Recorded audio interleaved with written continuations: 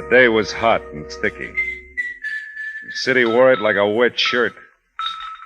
And to make things worse, there was a xylophone playing somewhere in the building, and that started me thinking about my neighbors. Mostly I was thinking two things about them. One, I didn't know any of them. And two, I'd like to shake the hand of the fella that banged that xylophone day and night and break it. Not a very neighborly thought, but then it had been one of those days. You know the kind that prompts the neighbors to set the dogs on each other. Yeah, but now the sun had called it a day.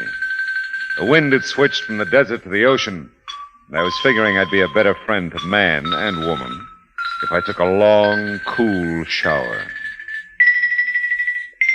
Well, there's got to be some legal way to kill xylophone players.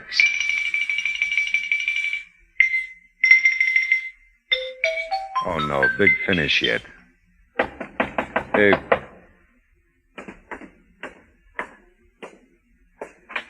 Yes? Your name Marlowe? Phil Marlowe? Yeah, that's right. I live 2 apartments down the hall. You got a call on my phone. I got a call on your phone? Look, the call's there. I'm a busy guy. You wanted it, don't you? Well, sure I want it. Okay, come on. All right. I didn't catch your name. No, you didn't. In here. Yeah. Phone's over there on the desk. Snap it up, will you? Yeah, sure. Regular charmer, this fella. Hello. Phil, it's Ann. Oh, hiya, honey.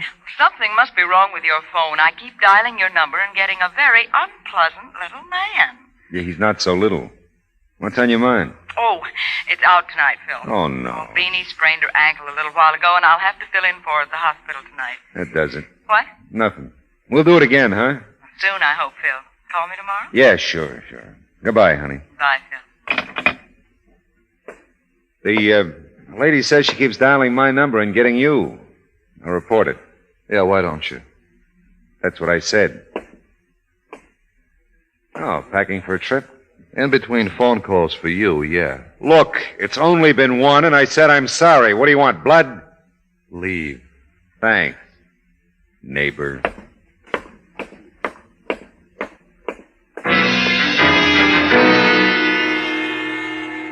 Like I said, it had been hot all day. I wasn't getting any cooler exchanging pleasantries with Laughing Boy. Back in my own apartment, I mixed myself a tall, cool drink and thought about Ann, who was neither. I just about decided on that shower again when I remembered about calling the phone company. I reached for the phone, and just as I did... Hello? Art, this is Rena. Listen, Ernie's crossed us. I can't talk now. I'll pick you up in 10 minutes. We'll clear out alone. Hey, look, 10 minutes, Art. Be ready. Sure. Yeah, I'll be ready, baby. Oh, my name isn't Art. And it isn't. Oh, well, one good turn and all that.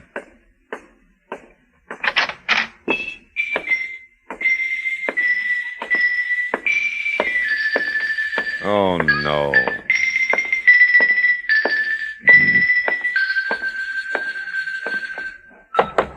Hey, Laughing Boy. Come on, open up, will you? I got a message for you.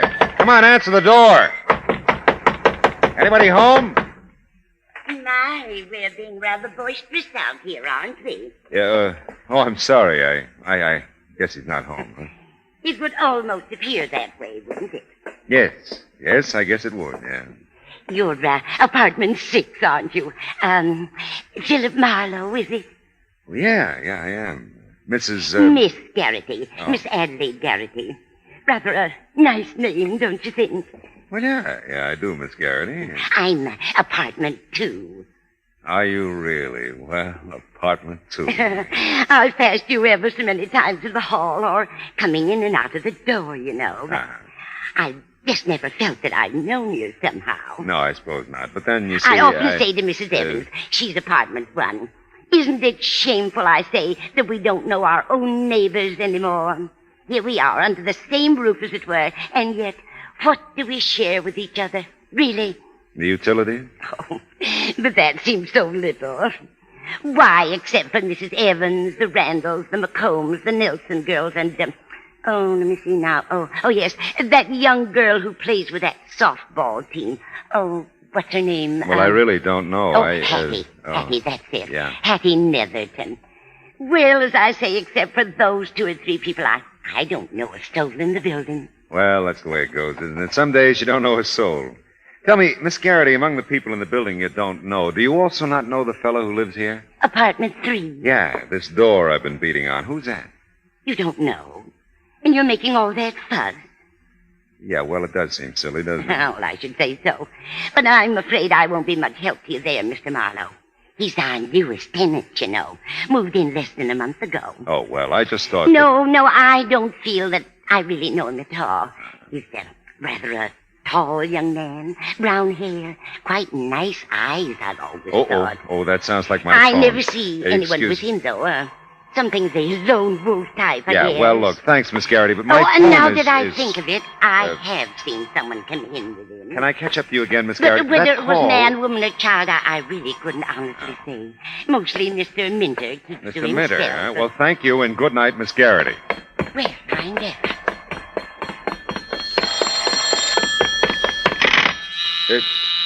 Oh, great.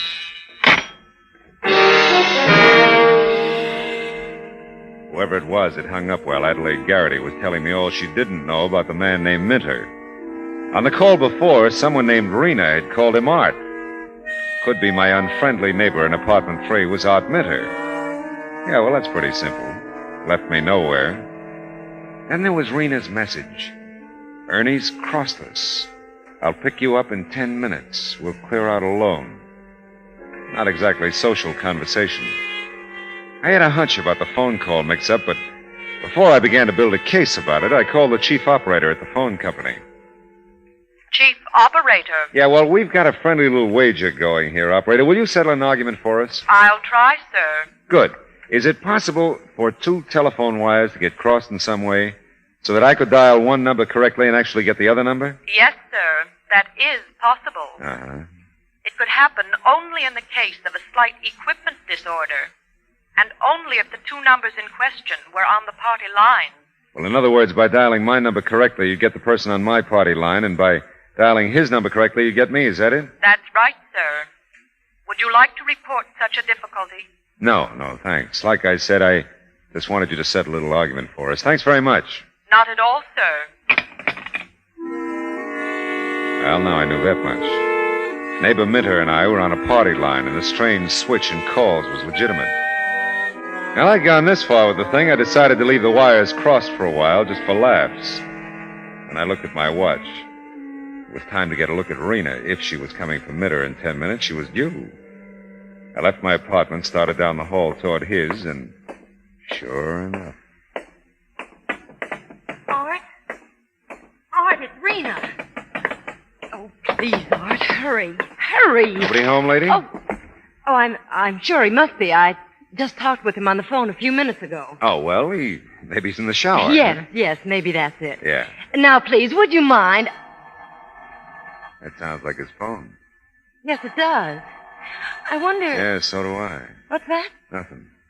I mean, if he answers it, he'll probably answer your knock, too. Yes, I suppose he will. Now, will you please leave me alone? Oh. Got to be there, Art. Got to be there.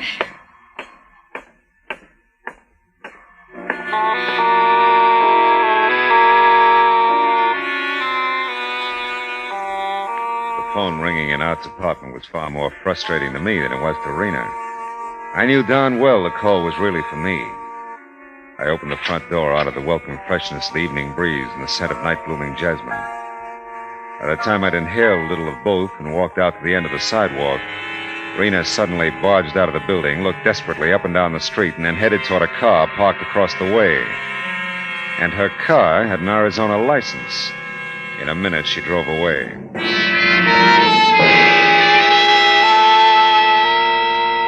Back in my own apartment, I called the chief operator again.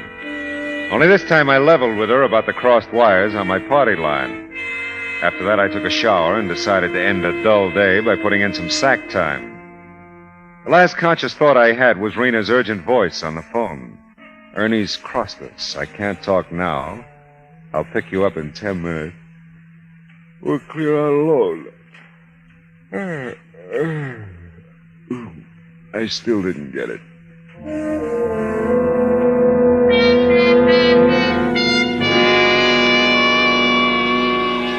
I didn't get it the next morning either. But I got up dressed and was starting for the morning paper, which my newsboy with questionable accuracy always pegs in the general vicinity of my apartment door. Didn't quite get there, though, before... Hello. Mr. Philip Marlowe? Speaking. This is the telephone company calling, Mr. Marlowe. Oh? The difficulty with your phone that you reported last night has been remedied. Normal service may be resumed. Oh, fine. Thanks for calling. We hope you haven't been unduly inconvenienced. Oh, not at all. It's been grand. Thank you for your patience, sir. Yeah. Well, goodbye. Well, that's that. Okay, I'm coming. Hey. Oh. Hello again. Hey, I got another call for you on my phone. Same name as last night, I think. Yeah, but the phone company just Look, told you me... always argue there's a call for you on my phone. I'd come on and answer it. Well, how can I resist an invitation like that? Funny, though. Wonder how that happened. Yeah, you said that before. Yeah, I know, I did, didn't I? Did I say before that I don't much care for xylophones? Or you? I don't remember. I don't care. Oh. In here. Yeah, and the phone's over there on the desk. Hey, Buster, that phone's hung up. There's no call for me. What is this? This? This is a gun, Marlowe. Yeah, I see it is. You know too much, Marlowe. I don't like it when you know so much. So finish.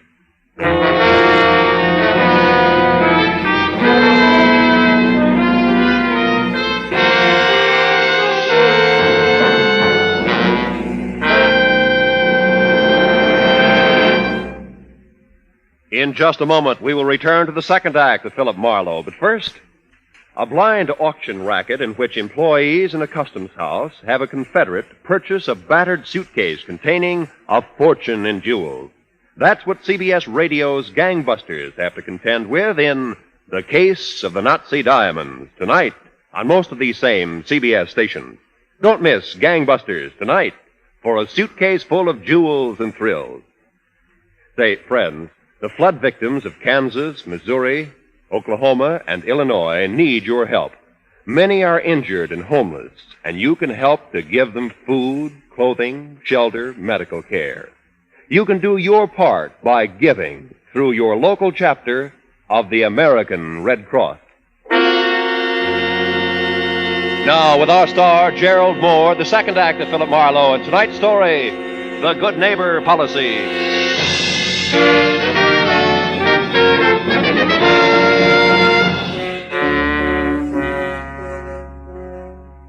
Mitter's quite nice eyes, as Adelaide Garrity had described them, were as cold and deadly as the automatic he rammed into my stomach.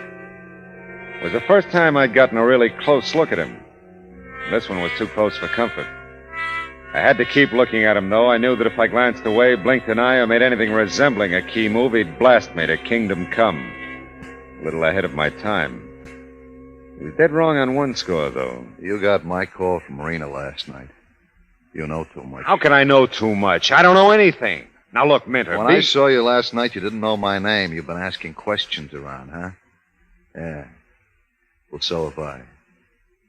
Come on, Gumshoe. We're going to take a little walk. Now, look, kid, you're all wrong. And after we take that little walk, we're going to take a little ride. You can tell me all about how wrong I am as long as you can talk. But get going. Okay.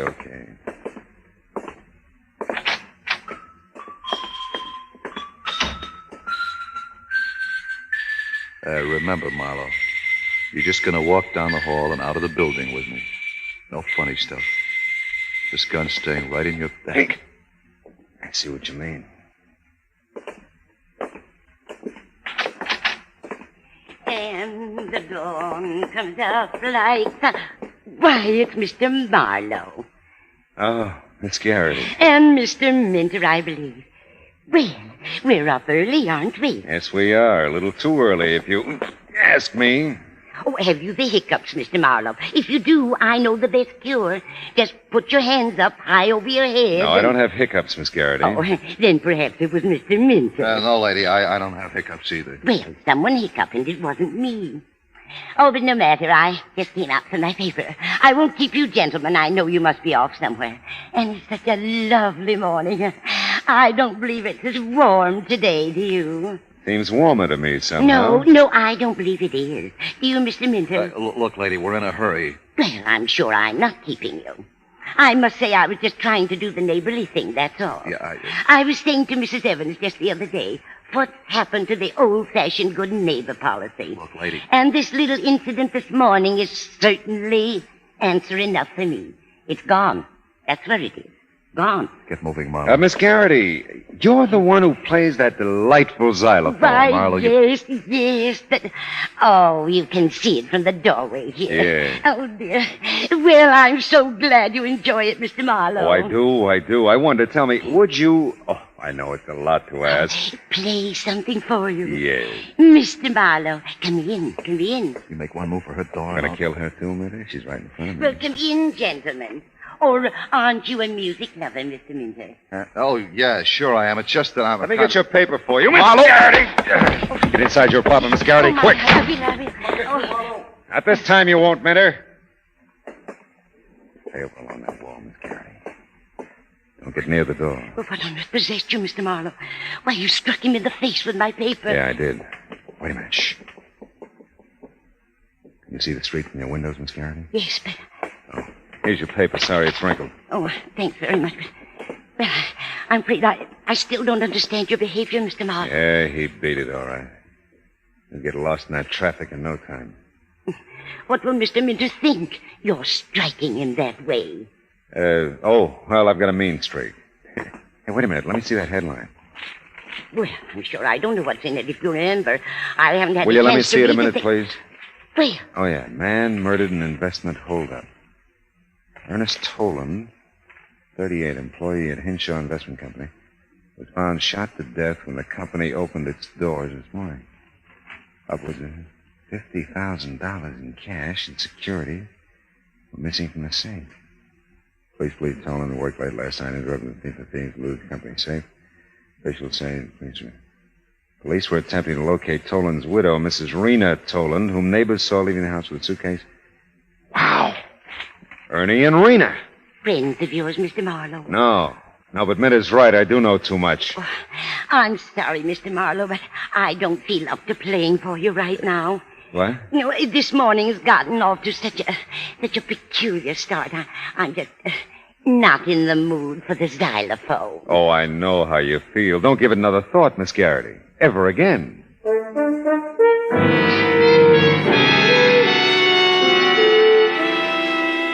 I called the landlady when I got back to my own apartment to see if she knew anything about Minter, like where he worked.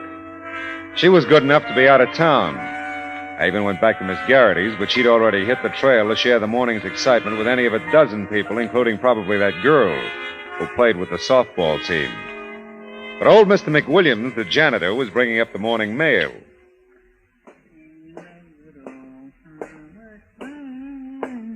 Morning, Mr. Mack.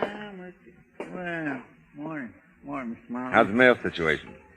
12B has 2 packages again. Again, huh? Mhm. How about me? Well, sir, you don't even rate an advertisement this morning. How it is. Sorry. Yeah, well, you can't win all the time, huh? No, can't. Tell me, how about Mr. Minter? How's that? Mr. Minter, you know, he's in apartment 3. He asked me to pick up his mail if there is any. Sure. If you can carry it all. Just this postcard. Oh, I can manage, yeah. Well, thank you. It's from his mother in Tucson. Really? They're all well. Oh, well, that's good, that's good. Nice to see you again, Mr. Mack. Same here. Same here. Hey, say, Yeah? is it hot enough for you? It was. And Mr. Mack was right. Minter's family were all well, except for the return address in Tucson. There wasn't a lead on the whole postcard. Who puts leads on postcards? I took the card back to the apartment with me and called a questionable character I knew in Tucson and told him to find out all he could about Art Minter, quick. Then I remembered about Rena's car having an Arizona license and asked him to check her. Yeah, and Ernest Tolan, too. Called back in an hour. Well, he's got no record, Marlowe. This minute guy asked me to check on. Oh, only get this. What? About a year ago, he gets divorced by his wife. You hear? Yeah, go ahead. And right away, she hops over to Mexico with this Tolan fella you ask about and marries him. Rena did? Wait a minute. I got it written down here, so. Yeah, Rena, that's her name. Good. Now, Tolan was with an investment outfit here in Arizona. Yeah. Yeah, but he transferred to L.A. a month ago. Yeah, that checks. What about Minter? Find out where if he works here, will you? If he does, that is. Oh, yeah, Marlon, listen, this'll rock you. What? He works at the Hollywood Library. Hollywood Library? Honest, his old lady told me. It rocked me, all right. The whole thing did. Ernest Tolan, now dead, had been set up as a pigeon a year ago back in Arizona. Only at some point yesterday, he got wise and decided to do the investment job alone. Trouble was, Rena didn't get the art with the news in time. She got to me. Now even the law couldn't locate Rena. And the last time I saw Minter, he didn't act like a fellow who was heading for the Hollywood Library. Still, you never know. I started out into the hall, observed gratefully that Miss Garrity's xylophone was stilled, if only for the moment. But when I got about even with Minter's door, something happened very like a familiar song starting all over again. It was Minter's phone ringing. I listened at his door. There was no move from inside to answer the ring. And something told me here was another lock that needed springing. Yeah? Art, it's Rena. Where have you been? Out for a while. Are you all right? You don't sound it. Yeah. I just winded. Where are you? I'm in You sound so funny. Is someone there? Yeah, that's right. Oh, not the police, Art. No, neighbor. You talk, huh? Oh, because you can. All right, I will. I'm at the Bellflower in Ventura. If you call here, ask for Mrs. Guthrie. That's me. Got it. You got everything, didn't you? When you... Well, I mean, about Ernie. You're still going to split with me, aren't you? Yeah, sure. Oh, I was afraid after I ran out. But you understand, don't you? You weren't home. Skip it, huh? All right. Art, you get off work at 4, don't you? Nothing's happened about that. 4, yeah. Well, come up here as soon as you can after that. Well, just hurry, Art, please. I will. Bye.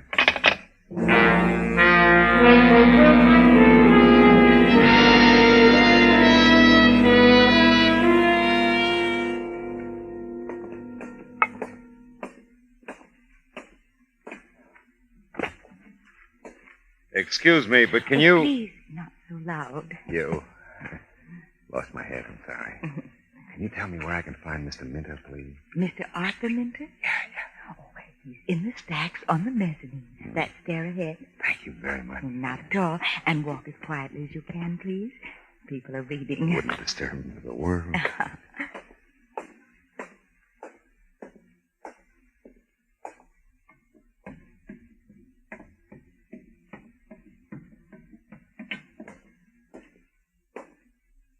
Well, no one's supposed to come up here. These are files no one's allowed here. I was looking for something in investments. I said no. Hello. Come on. Take it easy, Minter. I got a message from Rena. Yeah? She says you killed Ernie. Look. Oh. Yeah, and I got a message for Rena, too. Ventura cops probably have her by now. Might call Lieutenant Matthews did any good, and it always does. I'll kill you, Marlowe. You're a rut, aren't you, Minter? Come on. Where's the dough you took from Ernie and the securities? Are they in these permanent files, too? Is that why you had to show for work today? Yeah, gumshoe. But you never get them or me. Yeah, throwing books is a good idea. Oh!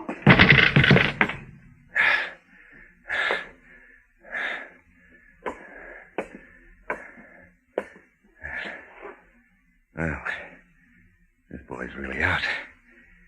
Yeah. Not to be said for heavy reading.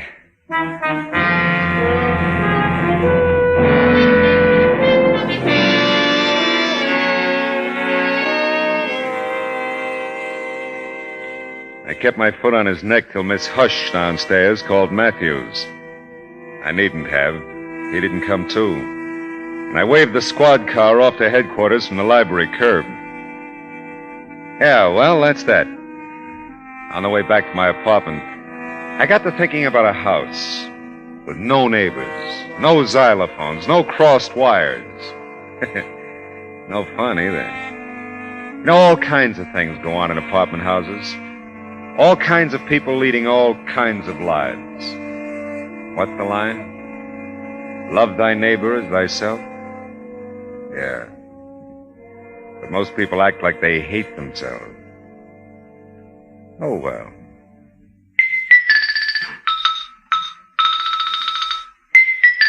There's got to be some legal way to kill xylophone players.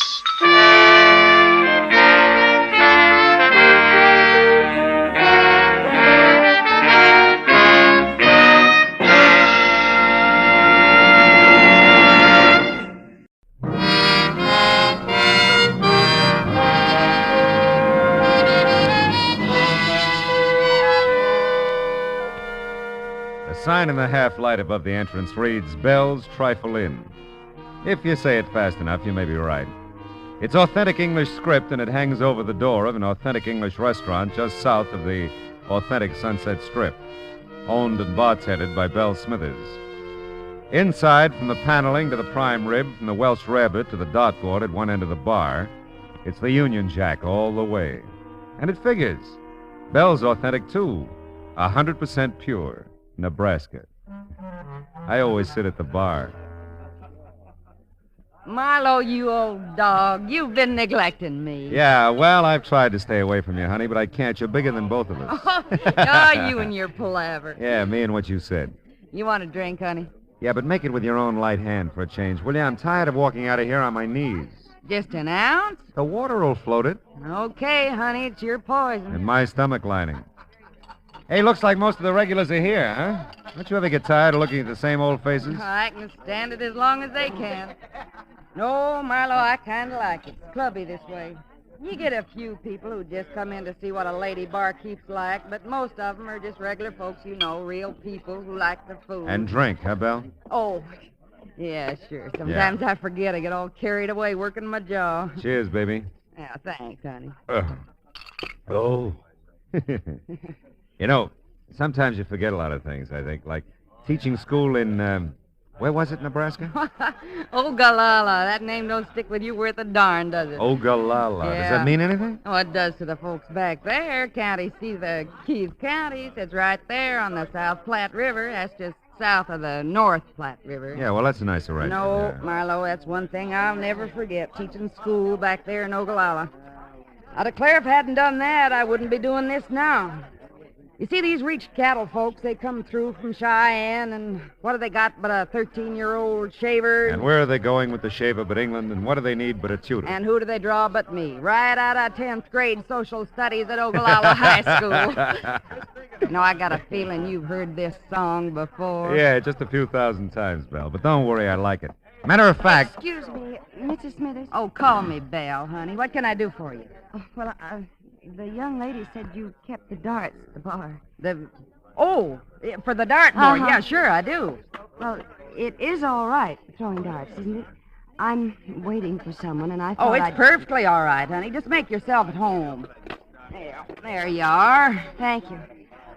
Oh, I hope I didn't bother you. Oh, I'm so glad you did. In fact, if you want to build a house, I'd like that, too. Well, thank you. For the darts. Hey, Belle, that red hair, the green eyes. Did you get that? Marlowe, you and your... Don't say it. Just pour me another palaver and water. If you don't beat all, I declare... Look out, Marlowe! Oh, Bullseye! smoke. She made it, Marlowe. Why, your head was right in front of the target, and she still made it. Yeah, well, I'm very happy for her. Oh, I hope I didn't frighten you. I had no idea your head was in the way. Neither did my head. As long as it's you. Oh, look, I'm really sorry. Sorry? Why, we haven't had a bullseye all week. That rates a drink and dinner on the house. Belle. For two, of course. Belle girl. Right now. Tonight. Come again. With Marlowe here, naturally. That's my girl. The red hair and green eyes smiled. A nice smile. Went along with the gag. We toasted her throwing arm, my head, and Belle's solid sense of judgment in putting the dartboard at head level at one end of the bar. By the time we moved to a table for two, I knew her name was Marnie Carr.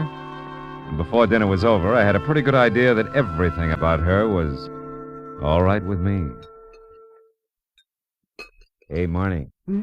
You got that look again. Oh, really? Which one? The dark one. Happens every time you look toward the door. Oh, yes, I expect it does. You see, I'm not exactly a free agent. Oh? Someone brought me here. Said he'd be back. Ah. Think he'll object to our little party, is that it? No, not really. I guess I hope he doesn't come back. I hope so, too. Tell me, can I play 20 questions? I'd rather you didn't. Okay. You know, I really feel pretty silly. It's so easy being with you. Oh. Like I've known you a long time, and I practically picked you up. You know, I've never done a thing like that in my life. Yeah, well, Belle picked us both up. I wouldn't worry about it. I don't think you even heard me. It's very important to me that you know I've never picked anyone up. Sure. I believe you. You know what I mean, then? Mm-hmm. It's like I'm doing something wrong and I should feel guilty about it. But I don't. Oh, dear. I'm not making any sense at all, am I? Look, why don't you just forget about it, huh? You said you felt easy with me. That's enough, isn't it? Yes, that's enough. Well, I guess... I really think I should go now. Oh, Belle will never forgive you for not finishing the trifle. The house specialty, you know. Well, maybe I'll come back sometime. I'll eat a double order. Ah. Will you, let me take you home? Oh, I don't know. It'll be all right, Marnie. Very all right. Well... Can I take you home? Yes. Yes, you can. Good girl. We'll stop by the bar and slip Belle the grip, and then we'll be on our way. Huh? Yes, I do want to thank you. Who do they draw but me, right out of 10th grade social studies at Ogallala High School? Yeah, you told me, Belle. Great story. You ought to change it a little, Belle, just for listener interest. Hiya, Matthews. Oh, hello, Phil. What brings you out? Miss Carr, Lieutenant Matthews. How do you do? Miss Carr. Great dinner, Belle. Dinner bell. Oh, I lost my head. Honestly, Marlowe, I declare you say the darndest thing. Yeah, I'm a regular yell, yeah. It was a very nice dinner, Belle. Thank you. My pleasure, honey. You come again. She will. Night off, Matthews? Yeah, so far. Hey, you two have a drink with me? I think the young lady's anxious to go home. Oh, I'm afraid I'm taking Phil out of his way, Lieutenant, but Bedford Drive isn't too far. Maybe he could Now, come wait back a minute. I'll make my own arrangements. I huh? know some lovely folks on Bedford. The Dickinson, 600 block. Do you know them? No, I don't. I'm north of there, 2470. Oh. Yeah, well, we'll see you, huh? Night, Belle, Matthews. Good night. It was nice to meet you both. Yeah, Good good night. night.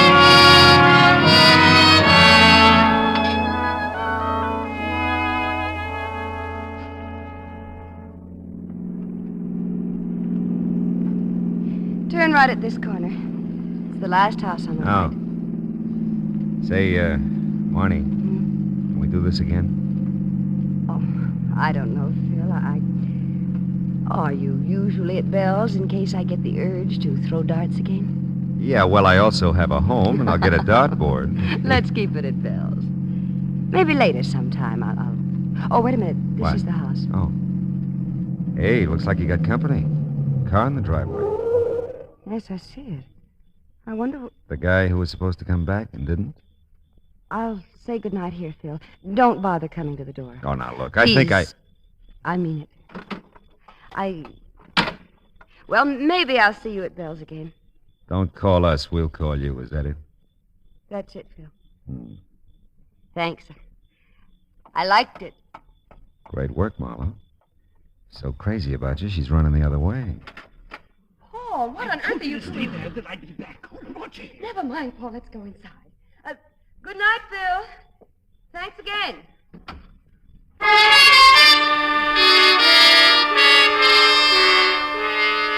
It wasn't ideal the way the evening ended. Not the way I'd planned it, but then how could you plan an evening like that? Girl meets dart, girl throws dart, girl meets boy. Didn't make much sense, but it didn't have to. It was a nice evening. Short, but nice. Monty Carr was a nice girl. And I decided to leave it at that. Nice girl. It was straight up 11 o'clock when I got home. I thought about the red hair and the green eyes for several pleasant minutes, and then I went to bed, to sleep. Perchance to dream. Oh, well.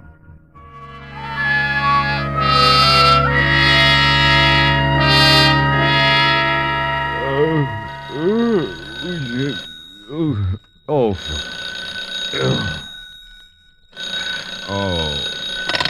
Hello. Matthews, Phil. Yeah. That girl you were with last night, where was it she lived? Where did she live? Yeah. Look, it's not even 8 o'clock in the morning. You're asking... Take it easy, Phil. Was it 2470 Bedford Drive? Yes, it was 2470 Bedford Drive, and if you hurry, maybe you can get there in time for breakfast. I'm already here, Phil. Then you better come on out. The dame has been murdered.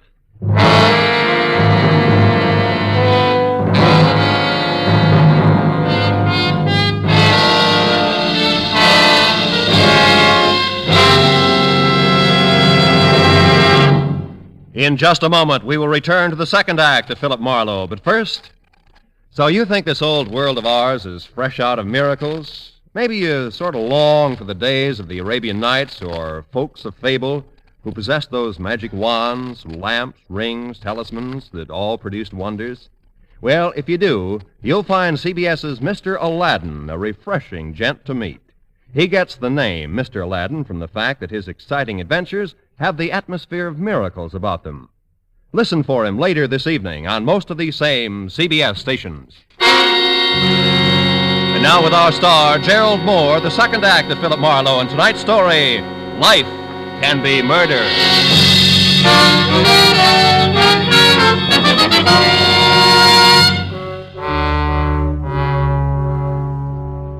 All the way to Beverly Hills, I tried hard to see the face of the guy in the doorway the night before. Paul, Monty had called him, but it was no use. You can't remember a face you never saw. And the car in the driveway when I took her home, a Chevy Coupe, gray, two-door, 49 or 50. There are millions of them. It had been blue and bright with stars the night before. The morning was hazy, overcast, and so was I. Matthews met me at the door. Come on in, Phil. Sure. Hold that light up. Tell me, how long you known her? Last night. You sure? I'm sure. Any idea what happened? Oh, yeah. Someone was looting the place. The back door was jimmied and some stuff missing. This dame must have interrupted it and got herself killed. Where is she? What, the corpse? Yes, the corpse. In here.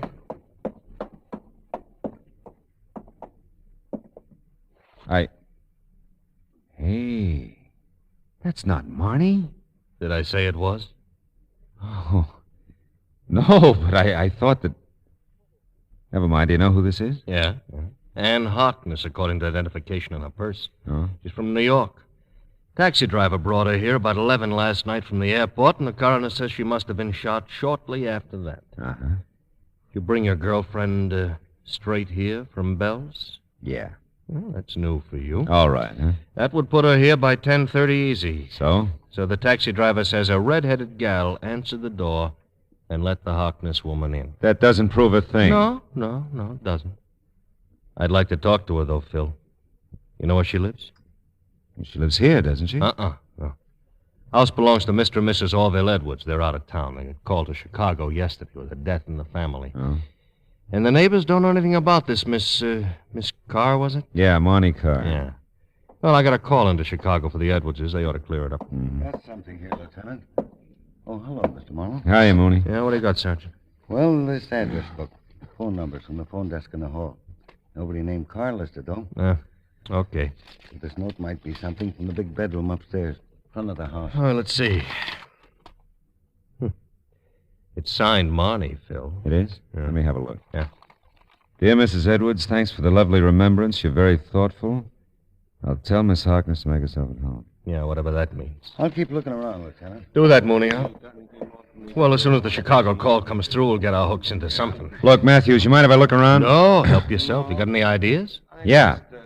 I don't think Marnie had anything to do with it, and I don't know where she lives. Okay, Phil. Only leave the note with me, huh? I looked around and tried to figure things that didn't figure. Marnie didn't live here, but she knew the Edwards. That is, she knew Mrs. Edwards, and she addressed her as Mrs. Edwards and signed herself Marnie. Maid, maybe, huh? Paul could have been anybody. And I wanted to find Marnie before I took up the matter of Paul with Matthews. Upstairs, by the phone in the master bedroom, I found something Sergeant Mooney had overlooked.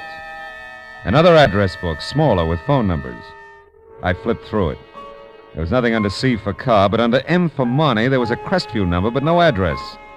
I decided to take the book with me. Oh, you still here, Phil? Yeah, just leaving. Oh, look, hey. What? About that car girl. Yeah? She may be the sweetest kid in town, and she may be a killer. You never know. Thanks for the tip. And, I didn't call you to get in my way, Phil. If I find her, I'll tell you. Fair enough? Yeah, fair enough. Just don't get lost finding her.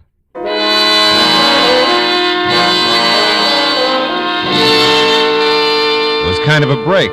Head start, at least. I had a phone number for Marnie that Matthews didn't have, and I wasn't for her against him. He knew that. I just couldn't think murder and Marnie in the same thought.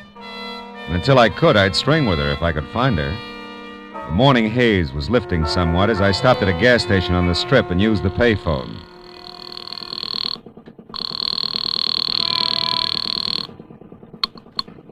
Mr. Felix's, good morning. What'd you say this was? This is Mr. Felix's beauty salon. Oh, is Marnie there, please? I'm sorry. Miss Marnie's not in today. Can someone else help you? Oh, no, Look, would you be kind enough to give me a home phone? I'm sorry, sir. We're not allowed to give out phone numbers. Oh, but I'm an old... It doesn't matter who you are. I can't give you her number. Okay, thanks.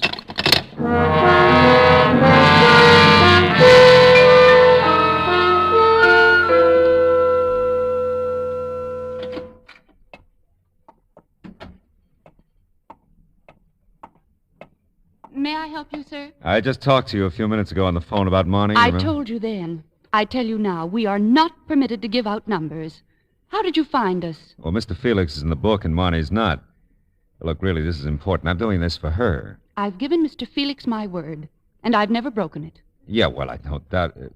Oh, Marnie's friend here. You know the special one? She keeps talking about her all the time. Isn't it strange? I can't remember her name. Peg? Yes, Peg. Sure, that's the one. Can I talk to her?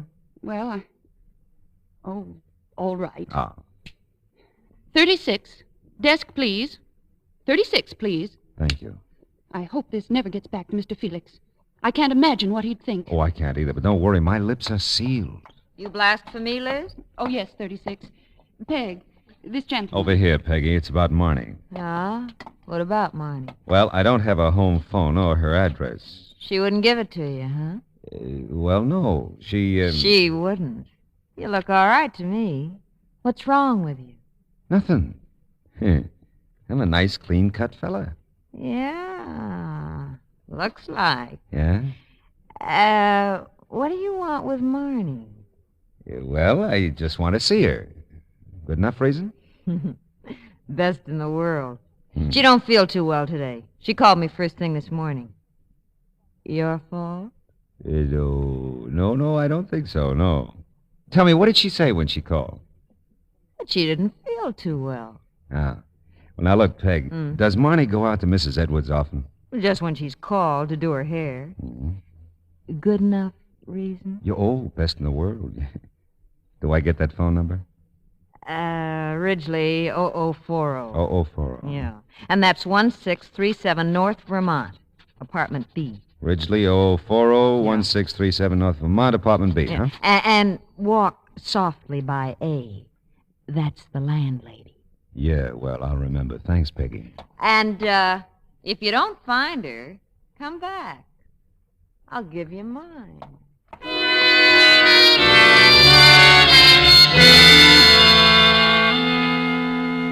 Peg was something of a prophet, among other things. Well, there was no answer to my knock at 1637 North Vermont, apartment B, and no answer to the phone call I placed in the lobby. So I quit walking softly by apartment A, knocked there, and the doorway was suddenly filled with a solid block of granite. Yes, I'm a landlady, but if she don't answer the door, it makes sense to me. She ain't in. Well, have you seen her this morning? Ain't seen her since she went to work yesterday morning. Ain't seen him either. Her husband? Husband? Young man. Even if I knew, I wouldn't tell you.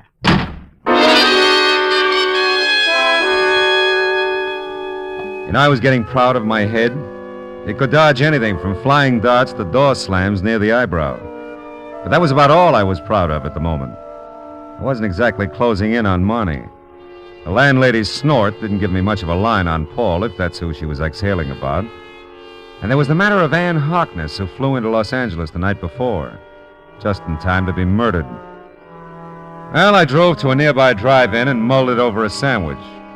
Coffee was grim, too. I was starting in on the routine that begins with, if I were Marnie, where would I go? When I got a flash of an idea. 10 minutes later, I was banging on another door. Bell! Bell, anybody home? Bell! Oh, Marlowe, come in. Oh. I'll arrange for swinging doors first thing tomorrow. I'm sorry, Bell, but I got an idea. I told you lately we're not open for lunch. I said I'm sorry, didn't I? It's just that... Oh, I'm sorry, too, Marlowe. Guess I'm kind of off my feed today. All I right. declare you ought to see what that butcher sent me in the name of prime rib. And Charlotte Bell. called, said she'd floundered like a beached whale all night, bad tooth. She Bell, won't will be you in. run down? And when I got here, this was here for you. Oh, let's see. Someone shoved it under the door, I guess. At least that's where I found it. Mm-hmm. Well, land of Goshen, come in. You get enough people, we'll put on a floor show. You have been a busy boy, Phil. Hiya, Bell. Make yourself at home, Lieutenant. I got work to do. If you know that, you also know I'm getting nowhere. Yeah, maybe. Hey, listen. Huh? You've been tailing me, Matthews? Tailing you? Yeah, that's what I no, said. Phil, no. Just the boy's been going the same place as you have. Ah. A little bit later all the way around, and along about the second stop, the description began to fit you. It did. Well, now, look, tell me, how did your phone call to Chicago come on? Oh, we found out where your Monte car fits in. Oh? Yeah? That Harkness dame was a friend from New York who came to call on the Edwardses. And they tried to intercept her when they got the call about that family death in Chicago. Only they couldn't reach her. Now, your Marnie told Mrs. Edwards she'd stick around the house and wait for the Harkness dame. Is that all? Well, they described some of the stuff that might be missing. We checked, and it is. It is, huh? Yeah.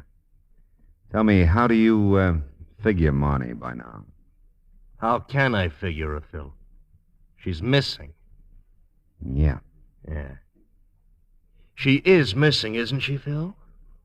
I said if I found her, I'd tell you. You remember? Oh, yes. I remember, Phil. I just want to make sure you do.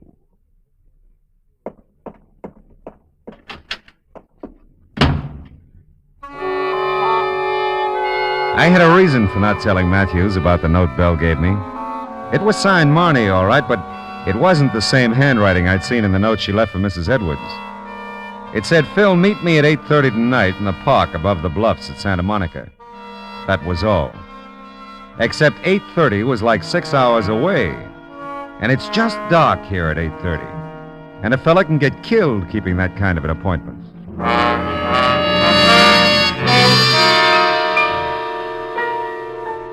Did you ever wait 6 hours for something to happen? Oh, it's no fun. Neither is the thought that maybe something final has happened to a pretty nice person. I was almost sure now that Paul was my boy, but almost wasn't close enough. And I had to find Marnie, if she could be found. And I got to the park above the Santa Monica Bluffs about 15 minutes early. Left my car a block or so away. And all the way to the park, I watched for a gray Chevy coupe, 49 or 50. When you look for them, they're hard to see. And then I saw it. Parking half a block down, a guy got out and headed into the park. I let him go, got to his car about the time he reached the bluffs. I don't know what I thought I'd find, but not in my wildest dreams did I expect what I found. 3 minutes later, I was foot to floor boarding it up the coast highway toward Malibu. The Seaway Motel, 21245 Malibu Road. That's the way the parking ticket I lifted from under the windshield wiper on the Chevy read. And that was good enough for me. I hit 2 wrong doors before I found the one I wanted, and I had to spring the lock. Marnie. He plays rough, doesn't he? Here, I'll untie your wrists. He knows he can get away with it. Phil, I've been such an idiot. You love him a lot, huh? Who doesn't love their own kid brother? Paul is your kid brother? Yeah, all mine. Write it down somewhere, Phil. Big sisters don't make good mothers. Take it easy, honey. You're okay now. Sure, I'm fine. First I catch Paul stealing from the Edwards. Then I stand there like a zombie and watch him shoot down a woman he'd never seen before. Take it easy, honey. Oh, Phil, I'm sorry I didn't want to drag you into this. He asked me who you were when you brought me to the Edwards last night. I'd never heard of you, but Paul had. And... Wait a minute. That's probably him now. Be careful, Phil. He's crazy. I'll be ready for him. Right behind the door. Your bright boyfriend stood me up. We got to get out of here. Paul, Hey, what is this? You bitch!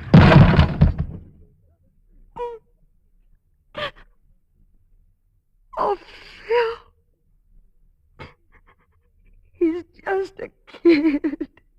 Yeah. Just a kid.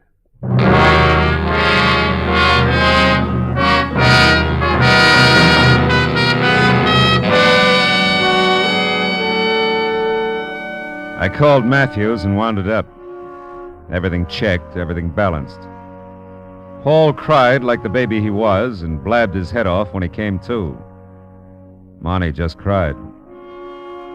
Funny how many people dispose of anything from mayhem to murder with the phrase, "He's just a kid." I'll bet someone said that about Capone, Dillinger, and Pretty Boy Floyd. Now take Marnie. She's... what a kid.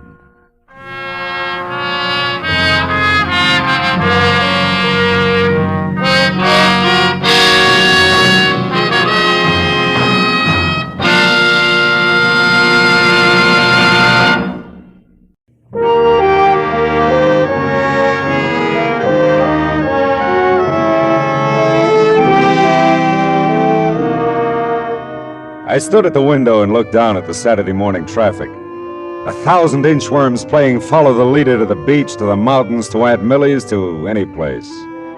I had time, a book.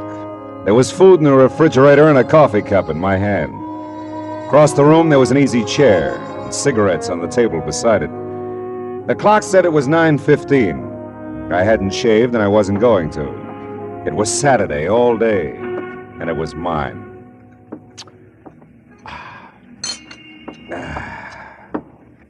Now, let's see, where was I? Oh, yeah, here it is. She was the most breathtaking thing he'd ever seen. She lay back on the divan, stretched, smiled languorously up at it. Oh, no.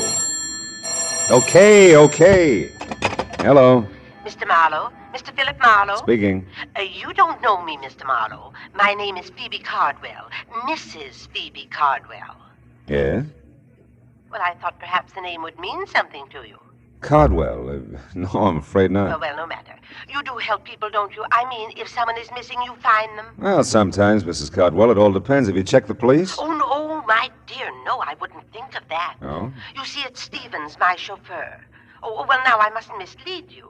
Strictly speaking, he is not my chauffeur. But strictly speaking, he is missing. Yes, at least he seems to be, and I don't trust phones entirely, Mr. Marlowe. I couldn't even have called you except Matilda went to her friends, and I do need your help. Yeah, I see. If Well, you could come out right away. It's most important to me. I live in Venice, Mr. Marlowe. If you drive down Sepulveda to Washington Boulevard...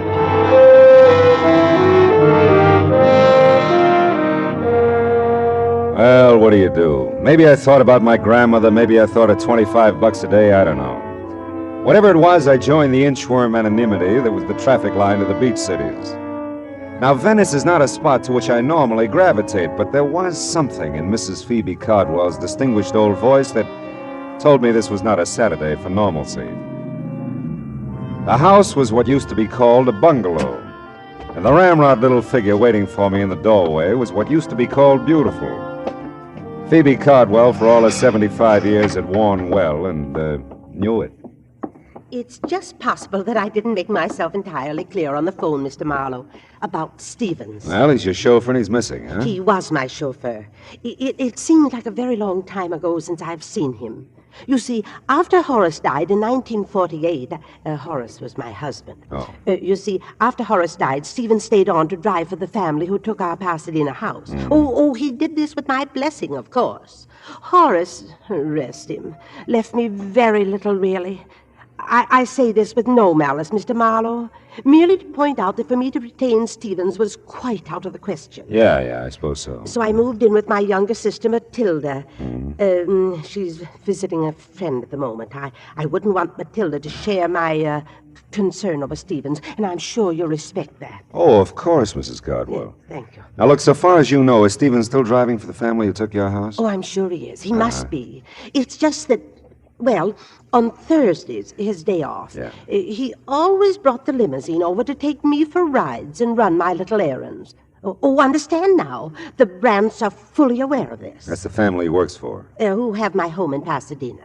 And Stevens hasn't been to see you in some time. In weeks, and not a word, you understand. I find it difficult to tell you precisely how I feel about this, Mr. Marlowe. Stevens is like a son to me. Perhaps he's ill or troubled. Oh, I'd want to know that. I might be able to help. You phoned, I suppose? Oh, I'm embarrassed to say how many times. But no answer, none at all. I've a writing desk in my room, Mr. Marlowe. I'll write the Pasadena address and phone number for you. My number, too. Oh, I shan't be a moment now. I'd seen the ring when I first sat down opposite her. First because it was big, almost massive on a tiny right hand. Then because it didn't fit the rest of the lavender and old lace picture that she presented. A mass of jade and gold carved with oriental figures. A foreboding thing that reeked quality of its kind and value. After she left, the vases jumped out at me from the mantel. Small, gold, and jade again. And as incongruously out of place as Phoebe Cardwell in Sister Matilda's bungalow. There. Now, that didn't take long, did it? Oh, not long at all. Oh, I like you, Mr. Marlowe. You'll find Stevens for me, I know. Well, I hope so, Mrs. Cardwell. And if I do, what'll I tell him? That I want to see him or hear from him. Stevens will understand. Yeah, well, Oh, dear. Huh? That's Matilda. Phoebe, I'm home, dearie. So I see, my dear. Mr. Marlowe, may I present my sister, Miss Reed? Miss Reed? With an eye like Wallace Reed. I'm sure, Mr. Oh, but maybe you don't remember Wally? Well, I tell you, Matilda dabbled in theatricals at one time, Mr. Marlowe. Dabbled in theatricals. I was in pictures in the golden era, Mr. Marlowe, when silence was golden. Oh, that Wallace Reed, yeah. Mr. Marlowe's in insurance, my dear, and some younger than we are. Did you see the covered wagon, Ernest Torrance? I had a big scene with him on the prairie, right by one of the wagon wheels. No, not first run. I'm waiting for it to come to my neighborhood theater.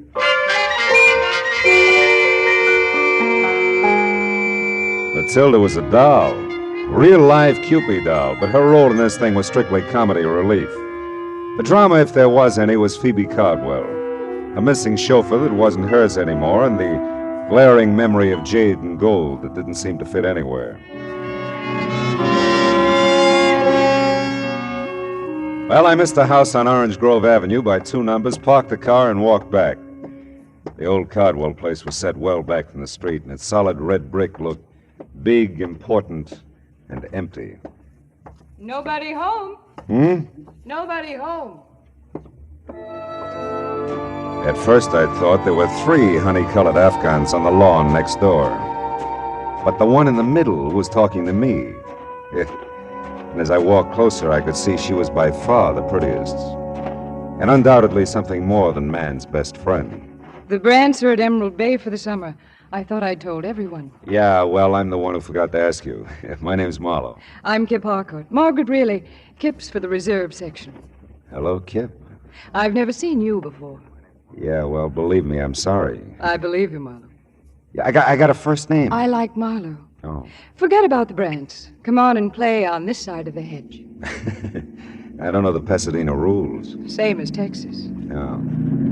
Looks like we're going to have to move over. I'll give Stevens a raise for this. Thought you said nobody was home. Stevens doesn't count. He does with me. Don't move. I want to remember you like this always. You'll be back, Marlowe?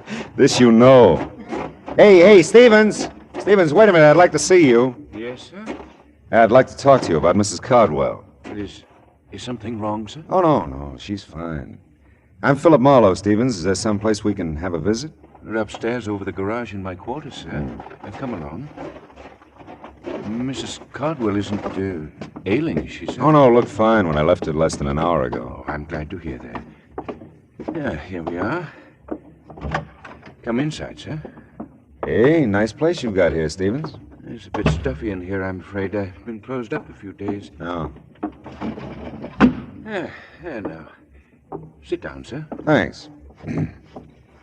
Say, Stevens, Mrs. Cardwell misses you, and you can drop the sir with me. Marlowe will do. Well, I'll try, sir. Mr. Marlowe. But a habit of 20 years or so, you know. Sure. Now, Mrs. Cardwell misses me? Is that what you've come to tell me? Well, that's about all she told me, Stevens. I understand you skipped a few of your regular Thursday visits with her, and, well, she's concerned about you. Well, I must say that's generous of her. Of course, it's not been a few visits at all, Mr. Marlowe. I've missed the last 2 Thursdays, and for a quite legitimate reason. My employers, the Brants, have opened their Emerald Bay place. Yeah, so Kip told me. Miss Harcourt, I mean. Mrs. Harcourt, sir?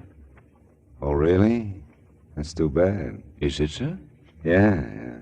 Well, look, Mrs. Cardwell seems like a nice old lady. You know what you mean to her. It's not just you she misses, you understand? It's a way of life, something she was part of and enjoyed. Status, I think they call it. You know, it can be pretty important, Stevens. I understand that, sir. Sure you do. You'll give her a break, I know. Call her now that you're back in town. You know, keep in touch, huh? Yes, Oh, excuse me. Sure. Don't leave, sir, please. There's something I'd like to ask you. Stevens seemed like a right guy. Anyway, I was wondering about Kip, Mrs. Harcourt. I had her figured all right, but not for married. I dismissed it at the back of my mind and started casing Stevens' little palace. It was nice enough in the brown to gray motif, neat, tidy, like Stevens, except for a bunch of packing boxes grouped in the corner behind the divan. And on top of them, 3 items that stopped me cold. A large bowl, a smaller one, and a long oblong box. All a mass of jade and gold carved with oriental figures. You admire oriental art, Mr. Marlowe? Not specially. Do you, Stevens? Not specially, sir. You said you'd like to ask me something. Yes, and if I may, sir, I'd appreciate a straight answer. All my answers are straight, Stevens. It's my questions that get tricky. I'll remember that, sir. Are you certain you've told me everything Mrs. Cardwell said about me? Very certain. Does it strike you as odd, sir, that she'd hire a man of your particular capabilities to deliver the simple message that she misses me? Matter of fact, it does, Stevens. Strikes me as very odd.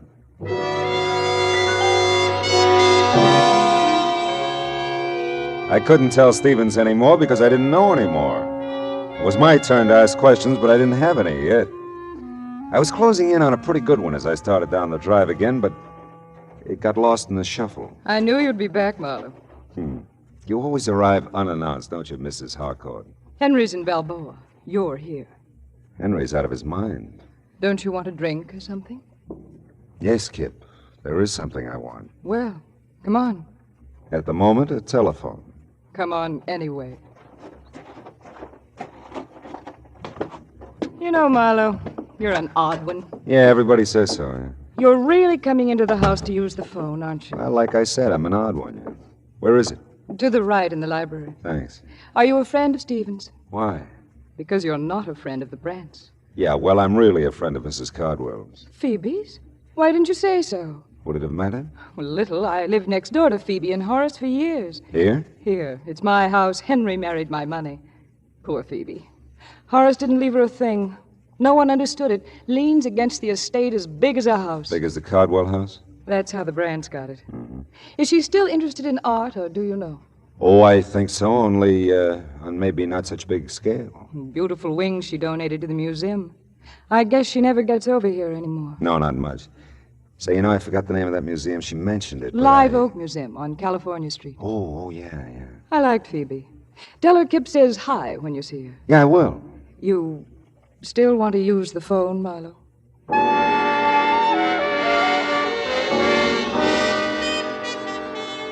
I used the phone. I called Phoebe Cardwell, explained Stevens' absence, and gave her Kip's best. And the case was closed.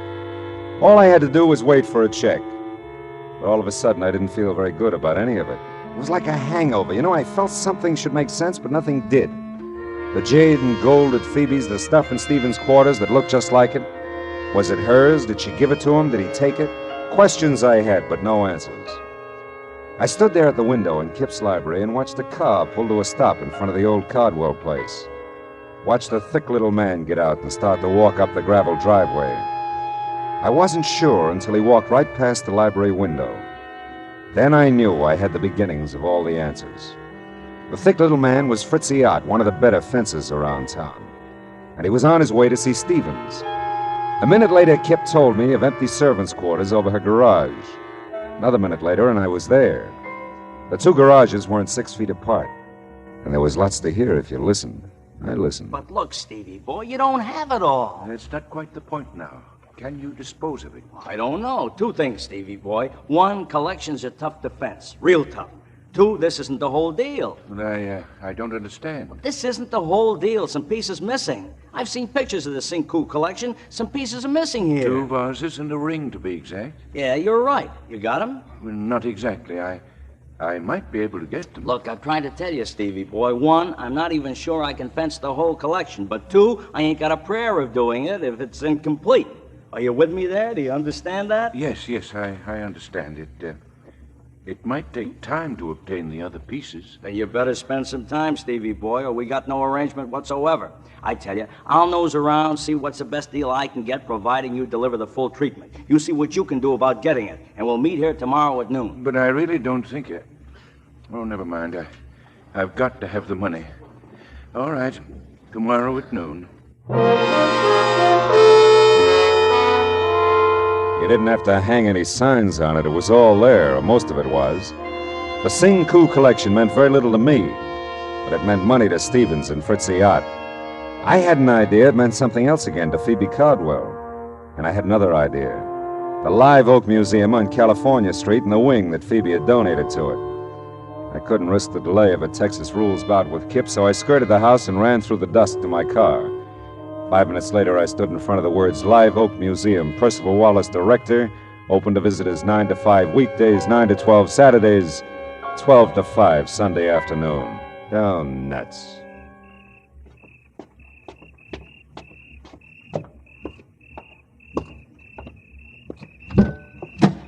Not interested in art, eh, Mr. Marlowe?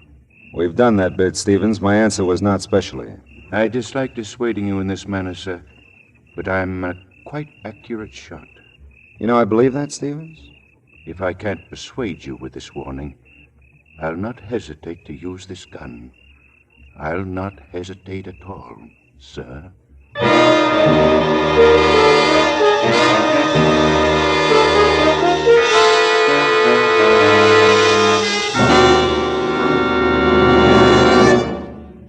In just a moment, we will return to the second act of Philip Marlowe. But first, now that vacation time is here, our streets and highways are more crowded than ever. Don't take chances. Obey the traffic rules and drive carefully. The life you save may be your own. And now with our star, Gerald Moore, the second act of Philip Marlowe, and tonight's story, The Dear Dead Days.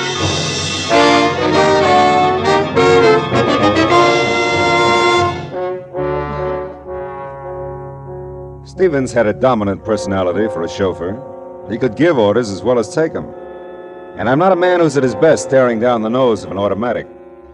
Well, we told each other a very proper good evening, and he left me with my thoughts, which were several and urgent. I bundled them together and headed for the Times office in downtown L.A. Note, there's just one thing mustier than an old newspaper file. It's the man who files it. 1948 was a big year, news-wise, Philip. The files are heavy. Well, how was it obituary-wise, Belton? That should lighten it. Uh-huh. Local, national, or international? Local, Pasadena. Name, address? Horace Cardwell, Orange Grove Avenue. Mm-hmm. Cardwell, Horace. That's it. January 30, 1948. Page 1, Part 2.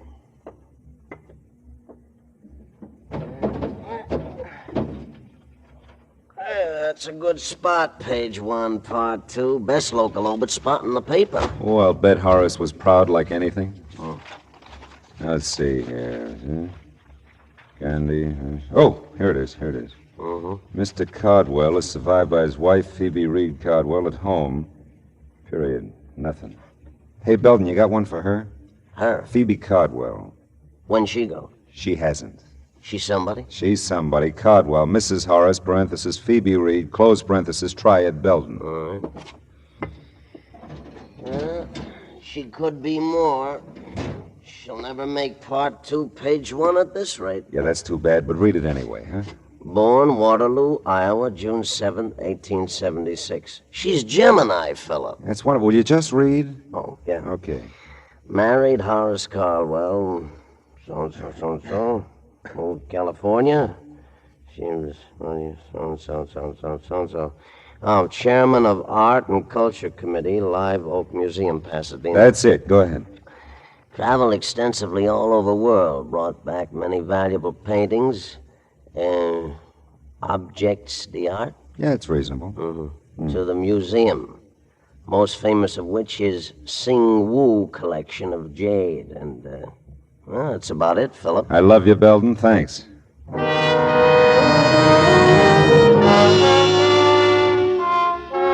So Phoebe had brought the Singwoo Jade collection to Live Oak Museum in the first place. Now she had some of it, Stevens had more. And Fritzy Ott was even now nosing around for a taker. Where did that leave the museum? Nowhere, so far as I knew. Except closed till noon tomorrow, Sunday. And noon tomorrow, Sunday, would be too late. Fritzy and Stevens would be together by that time. Note: Percival Wallace is a quiet little man who doesn't like to talk to private eyes about museum business at home or anywhere. The museum has operated for 30 years, Mr. Marlowe, and not one shred of notoriety. Not one shred. Well, I think we can keep the record clean, Mr. Wallace. All I want to know is when the Sing Woo collection was stolen from the museum. I didn't say it was stolen. I said we no longer had it. Okay, you no longer have it. How long have you no longer had it? Well, it was since Christmas week, 1947. Would you notify the police? Certainly not. Why? Mr. Marlowe, I tried to tell you, not one shred of notoriety in 30 years. Yeah, but it's a valuable collection and it's missing. The board of directors did subscribe to a reward, Mr. Marlowe. Only a fraction of the Sing Woo's real worth, of course. A mere $20,000. But, of course, this was done very quietly. Very quietly. So quietly, nobody knows about it. All right, tell me, did Mrs. Cardwell contribute to the reward? I don't recall. And you wouldn't say if she did. Thanks, Mr. Wallace. You're just downright bully.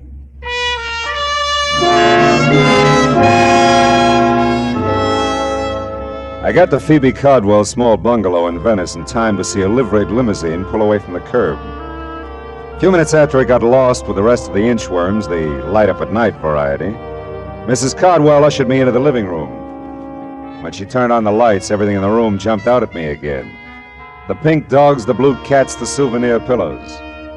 But the most notable things in the room were the jade and gold vases that were gone from the mantel, and the jade and gold ring that was missing from Phoebe Cardwell's old hand. This is delightful, Mr. Marlowe. Genuinely delightful. Yeah, well, I was afraid it might be a little too late to call. Oh, ordinarily, yes. Oh, but not tonight. Why, you just missed him, Stevens. He came back and took me for a drive. I just this minute got home. Oh, that's fine. Oh, thanks to you, Mr. Marlowe. I'm so grateful. He hadn't forgotten about me, you know. No, he'd been busy. Oh, sure, yeah. I bet he has. I'm embarrassed not to have mentioned it sooner, but I have your money for you. Your fee. Oh, there's no hurry, honey. In fact, I've done so little that I... No, I won't hear that. I'll pay you in full, of course. All right. Say, this morning I was admiring your ring and the vases on the mantel. Were you indeed? Yeah. Well, I'm glad. They're quite nice, you know. Yes, they were. Did you give them to Stevens, Mrs. Cardwell? I beg your pardon? Did you give them to Stevens? Why, really, Mr. Marlowe, you surprise me. That is none of your affair, you know. I'm a curious fellow. I secured your services to perform a specific task. You've done that. I certainly do not intend to discuss Stevens or anything pertaining to him with you, Mr. Marlowe. All right. We'll leave it that way, huh? Not a word of any of this to Matilda now. All right. Phoebe, dear. Oh, and Mr. Marlowe again. Yeah, I was just leaving. I told the girls at the club all about you, and I am right, aren't I? You are Julia Marlowe's son. Julia Marlowe, The actress, she played Barbara Fritchie for years. She did. Well, I'm sorry, but there are no Fritchies in our families for years, either side. Really, Matilda, Mr. Marlowe's busy. He was just leaving. Yes, wasn't I? Philip Fritchie Marlowe. Oh, 'twould have been a beautiful name.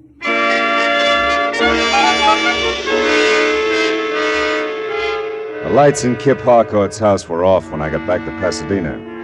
Those in Stevens' quarters above the garage were still on. It was better that way. I wasn't worried about Stevens' automatic anymore. There was a very good chance he wouldn't use it. Hey, Stevens! It's Marlowe. Open up. Apparently, I didn't make myself clear, Mr. Marlowe, sir. If you still want to try your aim when I finish talking, I'll be a willing target. Come in, sir. It's almost midnight. You're meeting Fritzy at noon tomorrow. We're going to have to work fast. I warned you to stay out of it, Mr. Marlowe. Now listen, Stevens, hear this. I know about a lot of it, and I got some good guesses on the rest. Let's make a deal. I'll tell you what I know and what I guess. If I'm right, you can get in touch with Fritzy tonight. And if you're wrong? Well, if I'm wrong, one of us deserves to be killed. Go ahead, sir. Okay. Horace Cardwell was a wealthy man, a very wealthy man. He was a good businessman, and he loved his wife very much. That's right, sir. When he died, there was almost no money. A small amount maybe for Phoebe, but the house, everything in it, the cars, everything, went to pay off debts, liens against the estate. What else do you know? That Phoebe Cardwell contributed a wing to the Live Oak Museum.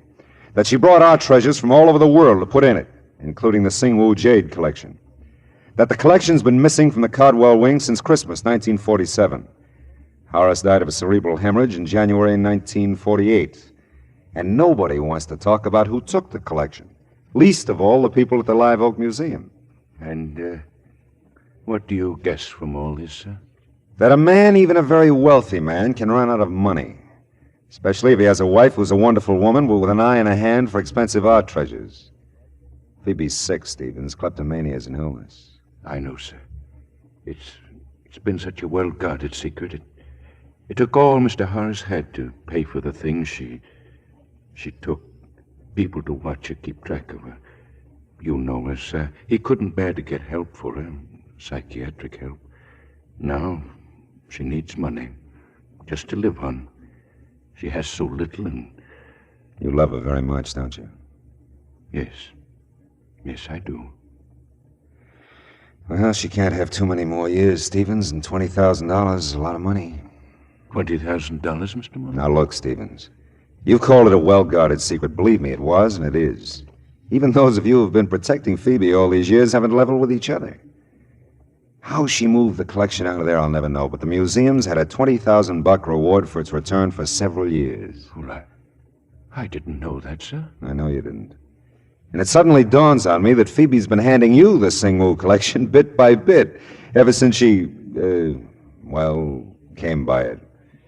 Maybe an appreciation for your years of faithful service, huh? Well, she said it might come in handy, sir, if I ever needed money. If I needed money, Mr. Marlowe. Yeah, I know, Stevens. Hey, you got a conflict tomorrow. You can't be here meeting Fritzy and be at the Live Oak Museum when it opens at noon, too. Well, I'll call Fritzy. I'll tell him our arrangement is off. And Stevens, can't you just see Percival Wallace's face tomorrow when he eyes the Singwu collection again?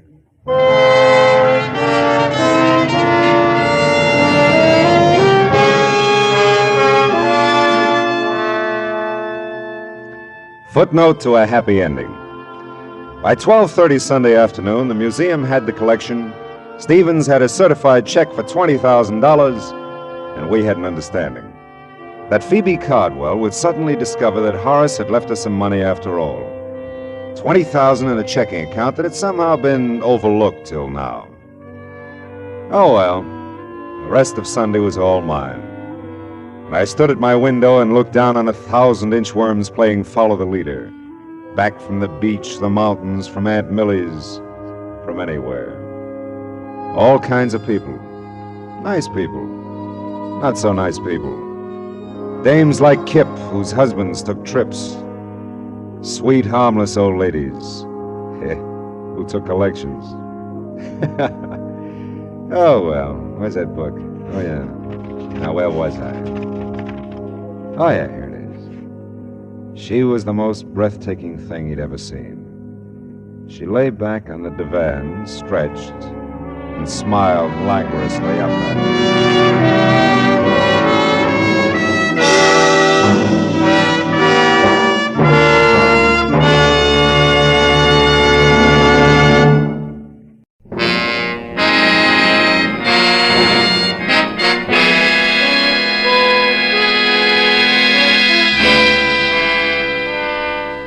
Wire in my hand said it all. Need your help, urgent. Meet me at 8:30 tonight, Ship's Galley Cafe, Long Beach.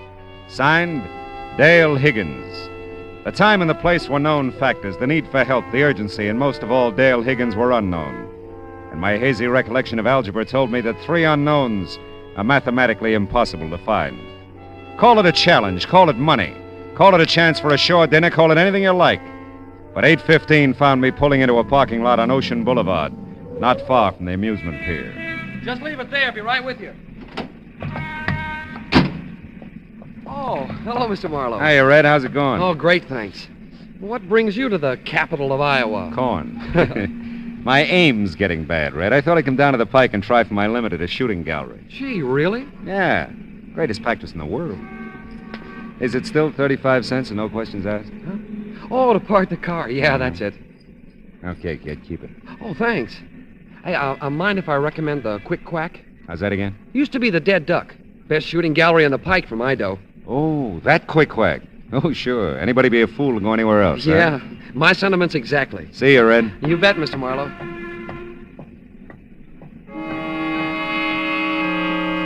Red's a nice kid. His name was a natural. He was blonde. I bobbed along Ocean Boulevard in a direction that instinct and a blaring blue neon sign indicated would lead me on course to the ship's galley. The night was muggy and close. You wore it like an extra coat, and the ocean breeze I'd anticipated had retired in favor of alternate waves of fog that rolled in, engulfed you for a moment, and as suddenly rolled out again. I was very nearly on time for my 8:30 appointment with Dale Higgins, as I turned blue beneath the ship's galley neon and stepped inside to be greeted by tight little groups of faces that opened and closed to admit food, drink, and talk, all indigo. The door behind me closed on 2 thoughts. My dreams of a shore dinner were blasted, and the ship's galley emerged as the last place in the world for anyone in need of urgent help to discuss his problems. But then, I didn't know Dale Higgins. Are you Philip Marlowe by any chance? That's right. Yes, it looked like you were looking for someone. I'm Higgins. Oh, how are you, Higgins? Do we talk here? Probably not very well. No. Walk along the beach? Oh, fine.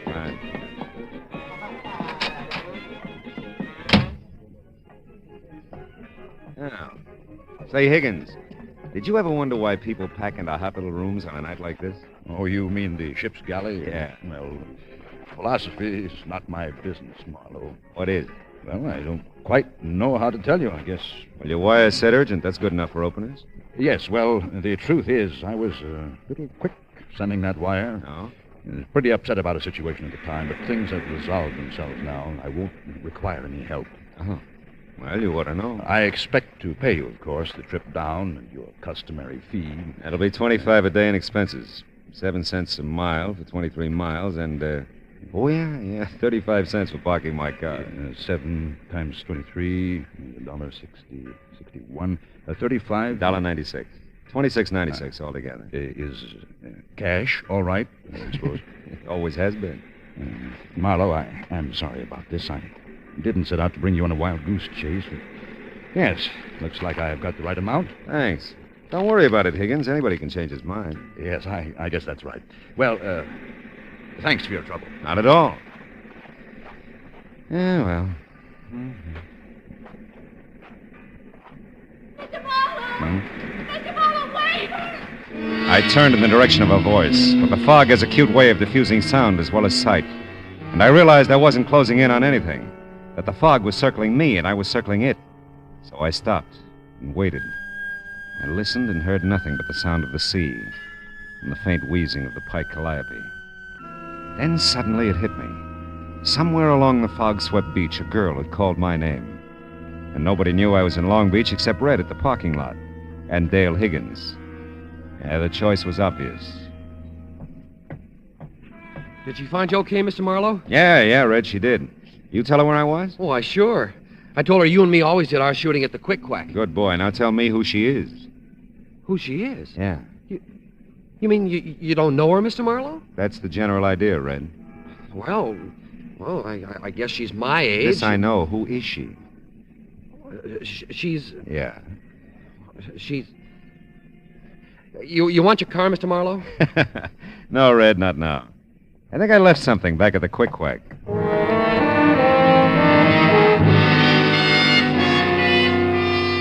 Everything that was young and pretty along the pike was hanging onto a sailor's arm. Around Gene Arno's Quick Quack, the nearest thing to youth and beauty were the neatly lined 22s poised across the counter. Try your luck, mister? No, thanks. Just looking, huh? Not buying. Yeah. See, I just lost my girl. Well, don't blow your brains out here. These guns is for shooting ducks. I see what you mean. We said we'd meet here if we got separated. Have you seen her by any chance? She's 7, 8 feet tall, glandular case. She's 3 stalls down, build with toothpick. Thanks so much. Still just looking, not buying. Still just look... Try it from a distance. It looks even better. Go on, bud. Beat it. I spotted her. At least I'd spotted a frightened fawn of a thing who caught my eye as if we were the only two on the pike. And there was something about her that made me wish we were. I followed her away from the crowded amusement section up the ramp toward Ocean Boulevard. Suddenly, she broke into a run, darted into an alleyway. I wasn't far behind her. No one saw you, did they? Follow me. Like who? He might have. And there may be others. I don't know. I don't know. That makes 2 of us. Now, wait a minute. Let's talk, huh? I saw you meet him. I thought it was you at the parking lot. I saw you meet him, the ship's galley. Something like you lost in a mob. I'll kill you, you know. If you're with them, I'll kill you. I've got to before someone kills me. I don't know. I don't know about Now, listen, you. baby, I'm with you. Don't come any nearer. All right. I can't be seen with you. I can't walk out of here with you. He's around somewhere. I know he is. Oh, Mr. Marlowe, you'll help me. You'll have to. There isn't anyone else. Of course I will. Well, then look. As soon as you can, get your car. Don't let Val see you now. Val? You know Val. Listen, in your car. Meet me at 7th and Anaheim. I'll get there. I'll have to. And then we can talk. Yeah, but wait a minute. 7th Hold it. and Anaheim, Mr. Marlowe. Oh, I'm Dale Higgins.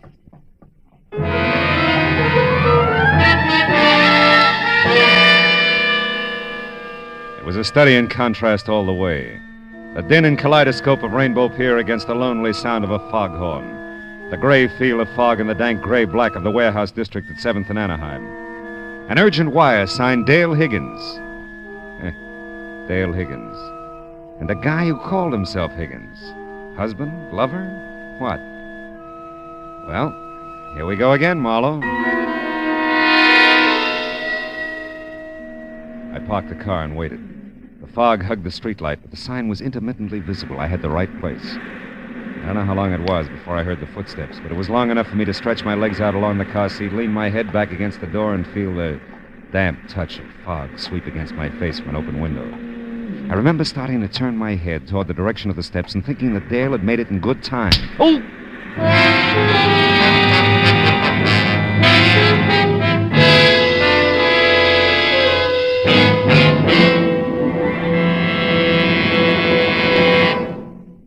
In just a moment, we will return to the second act of Philip Marlowe. But first, just as systematic exercise builds a strong body, so does systematic saving build a strong future.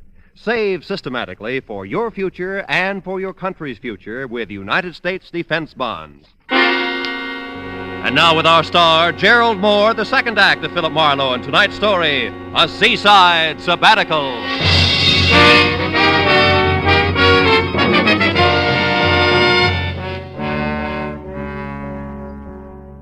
I could almost hear the chain pulleys clanking the first time I opened my eyes. And it took another game try before the fuzz faded away and the room slowed down to a Lambeth walk. Off somewhere, the faint sound of breakers. And I did the ceiling, the walls, and one corner of an expensively furnished room before I centered on the fuzzy, indeterminate face at my bedside. A kind face, motherly and pleasant. It talked. I'm Mrs. Higgins. Oh no. Yes, I am. Yeah. Is everybody in Long Beach named Higgins? You don't really feel a bit well, do you? No, not really. Oh, we're awfully sorry, Mr. Marlowe. I know when Dale realizes what she's done, she'll be sorry, too. Yeah, I suppose. Dale bean me? What with, a pier? She's often violent, I'm afraid. Such a high-strung girl. Gives way so easily, you know. Yeah. Imagines all sorts of things and then, well, just gives way. Yeah. But I won't worry you with that. Dale's my problem. I won't worry you with anything, Mr. Marlowe. Just you get a nice rest. I'm a cinch. We'll pay whatever damages there are, of course. But I won't hear of you leaving now until you're much better. Oh.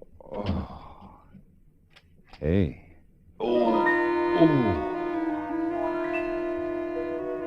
The mother of the Higgins clan had locked the door and walked away. My head felt big and woozy and rammed down into my neck. I was not in the pink. Mother Higgins had ordered a nice rest, and it looked like I'd need it.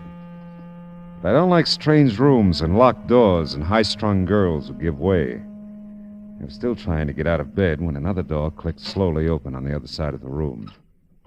My little frightened fawn was back, and my head hurt. I heard Marie with you. That's how I knew you were here. Oh, poor Mr. Marlowe. Did they hurt you? They sure did. It wouldn't do, you know, if they found me talking to you.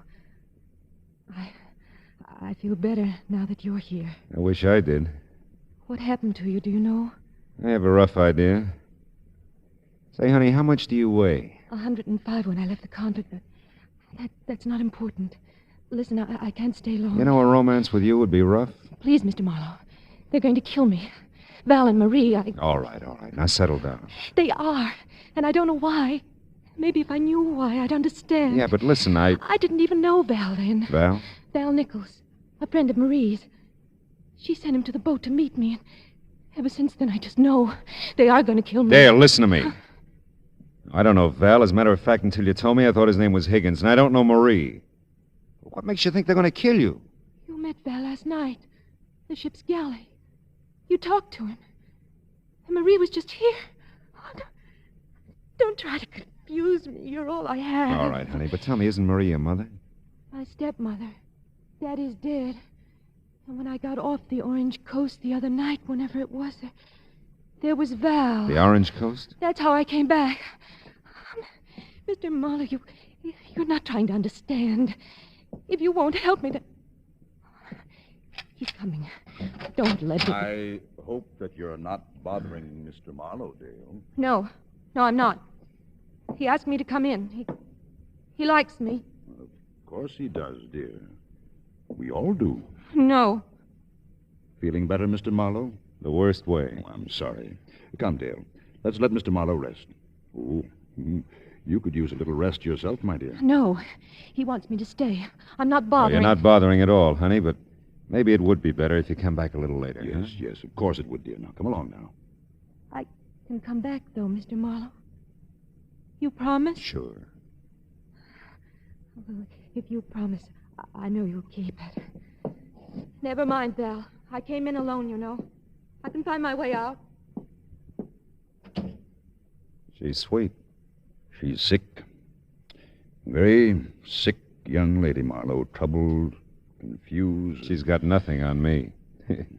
Now, look, what is this all about? I don't know what day it is, what I'm doing here, who you are, anything. Well, it should all have ended with our meeting at the ship's galley last evening, Marlowe. You're not clearing anything up for me, you know. You've seen her, talked to her. You must realize that she imagines things. Right now, she imagines that she's been away from here a long time, that she came back a few days ago upon a ship, that her mother and I want to kill her. She did send me the wire, Oh, though. yes. Well, we had no idea one of her spells was coming on. We left her for a short time yesterday.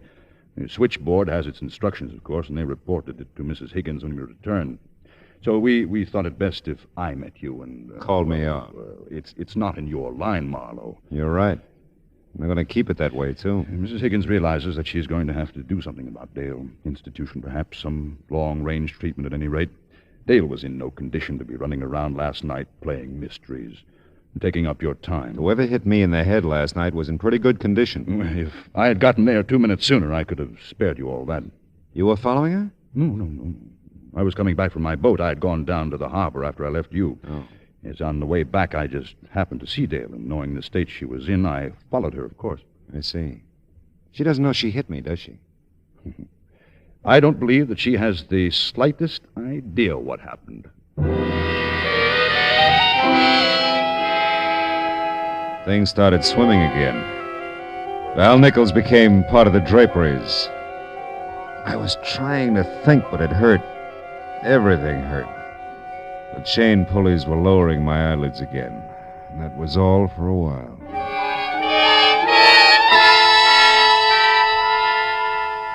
The next time I tried, I was more successful. The sunlight was streaming in the room. The clock on the night table, visible for the first time, said it was almost noon.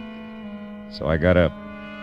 It was still pretty fuzzy on the edges, but I found my clothes hung neatly in the closet. Managed to get them on in the right order and made it to the door that had been locked before, but it wasn't this time. Mr. Marlowe, you shouldn't be up. Well, I'm always flying in the face of great odds, Mrs. Higgins. Bill's character. Even so, you should stay in bed a while. Oh, really, I'm fine, thanks. But you're not leaving. I won't think of it. You'll lunch with us at least. No, really. I've got to go, but I'd like to see Dale first. I sort of promised her I would. Oh, my. She's sleeping, Mr. Marlowe. Oh? We gave her a sedative. Doctor's orders, of course. She's had such a trying time, you know. I wouldn't want to disturb her, no. But maybe I can call later. Oh, that would be so thoughtful of you. I know she'll be disappointed at not seeing you, but Oh, Val, Up and about so soon, Marlowe? Yes, Well, she's sleeping, isn't she, Val? The sedative and all. I mean, I was just telling Mr. Oh, Marlowe yes. She's resting very well, Marie. Now, don't fret about her. Well, I'll take you to your car, Marlowe. Oh, yes. Well, Mrs. Higgins, it's been... It's been downright dreadful, and I know it, Mr. Marlowe. If I can do anything to right this terrible wrong, please let me know. Well, if I can think of anything, I'll let you know. Goodbye, Mrs. Higgins. Tell Dale goodbye for me, will you? Oh, yes. Yes, of course I will. Well, it looks like another lovely day, doesn't it?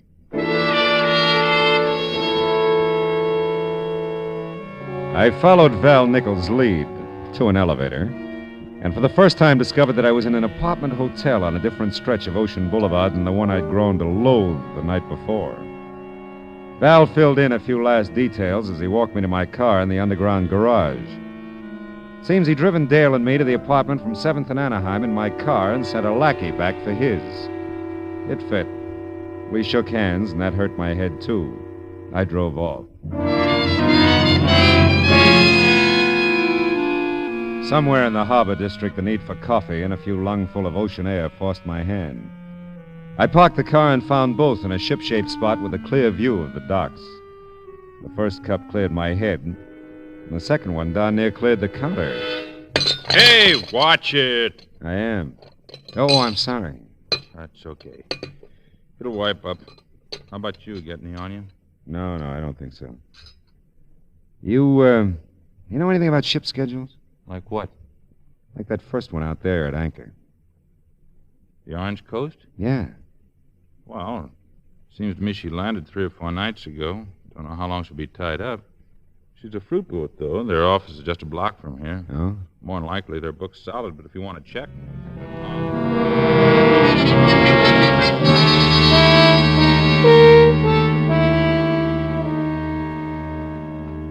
Yes, Mr. Marlowe, there was a passenger Higgins on the Orange Coast when it docked Tuesday. Miss Higgins it was. Miss Dale Higgins, according to our records. Any record of where she boarded the boat? Let's see now. Oh, yes, at Macapa.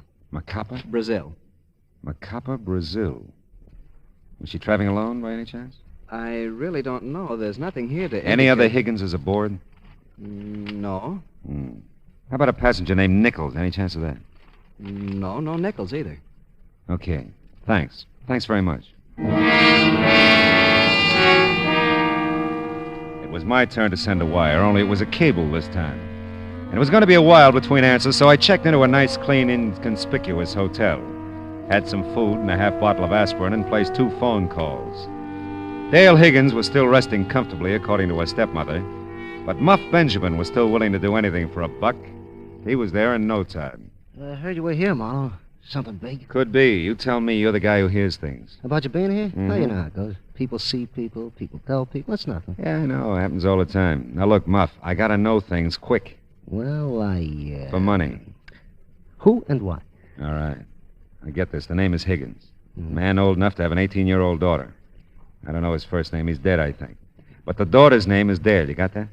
And the wife that's surviving is called Marie. They have an apartment on Ocean Boulevard, the Shore, I think it is. I got it. Okay. Now, a guy named Val Nichols, check on him, too. And if Higgins is dead, find out about a will. I'm ahead of you. Good. Get back as soon as you can, huh? You double the dough, I'll double the speed. You're double.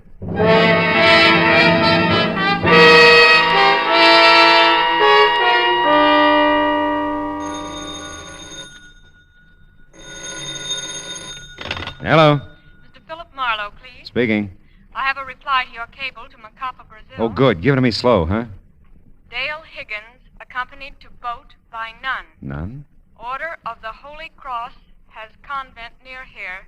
Suggest you check there. Signed Emerson Ward, Macapa Fruit Exporting Company. Did you say Order of the Holy Cross? That's right. Do you wish to send a reply? No. Well, not yet, anyway. Thanks.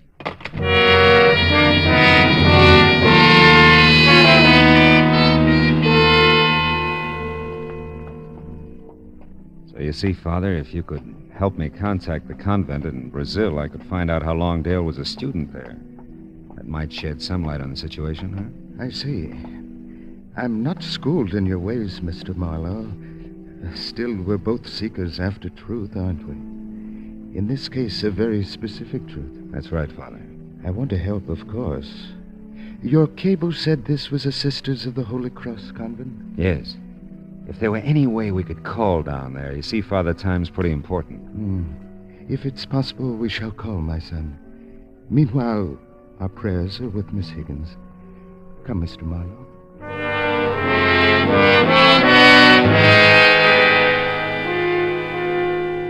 My prayers were with the phone company, too. And with Muff. And, of course, Dale. Because if her version of things were true, she was in real trouble. And until I knew what it was for, there was very little I could do for her.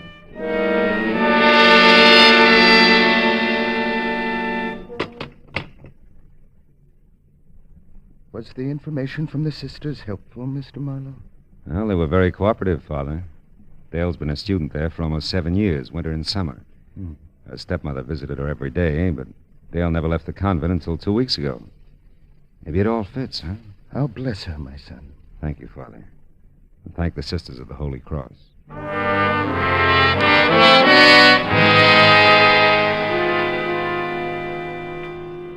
Muff Benjamin was waiting at my hotel when I got back. It was another study in contrasts. So far, I dealt with a priest, an informer, and a sister superior. And together, we were all coming close to an answer. His name was Dale Higgins, too, the doll's father. Died 7 years ago, loaded. Yeah? Left his second wife, Marie, a good income. But the big load went to the kid. All right, what'd you get on Val Nichols? Oh, he's a bad one. Yeah? Specialty is knocking down rich widows. Currently fraternizing with this Marie Higgins thing. Bless you, Muff. Huh? I mean, here's your dough.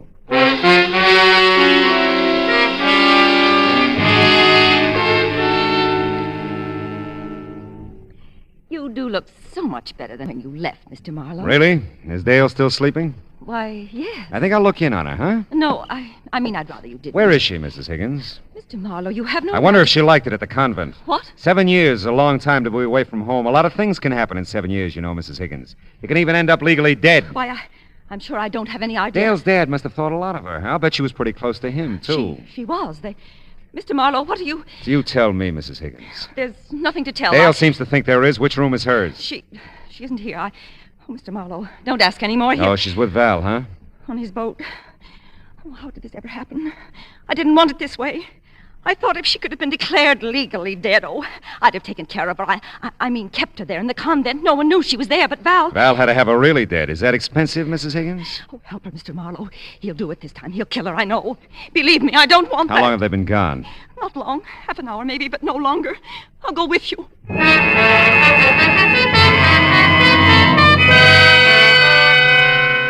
Marie really cracked on the way to the harbor. It was going to be a fishing accident in the channel. And Val would get away with it, too, unless we found something that could outpower his 30-footer. It was called the Queen Marie, one guess who had given it to him. I found the boat I needed, all right, but the skipper seemed reluctant to go for it. Wildest thing I ever heard of. I tell you, it's a matter of life and death. The Coast Guard can't go on every ship. Look, a month ago we needed you off Balboa when our motor conked out and you came. But we've received no distress call from the Queen Marie. What do you think this is I'm giving you? Please don't waste time talking. All right, come on, how about it? Okay, but if this isn't on the level, you're in some trouble, Marlowe.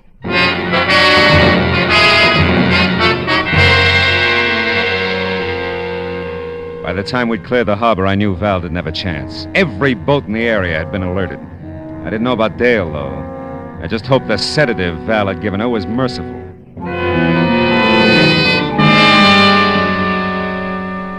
The Coast Guard took care of Val once we came alongside the Queen Marie, and I took care of Dale. She was in the galley, tied securely, still dopey, but she came around after a while. Oh, Mr. Marlowe, you... Take it easy, baby. You're okay. You... I was afraid you'd forgotten your promise. No. But you didn't, did you?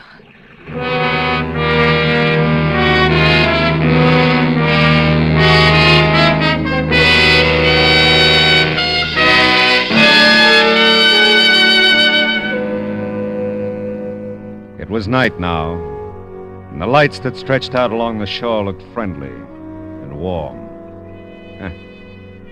Friendly and warm. I wonder when people are going to realize that the only happiness there is in the world is what they can give each other. Happiness, that is. Not a stab in the back. But you know, there's one thing about me. Yeah, I have to admit it. I'm an optimistic fella.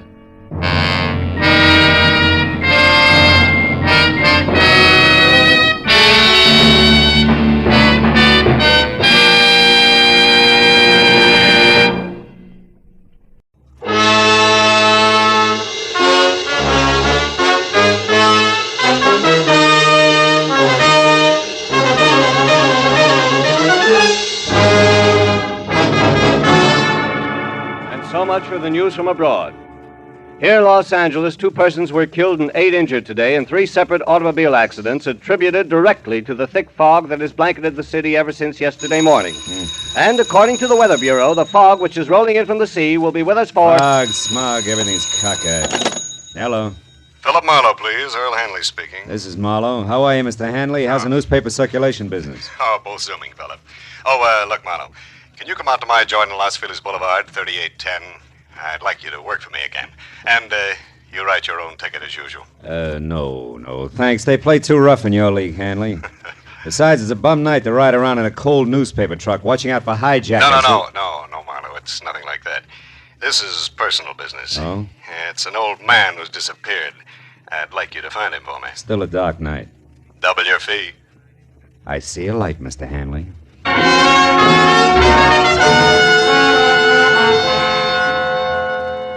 Outside, the city was wrapped up tight in the kind of wet ceiling zero fog that leaves you feeling damp and all alone. Hanley's joint on Los Feliz was an old English stone mansion. Sprawling, smothered in ivy, and about as cozy and come hither as a scream in the night. Inside, I followed an aging, round-shouldered butler whose footsteps didn't make any noise along the type of high, wide, and ice-cold furnished corridor you find only in museums. When we finally arrived at Hanley's study, however, things changed. It was a small room with bright lights, heat, and a desk cluttered with friendly bric-a-brac. Hanley himself was standing against the far wall, and for a moment, the contrast was jarring because the self-made man in shirt sleeves, built like a boxcar and chewing on a cold cigar, didn't at all match the collection of stiff family photos, 1890 style, that hung on the wall behind him. What is it, Marlowe? Hard to find the family resemblance? From here. Your folks, Mr. Hanley? Yeah. Oh. Left to right. My mother, she passed on a year ago. Me as a kid. My father, a lush, and my grandfather.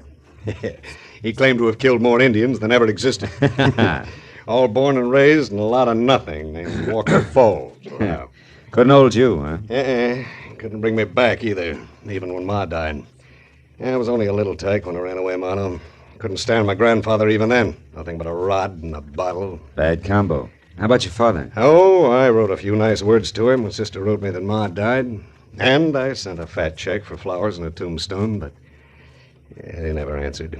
Probably drank the dough up. He never could save a buck on his own, they tell me. Anyhow, enough of letting our hair down now, Marlowe. Let's get on to business. Sit down. Oh, thanks, sure. You said someone disappeared, Mr. Hanley, an old man? Yeah, it was a gardener here, Marlowe. Name's Cooper, John Cooper. He's 60, 65 maybe, tall and skinny. He got a fringe of curly hair around his ears. The rest is strictly cue ball. Yeah, he shoved off yesterday. With what, Hanley? You catch on fast, Phil. You know, it's my trade. Yeah. Well, the stuff don't amount to too much. Half a dozen fancy silver drinking glasses, those... Goblets? Goblets, goblets. Worth about 100 apiece, nothing that'll dent me. Also, I'm insured, of course. Well, then the goblets mean something else. They do. Let's call them a present from a lady. All right, let's. I want them back, Marlowe. Why me? Why not the insurance company or the law? No. Hmm? No, that I don't want. And if you laugh when I tell you the reason, I'm going to punch you right square in the nose. Have some scotch. No, thanks. Go ahead. No. Drink alone, then, if you don't mind. I don't mind. Mm-hmm. It's this old Duck Cooper, you know. I feel sorry for him. Mm-hmm. Yeah, he came in here one day last week, hat in hand, looking beat as an alley cat. So I gave him a job helping one of the gardeners, but I was on to him right from the start. What does that mean? He was a gardener like I'm a ballet dancer. Oh. Yeah, I could tell. And from there on, it got worse. First couple of days, he watched me and everybody else around here pop-eyed as a shoplifter loose in Tiffany's. But you didn't fire him? No. Now, I figured a few square meals, some sleep, a little dough in his pocket, it'd calm him down. So I just put a new master padlock in my trophy room and let it go with it. That was your mistake, huh? Yeah. But just so you don't think I'm losing my marbles, Phil, I better tell you about another mistake. But gonna have to make this short. Dinner guest shut out. Another mistake? Mm-hmm. Yeah, 15 years ago, Phil, I was in a spot just like this Cooper. Yeah, I was broke, hungry, mad at the world, and in a position to do the wrong thing. I did, and I got caught. But the boss understood, read me the riot act, and let me go. All right, today it's my turn. Want to laugh? Not very much. Tell me, what have you got for me to go on? Oh, thin air. But you're good, Marlowe. You'll make out. Thanks. Name and description already gave you that. Mm-hmm. All right, here's the rest of it, according to the servants. One, lived somewheres around Skid Row. Mm-hmm. Two, he never touched anything that kicked harder than ginger ale. And that he went for in a big way. Three, he had a buddy in his neighborhood who was teaching him how to whittle. Make stuff, carving wood. Yeah, I know. And that's it, huh? Well, that, plus the fact that he smoked these pint-sized cigars, we found a pack of them in the overalls he wore. Here they are. Mm-hmm. They're called Aces Up, made in a downtown L.A. shop, also on Skid Row. Oh, the address is on the box there. Could help? Could. Mm-hmm. Well, see what I can do, Mr. Hanley. Okay, Marlowe. Call me as soon as you get close, will you? Sure. Oh, and Marlowe. Yeah? I want those goblets pretty bad, but take care of the old man, will you? I know what you mean. Yeah. Also, Hanley, I think it's a pretty decent thing that Yeah, you'll have to excuse me, Marlowe. I got to change for my guess. Talk to you, huh?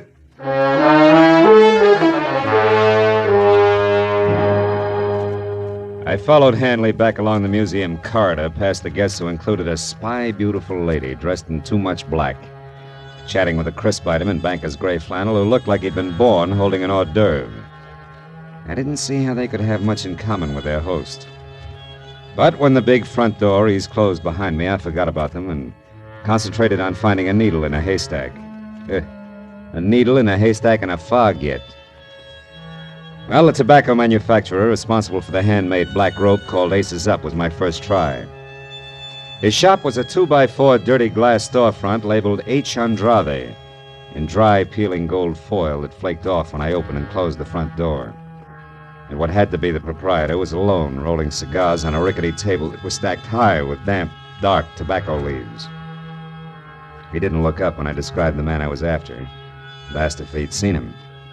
A moment later, when he did turn his head my way to answer, I realized why. I am sorry, senor. I don't see nobody. I am blind. Fine start, huh? And for some cockeyed reason, like the fog or the kind of man I was after or the neighborhood of derelicts I moved through, which could have used a few sprays of sweet air, didn't get any better. Not at least for the next hour, during which I stuck to the wood carving angle and covered every possible tie-in I could think of, including a visit to a nearby home for retired men of the sea. Looking for someone who's teaching a man to whittle. That's right. He's teaching an old man named John Cooper. Ever hear of him? No, can't say I have. But lots of lads here whittle. Why don't you have a chat with them? Okay, In the morning. They're all bedded down now, mate.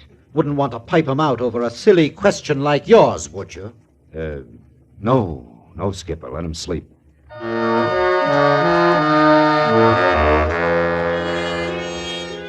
Right there, the whittling went the way of Aces Up cigars, and I turned to my last hope. John Cooper's mania for ginger ale. However, asking about that in the cheap, noisy bars that dotted Main Street was even a sillier question. And it gave all the local comics their big break. Finally... Straight ginger ale, you say, huh?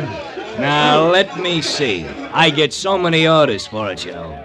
It could have been the time Carrie Nation stopped in, or was it the night some joker who was eating pig's knuckles called for a finger bowl? Now look, Bright Eyes. Let's work a little less on the gags and a little more on... Hey, see that guy over there in the corner booth, the little fella whittling on that stick? You know him? Come on. Here's 5 for your trouble. Who is he? The name is Skeeter. Been doing his drinking and wood chopping here for 5 years. Is he always alone? Not always. Sometimes he has a buddy with him. Lately, an old ball he's trying to teach how to cut them poles. Oh. A guy who never orders nothing at all, so don't get started. What does Skeeter drink? Skeeter? Yeah. Why, he always has bourbon and... Yeah, bourbon and ginger ale. Uh-huh. The guy you want must drink Skeeter's Chasers, huh? That figures, thanks. Well, don't mention it, Screwball. A profitable pleasure. Only with thine eyes. Making me nervous. What is it, mister? Lose something? Sort of. John Cooper. Oh. Have you seen him, Skeeter? He told me I could get in touch with him through you here at this bar. Said you were a friend. And I am. Say, is he in trouble, mister? Maybe. What makes you ask? Because he didn't show tonight. And last night he was all out of sorts. Had something on his mind. Couldn't pay attention to the lesson I was giving him. Is it bad? No, not if I can get next to him in a hurry. Tell me, Skeeter, do you know where he stays? Sure do. A rat hole over on South Spring, number 2. Hey, wait. Huh? You ain't a cop, are you? Oh, no. A friend, Skeeter. Yeah? What kind of cigars does he smoke? Friend? Aces Up. Do I pass? Uh-huh.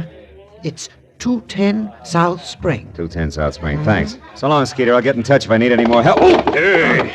Sorry, buddy. I was in a hurry. I didn't see you. You lost up my shoe shine, sweetheart. Where you running? Get your mitts off. I said I was sorry. What do you want? The dime you invested in the shine or your ears slapped down into the pockets of that zoot suit? Which? Okay. We'll let it go. I thought we would. So long again, Skeeter, and thanks.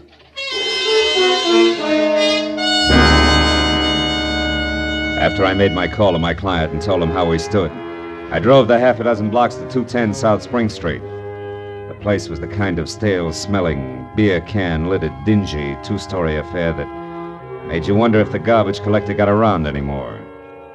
When I knocked on the cracked glass front door that sported a laundry shirt cardboard that said rooms for rent and eyebrow pencil, I was ready for anything.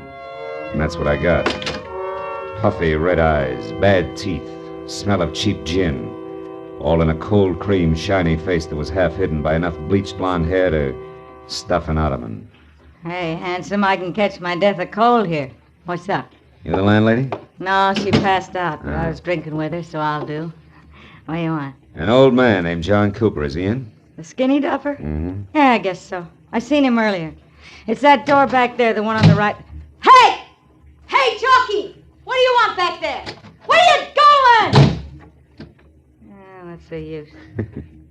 This way, mister. Hey, was that Cooper's room the fella just came out of, last on the right? Yeah, that's it. That louse probably swiped your friend's bottle. He's the kind. Empty. Too bad. You know, he drinks you under the table and then takes what's left. Which in this case would be ginger ale. Cooper doesn't drink. Yeah? Oh, what do you know about that? Hey! Hey, you got company? Hey, Cooper! Lights on. Try the knob, huh? Hey, you're kind of anxious. Yeah. It's your game, mister. He doesn't drink, huh? What do you call that spread eagle position on the floor? Napping? No. Not with that knife in his chest. Huh? I call that murder.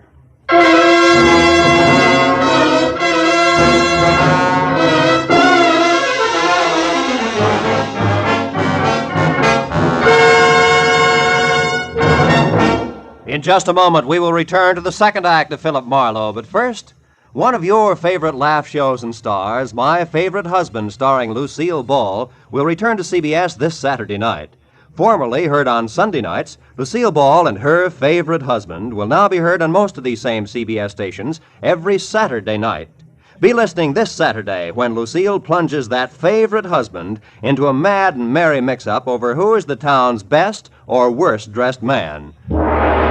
Now with our star, Gerald Moore, the second act of Philip Marlowe, and tonight's story, The Soft Spot.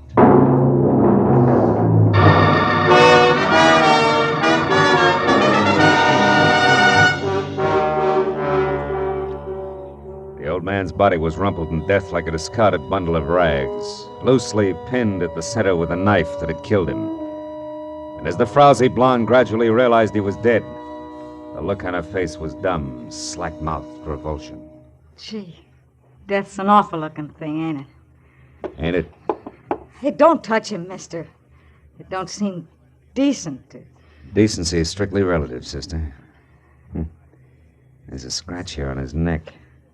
Like a woman's fingernail raked it. Huh? Where? Hey, his locket's gone. Locket? Yeah. This old guy wore a locket? Yeah, I seen it on him yesterday when the cops hauled off that redhead from upstairs. This old guy was shaving, and he came out in the hall without his shirt on to watch, and I seen the locket around his neck.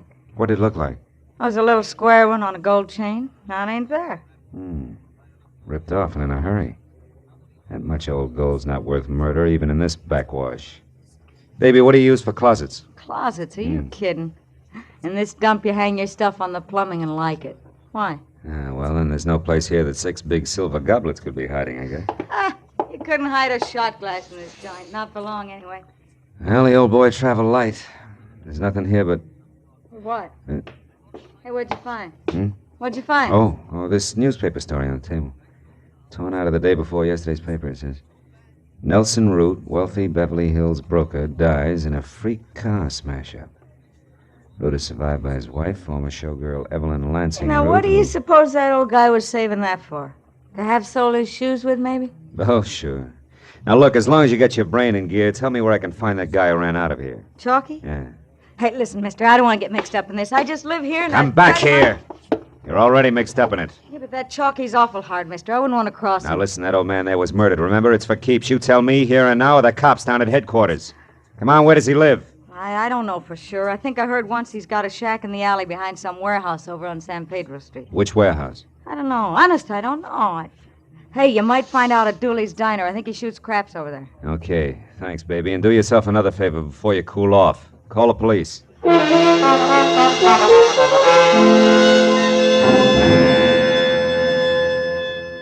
It took a solid hour of devious back alley trails before I finally broke down the intimidated loyalty of the Skid Row Brotherhood with a well-placed $10 bill and got a bona fide lead. In the thick fog that crawled along the alley, Chalky's shack had all the welcome home look of a wet gutter. It was wedged in under the hulking concrete base of an overpass like dirt under a giant fingernail. Sick yellowish light oozed out through a single tiny window, too murky to see into. So I did the next best thing and hoped that he was alone inside. Who's there? Who is it? I got a tip for you, Chucky. Dooley sent me. It's about the Johns. They're after you. Cops. Hey, wait a minute. What's the tip, fella? What? Hey, where are you? Right here, Chucky. Now stay where you are, Buster. I'll kick your head off. Hey, what's the idea? I want fast answers, Chucky. Nice straight ones. Why'd you knife the old guy tonight? Knife the old... Hey, who are you? What's the idea? I want answers, not questions, Chucky. Why'd you do it? I didn't kill him. I never used the shiv. He was already dead when I went in there. I lifted that locket off to the old coot, that's all, so help me. Give me that locket. I ain't got it no more. Ma Murphy's got it now. I hocked it already. She gave me 3 1/4 on it. Look, I got a buck left. If you want that, you can have it. Lying grifter, you killed an old man to get the trinket for 2 cents. No, I didn't. I seen that guy with the big ears run out of the old coot's room, so I went up to take a look. Wait a minute. Guy with big ears? Yeah, he was a zoot suitor. I never seen him around before. I'd remember them flaps of his. Oh. He ran out of the old guy's joint in a big steam squad. Hey, now listen, buddy. He was the guy who done it honest. Ain't no doubt about it. He was the guy... Hey, now wait a minute. You ain't a friend of his, are you? Is again. No reason unless he was telling me. Oh, now listen, buddy, No I never reason. put the finger on a guy before in my life. But when it's protecting my own hide, Finger? I gotta... Yeah, I could have been the finger. So long, Jockey, and drop dead.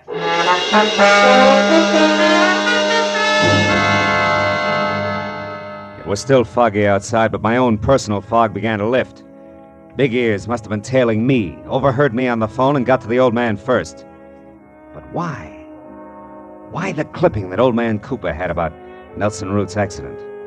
Nelson Root survived by a widow. A widow? Holy smoke!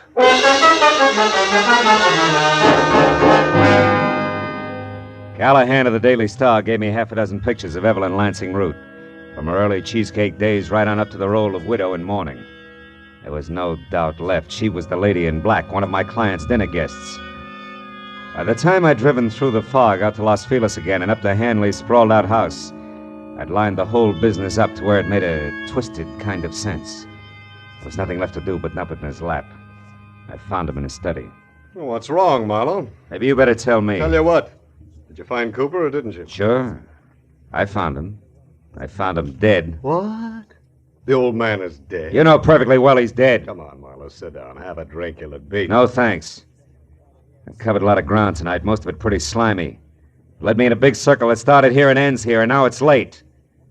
We're both fairly intelligent. Let's give each other a break, shall we? Go on. Let's suppose that a man was in love with a woman, a married woman, who was tired of her husband. So, she and the man arranged for the husband to die in a freak accident. Yeah, that's right.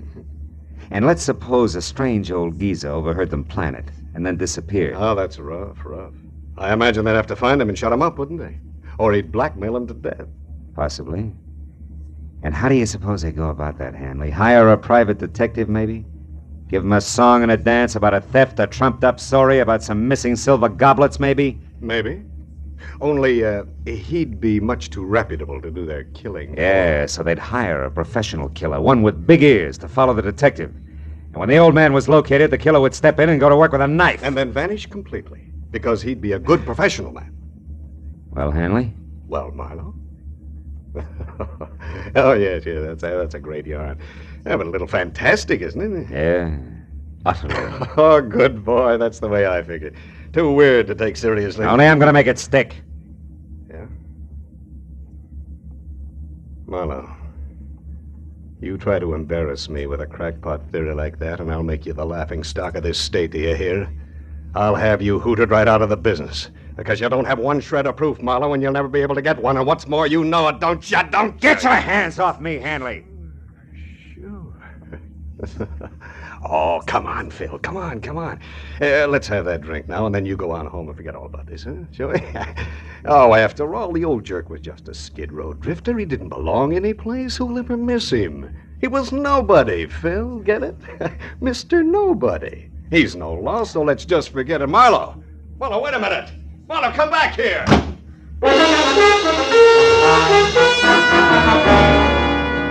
I had to get out.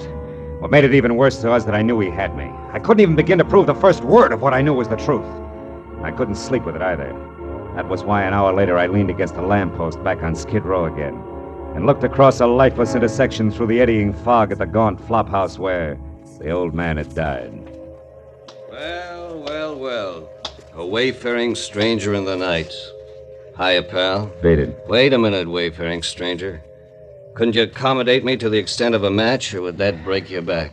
Here. Keep him. Thanks. Why don't you go home, pal? Nothing happens here on Cooper Street after 2 a.m. As a matter of fact, nothing happens anywhere anymore. Cooper Street. Cooper? That's one right out of the book. I'll bet $50 on it. 9 out of 10, they'll take the name of a street. Huh? Who? Never mind. You live around here? You're kidding. Where's Ma Murphy's pawn shop? Hey, easy. Watch the lapels, pal. Well, come on. Where is it? Ma's joint is 3 blocks down on Filbert, downstairs, middle of the block. But there's no romance there, pal.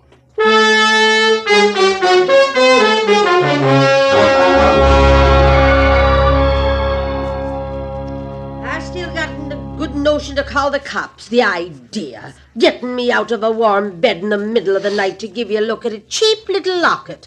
And all on a dizzy hunch, you said. Yeah, a wild one. You know the locket I mean, Ma. Come on, trot it out. That'll do you no good anyway, Sonny. Can't sell it to you for 30 days yet. The law, you know. Yeah, sure, but you've been winking at the law so long, you're blind in one eye, Ma. Is that so? Well, here you are. Say, is it hot, Sonny? I'll know in a minute. It's the inside I want to see if it's... Oh. What is it, Sonny? Is something the matter? Yeah, my hunch paid off, Ma. It's hot, all right. Hot enough to burn a guy to death. Here's my card. I'm taking this along. What? No, well, hold on a minute, you. Hey, stop. I'll call the cops. Don't bother, honey. I'll call him myself.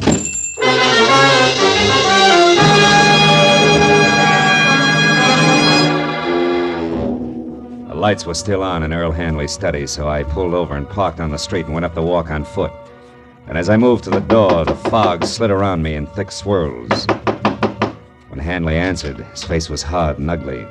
He had a gun in his hand. Our business is over with, Marlowe. Not quite, Hanley. What do you want? I got a tag for our fantastic little Just Suppose story. You're either drunk or stupid, Marlowe. I warned you once, now beat it. Not till you've heard my punchline, Hanley. It goes like this. Suppose a wife died after 40 years of marriage and left her husband alone.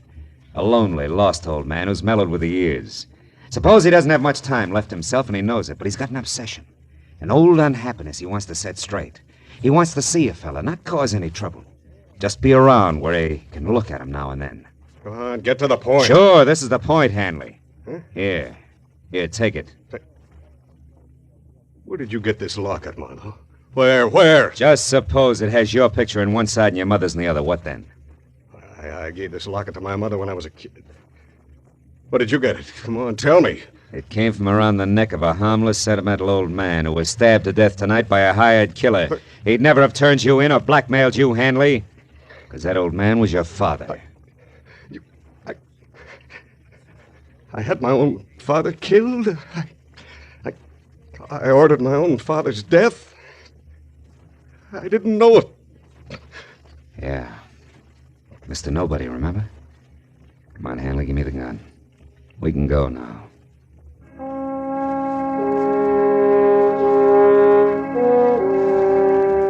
Hanley went quietly. All the way, he kept the little locket clenched in his fist.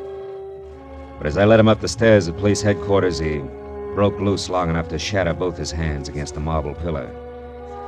He wound up in a straitjacket.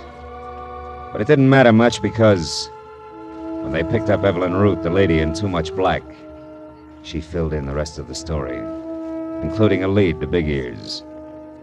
When it was over and I was sitting outside in my car alone in the fog that pressed close against the windows, I could see nothing of the city. Nothing but the soft, swimming white mist which hid the black outlines of Skid Row.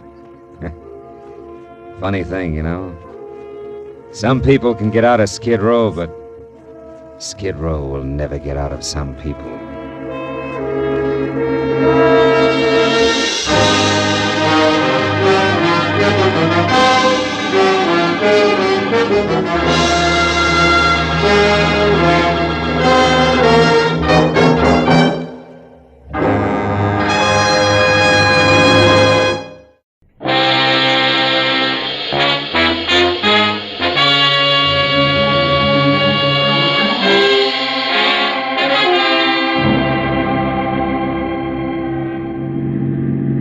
Turn the corner, cabbie. Don't lose him. Don't worry, mister. There they are up ahead of that new Nash. Uh-huh.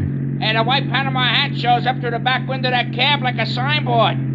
Besides, I've been doing okay so far, ain't I? We stayed in this tail for 20 minutes now. Yeah, but I've been tagging the guy under that hat for 6 hours. 6 hours? For a movie, a Turkish bath, 3 bars, a restaurant, and 2 museums. Close the gap a little, huh? Whatever you say, mister. But they're liable to spot us.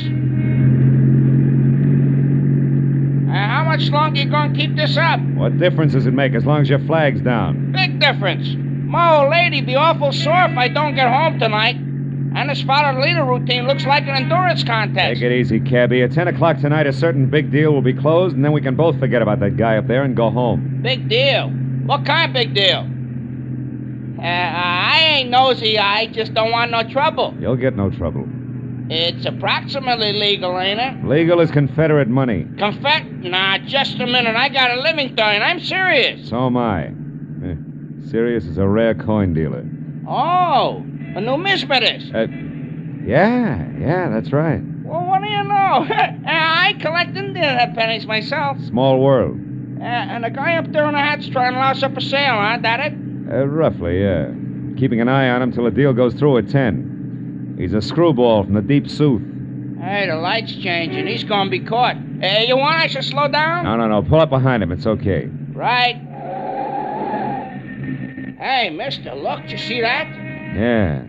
Panama hat, it's gone. Yeah, when that driver hit his brakes, it disappeared. Pull up beside him, quick. Can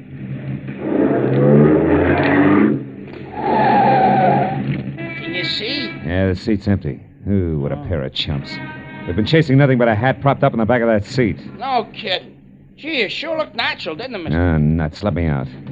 Now, look, you get to that other driver. Find out where he dropped his passenger off and anything else you can. Here's $30 for your trouble. Wow, for that kind of dough, my wife can go ahead and get some. Call me at the office, mister. Just ask for Joe Joplin. Keep your shirts on, you get there!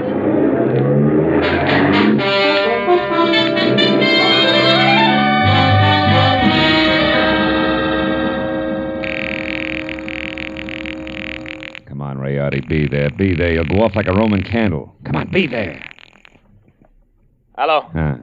Hello, Leon Rialdi speaking here. Marlowe, Rayardi, I got bad news for you. Huh? Our boy, Seth Appleboro, pulled a backwoods gag on me, and I fell for it, flat on my face. He shook me. I don't know how long it happened, but... But I do. Huh? I know exactly how long ago. Appleboro was here. He was? He was in my shop. He's a madman, that madman.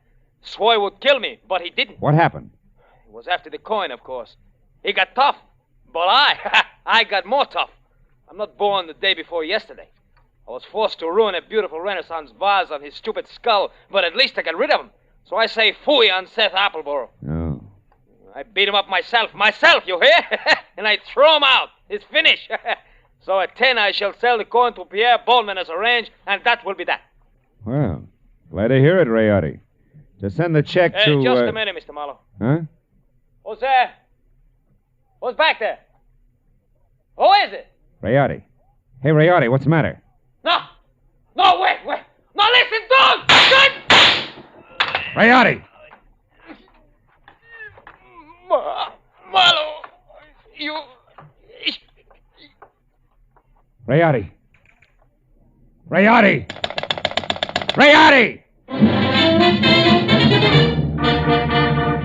I ran out of the phone booth, hailed the first cab that came along, and headed for 113 Marion Avenue. Leon Rayardi's shop was a narrow cell with tattered green shades drawn over dingy windows. The front door was locked, so I went around to the alley where I'd left my car earlier. The back door to Rayardi's was half open. Rayardi sat on the floor, his legs spraddled out, his head slumped against the bottom drawer of his desk like a drunk too tired to look for the way home. Beside him on the floor was all that was left of the reason for it. A small open box lined with blue velvet and labeled Unique, Confederate States of America, $50. One of 4 struck at New Orleans Mint, 1861. Only piece of this series now in existence. Source, Colonel J.J. Appleboro Collection, 1880. But the box was empty. The 4 bits worth of Confederate money was gone. I picked the phone up in my handkerchief and called the cab company office. A few minutes later, I had Joe Joplin. Yeah, I got that other driver okay, mister, but I couldn't pry much out of him. Even the hard way, I tried. He left that southern drawl off at the Wilshire Gardens, Villa 9, and he got orders to take the Panama hat on a $10 drive around town. That's all? That's all he knows. He thought it was some kind of joke. Wilshire Gardens, number 9. Okay, Joe, Yeah. Thanks.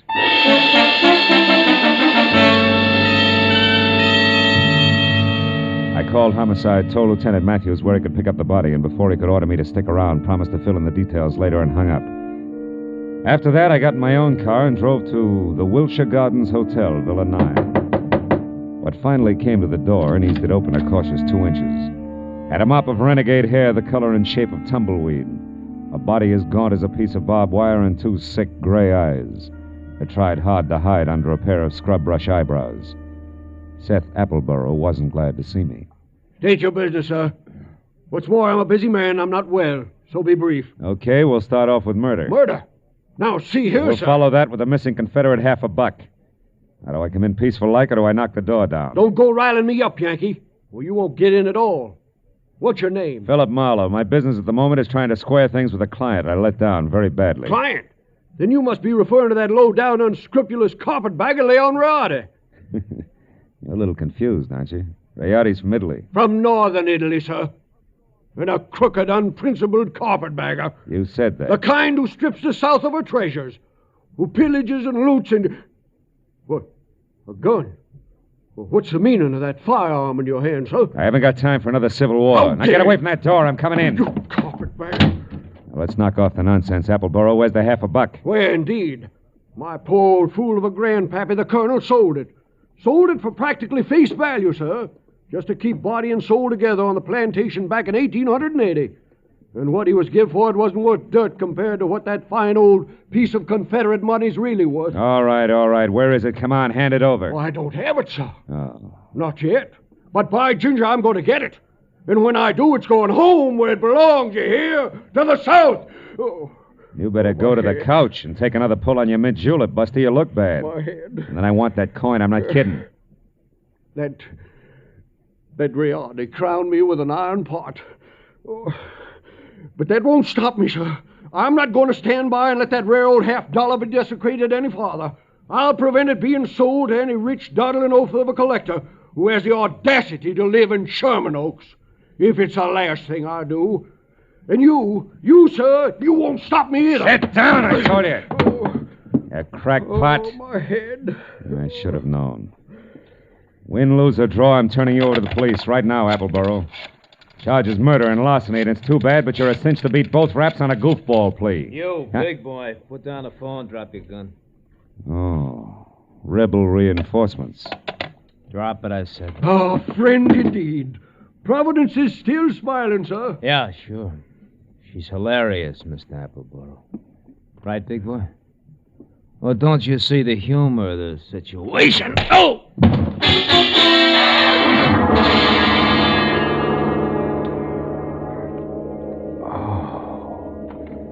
The stranger had a flat, saucer face. A sour grin in the left hand like a trip hammer. I'd done my best to roll with a punch, but I'd still caught enough of it to jar my brains loose. When I finally got up again, Villa 9 was empty. It took a while for that to soak in, along with another fact. I was up against a team. Appleboro and Saucerface. Also, it was now 9:30, which gave me just half an hour to get to Sherman Oaks for what had to be the next scheduled meeting.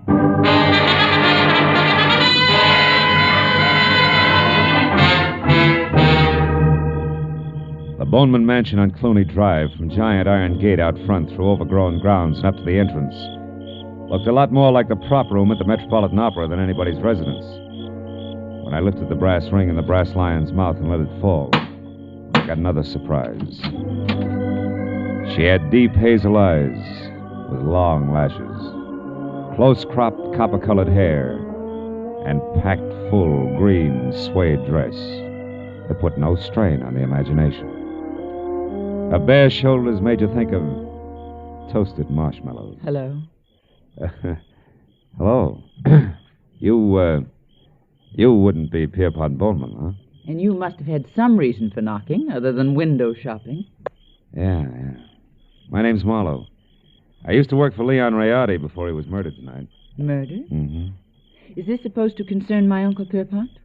Yeah, I think it does. From the fuss that's being kicked up about 4 bits worth of Confederate money, you'd think that it was a chest of Easterling sterling silver. Only 4 bits, huh? Uh-huh. Yes. Yes, I'm afraid he is vitally interested. Come in, Marlowe. Wait here. All right. Uncle Pierpont, come here. Huh? What? Well, what's the matter, Christine? There's a man here to see you, a Mr. Marlowe. You'd better talk to him. Oh? What do you want? Huh? Oh, you. What is it, Marlowe? Well, it's about the $50, the one you intend to buy from Leon Rayardi, Mr. Bowman. Oh, yes. Well, what about it, man? Rayardi was murdered tonight. That murdered, you say? Mm-hmm. Well, if that's true, he hasn't had time to hit the ground yet. What's your game, Sonny? You must have some kind of a game. What is it? No games. I'm telling you, Rayardi was shot and the coin stolen. Are you sure about that? Are you positive? No mistake? Are you certain, Marlowe? I couldn't be more certain if it was tattooed on my forehead. I heard it happen and saw his body over an hour ago. think of that, Uncle Pierpont? Marlowe looks at dead bodies, too. I think it's poppycock. Yep. What do you think, Chris? Wait a minute. Let me tell you what I think. It's more to the point.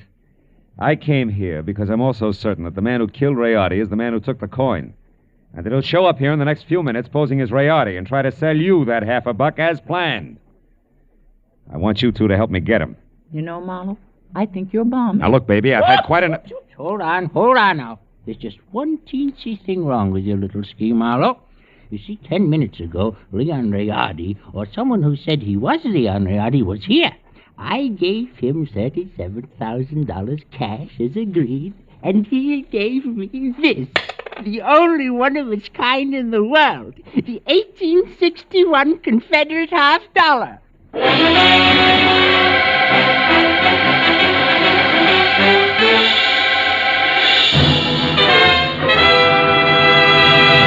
In just a moment, we will return to the second act of Philip Marlowe. But first, there are songs for sale, and one of them may turn into the nation's newest hit as you listen in to CBS on Friday nights.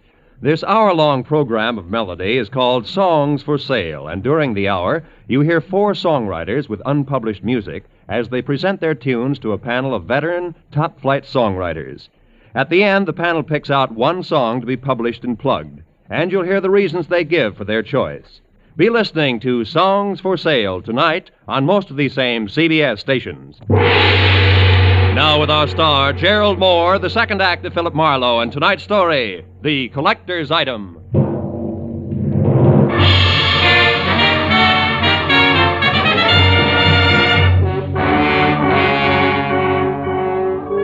When the wobbly screwball collector clinked the $37,000 50-cent piece on the tabletop in front of me, his eyes flashed on like a pair of unfrosted light bulbs, and something close to froth started to collect in the upturned corners of his mouth that smiled like the cat that had just eaten the canary, cage, birdseed, and all. There was little doubt about it. Septuagenarian Pierpont Bowman was what an eccentric would call eccentric, and he was very unconcerned with the murder of Leon Rayardi, and very fuzzy about what Rayardi's impersonator had looked and sounded like. I'm afraid I can help little on that score, Mr. Marlowe. Only had eyes for the coin. And what a coin she is. Why, son, Mr. Bowman, you've got to remember something. Height, build, color of eyes, hair, voice.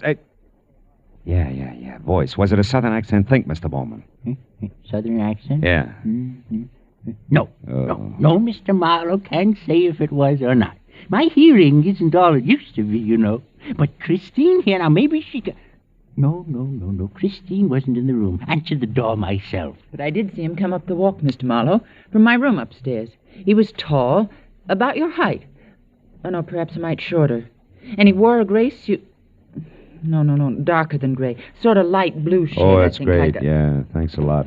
And before I start reaching for a butterfly net myself, I think I better get back to Seth Appleborough's place on Wilshire. Why there? Surely if he's the guilty one, Mr. Marlowe, he won't wait to be apprehended. Not on purpose, no. But when I last ran into him and his buddy with a saucer face, he was fighting an acute case of vertigo. Might have collapsed since, and besides, I don't know where else to go. Oh, but, sir, why must you go any place? The police will attend to that Mr. Appleborough. Now, look, Mr. Marlowe, here on the rim of the Mr. Bowman, this may mean nothing in the Numismatic League. But I went to work for Leon Rayardi to protect him, a job I didn't do. Also, losing clients this way is bad for my business and conscience. Good night, and happy gathering coins in May. Mr. Marlowe, wait, please. Please, Mr. Marlowe, let me see you out and explain something. Be just a minute, Uncle. Well, what is it? I'll pay you $500, Mr. Marlowe, not Confederate dollars either, to see that Uncle gets his money back and that the coin is returned to that Mr. Rayardi's estate. What? You're against the deal? Why? Because it's the 100th one in the past 2 years. You hate to see the money you'll one day inherit go to a bunch of screwballs, huh? Why, you foul-minded, no good... I've got news for you, Mr. Marlowe. It's not my inheritance I'm concerned with, it's my uncle. In spite of this mansion and all the junk in it, that $37,000 was every cent he had left. Okay, kid. In that case, 2 points. 1? I had the slap coming. 2, I'll do my best to back up everything to where I came in. Good night. Good night. And Mr. Marlowe? Yeah. I didn't enjoy slapping you.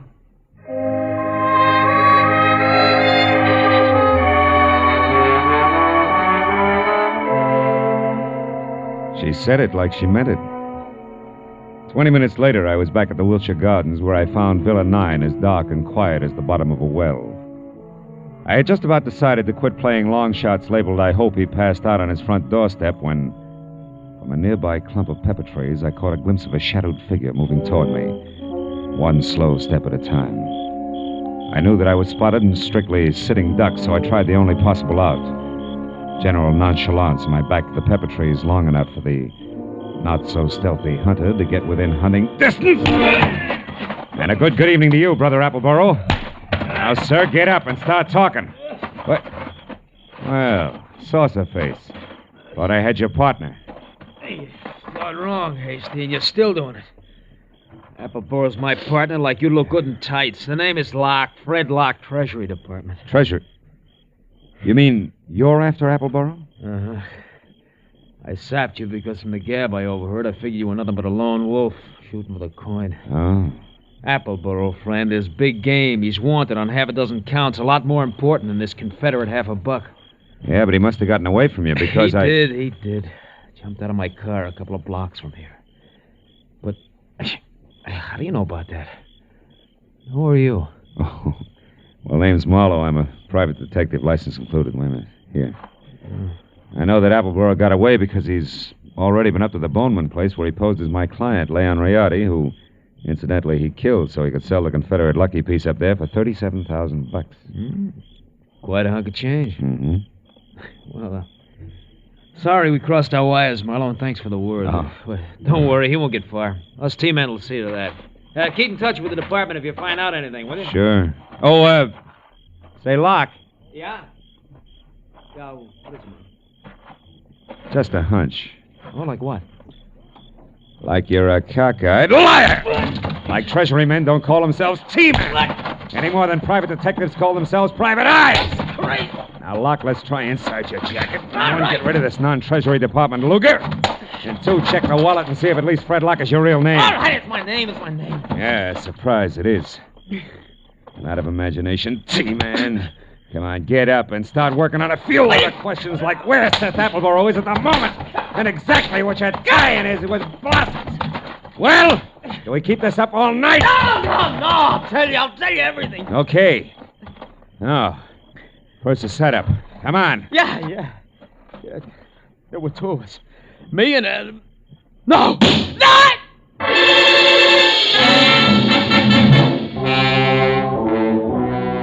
Come from the street that was just beyond the pepper trees and slammed into Locke front and center, folded him up like it was built on hinges. By the time I was out of the impact area and had my .38 in hand, the only target I had was a pair of taillights blinking out of sight in a funnel of dust.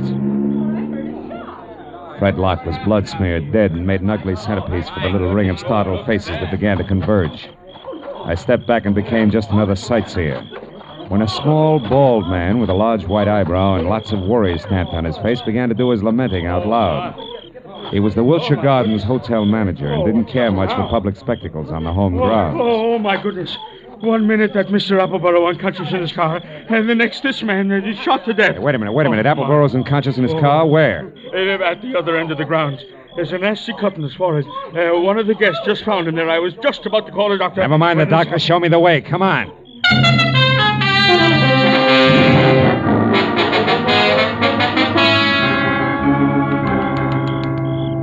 Come on, Dixie boy. Breathe deep. Who? Oh, you again? Yeah, me again. And you're up to your drawl in a couple of untidy murders. Now snap out of it. Oh, my. It's no use. He doesn't even hear you. Yes, so right. While it's this peaceful, I think I'll check on this drooping flower of the Old South. His wallet should do it. Do what? Prove whether or not he gave me a straight pitch. Yeah. What do you know? Membership card, Sons of the Confederacy, New Orleans chapter. Here, let me see. Oh, that's his picture, all right. Sure is. Well, when the police get here, they, Hey, look. Yeah, what is it? His wristwatch. was smashed against the dashboard. So it is. He must have held his hand up to protect his head when he fell forward. Yeah, now look, friend, the name's Marlowe. When the law gets here, tell them they can find me at Sherman Oaks, the Pierpont Bowman residence. Oh, now, wait a minute. You can't leave me here with all this on my hands. The police are going to want to know what this is all about. I'll try and have an answer for them. But first I gotta ask a crazy collector a not-so-crazy question.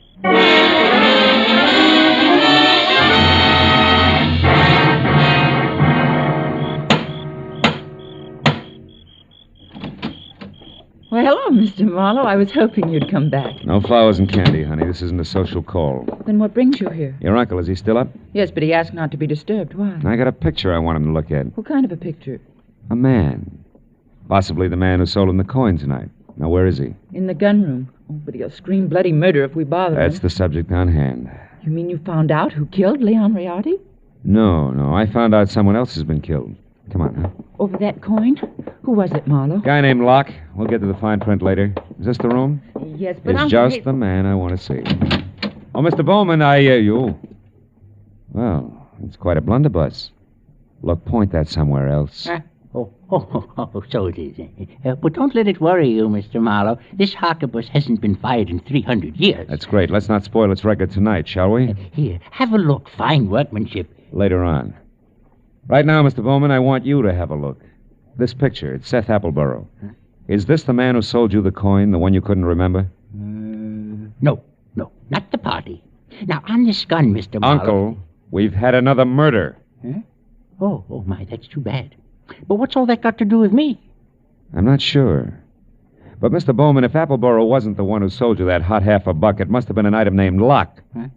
The saucer-faced buddy I told you about before. Oh. The one who sapped me at Wilshire Gardens. Oh, very interesting. And perhaps tomorrow, Uncle, please. Go on, Mr. Marlowe. Well, there isn't much more. When I left here and I went back for Appleborough, I ran into Locke. We mixed it up, and I was just about to get him to talk when he was shot out from under me. What? Appleborough did it? He shot Locke? No. He couldn't have. Oh, why not? Because Appleborough was out cold in his car at the time. Then all you really know is that Appleborough didn't kill this Locke. Oh, I know a little more. I also know now that there's a third interested party mixed in. Who? You, maybe. Uncle? What? Me? Sure. You could have killed Riardi via a hired flunky like Locke. Sold yourself the coin. After all, you're broke. It's been done before. You're mad. It's insane, Marlowe. The idea. To think that Uncle would hire the likes of Fred Locke. Why, it's... Slips, Christine? You shouldn't have known Locke's front name was Fred, should you? I never mentioned it. What? Christine, you mean that... I mean that nobody moves. Christine. Oh, fine. This is one gun in here that's no relic. It's been fired something less than 300 years ago. Yeah, to be exact, less than an hour ago at the Wilshire Gardens when you used it to keep Locke quiet, huh? You, Christine, you're the third party Marlowe was talking about. You hired Fred Locke and Appleborough. Had nothing to do with it, Mr. Bowman. It was your niece's partner, Fred Locke, who killed Riardi in his shop and stole the $1/2. After that, he followed me to Appleborough's place in Wilshire Gardens. There he KO'd me and Appleborough both. Then came out here and sold you the coin. Posing as Riardi. Correct. You can both go to the head of the class. Not yet. One question, teacher. Why did Locke go back to Appleborough's? Couldn't have been just luck that I found him there. It wasn't. He was afraid Appleborough had seen him kill Riardi at the shop. He had to know for sure. Your turn, Uncle. Why did you do it, Christine? I was sentimental, Uncle. I wanted at least the last of your money as a keepsake. And now that I've got it, I want one thing more before I leave. That $50 in your pocket. Hand it over. Come on. The $50, but... It's worthless to you, Christine. You can never sell it again. Every collector in the world will be on the lookout for it. Don't you think I know that? Then what do you want with it? The pleasure of getting rid of it. I hate it. Like I hate every piece of junk you've squandered your fortune on. The fortune I'd have inherited someday. I'm going to throw it in the first deep river I come to. Hand it over. No, you don't, Christine. Drop it. Drop it. Now, sit in that chair while you can. You may end up in another one.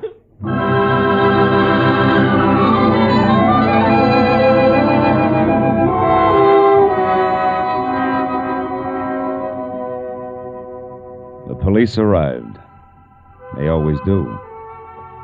And after a long hour of questions and answers, there were only two of us left. Pierpont Bowman, standing close to a window, tears crowding his eyes. The fingers of his right hand nervously toying with a Confederate coin. And me, thinking about Leon Rayardi and Fred Locke and Christine. It was the old man who finally broke it up. A rotten thing! I left after that. So I don't know if Appleboro got the coin or not. You might check if you're ever running through the New Orleans Museum.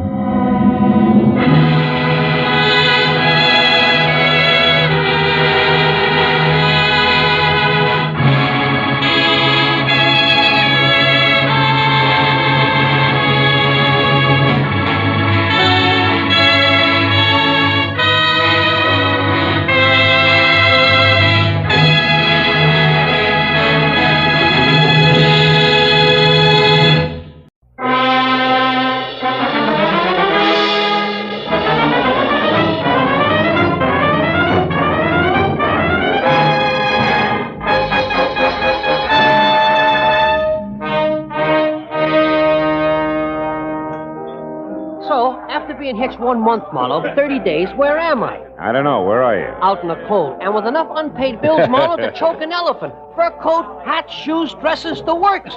Furthermore, she tells me it's only the beginning, sweetie pie. Yeah, well, that's tough, Louie. I'll see you, huh? Hey, hold on. How about another scotch, Marlowe? Oh, no. It's only 10 o'clock. One for the road on me, huh? Now, listen, Hey, Mike, Johnny Walker twice. Okay. Unless, of course, I'm bending your ear too much, Phil. Oh, how could you say a thing like that? Look, Louie, I've had a long day. I want to go home. Fair enough. I'm glad I bumped into you. I'll see. You drive west, don't you? Yeah. Would you mind dropping me off, huh? No, Louie, it'll be a pleasure. Swell. Skip the drinks, Mike. Make up your mind, will you? Well, like I was saying, Phil, first it's her mother moving in on us, then it's both of them drinking my special stuff like it was water, then these clothes I already mentioned. So I ask myself, what'll it be next, Louie? What do I get for an answer? All right, Louie, what do you get? Divorce, my only out. And you get my point, huh, Marlowe? Yeah, I get you. My car's around here in the alley, Louie. Check. Well, now, divorce is something a guy wants to think about. Thinking guy, that is. And you know, Marlowe... Hey, wait a minute. That's a cute little exhibition, huh? Hey, quite a scrap. Scrap nothing. It's a few inches short of murder and closing fast. Better break it up, Louie. Hey, Heavy. Yeah? Kind of a hot night for this, isn't it? What do you want, Sonny? I'd like to hold your coat. Seems to be cramping your style. He's in one piece. Why, you lousy long nose. Don't worry, I am. How do we go on, Muscles? All right, mister. Right now, he's all yours, if you can bring him to. So long, hero. Hey, Marlowe, this kid's pleaded all right. Yeah, come on, give me a hand, Louie. We'll get him out of here. No. Okay, fella. Come on. Up we go. Up on your feet. Oh, thanks, mister. It's all right. You live near here? A couple of blocks away. The DeWitt Arms Hotel on Western near Sunset. Ooh. Take it easy. Take it easy. Put your arm over my shoulder. We'll get you there. Thanks. Come on, Louie. Over to my car, huh? Yeah, sure, Marlowe. But maybe I better skip the lift, huh? I mean, my problem, the discussion we were having, we better postpone it for a while, huh? That is... Yeah, I know what you mean, Louie. Yeah, it'll keep. All right, kid, come on. Let's go.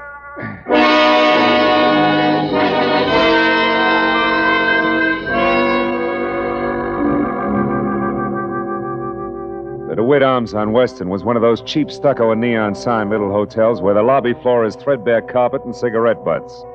The furniture is chained in place, and there are always the usual number of John Smiths on the register. By the time we were there and in the dingy, cramped room, number 111, it was no bigger than a cell. I knew that the boy with the swollen face who leaned heavy on my shoulder was 25. Answered to Ira Clausen, and he knew that I was a private detective without a job on my hands. Then I began to learn a little more. That slick guy in the alley, Mr. Marlowe, his name's Link. Austin Link. He runs the New Blossom Dance Land on North Hoover. Well, what has he to do with this Julia Thayer? I'm not sure. It was the last place she worked just before she dropped out of sight a month ago. I don't think I'll need this towel anymore. I feel... Ooh, take it easy. Take it easy. You better stay on your back, kid. Oh, yeah. Anyhow, Mr. Marley, I went to the New Blossom Dance Land tonight to see if I could pick up any kind of a lead on Julia. Where she went, or why, anything at all. And you found out what? In Austin Link's office, in a desk drawer, this newspaper clipping. Mm-hmm. It's a month old, like Julia's disappearance. Otherwise, it doesn't make any sense to me. It was stapled to this picture of Julia. Here. Guess it was used in an ad for the dance hall or something. Hey, she's a pretty girl, isn't she? That clipping, what's it all about? Well, I'll read it to you. You mind closing the window first, Mr. Marlowe? I think I'd rather have it hot in here. Yeah, I know I would. Every jerk thinks he's valet. All right, go ahead, kid. Well, the headline is Faye Patillo killed in car wreck, and then mystery surrounds death of famed gangland woman. Faye Patillo. Hollywood's glamorous first lady of crime in the rackets. Yeah. It says she was killed late last night when her car plunged from Lookout Mountain Road at a hairpin turn. However, the police are puzzled by the fact that although the 40-year-old redhead was in her own car, she was not found at the wheel, but in the back seat where, according to the condition of the wreck, she could not have been thrown. Furthermore, no sign of any driver dead, injured, or otherwise was or has been found. I know all about that one. Now, look, is that all you have to go on? Well, not quite, Mr. Marlowe. There's one thing more. What? Just before Link caught me in his office and I ran and hid, as far as the alley where you found me, I overheard him talking to someone on the phone about Julia. I have no idea who it was, but Link was very respectful, and he was given a private telephone number. A number he was to remember, not write down. You know what it was? Yeah. Washington 7017. 7017. That's it, Mr. Marlowe. It's not quite, Ira. That's only half of it. What do you mean? You and Julia, why you want to find her, what she means to you, why you haven't gone to the police. Well? I'd rather not say, Mr. Marlowe.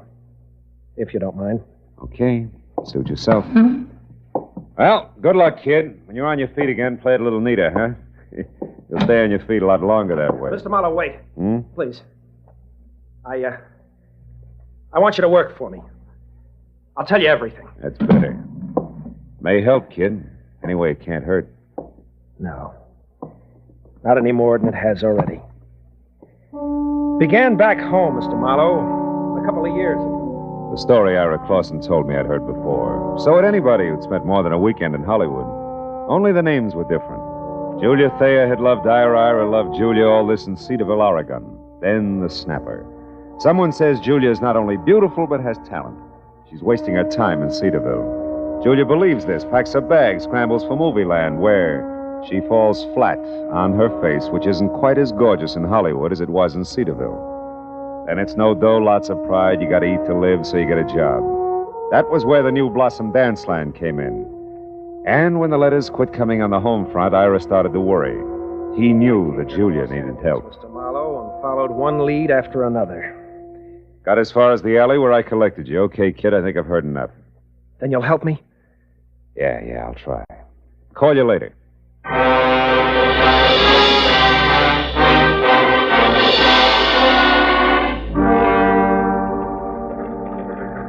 So, your problem's a phone number, huh, Marlowe? Washington, what was it? 7017. Hey, Callahan, that's a handy book. Newspapers need handy books, Marlowe. People clam up too much these days. I blame the movies myself. Hey, no such animal. It could be a new number, or didn't I mention that? You didn't? All right. We'll try the supplements. Get one from the phone company every month, like a bill. Let's see. Wallace, Washington, 5,000, 6, 7, 7,000. Yep, here it is. 7017. Good. Address 1622 Ramona Boulevard, which would be East L.A. and Industrial. Listings Southern City's warehouse. Ring a bell? A cannon. Southern City's warehouse is just one of the interest of L.A.'s answer to whatever became of the big bootleggers.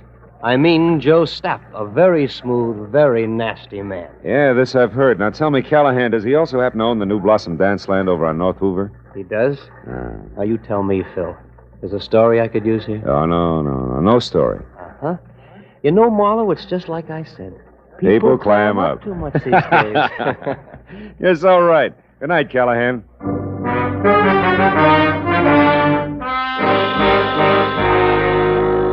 If the good gray reporter hadn't mentioned Stapp's prohibition background, I would have chalked the warehouse off as the kind of 9-to-5 place that couldn't possibly help. But on the hunch that Stapp might live in a lush penthouse atop a stockpile a la Chicago 1929 style, I pointed my car for East L.A. and the Southern City's warehouse.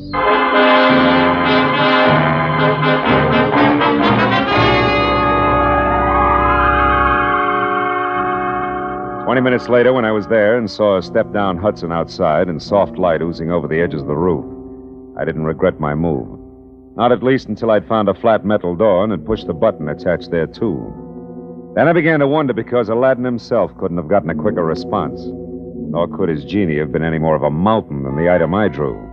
Out of a nearby shadow, not the door. Okay, Charlie. Lay it out nice and neat. Who are you and what do you want? Joe Stapp. Name's Marlowe, occupation private detective, now you. The handle's Pork. I work for Staff and... Hey, now wait a minute. What's it to you who I am?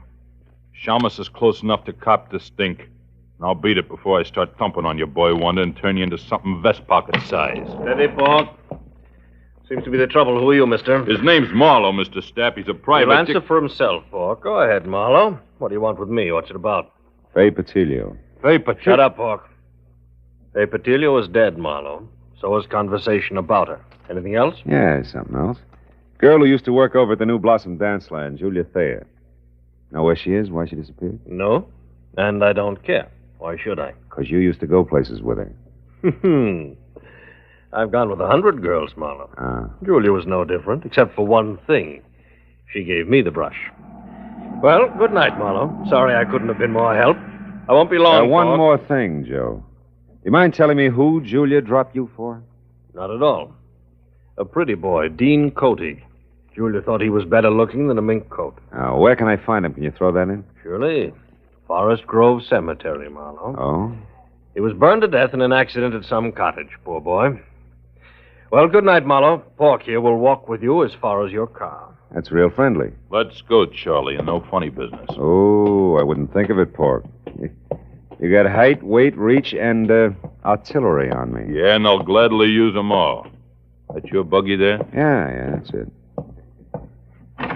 Well, it's been a nice stroll, Porky. Charming. Just so it stays that way, Charlie, remember to keep away from here, huh? Here, the dance land, and the Silver Lake spot. The Silver Lake, huh? Yeah, Porky, I'll remember. Every word of it.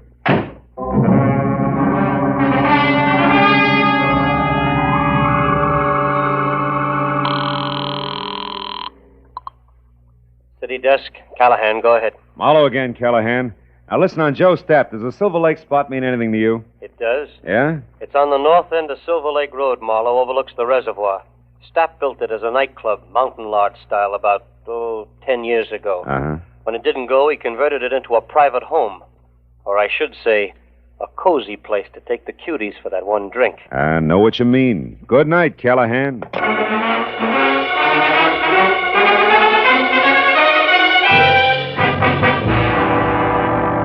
The Silver Lake Reservoir was only a mile off Lower Sunset Boulevard, but the setting could have been a street in Switzerland. The lodge Callahan told me about stood out among the neat little chalets that skirted the water's edge like a Sherman tank in Toyland. Also, it was showing light from a screened-in porch.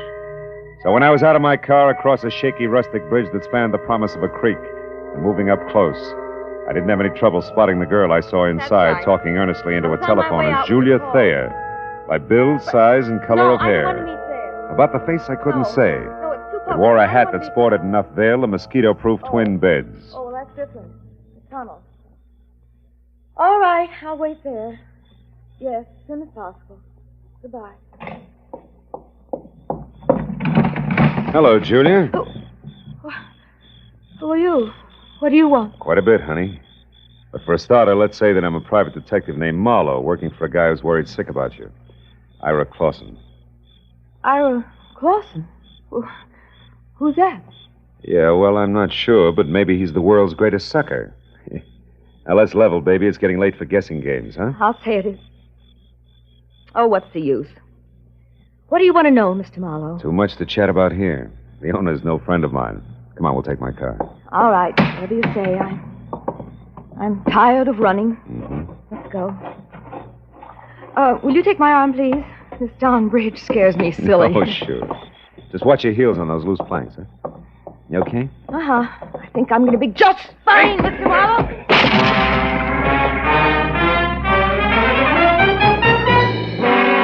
It was all the lead she needed because by the time I'd crawled out of the inch-deep, inch-wide river and was back up on the road, Julia Thayer was in her car away fast as far as Sunset Boulevard. So I went to the phone back in the lodge and got through to my client at DeWitt Arms Hotel and brought him up to date in a hurry, including the latest question mark. The tunnel? Well, of course I've heard of it, Mr. Marlowe. Matter of fact, I've been there. Why? Well, it's where Julia's heading right now. Now, what's the location of it, Ira? Ira! I'm still here, Mr. Marlowe. Yeah. You sound real different. I don't get it. What's up? Very personal business, Mr. Marlowe. You see, I'm Ira Cody, not Clausen. Dean Cody's... Brother, Mr. Marlowe. Brother who's out to get the girl responsible for his burning to death. Julia Thayer, the cheap scum. So Marlowe played Patsy. Oregon, the boy-girl pitch. You made it all up. Every bit of it. Mr. Marlowe, before I needed your help. Now I don't anymore. Get lost.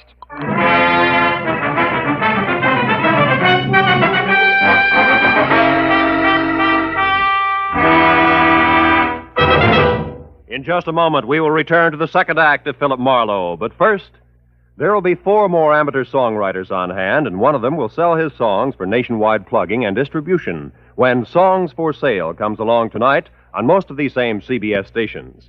Songs for Sale gives these new songwriters a great chance. Their songs are judged by a panel of experts. Their music is sung by Rosemary Clooney and Richard Hayes. They're made to feel at home under the guidance of the experienced showman, Jan Murray. For an hour of fascinating fun behind the scenes of Tin Pan Alley, here's Songs for Sale tonight and every Friday on CBS. Now with our star, Gerald Moore, the second act of Philip Marlowe, and tonight's story, The Dark Tunnel.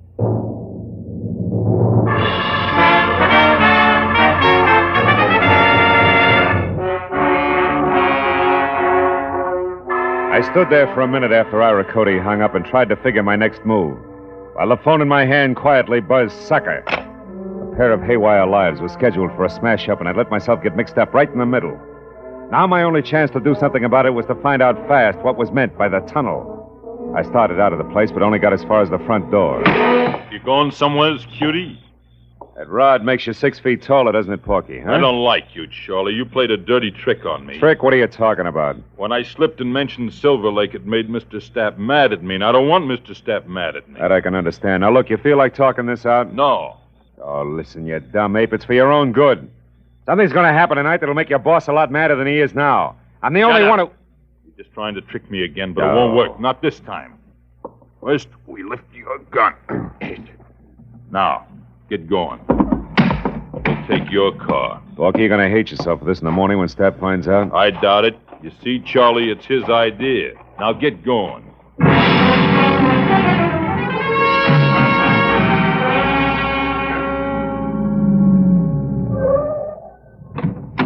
Over there, Marlowe, the big door. I don't suppose Stapp would bother to tell you why he wanted to see me, would he, Porky, huh? No. That's none of my business. Yet. What do you mean by yet? Oh, he might want you to tell him something you might not want to. Then it's my business, Charlie. Go on, open it up. That's enough. Inside. Well. Real genuine warehouse, huh? Chains, tackle, even a hand truck. Well oiled, too. Don't tell me your boss is going legit. Never mind that junk. Just stand right there till I get this crazy door locked. Here, Pork, try something heavier. Like this truck. Ow! My leg, why you... Now it's your chin.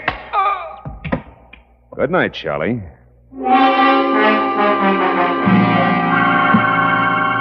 I fished my own gun out of Pork's pocket, tossed his .45 off in a dark corner, and rolled the Hulk himself out of sight behind a stack of crates. Then I went over to an elevator in the corner. On the way into the warehouse, the light I'd seen earlier from the roof was still there, so I decided to try the penthouse. I walked quietly down a thick carpeted hall to the only door. When I knocked, it was with the barrel of my .38. Come in. Well, hello, Marlowe. I've been waiting for you. A gun? Hey, how come... Pork? Pork! Save it, Joe. Oh, that dumb cluck. Yeah, big wheel like Joe Stapp ought to afford better help. Now, I'm holding the gun, so I'll ask the questions. What and where is the tunnel? A tunnel is a hole, Marlowe, usually in the ground. Deliver, Joe. It's got a lot to do with your girlfriend, Julia. Julia? Oh, that's a hot one. I went to all this trouble to haul you in here for the same reason. Then I'll put down the gun and let's talk. It makes me nervous. I'm not interested in your nerves. I'm interested in your talk. All right. Now, you've got a long nose, Marlowe, and poking it around, you might find out enough to get real curious and call in the cops. That I can't afford. Uh-huh. So I'm going to level with you, tell you what you want to know, just so you'll lay off. That a deal? I'll let you know. All right. You wanted to know about Julia. Yeah. Nothing like Julia Thayer ever happened in my life before. Most beautiful thing I ever saw. Sweet and soft, made me ashamed of myself. Somehow I don't hear violins. Marlowe, I'd have done anything Julia asked me to.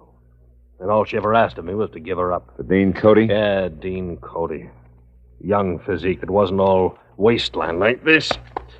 A handsome face that of a boiled lobster like mine is. She was crazy about him, fascinated, and I didn't blame her. Until I found out he had the morals of a rattlesnake. Keep talking. Cody was rotten, Marlowe. Dirty, clear through. Cheating on Julia every time she turned around. I couldn't stand it. I tried to tell her. Only made her hate you, huh? Look, Stab, so far this is no better than a serial and torrid romances. The point! I'm getting to it, Marlowe. One night I thought I could convince her, because Cody had a date with Faye Patilio. I don't have to tell you, she was the lowest thing in town. They were going to a spot up on Lookout Mountain, so I told Julia. She went up there and waited. They showed, all right. Both loaded. She saw him take that dive off that hairpin turn. When she got down to him, they were both dead. Wait a minute. You told me Dean Cody was burned in a cottage. Sure. That's what I'm still telling you. Julia was so far gone over that louse, she pulled his body out of that wreck, hauled it all the way down to that cottage at Malibu, and then set fire to the place. So the world would never know he's going with a tramp like Faye Patilio, huh? Yes. How'd you like to have that kind of loyalty on your side, Farmer, huh? Anyway, after Cody was gone... Cody's young brother's in town, Step. He thinks Julia's responsible for Dean's death, and he's going to kill her. What? They're scheduled to meet at that tunnel I asked you about. Now, where is it? Stop, I asked you. I heard you. Tunnel's an old abandoned underpass in back of the New Blossom. But we're not going there, Marlowe. We're going to sit tight and let it play as is. Are you nuts? Not anymore. Julia was out of her head that night. Something went wrong when she started that fire. She got caught in it herself, Marlowe. You mean she was burned? Yeah. Her face. It's bad. She'll never be right again, no matter how much plastic surgery. Yeah, but there's no reason to let her be murdered. That's a matter of definition. You see, Julia's still in love with the memory of Dean Cody, Marlowe, so we'll just forget it and let it play itself out. We'll forget nothing. I got the gun, Stap. But you're going to drop it, aren't you? Otherwise, I'll have to drop you. Oh, fine. I remember you, Austin Link, Knuckles in an alley. Drop it. That's right, Nosy. What's the word, Joe? Get him out of here, Link. Get him out of my sight. I don't care where you go. Come on, Slick. Let's go. Just sit on him for a few hours. We'll talk it over then.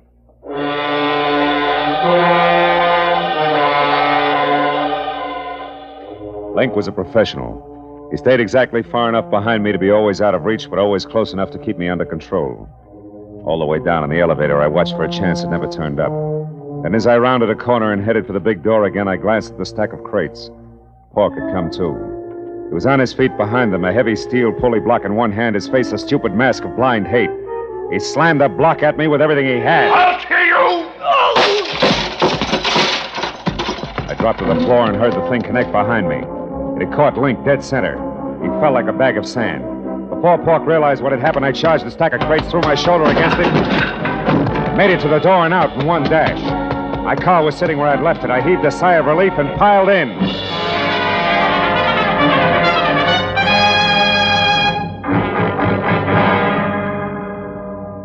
10 minutes later, I pulled up at the New Blossom Dance Land. It was just closing. I ran along the side of the building to the back where a yellow light above the rear door cast an out-of-place halo over... Oh, no. Hey, you! What are you doing back here? This is for employees only. Yeah, well, I'm employed. Listen, do you know where the tunnel is? The which?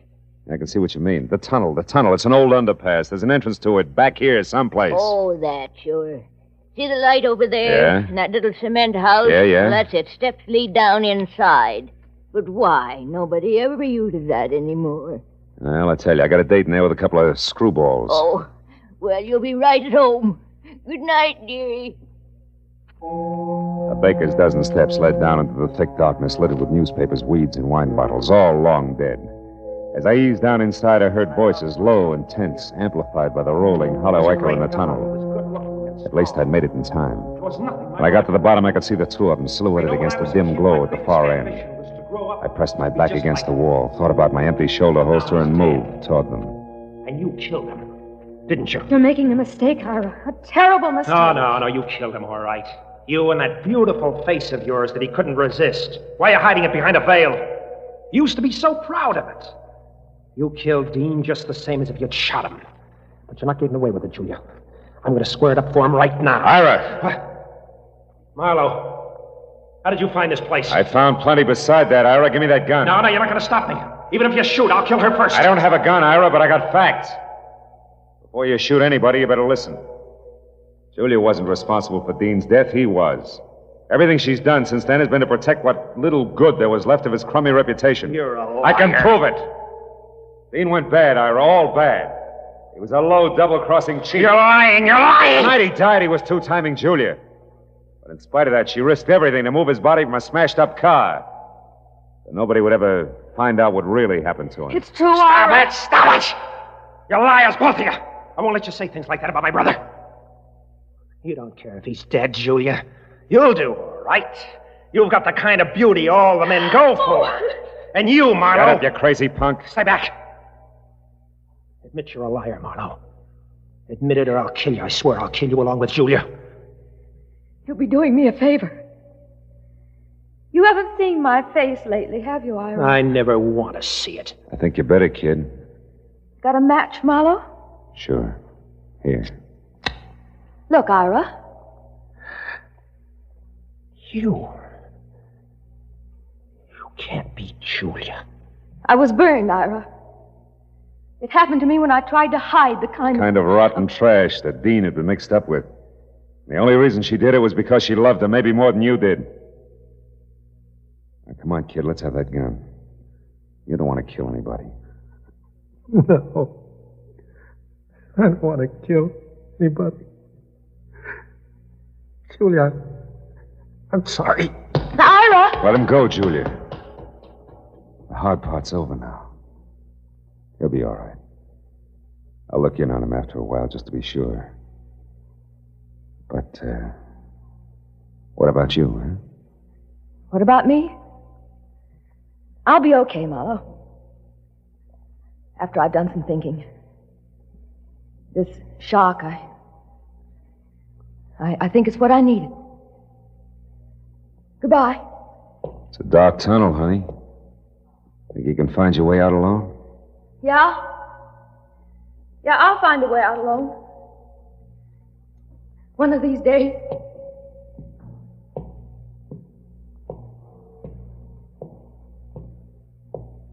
She was gone, and I went back and climbed the stairs, out of the tunnel and into the night again.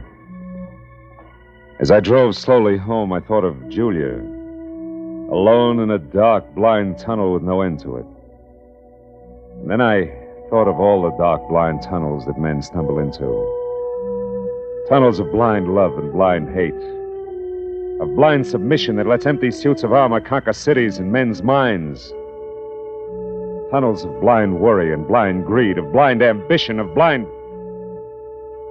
But then I stopped because I was getting no place except into a blind alley.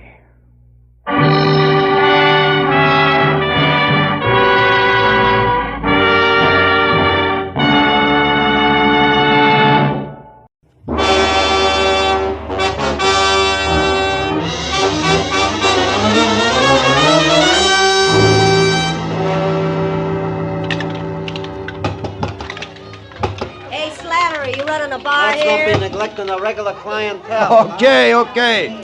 Everybody relax. Remember, them also serve who only stand around and wait. I'm calling them like I see them. Hey, you're dry again, chum. Another shot? Yeah. Say, Slattery, you happen to know a guy named Sammy Archer? I was supposed to meet him here at 6. That was an hour ago. Hey, yeah, chum. Another shot. What's yours, friend?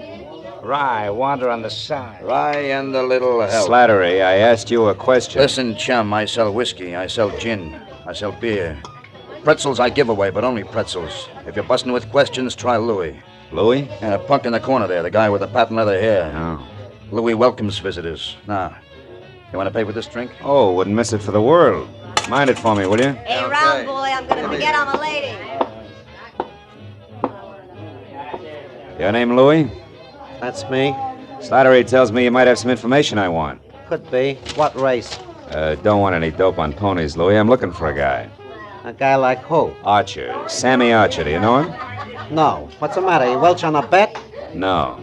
Well, thanks anyway, Louis. I got something good at Belmont if you... Check. Beer twice. Hairpin once around. Coming up now. No luck, huh, chum? I thought maybe Louis could help you. He knows everyone in town. Yeah? Well, here's the Sammy Archer, a guy I never met. Well, so long, chum. Yeah. Don't go away mad, huh? Oh, not a chance, Slattery. After all, you... Hey, what kind of scotch was that? Tastes like boiled cabbage heads. Slattery, what did you... That drink, it was dope. Are you no good, two-timing?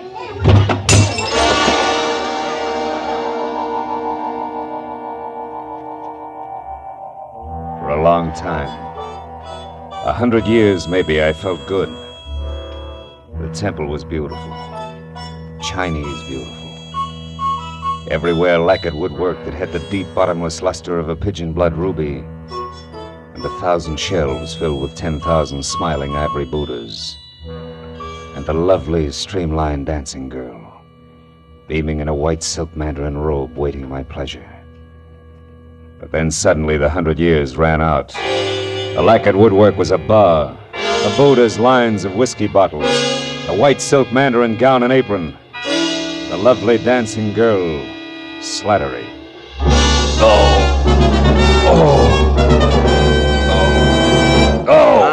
Easy now. Yeah. Chum, come on, try this. It'll bring you around. Yeah, thanks, Oh, it's you.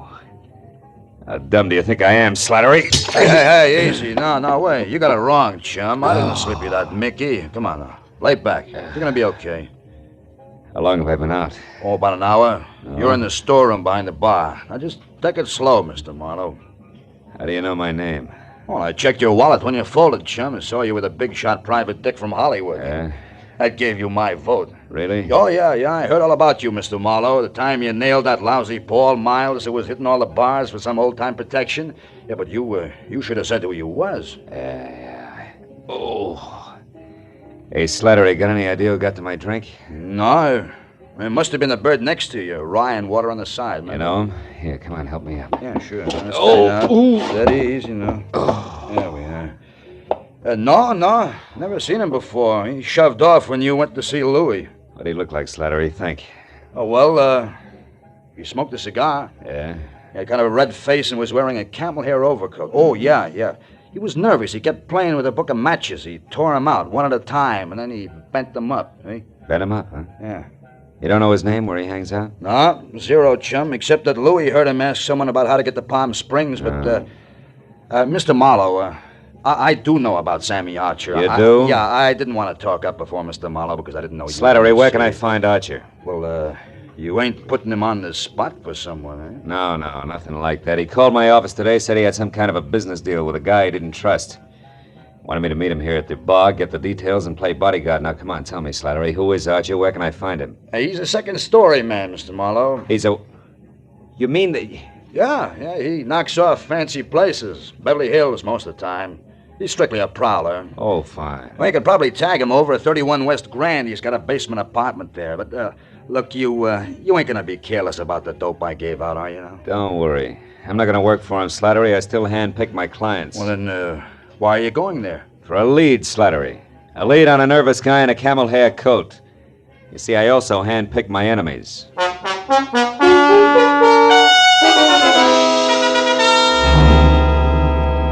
31 West Grand Avenue was a dirty stone tenement propped up by a dirty stone stoop. A cracked pavement led to the basement apartment, which showed a fuzzy slice of yellow light, where the door was cracked open inches. So when I knocked, I was ready for almost anything, just as long as it was on the see-me side. But I didn't expect it to come from overhead.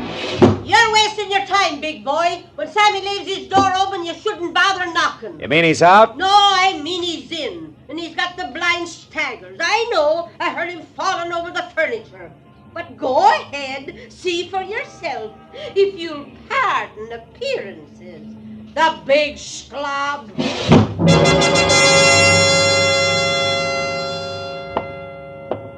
The lady was right. A tinny radio led me to the basement room, where I found the two scarred wicker chairs and a single end table on hand turned over. Drawers open and overflowing pieces of discarded clothing everywhere.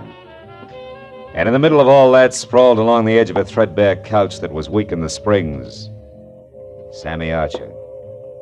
He was facing me, eyes closed, and wearing a faded blue bathrobe 2 sizes too big for him.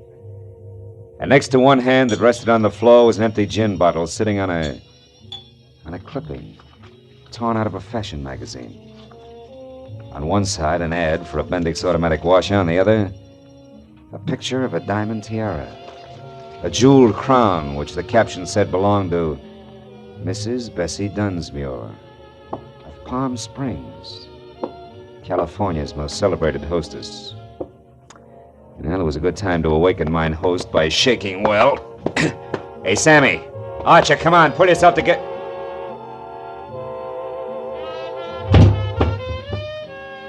I should have known better. You can't wake a dead man by shaking him. Especially when he's got a knife buried in the middle of his back.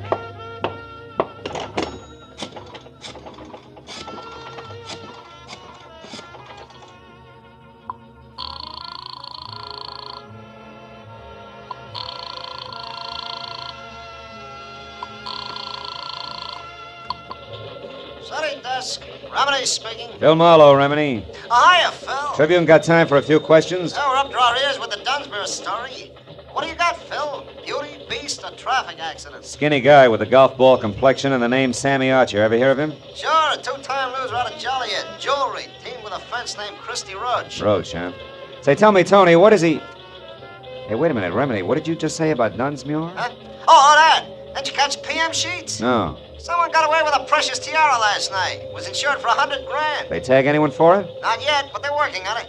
Seems that a gardener left her Palm Springs lash up the same time as a crown of diamonds. Gardner, huh? Yeah, was working under a phony name. Well, this Christy Roach, what's he look like? Oh, big red face, wears a cigar front and center. Thanks. Now I'm really getting someplace. That means what, Phil? 2 feet from the corpse, Remini, there's a textbook on gardening. Corpse? What corpse? Hey, where are you, Marlowe? 31 West Grand Avenue, where somebody stabbed Sammy Archer to death. Now listen, Remini. If you sit on this a while, I think I may be able to wrap it all up for you after a quick trip to Palm Springs. Why not use us or the law? What's your angle, Phil? A very personal one, kid. Like what? Like a Mickey that shredded the lining of my stomach. I don't like that kind of treatment. It's bad for the ego. I'll call you later. Goodbye.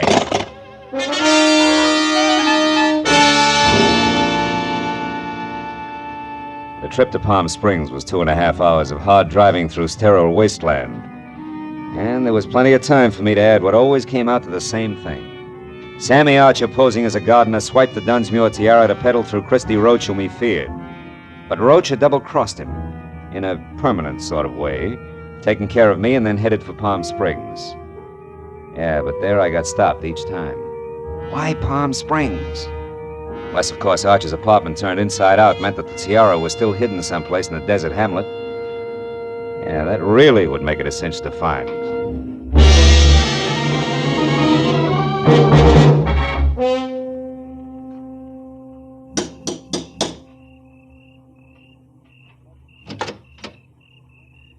Yes, sir? I'd like to see Mrs. Bessie Dunsmuir, please. My name is Philip Marlowe. Police or gentlemen of the press are no longer welcome. Good evening, sir. Steady, Jeeves. I have information about the tiara. Now tell that to your mistress, or you'll only be able to look down that long nose through one eye. This way, sir, if you please.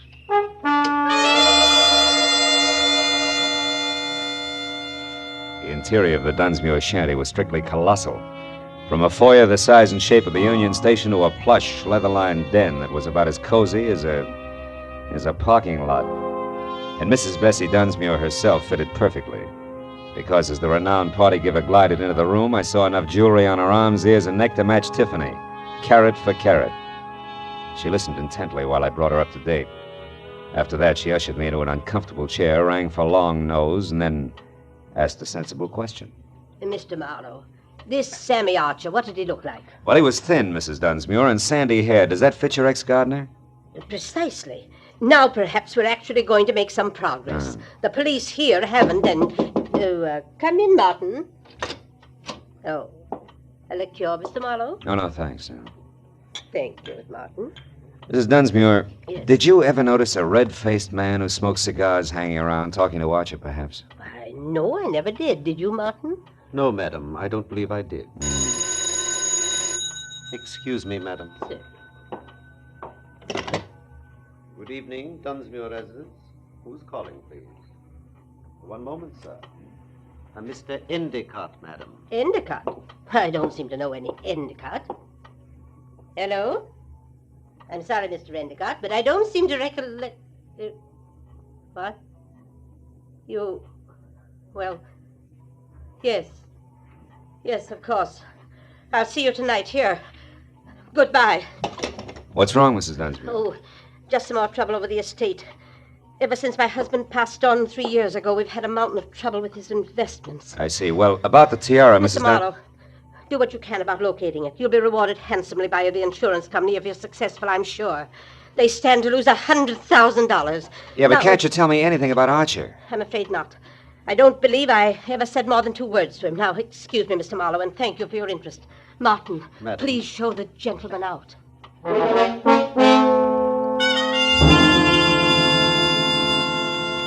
Outside, I chalked the Dunsmuir interview off at face value. Proof positive that Sammy Archer and the sticky-fingered ex-gardener were one and the same. Then I headed for town on the first public phone, which was at a mobile gas station. There I swapped a $10 bill for a pocket full of quarters and started calling people back in L.A. who might know more about Christy Roach and the kind of connections he could have in Palm Springs. But after 4 near misses, I quit and stepped aside to let a big man with a beefy face that belonged on an English bulldog take his turn. However, he had other ideas, and he pointed them out bluntly, with a shiny automatic. I wonder if you could help me, Sonny. I'm looking for a diamond tiara. You gotta be kidding. I wear a fedora besides... Hold it right there. I have news for you, Sonny. While you were gabbing into the tube there, the station attendant left, closed shop, went into the bar next door. Out of earshot. So? So we're alone. And that means I'm going to... You very little... Stay right there, Marlowe. Well. Christy Roach. Red face, cigar and all. Glad to see you. Shut up. Come on, we're getting out of here. Without our buddy there? Don't worry about him, Marlowe. He'll keep that way. Maybe a lot longer than you will.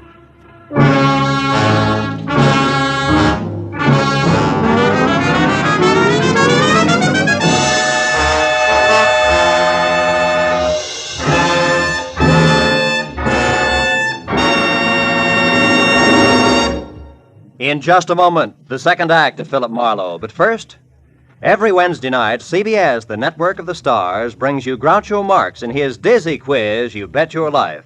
Be sure to hear You Bet Your Life starring Groucho Marx this Wednesday night on most of these same CBS stations, as well as Dr. Christian and that bright new musical show, The ABCs of Music. Now with our star, Gerald Moore, the second act of Philip Marlowe, and tonight's story, The Uneasy Head.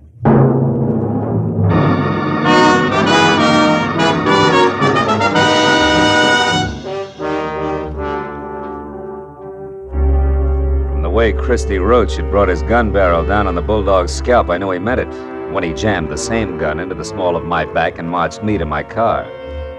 He didn't relax until we were driving down a dark side street toward the center of town. Well, kid, you jumped right out of the frying pan into the fire. You should have taken that first hint I tossed you. The Mickey?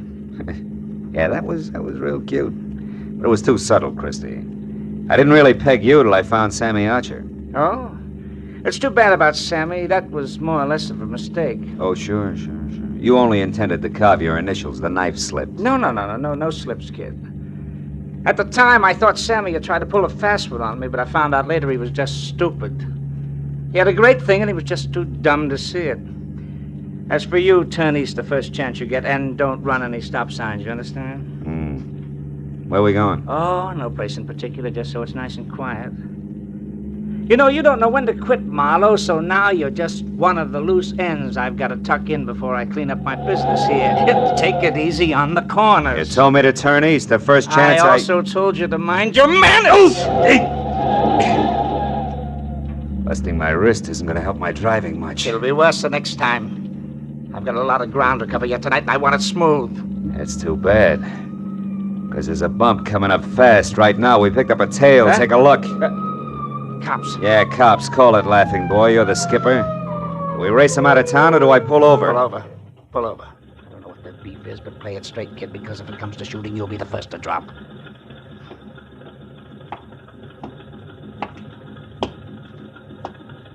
Hey, can't you read, buddy? You're on a one-way street. You're telling me. Yeah, only you're going the wrong way. Yeah, I know. Well, you see, my friend... I warned you. What about him? Well, he's in a hurry, officer. I was taking him as far as the corner there. He said it was okay to come this way. I didn't. I'm a stranger here. Uh-huh. Also, you're a big boy now. You should make up your own mind. You're so right. Here, Mac, if you're in a hurry, you can go, but you better get out and walk. Thank you. Your friend here is going to be tied up for quite a spell. All right, let me see your license. Maybe the limb of the law and I should have nailed him right then and there. But there were still too many loose ends, and I wanted Christy Roach to clear them up for me. So I watched him walk out of sight while I listened with half an ear to a lecture on blind drivers. Well, it was a small enough price to pay for the service rendered, so I thanked the officer for the ticket and then headed back to the filling station in a bulldog with a headache who might be in a mood to talk. But when I got there, I found he hadn't waited around. After that, I checked the neighborhood and was 15 minutes getting to first base, which turned out to be the bar of a French restaurant across the street, run by one Monsieur Jean Corret, a high-octane number who apparently had overheard a phone call earlier. I immediately notified the police. Nothing, they said. Believe me, my friends, the lowliest gendarme in Paris would have more sense. Throw away an important clue? Never. I tell you, our police... Mr. Corret, can I see you a minute? I? But of course, monsieur. What is it? Well, it better be in private, huh? It's about the Dunsmuir case. Ah, nom de nom. Step this way, monsieur. All right. You naturally are a detective. Naturally, yeah. Now, look, I understand you overheard a phone call. Oh, yes. About an hour ago. A suspicious man called the Dunsmuir place from here. What did he look like? I am desolated, monsieur. I do not know. You said it was an important clue. I assume it was important. In a case as big as this, anything may be important. The smallest... Yeah, you made your point. Go ahead. Bien. He made an appointment. I only overheard, monsieur. The telephone is back this way in the alcove out of sight. Bien, I was passing by right here when I heard the man ask for the Dunsmuir residence. He talked to his party and made an appointment. I couldn't hear where or when, so I went on about my business. But suddenly, a memory exploded like a bomb in my head. Bessie Dunsmuir, the owner of the stolen tiara. I rushed like this, monsieur, to the phone. Pardon, madame. But he was gone, monsieur. I called the police at once. The rest I can fill in. Now tell me something else, Mr. Corret. Did you happen to notice a man with a cut on his head around here a while ago? A cut? Yeah. Why, yes. One who looked as ugly as Satan himself. I saw such a one in the washroom. Ah, you mean he's suspect? Well, not exactly, no, but he's connected. Where can I find him? You ask me, monsieur. He was sick. I tried to help him, but he refused and left. You've no idea where he went? No. But wherever it was, I'll wager he was too wobbly to get there, monsieur. All right, in that case, I better make a quick call and The telephone set. Yeah. Permettez-moi, monsieur. Bessie Dunsmuir hasn't had a new husband for 2 whole Madame. years, my dear. I can't imagine how she keeps up that elaborate front of hers. Why, do you know You! What? Madame, hang up the telephone at once. I insist. Vitement. I beg your pardon. In the name of the police, monsieur is a detective. I demand you clear the line. I've paid my nickel and Never mind, skip it. But I would like to know about those bent matches on the floor. What do they mean, monsieur? I better skip the call and get going fast. You've been a big help, Corey. Maybe I can get you the Croix de Guerre. The bent matches that littered the floor under the phone meant that the man who had made an appointment to meet with Bessie Dunsmuir had been the fence, Christy Roach. And to top it off, she'd lied about it. It didn't make any sense. But I added it to the rest of the question marks and made a beeline for Bessie's mansion. I parked a block away from the place, walked back, and let myself in through an iron gate at the side, and wound up in front of a car half hidden in a clump of hibiscus bushes. A man was leaning in the open door with a match in his hand, reading the registration on the steering post. It was the bulldog I'd seen first at the gas station.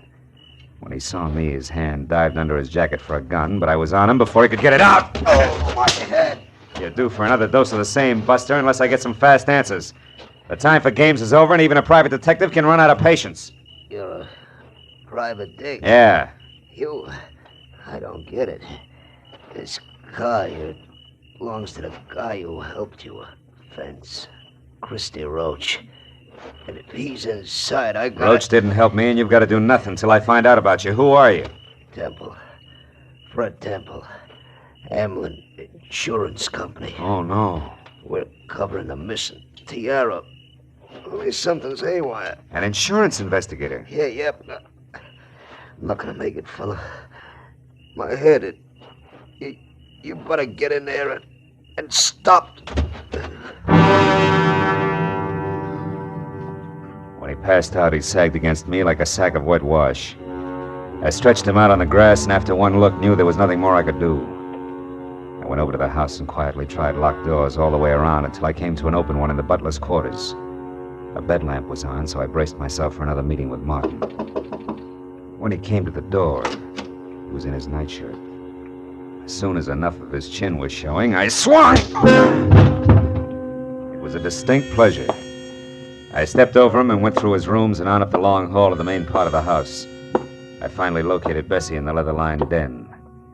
She was alone, but judging from the rate she was burning up the jittery cigarette in her hand, she expected trouble at any moment. Marlowe, how did you get in here? Why are you here? Just checking up on a lie, Bessie? I don't know what you're talking about. A late day tonight.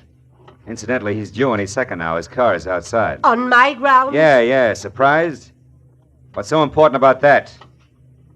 Now, look, you better tell me all about it, Bessie. No. Get out of here. Get out. Later. Right now, this setup is so full of holes, even the truth is leaking out. First, Roach the fence, figuring Sammy Archer, the guy who swiped your tiara, was pulling a fast one. And he changed his mind and got a new angle. Second, you brushed me off because actually you're afraid of finding the tiara. And third, the insurance company that's covering your loss is suspicious. Yeah, it's screwy, but it can only add one way. Like the tiara that was stolen from here yesterday is worthless. Are you insane? It was famous, fabulous, worth a king's ransom. Yeah, the original, maybe. Not the cheap duplicate. It may be fuzzy on the details, but the big picture's easy. You dismantled the original and sold it probably quite a while ago. But not before you made a duplicate to keep up appearances so gossips wouldn't know you were going broke. Also, you kept up the insurance on it for the same reason. And the duplicate was stolen. People knew you'd been robbed, so you were forced to claim the insurance, but you knew that if the fake was recovered legally, you'd be prosecuted by the insurance company and disgraced.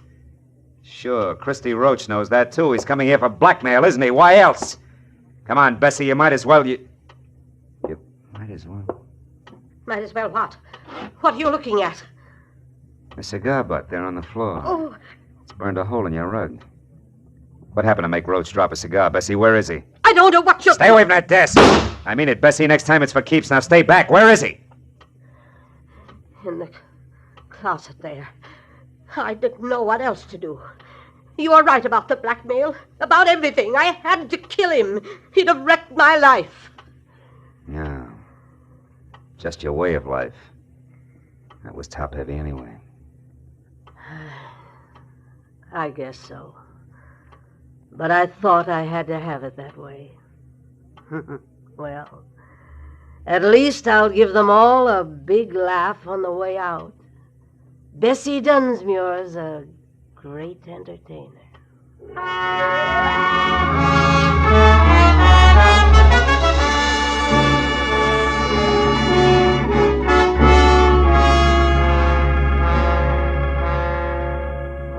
Bessie Dunsmuir, the world's greatest hostess, invited the police and reporters out herself.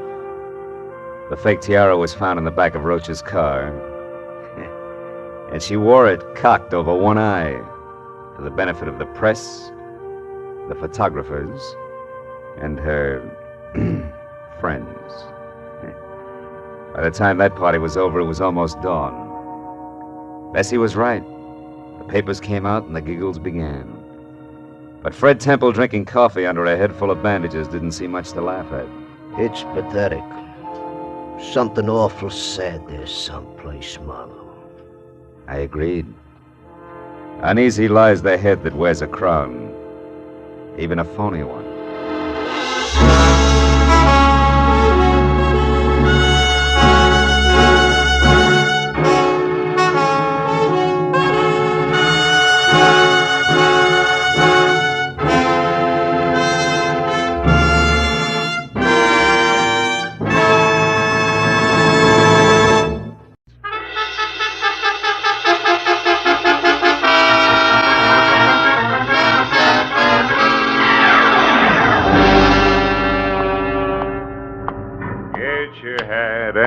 hit the street.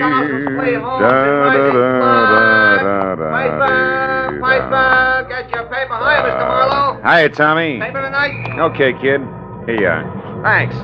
Take it easy now. Sure. Hey, Mr. Marlowe, you changed. Just a minute. Mr. Marlowe, watch it. The car, look out! Hey,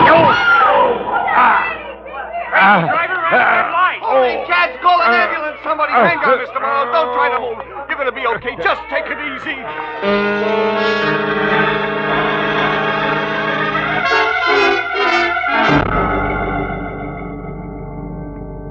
Well, that's the way it happened. 2 weeks ago. When they scraped me up off the pavement, I felt like everything must have been broken. But finally, the doctor boiled it all down to a fractured tibia and assorted bruises. Headed me 10 days in the hospital, tangled up with enough pulleys, weights, and trapeze bars to rig a circus tent. After which, I managed to get sprung to the peace and quiet of my own apartment. There, on a special bed in my living room, I spent 4 days scratching my broken leg through an inch of plaster cast while I worried about the business I was missing. Until finally, Ordine Patterson, a girl with a multi-million-dollar estate I'd worked for once, insisted on seeing me immediately about a job, one she was sure I could handle, even flat on my back. Phil, it's about my brother, Maynard. Oh, another jam, huh? Yes. Oh, wait a minute, I gotta get comfortable. I guess your father knew his son pretty well when he left. Yeah, he left all that dough in your hands, Ordine. Yes, only this time, I sincerely believe Maynard's learned his lesson, Phil. He's worried sick. And frankly, so am I. So am I, if I can straighten this leg out. Well, if you think I can help in this condition, it can't be too serious. Right. Hey, before you sit down, reach me a cigarette, will you? Yeah, sure. Sure, Phil. Here it is. Oh, thanks. Phil, last Saturday night, Maynard went out on a binge. He got home at 4 o'clock in the morning, awfully intoxicated. No, it's not unusual for Maynard, is it? No, except this time he was frightened, Phil. Scared stiff. Oh, what about? Well, that's just the point. We don't know. He was so drunk he couldn't remember anything. Didn't know where he'd been or with whom. Oh, Phil, it was terrible. Well, if this was last Saturday, why are you so worried? Anything had happened, surely by now you'd have heard. Yes, but something did happen, Phil. Oh? This morning I got a phone call from a man who meant business, believe me. I made notes on a memo pad while he talked so I wouldn't forget any of it. Here, that bag, here, read it. No. This is fish. Fish? Yes, fish. Tell Maynard 50 G's. Important. Money by tomorrow or trouble. Then he hung up on me, Phil. Fish. Did you and Maynard ever hear of him before? Well, I certainly didn't, and when I asked Maynard, he didn't know him either. He had a cold, heavy voice, and spoke with a thick lisp. You want me to peg this fish for you? Yes, so I'll know why Maynard owes that much money. Well, now look, baby, I'm bedridden. I'm stuck. I can't even move. I know that, Phil, but you have the phone here, a lot of contacts, and plenty of diplomacy. If this is something I can get Maynard out of by paying that money, then I'll pay. Okay, baby, I'll try. But look, if it's outside the law, You'll turn Maynard in. Yes, I'm aware of that. All right, where do I start? Where did he start Saturday? At the Colony Club with a female named Fay Altman. Well, whatever happened must have begun there. That's why I thought of you, Phil. You know the Colony Club. Well, I know their Scotch is Johnny Walker, and Sid Rayfield's the owner, that's all. Well, that may be enough. Will you want to talk to Maynard? Yeah. Send him over in about an hour, will you? Yes, he'll be here. And that Altman girl's number is Sunset, 0144. 0144. Yes. Okay, Ordine, I'll get him. At least my dial finger isn't... just a minute. Hello? That's Fish, Marlowe. What? Fish. I know my pigeon's with you now. I followed her. Don't clip her wings, pal. Back out now while you still can. I'm warning you. Phil, who was that? You look upset. Yeah, well, my my horse just ran fourth. Look, you better run along now, Ordine. Well, okay, Phil. And stay out of dark corners, huh?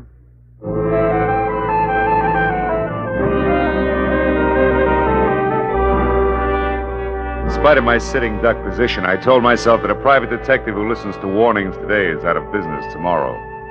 So I put in a call for Sid Rayfield at the Colony Club. Sid was out, so I left a message for him to get in touch with me. Next, I tried Fay Altman, but the Sunset number went unanswered. After that, I started checking for the next best thing to legs I could think of. A guy named Hunger Malloy. By profession, a roving bookie. By appearance, a slouch and threadbare hound's tooth propped against any convenient lamppost. Hunger, by some peculiar instinct, either knew or could find out about anything, especially slightly illegal. And because I'd once pried him out of a tight spot, he loved me like a brother. I finally located him in a pool hall on Melrose and told him what I needed to know. He promised it was as good as done and was off to the Colony Club and I would hear from him. Well, that left me with nothing to do but scratch my cast again, worry about my gun being in the desk drawer in my office, think about fish, and wait. Things went like that for 45 minutes and then... Come in.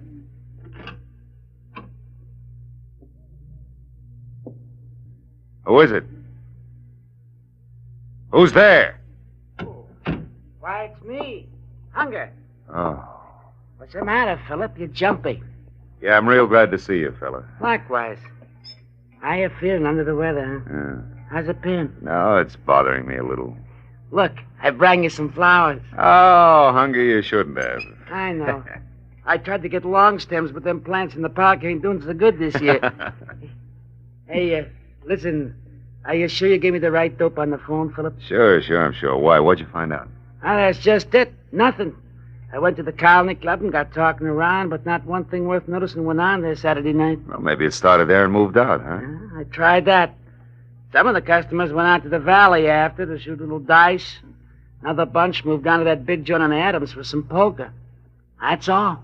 Gambling, huh? Could be a gambling setup. Were they big games? No, just the usual. Nothing extra at all. Oh. And especially, I couldn't pin down a thing on any 50 G's changing hands. Are you positive, Hunger? Well, you don't ask too many questions in that league, Philip, but I'm pretty sure nobody got rich right I heard, you know? I got a hint, at least. Yeah, well, look, what about this guy named Fish? Blank. Some new faces in town, but no high rollers answering to Fish. And a background on Fay Altman? Yeah, some. Pick and shovel queen, in a nice way. Uh-huh. Been digging nuggets here and there for a year or so. The latest is the gill-edged punk you want to know about, Maynard Patterson. Uh-huh. Say, can I have one of these? Yeah, go ahead. Feed your face. Incidentally, they was among those present at the colony Saturday night, if that means something to you. And that's about it, Philip. Okay, Hunger. Thanks a million. I'm sorry I couldn't be more help, but I think you're getting a bum pitch. Oh, well, You know, in fact, visitors. Hey, I got to back way out of here. It won't look so good. Sure. Bedroom, Hunger. You can go out the window and down the fire escape. Hey, wait a minute. Is that a new shirt? No, I come into a bit of clink, so I had it washed. I hope you're feeling better, Philip. I'll see you. Yeah, thanks. Oh, come in. 14, my sister said you wanted to see me, Mr. Marlowe. Sorry about your leg. I'm sorry about it, too. I can't get comfortable. Hey, I hear you really tied one on the other night, huh, kid? Yeah, but I'm through, Mr. Marlowe. I swear it. Yeah, sure. Sit down. Oh, thanks. What about the gambling? Lose your head over that, too? Yeah, I guess I do. As far as my allowance goes, anyway. Now, look, I want you to tell me all you remember about Saturday night. Well, I went to the Colony Club with Fay. That's my girl, Fay Altman. By the way, how do you rate stuff like Fay on your allowance? Huh? Just a minute. Skip it. Go ahead. Well, I was drinking quite a bit, and by 1 o'clock, I guess I was pretty fuzzy. I lost Fay someplace. Then I went outside for some air, and from there on, it's just a blank. Well, now, look, if you didn't pass out cold, you're bound to have some flashes you can remember. I want it all. Well, I do remember a couple of things, Mr. Marlowe. Oh? They're more like a dream than anything else. I seem to remember a big, old-fashioned house. It was dark and gloomy with high ceilings and old, ornate brass chandeliers. I don't know how I got there or what I was doing. Were you alone? Well, I don't think so. I've got a man's face in my mind, a flabby guy in a silk shirt. He had big hands, freckles on the backs of him, with kind of a reddish hair on him. I remember him against something green. Did he lisp? I can't seem to remember. And just thinking about him gives me the willies, but I don't know why. I can't figure out why. I talked to Fay. She waited for me until the colony closed, and then she went home. She was pretty mad about it. You sure that's all you can remember? Yep. Yeah, that's everything. How does it make any sense at all? Not much. Sounds like you could have been mixed up at a poker game at a green top table in an old dump on Adams. Lost your shirt to a fat guy named Fish. You think that's all there is to it, huh? Well, not quite all. There's the little matter of $50,000 you owe him. 50,000? Look, Mr. Marlowe, if you and Ordine get me out of this mess, I swear I'll straighten up. I'll never get into trouble again, honest. Sonny boy, what you do later is your sister's headache, strictly. I got trouble enough lining things up so you can get off the hook. Now go on home and stay there till I call you. Okay. Mr. Marlowe, I know you don't like me, but... Well, thanks anyhow. $50,000.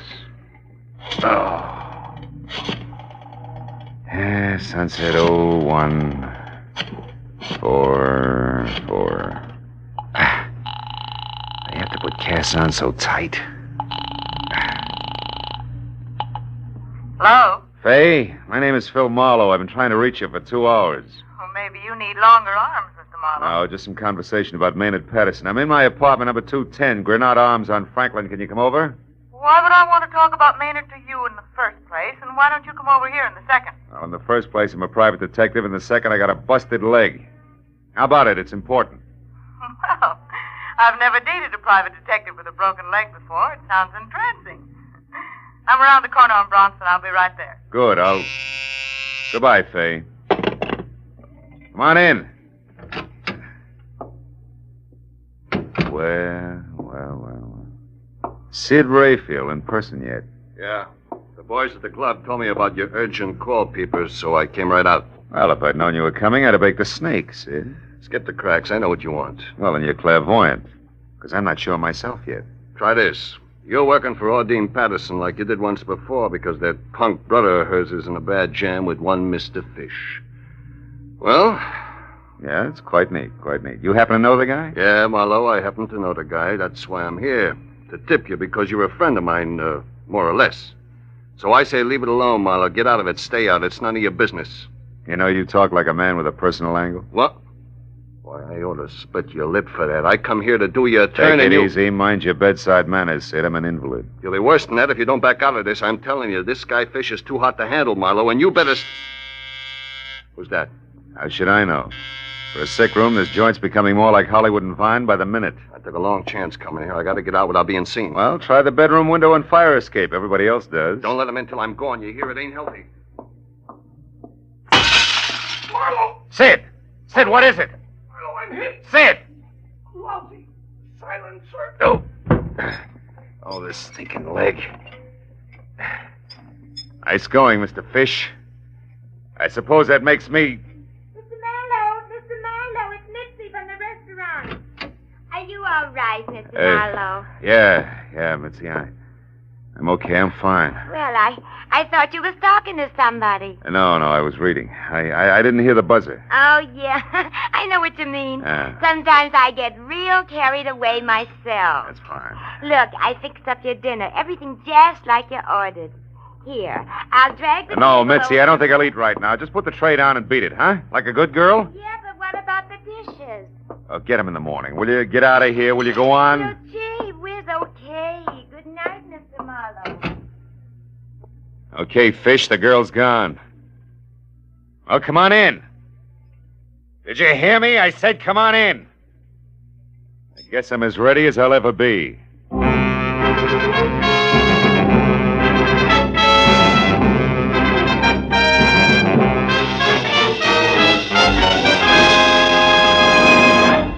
In just a moment, the second act of Philip Marlowe. But first, this Wednesday night, CBS brings you the premiere of a bright new musical show, The ABCs of Music, starring Robert Q. Lewis and Ralph Flanagan's orchestra. It promises a half hour of top hits and top entertainment every Wednesday on CBS, when also you hear the hilarious Groucho Marx quiz show, You Bet Your Life, and the drama of Dr. Christian. The ABCs of Music, Groucho Marx, and Dr. Christian come every Wednesday on most of these same CBS stations. Now with our star, Gerald Moore, the second act of Philip Marlowe, and tonight's story, The Bedside Manners.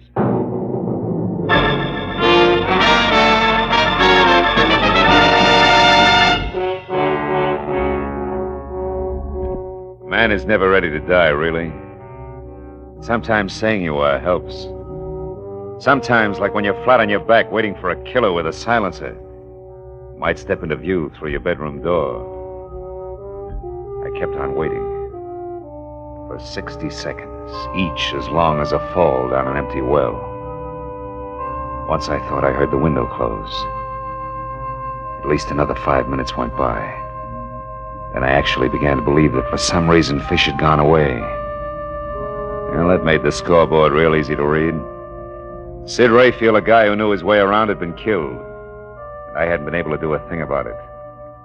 It was time for a call to homicide. But even as I reached for the phone, it went off. Hello?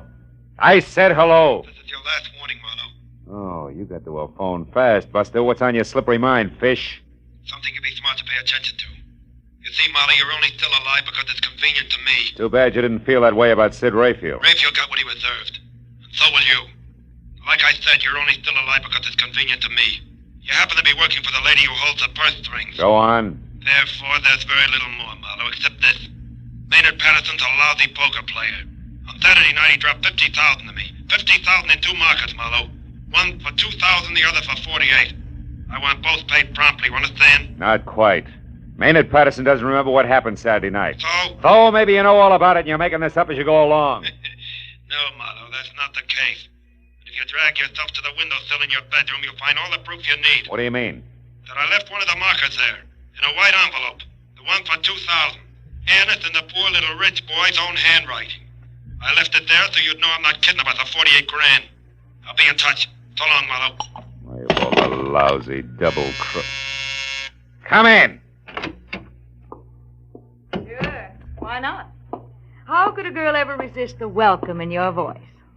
I'm Fay Altman, private detective. That figures. Ah, what happened to you? Fall out of a transom or trip over a clue? Which? Neither. It was a wisecrack, honey. I laughed so hard I fell down and broke my leg. Let's get down to business, huh? Yeah. For a starter, Fay, what's your connection with Maynard Patterson? How tight is the knot? Huh? What was that again? I said you and Maynard. Just how chummy are you two? I thought I heard you right. You know, private detective, I don't like being pushed around. Fay, there's a dead man in the bedroom. Dead man? Did you say a dead man? Sid Rayfield. He was murdered, Fay. Oh, no. Oh, not Sid. Gee, he was a nice guy, Marlowe. Sharp, but nice. Fay, I want you to go in there and look for an envelope on the windowsill. An envelope? No, I don't think I want to... It's important, Fay. I can't get out of this bed. Now, go on. It may help us tag Sid's killer. But... Oh, all right. I'll get it. You say it's near the window... Oh! Keep going, Kay. At the windowsill. Do you see it? Yeah, I've got it. Here. Hey, the window's broken in there. Do you know it? Yeah. Now, Fay, my question about you and Maynard, somehow or other it may count. Are you in love with him? No. I mean, I like him all right. He's a good time, nice places, nice people, nice little presents, but no yachts. No, that's right. No yachts. And I like yachts, private detective. They beat rowing around in MacArthur Park, I know. I've tried them both. Anything else? Yeah, turn it around. How does he feel about you? Overboard, I guess. Look, you said that this might help catch Sid's killer. I like Sid, so I'd like to see that happen. But make this question a good one, because it's your last. Fair enough. Maynard loves you, you love money. Maynard didn't have any. Now the question. Do you have any plan to change all that? Just one. He was saving up every cent he could squeeze out of that stingy sister of his for a stake in a big card game. He was going to run it into big dough. Any help, private detective? Yeah, if you call checking other people's stories out a help. Which translates into what? Maynard did just that. Only he lost it all Saturday night. Lost the stake and $50,000 more. What? He owes that much dough? Yeah. Now tell me, have you heard from Maynard since? You had your last question, private detective, remember? Good night, Marlowe. It's been a big, fat pleasure. I'll bet. Anyhow, Fay, my best to the fish. Your very best to the fish? Yeah. I don't get it. What fish? Never mind. Goodbye, baby, and don't slam the door.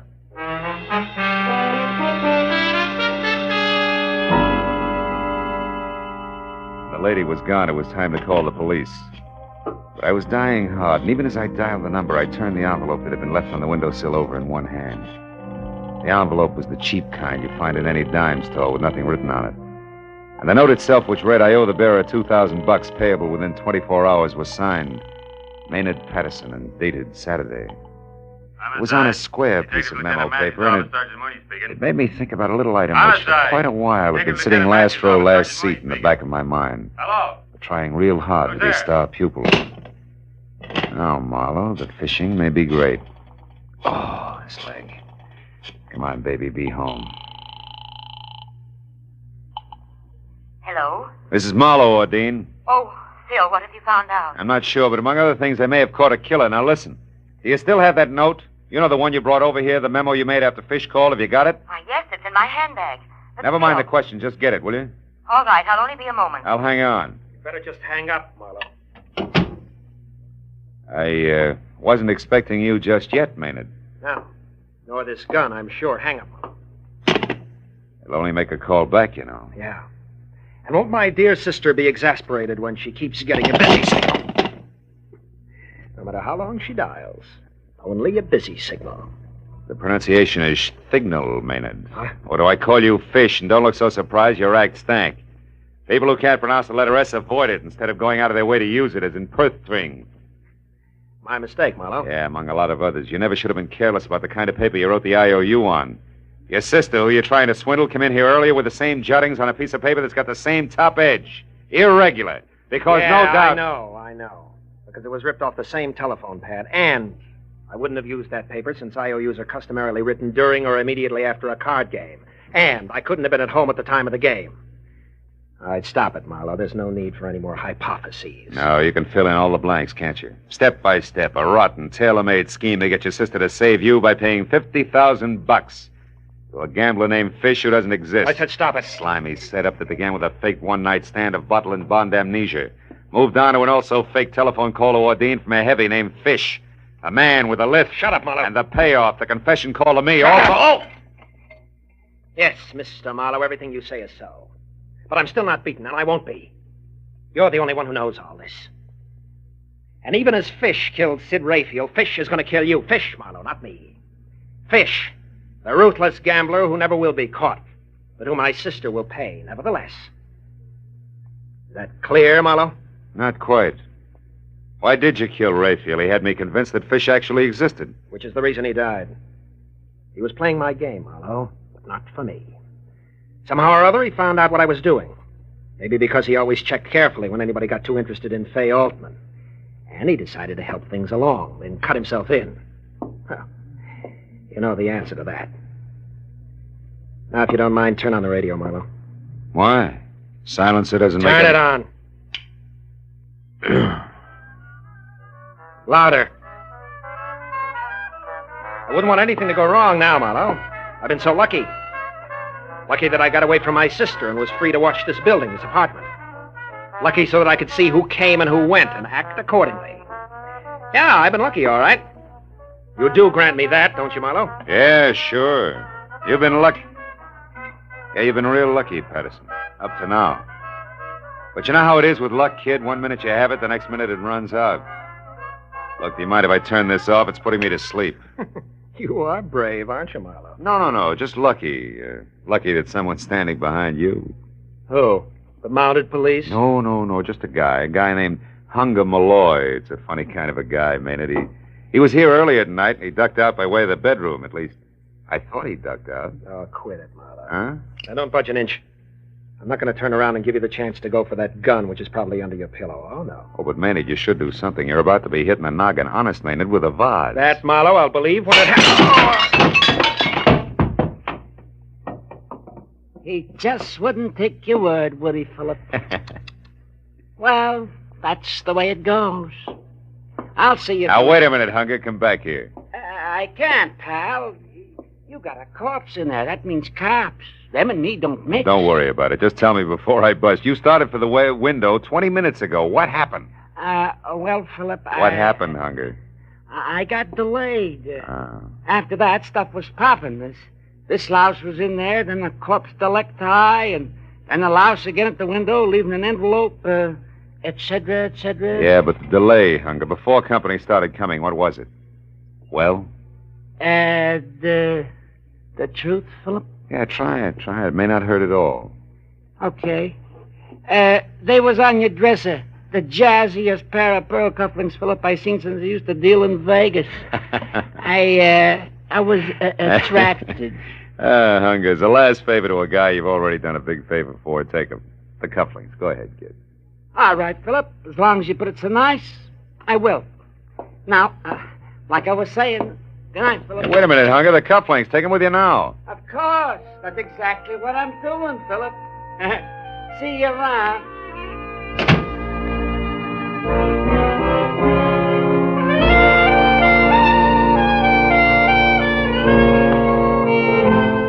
Funny little guy. Funny name. Hunger Malloy. You know, it's a strange thing. But a broken leg makes the old wheels go round. Well, that figures. Makes you think about brakes. And that brings me back to Hunger Malloy again. The only break he ever got was in his skull. Somebody once said we make our own brakes. I don't know about that.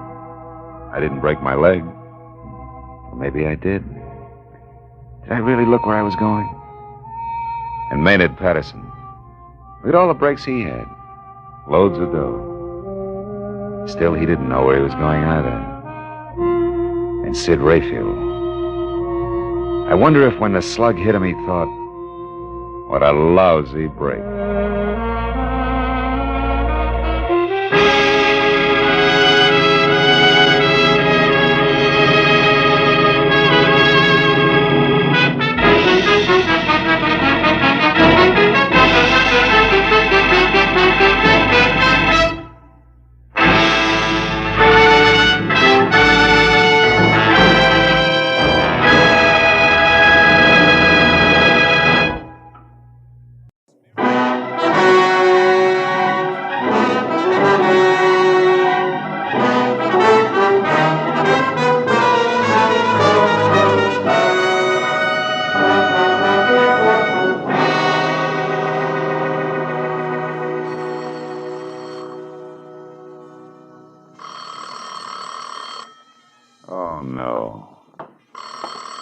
There are some times when the phone just never should have been invented. Hello, Marlowe speaking. This is Orrin Metcalf. You remember me, don't you, Marlowe? Oh, sure, barrister. What can I do for you? Meet me here at the Blue Chip Bar at once, Marlowe. Look, I can hardly hear you. Speak up, will you, Orrin? The Blue Chip Bar. Yeah? It's a miserable cafe on Melrose near La Brea. Melrose near La Brea? Yes, I'm in a booth, the last one on your right as you enter. But be careful, Phil. We can't afford to be seen. And please hurry. I'll pay you handsomely. To do what, Orrin? To impersonate a dead man.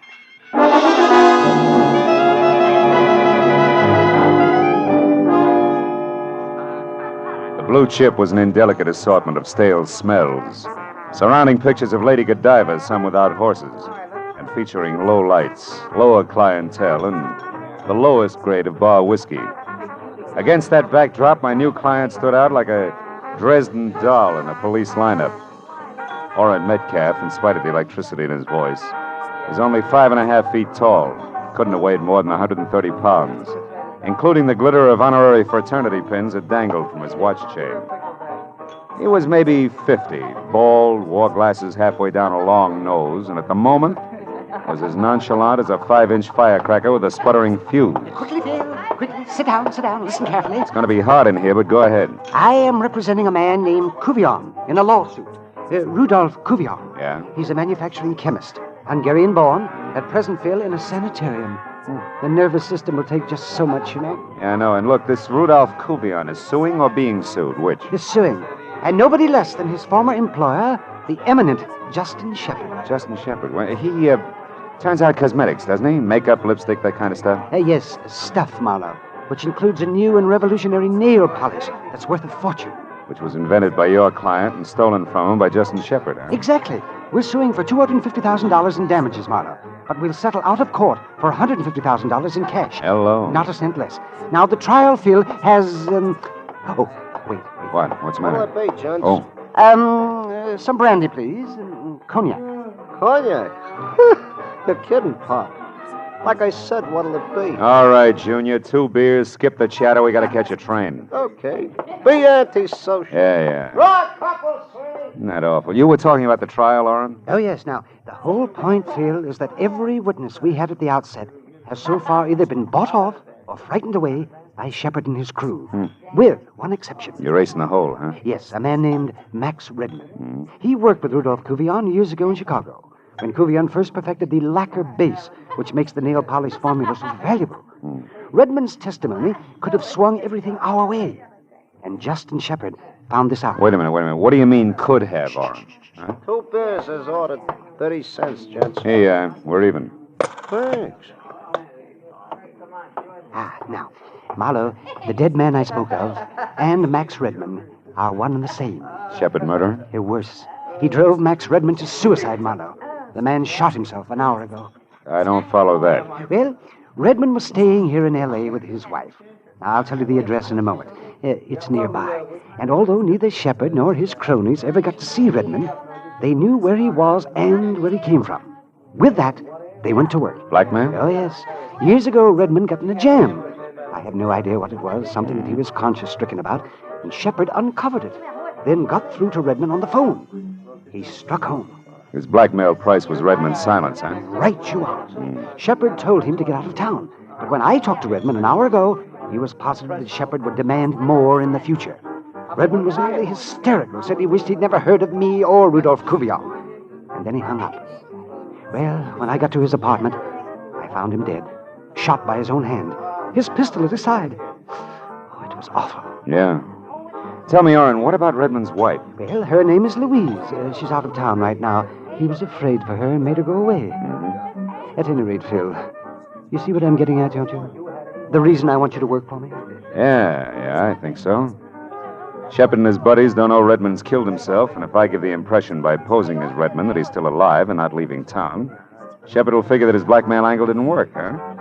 He'll get together with you and settle before tomorrow morning when Redman would have taken the witness stand. Precisely, Phil. $150,000 settlement as against a court award of $250,000 means a saving of $100,000 to Shepard. He'll pay it, as long as he thinks Redman's still alive and willing to testify. Well, now, will you do it, Marlowe? Poses Redman, huh? There's $1,000 in it for him. I don't know. $1,000, Phil. And Rudolph Cuvion, helpless in the sanitarium. And Max Redman. It's an awful lot to turn down, isn't it, Oren, huh? Thank you, Phil. Thank you. Now then, here's the deal. Oh, wait a minute. How about... No questions. Every minute counts. Now, I've got Redman's top coat right here. Now, you put it on when you leave. And here are the keys to his apartment. It's the Garden Court Apartments on South Ogden. South Ogden? That's right. Now, you sneak inside. Then a minute later, very obviously, go out again. Get into his car. It's a new green Nash. Drive up into the Hollywood Hills along Lookout Road. Why there? Well, Redman drove up there a lot. Now, later, return to the apartment. You'll probably be followed as Redman always was. And the man will be big and muscular. And in a black coupe. Now, once they know that Redman... well, that's you, of course. Yeah, sure. Doesn't intend to leave town. There may be an attempt in your life. So watch your step. Getting killed as Redman destroys the illusion we're out to create. That's not all it destroys. Eh? May destroy me.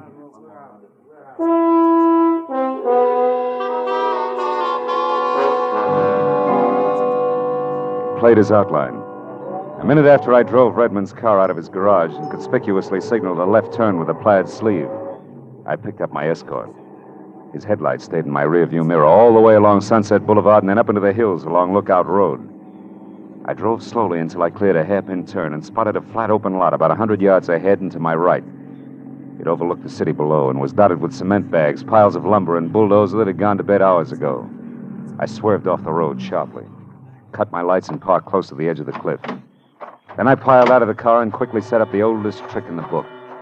I took off the plaid coat, tossed it over a shoulder-high board jutting out of a lumber pile, topped it with my hat, and ran for cover behind the bulldozer. I got there just as the black coupe pulled in, cut its lights, and ground to a stop. Then I saw something big and beefy get out and start toward the coat, an ugly, snub-nosed gun in hand. I reached for my .38 and slowly moved through the ankle-deep weeds until I was only a few feet behind him. When he fired at the coat, I was only inches away. What the... Does that make it my turn? Don't try it. You're not Redmond. Not a lot of people. Drop your gun. Go on. What are you going to do? I'll ask the questions. What's your name? Gaffney. Earl Gaffney. Working for Justin Shepard? No. I was just... You're just a liar! That's nothing compared to what's in store for you. No, quit. I work for Shepard, all right. And you were tagging me, thinking I was Redmond to see if I was going out of town. Yeah. I had orders to knock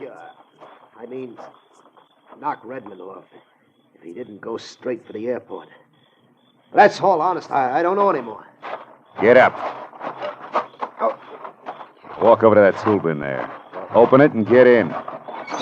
Go on. Keep moving and keep your hands open. All right. I want to have a little chat with Justin Shepard. His home address, what is it? He ain't got one. He stays at hotels.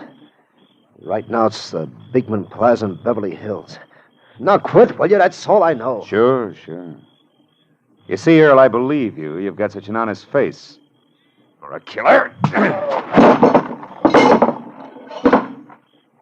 Sweet dreams, Buster.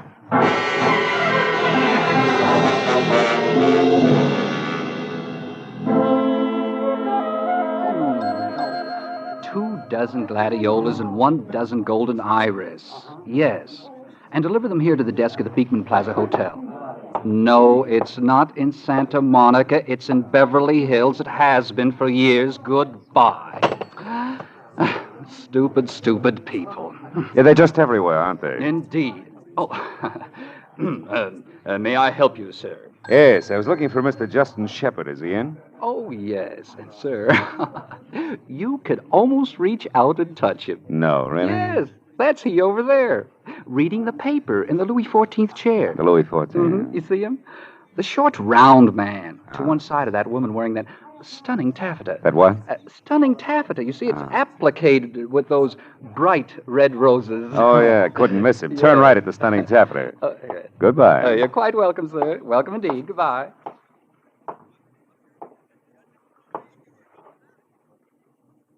Mr. Shepard? That's right. My name is Philip Marlowe. I'm a private detective. I know.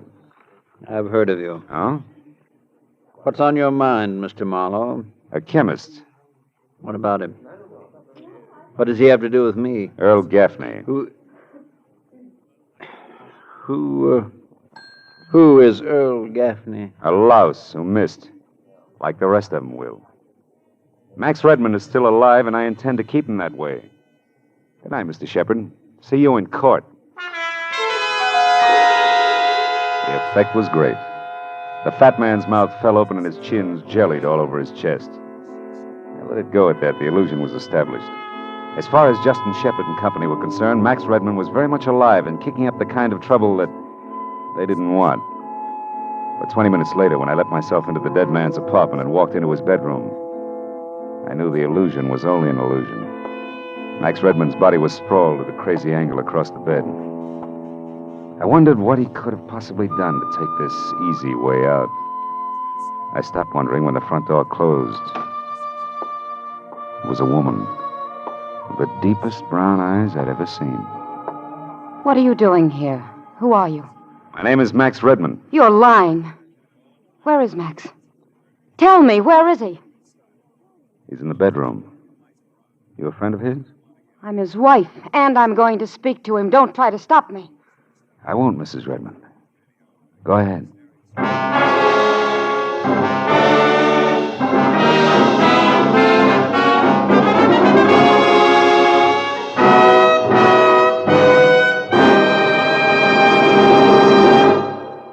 In just a moment, the second act of Philip Marlowe. But first, Bing Crosby climaxes his season on CBS this Wednesday night with a terrific lineup of top talent. Arthur Godfrey, Bob Hope, Perry Como, and the 4 Crosby sons, who've attracted nationwide attention as his guests earlier this year. Bing, Arthur Godfrey, Bob Hope, Perry Como, and the youngsters will be heard in a great musical roundup of the season's top tunes. So be listening this Wednesday when on most of these same CBS stations, the Bing Crosby Show comes along with these top guests. Now with our star, Gerald Moore, the second act of Philip Marlowe, and tonight's story, The Fox's Tale.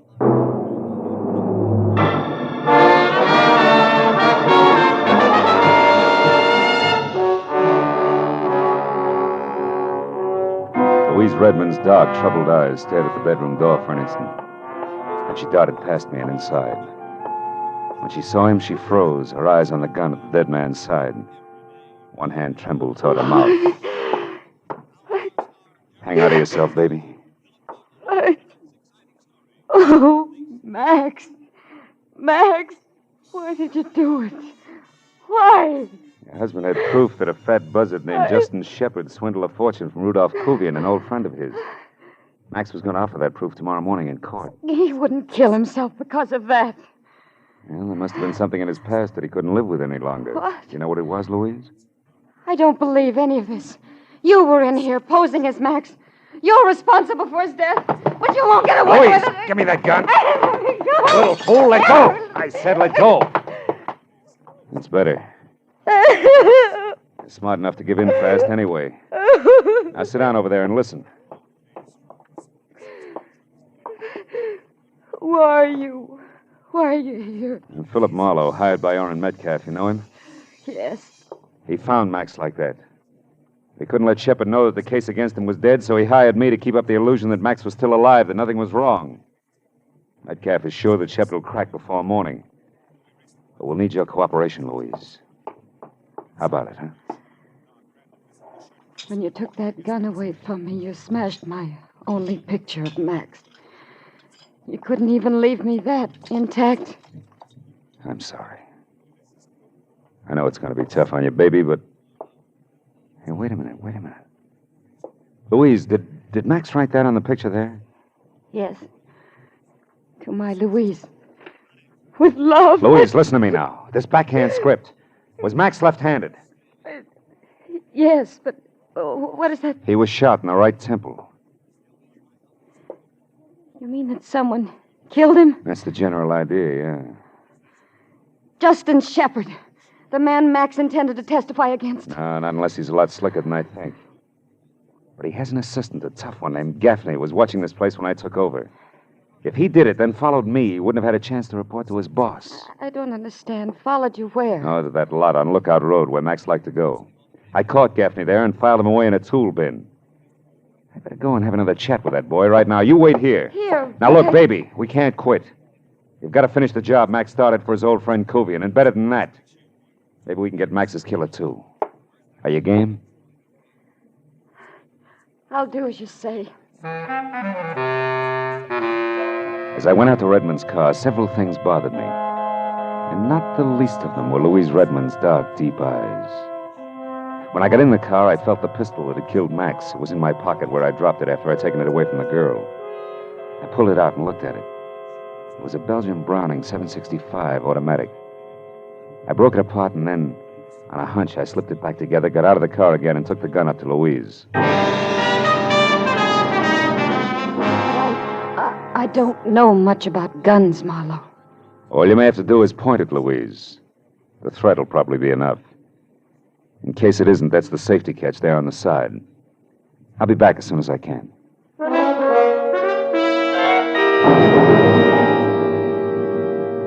When I pulled out onto the vacant hilltop lot, I scented the tool bin and the headlights.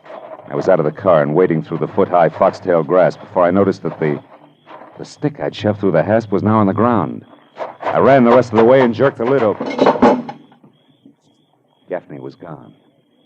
I started to close the lid, but stopped at something in the bottom of the bin. It liked a coiled rattlesnake better. It was a glistening, sticky puddle, and it was blood. The scream had come from a hollow beside the lot. I ran toward it. Saw two kids in a parked car, scared stiff and staring into a tangle of brush in front of them. Mister, there's a man down there. He's hurt. Bad. Where? Show me. In that brush. We both saw him. He stood up just a second ago and he started toward us. There was blood all over him. And then he fell down again. Okay, get your girl out of here. Get back to your car. Okay, mister. Oh, hey, holy cats. You're Philip Marlowe, the detective. I've seen your picture lots of times. All right, be a good fan and stay out of the way. The guy's dangerous. Go on. Yeah, okay. Come on, buddy.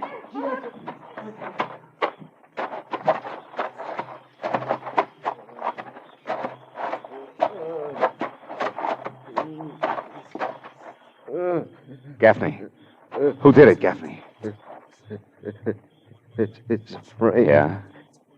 I knew I'd spill and... Who, Gaffney? Who knew? Who? Yeah. Hey, Mr. Marlowe. Hey, Mr. Marlowe. Did you find him, Mr. Marlowe? Yeah, I found him, son. He's dead. Holy cats. Now, look, do me a favor, will you? Get to a phone, report this to the police. Oh, yeah, sure. Tell them I'll get in touch with him as soon as I can. Okay. Sure, Mr. Marlowe. Yeah, right away. My next stop had to be Justin Shepard's hotel. And now I had more to go on than a couple of hints from left field. Just as I pulled up in front, I saw Shepard behind 16 cylinders of imported limousine, swinging away from the curb. He seemed in no particular hurry, so I tailed him far enough to realize that he could be heading for Max Redmond's apartment. Then I took off through the side streets, wide open. I got back to the apartment in time to brace Louise for Shepard's visit. But, Marlowe, what can I do? Maybe I'd better... Maybe you better let him in. Go ahead. Yes? Stand aside, young woman. I'm coming in. Please do, Shepard. What?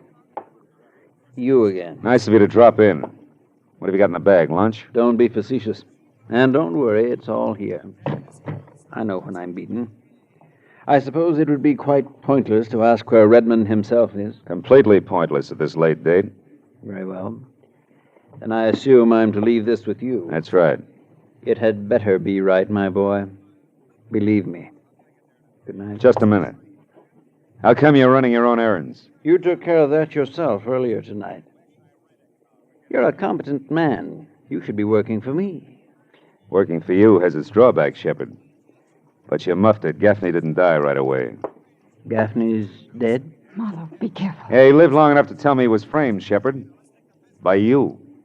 When you can prove that, I'll be at my hotel. But I advise you not to push your luck.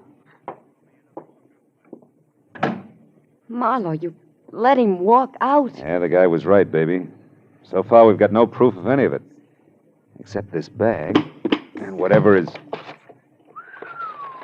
Money. Boy, it's filled with bundles of bills. Big ones. At least 100 grand. Holy smoke. Excuse me, will you? Who are you calling? Somebody will be very interested in this. You just wait and see. Metcalf speaking. Oren, this is Marlowe. I'm at the Redmond place, and get this. Justin Shepard walked in here, dumped $100,000 on the table, and left again. Not a half minute ago. At Redmond's? Yeah. Why, it's a bribe. We've got him, Phil. We've got him. Don't touch it. I'll be right there. Now, wait a minute. There's more. Go on. Louise Redmond came back. Louise, in the middle of this mess? Yeah, she's here now. Oh, must have been rough on her to find Max. Worse than you think. Because that's still not all. What do you mean? That you can bet your briefcase on the fact that Max didn't kill himself in the first place. He was murdered. Sit tight, Phil. I'll be right there.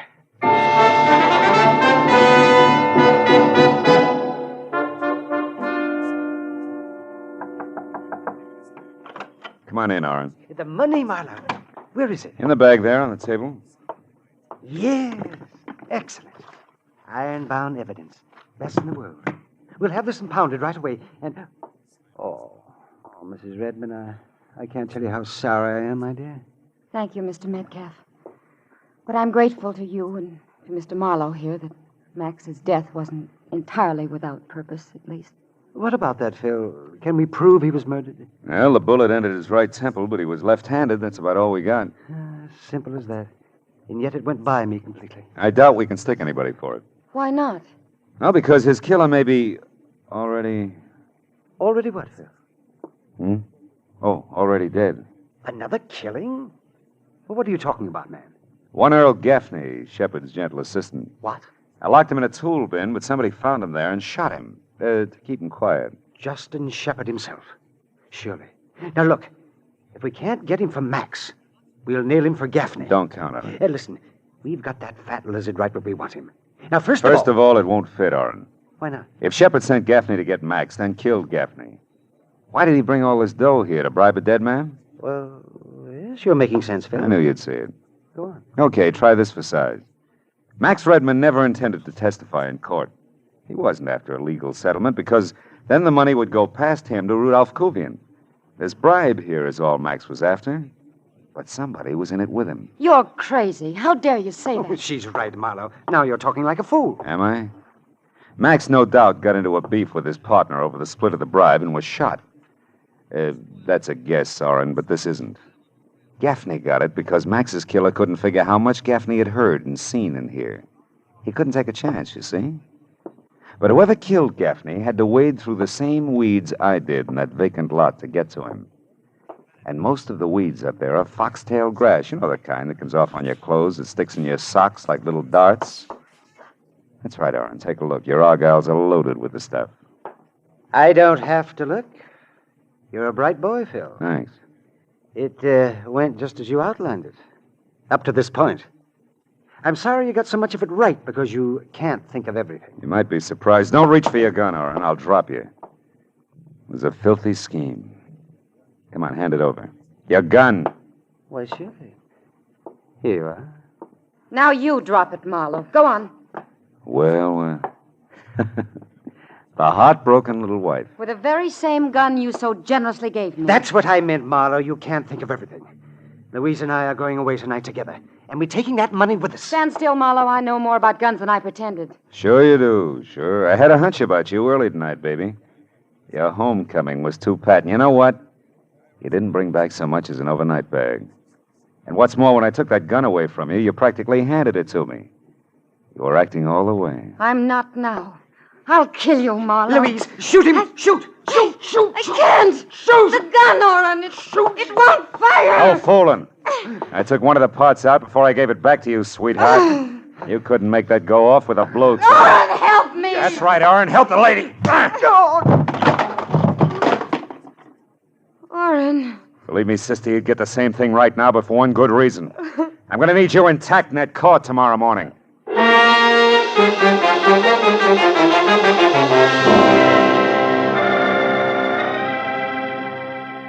By the time the police showed up, Orrin Metcalf, dynamic barrister, and Louise Redmond, beautiful dreamer, were already coming apart at the seams.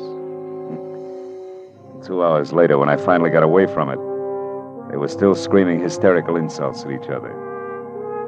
Now, before I went home, I stopped by the sanitarium just long enough to shake hands with Rudolph Kuvian, who turned out to be a nice, quiet, thoughtful old guy. And I assured him of a fair shake that was long overdue. I guess it made him happy. It was hard to tell. Because the look on his face said that maybe the real price in things other than money had been much too high. Well, that's the way it is with some characters. They're human.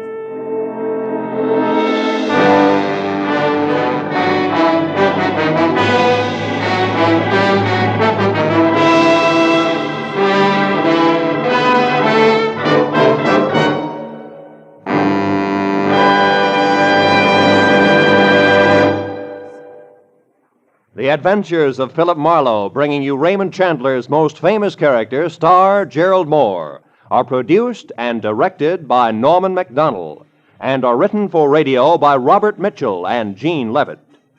Featured in tonight's transcribed cast were Howard McNear, Lou Krugman, Rick Vallon, Parley Bear, Georgia Ellis, and Hugh Thomas. The special music is composed and conducted by Richard Aurunt. Be sure and be with us again next week when Philip Marlowe says... This time there was a fish that talked with a lisp, a hot blonde with cold cash on her mind, and a corpse with dirty French cuffs. And I mixed with them all without ever getting out of my own bed.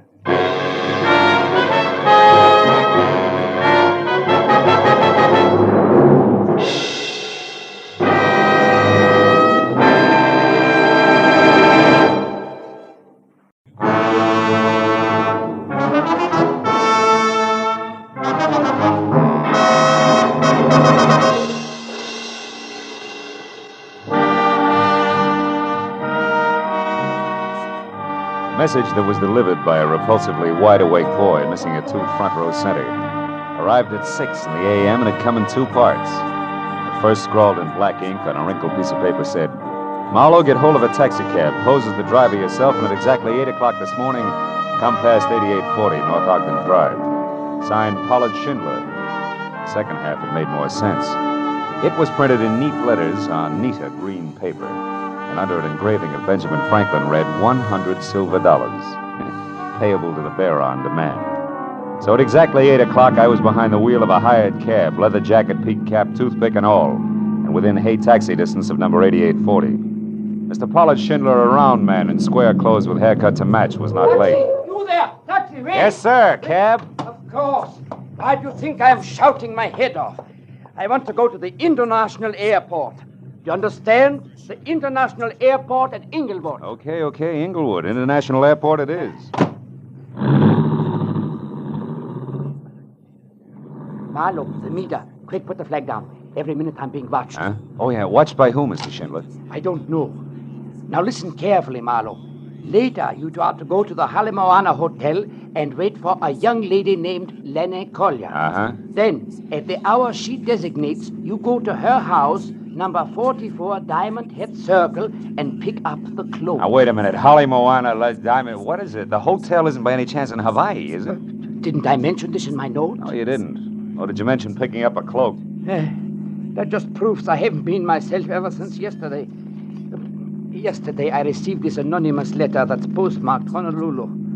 All it says is, Kamehameha's cloak of golden feathers will bring no less than death. Oh, great. Marlowe, have you ever been to the islands? Yeah, twice. Once on business and once pleasure. But then surely you've heard people speak of King Kamehameha. Yeah, I think I do. He was back around the 1780s, right? Yeah. Big organizer, conquered Oahu by driving the defenders over the cliff that divides the island in two in the... The Pali. Oh, yeah, Pali. Now, Marlowe, the feathered cloak that Kamehameha wore was about 100 square feet, and every inch of it a golden yellow feather. Uh-huh. And valued at more than $500,000. Hey, how come? The feathers. Oh, the feathers, yeah. They are from the now extinct black mama bird, Marlowe. There was only one yellow feather on each bird. Well, I could explain why they're now extinct. But don't tell me that all this is a game of Collier to Marlowe to Schindler with a cloak that belongs to the museum. Oh, no, Marlowe, it isn't with the cloak you speak of. But Lonnie Collier has another one. Less valuable, of course. It's 1/4 the size. Oh? But it also belonged to the king. And it also is made of the priceless feathers. And is this her property to have and to hold legal-like? Yes. Lonnie is wealthy. About 25. Went to fashionable schools here in California. And as a result, cares more about fun and pretty clothes than she does priceless heirlooms. I can't understand that. So, for $50,000, I have bought the cloak to resell to a New York millionaire for almost twice that sum. He loves the island, Lord. Marlowe, I was right. I'm still being followed. Don't look back. Drive faster? Don't do nothing. This is exactly as I want it. Now, whoever it is will follow me, not you. And when I am in Honolulu, they will still follow me. Well, I take care of the business on hand. Huh? Yes. Now, there's a reservation for you on the next plane. So, after you leave me and collect your cab fare, which will be $500, you drive away. Then later, Marlowe, get back here, aboard your plane and underway. And tonight, when I've got the cloak? Take it back to your hotel room at the Halimawano and sit on it hard. Because unless I am a complete success as a decoy, you will have your share of trouble too, I'm sure. But Marlowe, from what specific direction it will come, I do not know.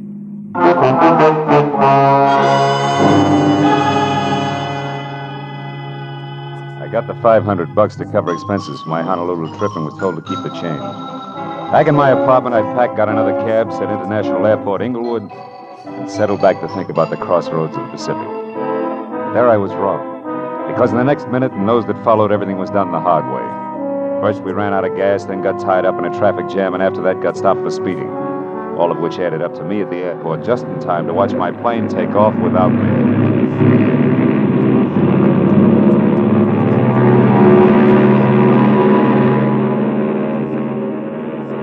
A few minutes later, when I told a cherubic clerk in a gray flannel and insipid smile that my name was Philip Marlowe and that I wanted a reservation on the next flight, which was leaving in an hour, things got even worse. You can't be Philip Marlowe, sir. That is not the Philip Marlowe who was on Flight 21 that just left. You have a reason for saying that, huh? I most certainly do.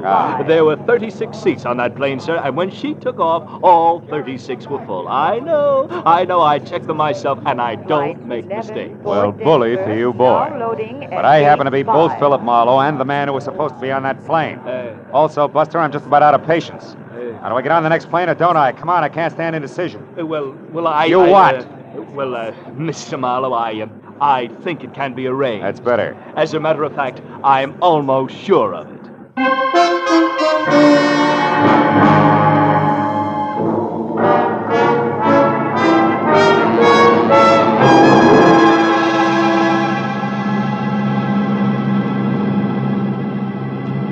An hour later, the last of California had slipped over the horizon, and there was only clear sky ahead. Oh, I began to relax. My mind drifted pleasantly. Frosted Hawaiian punches, warm white beaches, and lovely hula hands.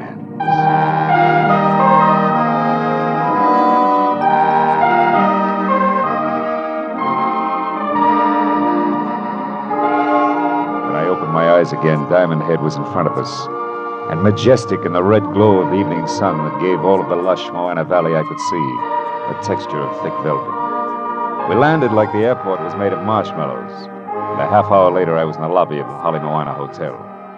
It was cushioned rattan and Philippine mahogany over cool tile, and everywhere laughing, sunburned people wearing anything from Catalina swimsuits to prefabricated hula skirts. So smiling both inside and out, I worked briskly to the reservation desk and told a good-looking Hawaiian in white flannel that I was Philip Marlowe. But at his reply, I stopped smiling both inside and out. But, sir, your reservation was taken 2 hours ago. There must be some mistake. Some mistake?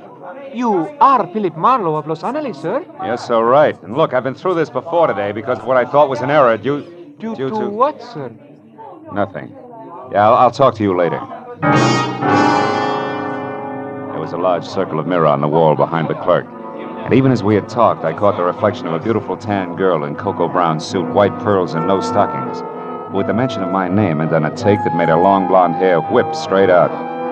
When she saw me watching her, she pivoted sharply on a spiked heel and hurried toward the lanai under the banyan tree, where there was Hawaiian music and a lot of different-looking people drinking at glass-top tables under a three-quarter moon. I stayed near the reservation desk long enough to light a cigarette. Then I followed her. She was seated away from the lobby entrance, and on a hunch that she just might be Lani Kalia, I started for an empty table next to her. But a middle-aged Chinese in gay gabardine, Panama to match, slipped into the chair that I was after. So I forgot about being subtle and addressing her as Mrs. Kalia, introduced myself as an old and dear friend of Pollard Schindler's. One Leland Dunn? Well, this is a pleasant surprise, Mr. Dunn. But tell me, how did you know what I look like? Well, Pollard Schindler's accent doesn't hamper his vocabulary, Miss Collier. Oh. He used the right adjectives, believe me. I'd love to. But I can't, Mr. Dunn, because Pollard Schindler never saw me in his life. All our business was done by telephone. Okay, my mistake. I'm Philip Marlowe, Lanny, and I want to know when we rendezvous at 44 Diamond Head Circle for the Cloak of Kamehameha. The cloak? Look, you're no more Philip Marlowe than you are Leland Dunn. And if you need a reason, it's because I just left Philip Marlowe upstairs. Now, look, baby, there's only one Marlowe. That's me. I can prove it. I'll bet you can. Forged papers and all. I've already been warned to watch for imposters, so quit wasting both your time and mine and get out of my way. I've got things to do. Now, wait a minute, Lonnie. What Listen. For? Proof that you're actually Kamehameha himself? No thanks, mister. Goodbye.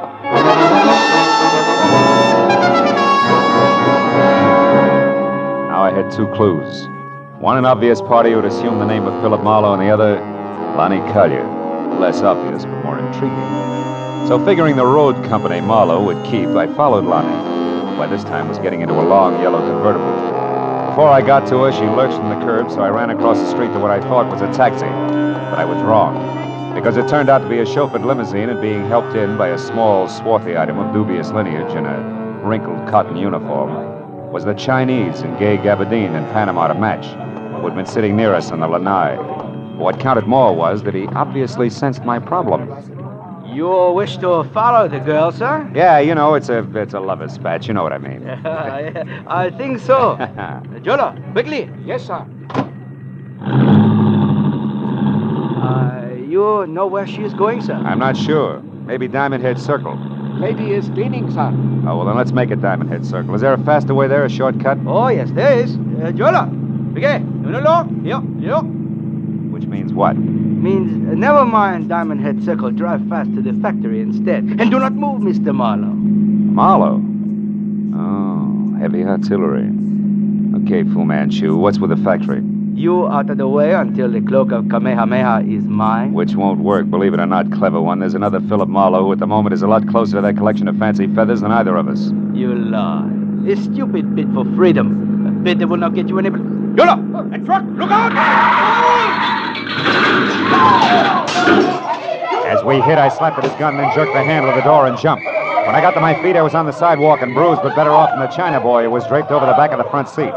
A crowd that included a towering Hawaiian policeman who promptly told mine host to shut up gathered in a hurry, so I ran for a cab, gave the driver $10, the address I wanted, and took off.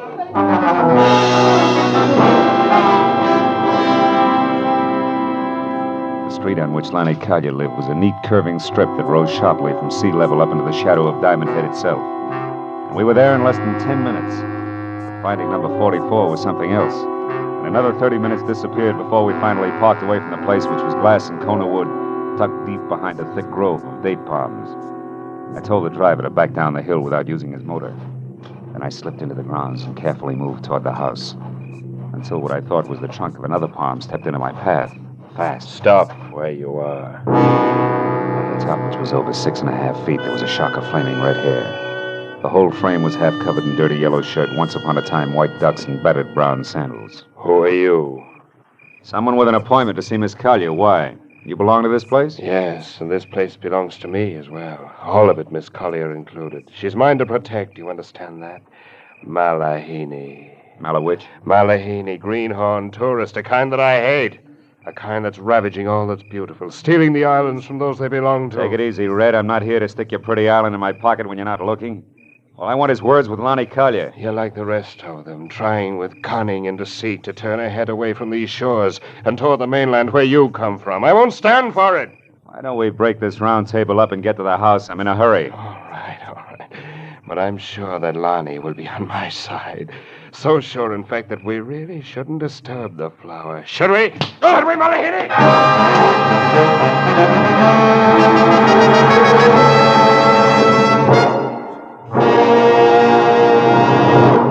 In just a moment, the second act of Philip Marlowe. But first, this Wednesday night, Fred Allen will be Bing Crosby's special guest on Der Bingle's CBS half hour of laughter and music. Earlier this Wednesday, the winner of the $1,000 prize in the Dr. Christian Prize contest will also be announced by Gene Herschel, star of CBS's Dr. Christian Show. And don't forget that Groucho Marx and Burns and Allen will also be here on most of these same CBS stations this Wednesday. Now with our star, Gerald Moore, the second act of Philip Marlowe, and tonight's story, The Cloak of Kamehameha.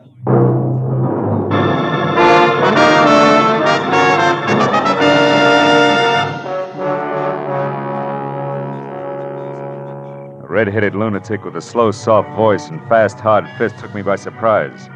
I wound up flat on my back before I realized he'd so much as moved.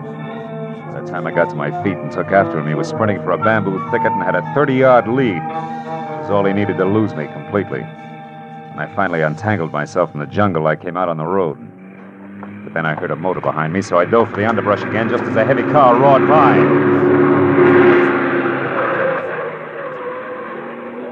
I had seen it before. In fact, I'd been in it. It was the limousine that belonged to the Chinese. The back seat was empty, but the half-caste chauffeur Jolo was crouched behind the wheel like his life depended on it.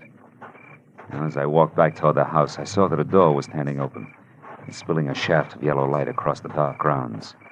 I started up the walk when it came. A second later, Lonnie Collier burst into the path of light and ran for the open door. I went after her, caught her by one arm, and spun her around. No, let me go. What happened? Why'd you scream, Lonnie? Back there in the pond, I heard a noise, and when I came outside, I found him there. Found who? Come on, show me. All right. I talked to him just a few minutes ago, and Yeah? I gave him the cloak. Now it's gone, and he's dead. He's dead with a knife in his back. There. Look, there in the water. Oh, brother. Who is it, Lonnie? Do you know him? Yes. Yes, that's Philip Marlowe. The skin on my neck crawled as Lonnie tagged the thing in the lily pond with my name.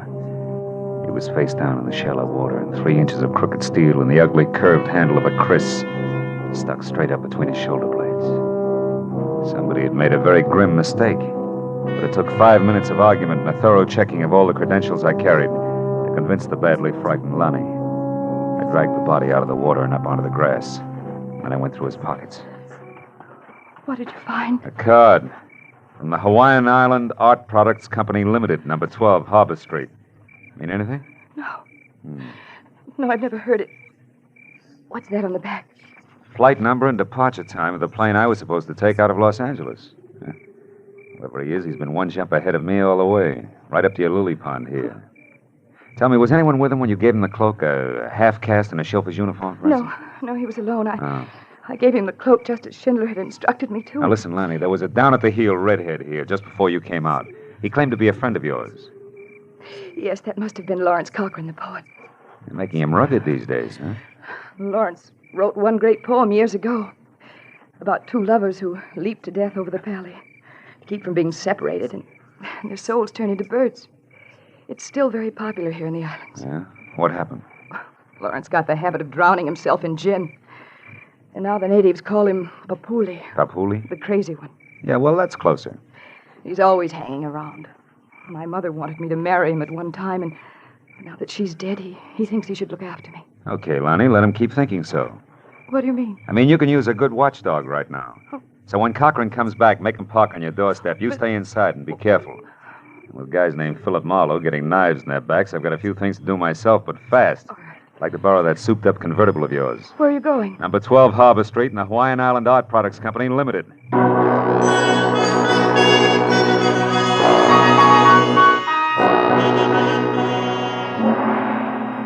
Harbor Street was a narrow, twisting alley 2 blocks below King Street. A social sargasso where the derelicts of the Pacific quietly foundered in dives, built into damp crevices between warehouses. However, number 12 turned out to be a practically blank wall. There was one small window high up, a door with a heavy iron grill over the glass on which Hawaiian Island Art Products Limited, I.K. Lee, President, was painted in small black letters, and a thin passageway blocked by an iron gate at the side of the building.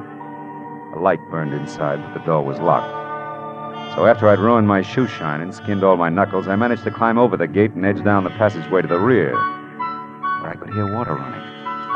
There's a marble fountain playing in the center of a walled garden as oriental as the Forbidden City. I eased across its rigid daintiness to an open door, peeked in, and then reached for my gun. Because sitting inside at a sleek white mahogany desk was the Chinese in the Panama. Well, this is a somewhat unexpected turn of events. Please, be careful with that gun, won't you? You be careful, Lee. You won't have to worry about the gun. Tell me something. Why'd you break your neck to get Kamehameha's cloak? You know what'll happen if you try to sell it? My good man, I can sell that cloak every day for the rest of my life. A few feathers at a time. Yeah? The world must be full of feather collectors. Oh, it is. I manufacture the beautiful feather lace that islanders wear on their hats.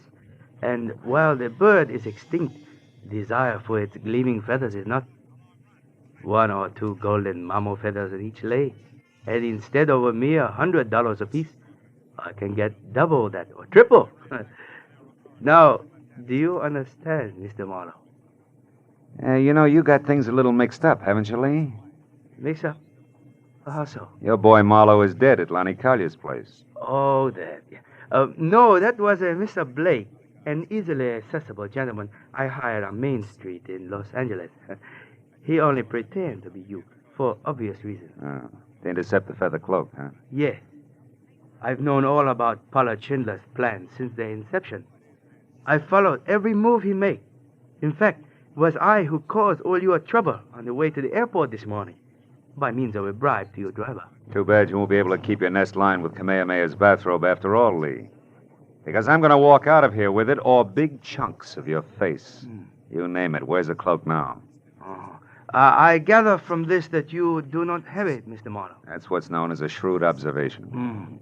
And that Mr. Schindler as I suspect, has tricked us both. You're stalling, Lee. I'm warning you. Start talking. Oh, that is all I wanted to find out. Yolo! That is judo, Mr. Marlowe. Almost like magic, isn't it? Jolo can break your back if I tell him, Mr. Marlowe. You behave. Schindler has the cloak, no doubt about it. So I must find him at once with no interference from you, Mr. Marlowe. Jolo, you have his gun, so lock him inside. I may need him later. From something the half-caste had done to my spine. The edge of his hand, my legs were paralyzed. I felt like the practice dummy in a school for chiropractors. Every joint in my body ached when I moved. So I didn't move until the feeling oozed back into my legs. Then I wobbled to my feet and looked around. There was a small high window I'd seen from the street. A heavy chair, a desk with a lamp, and something like a picture framed in bamboo on the wall. I glanced at it and then looked back. Kept looking hard for a long, long time until I finally realized what it meant. The answer to the whole thing was contained in that bamboo frame.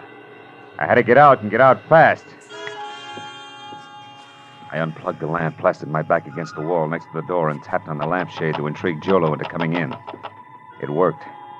When the knob turned slowly, I threw the lamp up at the window. The crash brought the door open with a jerk, and the jerk stepped in with my gun in his hand. What's going on here, Mr. Marlowe?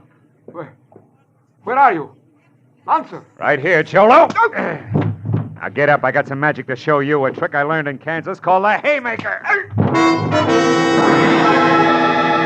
ran down the hall to the street door and out to the car.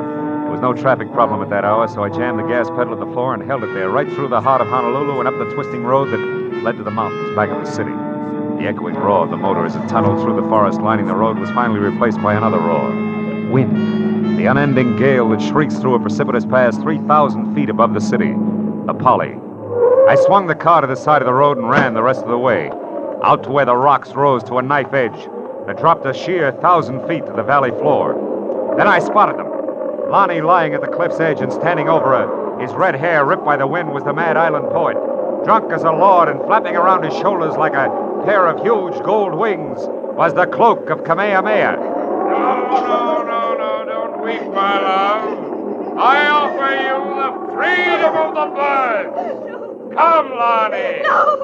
No, let me go, Lawrence. You're mad. No, Lonnie, you're the mad one. To think you could sell your treasures and leave the islands. No. Your destiny is here. No, stop it. Stop it, you murderous lunatic. I tried to warn Schindler, but the fool kept on. So I killed his courier, the man you gave the cloak to.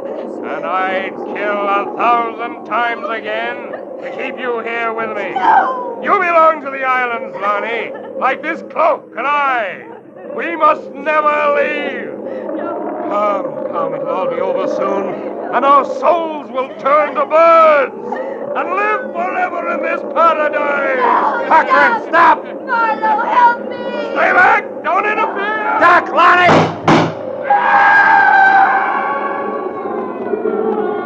Marlowe! I know. Are you all right, Lonnie? Yes, I'm all right. Marlowe, look. The cloak. Yes. Cochran must have lost it as he fell. And the wind brought it back to me. Oh, it's strange, Marlowe, but I don't want to touch it ever again. I know what you mean. I'll carry it. Come on, Lonnie, let's get out of here.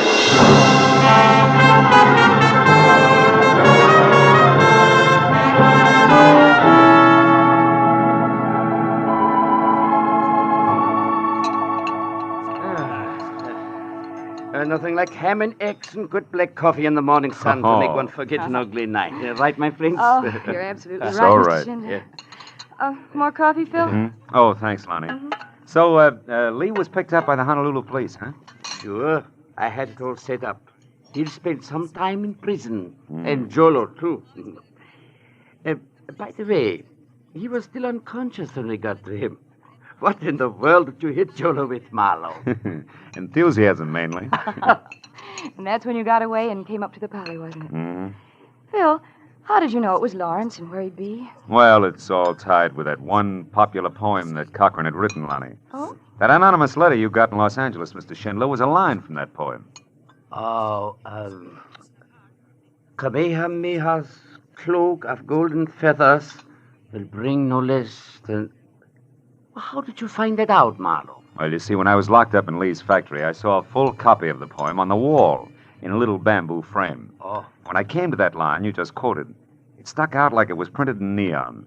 See, for me, that Peg Cochran is the killer. Going on that hunch, I tried to look at things from his angle. He was a murderer, sure to be caught, desperately in love, insanely possessive of everything he thought belonged here in the islands. And he was an unbalanced lush as well. The rest of it figured, that's all. Oh, I see. And when he was cornered, he went back to the one important thing that he'd ever done. Exactly, Lonnie. He was lost. So he identified himself with the hero of his poem and took that as the only way out. It's amazing. Yeah, truly an amazing thing. Yeah, it's a terrible thing, too, Mr. Schindler. Well, we all got what we went after, didn't we? Each of us. Even Lawrence Cochran.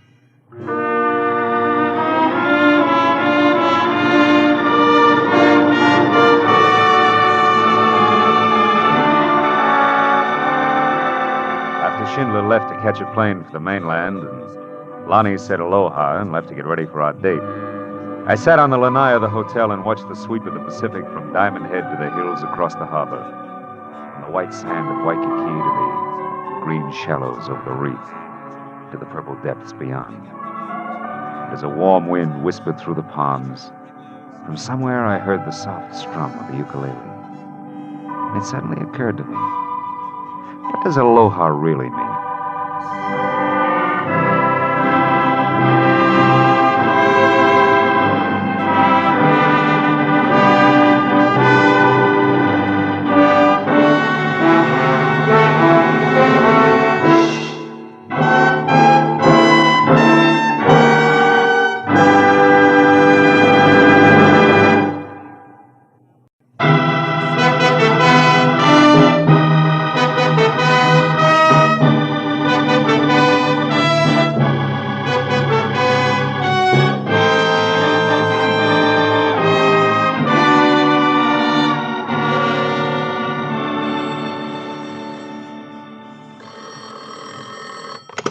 Mrs. Brown's gift shop. Oh, yes, Mr. Waltman. The bookends? Well, let me see now. That was the little Dutch figurines, wasn't it? The boy and the girl? All right, fine. Well, I'll have to... Oh. Hold the line a minute, Mr. Waltman. Mr. Marlowe, you're back. Yes, Mrs. Bryant. Did you find him, Mr. Marlowe? Did you find Chipper? Chipper is dead, Mrs. Bryant. Oh, Take it easy, Mrs. Bryant. Maybe you better sit down here. No. I'm all right.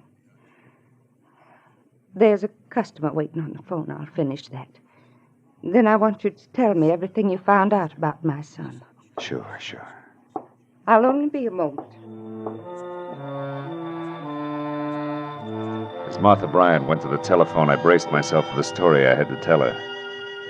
I tried to figure some last-minute way of making hard facts a little softer for a sweet, brave, gray-haired lady who deserved a better break. The first thought about what had happened brought the whole ugly business rushing back at me again. Turned my mind back like a clock to where it had all begun yesterday morning in my office. And that same Martha Bryant, full of hope and quiet courage, had walked up to my desk, handed me a letter, and asked me to find her son. His name is Chipper, Mr. Marlowe. Or rather, Chip. Now that he's a grown man, he's 22. He left suddenly without a word 6 months ago. Oh? I've heard nothing until this morning when that letter there addressed to Chip came in the mail. Postmark St. Louis Obispo. Oh, sit down, won't you, Mrs. Bryant? Thank you. Maybe I shouldn't have opened it, but... Well, you see, it's the first indication I've had in all that time that he's even alive. Read it.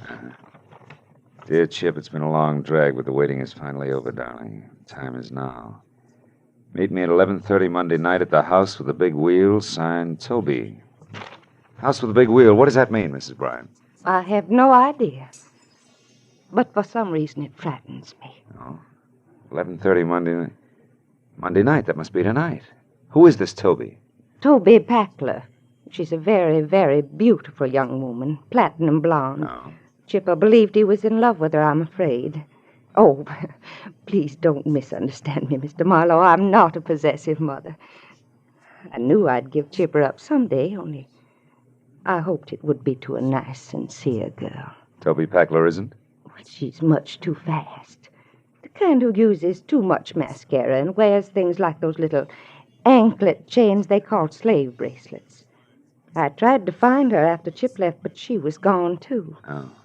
Tell me, did you and your son argue about Toby, Mrs. Bryant? No. I only saw her once. He knew I didn't think much of her, but that didn't drive him away, Mr. Marlowe. What did? Well, I've never been able to understand. After his father died, Chip became irresponsible and a little wild, perhaps, especially since I had to spend all my time running our gift shop on Ivar, but he was a good boy, really. I tried to convince myself that he left just to prove his independence, to test his wings, you know. But now... Now what, Mrs. Bryant? Now I'm worried. That letter, it puzzles me. I don't like it. Well, it may mean nothing more than you're getting a daughter-in-law who uses too much mascara. I hope you're right. I want Chip to be happy, to settle down. I want to turn my business over to him, and... Will you try to locate him for me? Here, I have his picture here in my wallet. See? Say, Chip looks a lot like his mother, doesn't he? Yes. Please find out if my son is all right. Sure. I'll do my best. From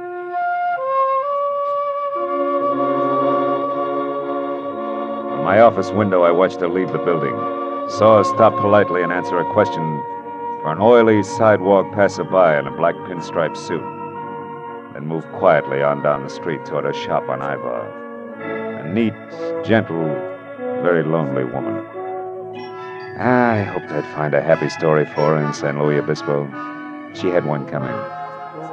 I was still hoping 5 hours later when I pulled into a mobile gas station in the little town at the foot of the Santa Lucia Mountains, 200 miles up the coast. I filled up, asked a few questions, and found out there were only 4 good hotels, 5 not so good, and 2 or 3 dozen motor courts, and that ran the gamut. So even with nothing but the name Toby to go on, the job wasn't completely impossible.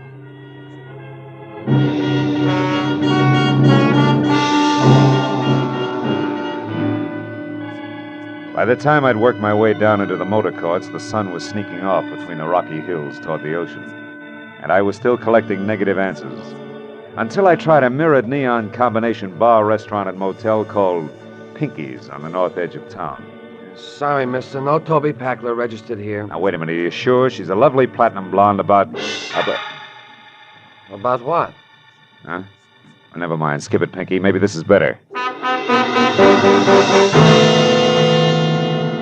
When I glanced across the lobby at the bar, I'd caught a man watching me. He was the same oily character in a black pinstripe suit that I'd seen stop Mrs. Bryant on the street outside my office back in L.A. He ducked away, and I beat it into a bar. Just in time to see him slip out a side door. So I followed him. Outside, a gravel path wormed through a grove of dejected pepper trees. Wound up in a lonely walled patio, and when I got there, Oily was out of sight. The reason was simple. The nose of his gun in my back said he was behind me. Don't move, Marlowe. Well, name and all. Yeah, sure. I've been tailing you every inch of the way since old lady Bryant went to see you this morning. What's the connection, Oily? Exactly 6 long months of watching and waiting. For what? For a move on you 2 skunks that have to make some time. And from the way you've been working, you don't know enough to do yourself any good or me any harm. So take some advice. Go back to L.A. Leave it alone. Leave what alone? It's none of your business, people. I'll take over from here. But just in case you run into Chip Bryant or Toby on your way out of town, tell them from me they're not cutting Lou Race out of his share of $110,000. I'm going to get it, one way or another. And so you won't forget, use this. Oh! For a reminder.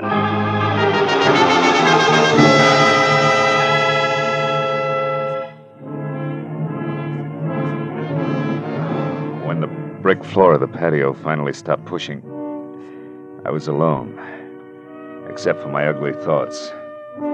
I knew I was on the right track, but from the sound of things, Chip O'Brien was much less a mama's boy than his mama believed. I made sure Lou Race was nowhere around the motel. Then I went into the bar again to see what a double scotch would do for my headache. The bartender obviously was the type who got around, so I took a chance and asked him about Toby Packler. It was no good.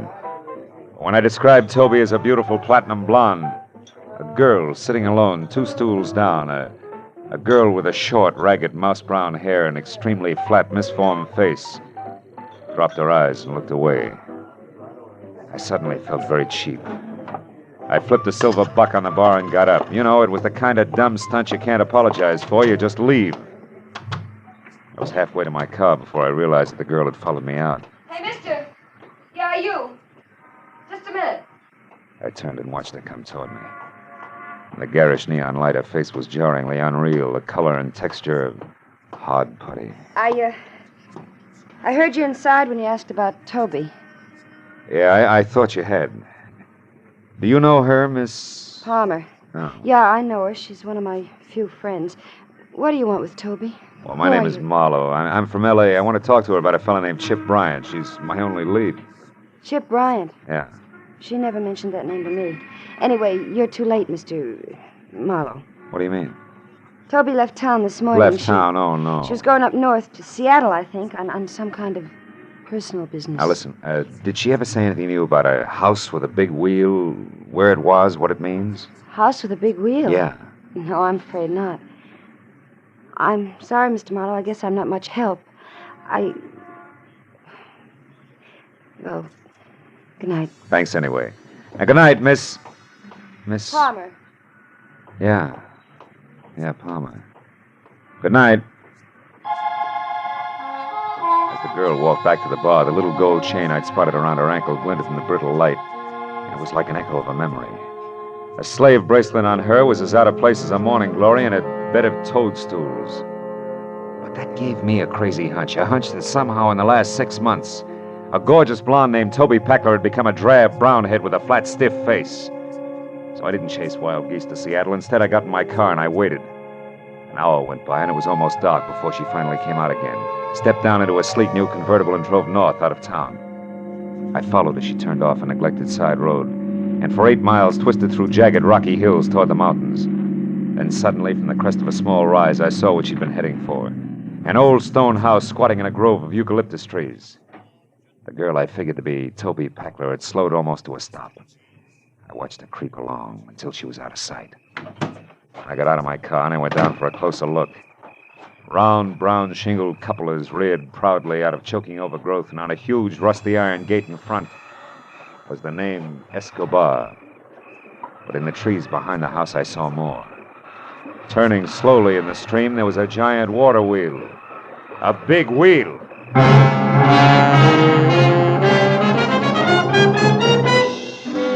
I drove fast back to town and stopped at the only place I could figure for a quick answer. The office of the San Luis Obispo Daily Eagle. The night editor was strictly old school, from green eye shade to sleeve garters, but still very much on the ball. So, you want to see the issues of exactly 6 months ago, you say? Yeah. That'd be November. About the 8th, 9th, and 10th. Here you are, son. Help yourself. Thanks a lot. If I'm right, this ought to cinch it. Careful there. Don't rip those copies. Say, by the way, what story are you looking for? Oh, small something on a party named Toby Packler. It's not here. Wait a minute, maybe it'll be in... Yeah, sure, this is it on page 3. A woman identified as Toby Packler of Los Angeles suffered severe injuries to head and face today when the car she was driving skidded into a bridge abutment 2 miles north of here. So that's how come the face. Miss Packler's condition was announced as critical by Clark Emergency Hospital attendants. Huh? Is that all you wanted? That's enough. If that answers your question, young man, I'll put these copies away. Gotta be careful with Wait a minute, that headline. Huh? What was that? Let's see that. Santa Barbara jewelry store robbed.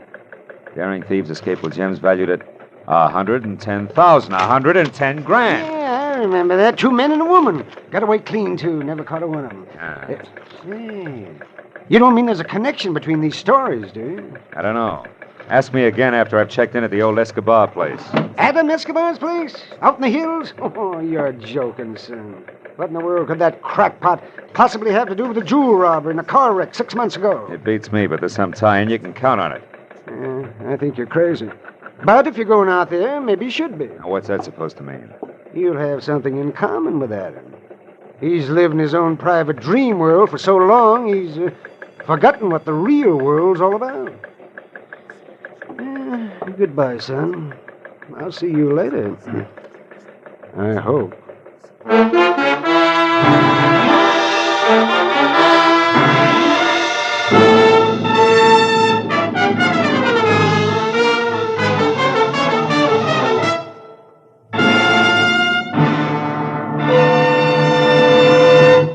In just a moment, the second act of Philip Marlowe. But first, the fun is always fresh and furious when Groucho Marx takes over on CBS Wednesday nights with his wonderful quiz, You Bet Your Life. Groucho, the master of ad-lib, teams up pairs of opposites and then goes to work with his quips and questions. Very, very solid with laughter, this Groucho Marx show. Hear it this Wednesday and every Wednesday on most of these same CBS stations. Now with our star, Gerald Moore, the second act of Philip Marlowe, and tonight's story, The Hiding Place.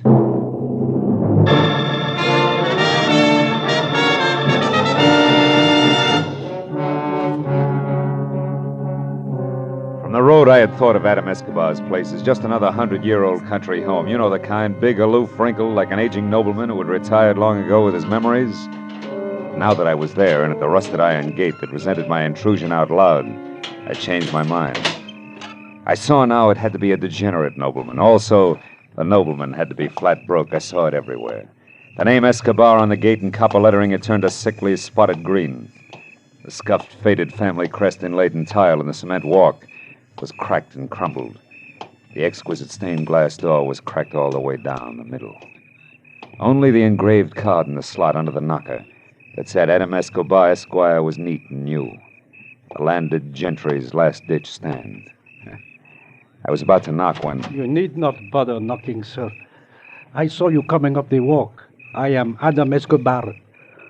He was a small, slight man of maybe 60 plus with a large head held high in spite of the frayed cuffs, patent leather slippers that were cracked and peeling.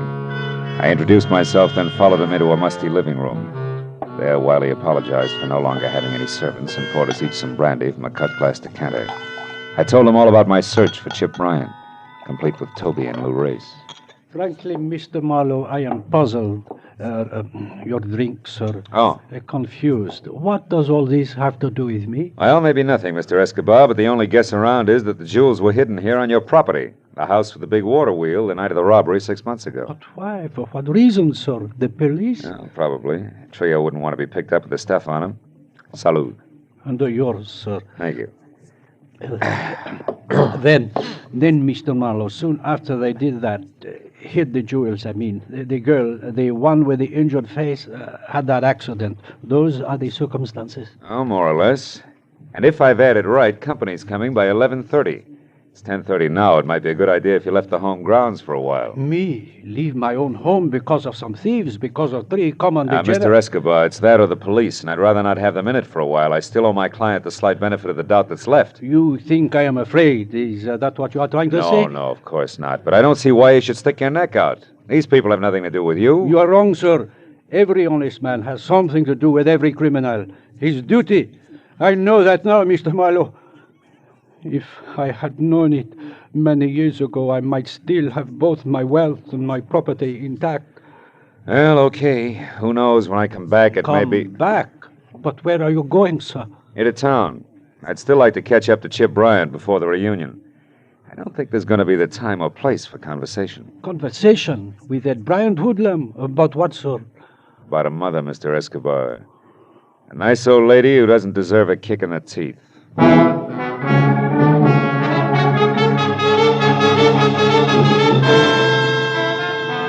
Back in San Luis Obispo, I returned to the missing person door-to-door canvass for the 3rd time that night. Only now I confined myself to the wrong side of the tracks exclusively, and the deeper the dive, the better. I didn't figure that Chip Bryant would show anywhere else. And after a half a dozen quick stops, number 7 proved lucky. It was a cramped, greasy bar with a sawdust and cigarette butt floor and a single customer. hadn't found Chip, but I was close to the dapper Mr. Lou Race.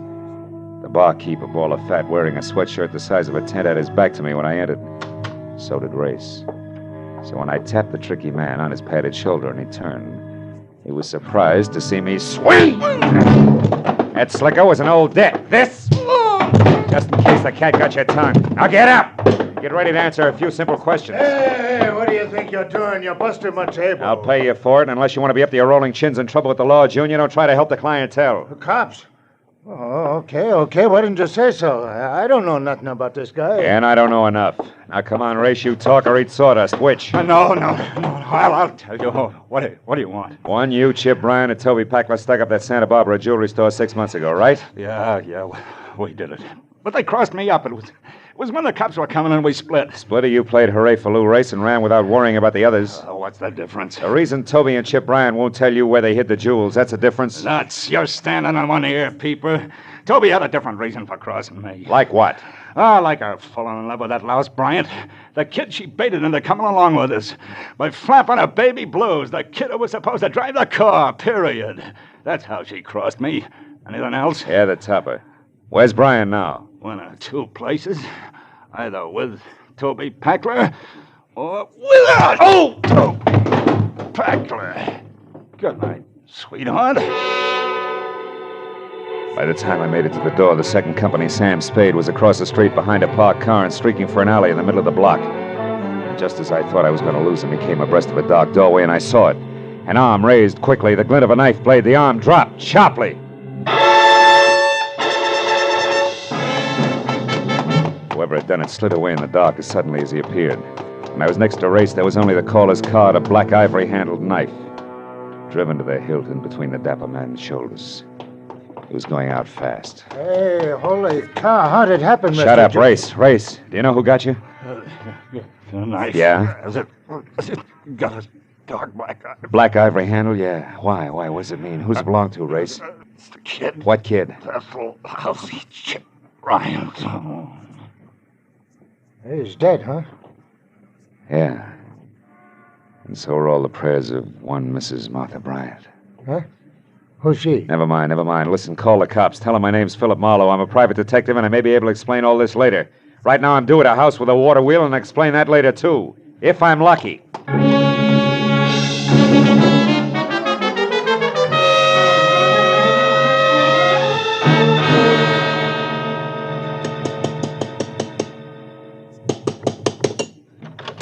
Oh, Mr. Marlowe, I'm glad you're here, sir. It is almost 11:30. I know. Have you seen anyone, Mr. Escobar? No, sir, and I have been watching very closely. And in readiness, my father owned this pistol. Oh, well, I hope it's been oiled since. Now, look, I didn't locate Chip Hey, wait a minute. Isn't that a car there turning off the road without any lights on? Yes, and going along the side of my property line, back to the water wheel.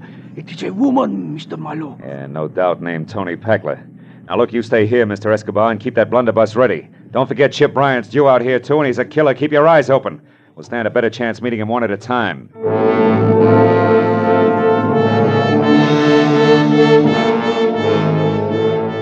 went around to the side of the house quickly, then kept close into a long line of eucalyptus trees that ended at a crumbling building that had once been servants' quarters. After that, it was only 20 yards to the water wheel.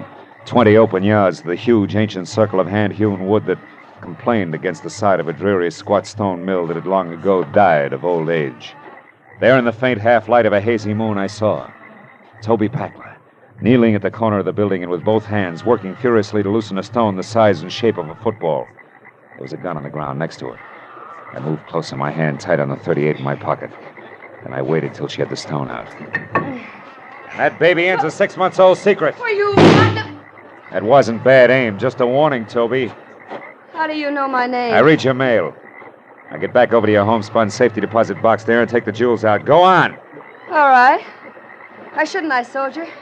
You won't go anyplace with them. Chip will see to that. They're gone. Get back. They're not here, I tell you. Do you understand? They're gone. Gone. All the hopes Hold I it. had. Now tell me, is this where you hit him? Of course. Nobody else knew? Race or Chip Bryant? Grace didn't even know about this place. But Chip... What? And don't dare move, Mr. Marlowe. Now, drop your gun. Do it! Miss Packler. Mr. Adam Escobar, Esquire. Keep quiet. So Chip Bryant had the jewels all the time, did he? I never thought of that. What do you know about jewels? Oh, quite a bit. You see, Miss Packler, that night 6 months ago when you stood over there on the other side of the water wheel and told Bryant that you had hidden the jewels and would tell him where later on, I was listening. You knew they were here. I'll tell anything to anybody. It was, of course, quite by chance that I overheard you. But after you had that accident with your car, I searched as diligently as though I were a partner. Searched Miss Packler for money that could mean so much to me. But I found nothing. Then where are they? You idiot, tell me! Where are they, do you know? Now that I see this hiding place, yes. It was where Chip Bryant stood. Therefore the jewels are no doubt buried. What do you mean? I think, Toby, that he killed Chip Bryan almost 6 months ago and that he buried him here on these grounds without knowing that Chip had already found the jewels. What? Chip? Dead? Quite dead. I killed him 2 days after your accident. I found him searching for the jewels. No. No, you're lying. Chip was supposed to go back to Los Angeles and wait until I was well. Wait for my letter. He didn't, Toby. He came out here, found the jewels, and was killed by our host. No wonder I couldn't find them these months that I've searched day in and day out. Scratched and dog and cold and in rain, by sun and by dark. No wonder I buried them with him. Yeah, but you didn't bury his knife, did you? That you kept and used on Lou Race tonight. Exactly. Why, you... back, Miss Peckler. Why? So you can shoot me, then him? Or so that if I'm very lucky, I can run away to live some more? Toby, don't. Live with a smashed, ugly face? Peckler, what have I got to lose? You've been warned. My pretty face is Don't gone. take another step. The man I love is gone. I And soon said the jewels too. Ah! Escobar. Turn around. Point that gun at me. Fletcher, Mr. Marlowe. Now it's self-defense. Toby. Toby, is it bad? Yeah. Real bad, soldier. I had so much once. Pretty face. A guy named Chip. Jewels. I had everything. I was a big wheel. Wasn't I? Soldier.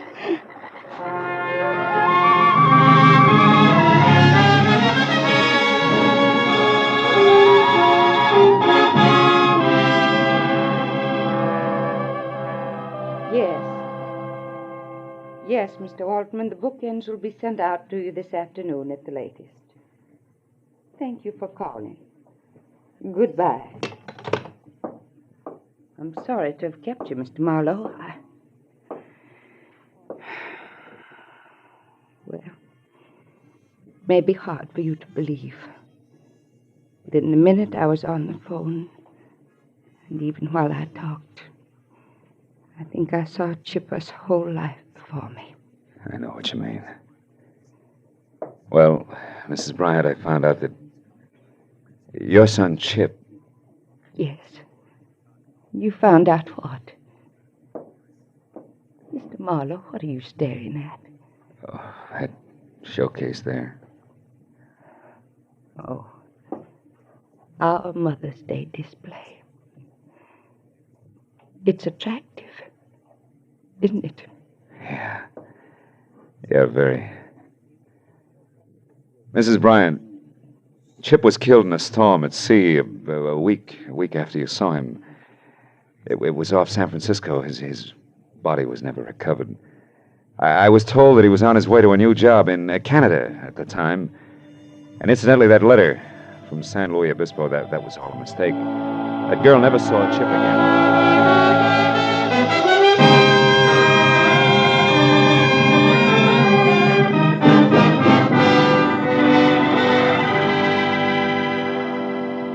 Outside, I left my car where I'd parked it and walked through the busy city street. You know, it's a funny thing.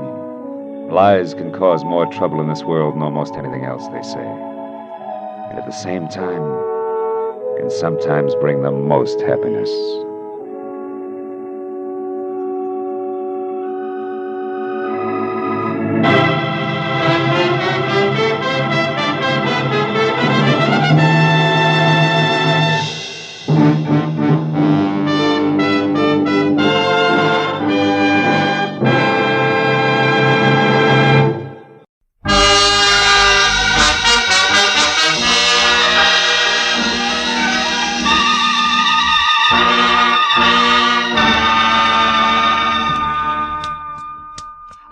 You know, Mr. Marlowe, when you came in today, I said to myself, it's a funny thing. You've been getting your haircuts here now for 6-7 years. But I never found out how you vote. Republican or Democrat? Well, I like to think that's my business. And another thing. Never did you tell me if you're for the Marshall Plan or against the Marshall Plan. Well, the Marshall Plan... And for the California's governor next fall?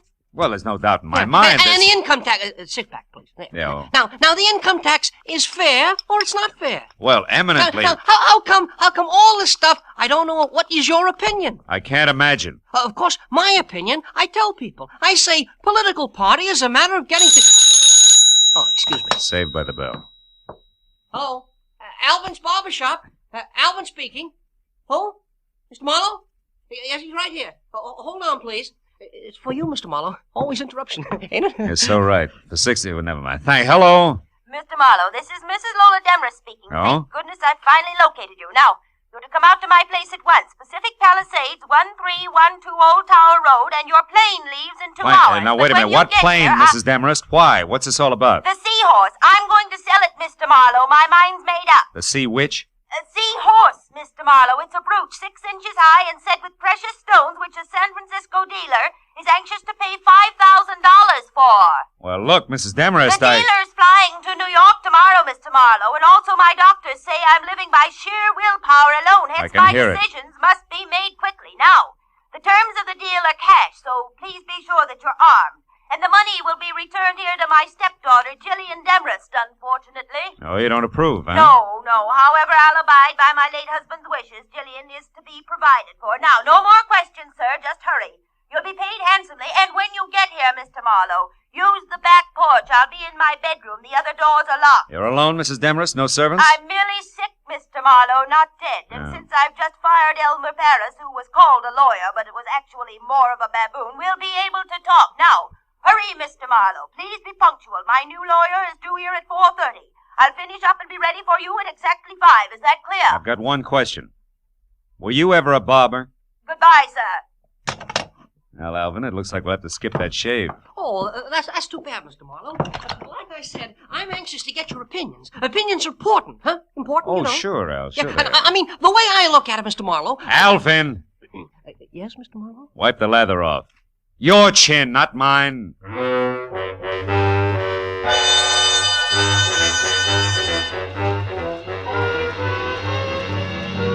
Pacific Palisades and my new client's home at 1312 Old Town Road was 40 minutes from L.A. The house was Victorian-style, solid, made of wood, 2 stories high, and squatted close to the edge of a sun-baked cliff, 200 feet above the ocean.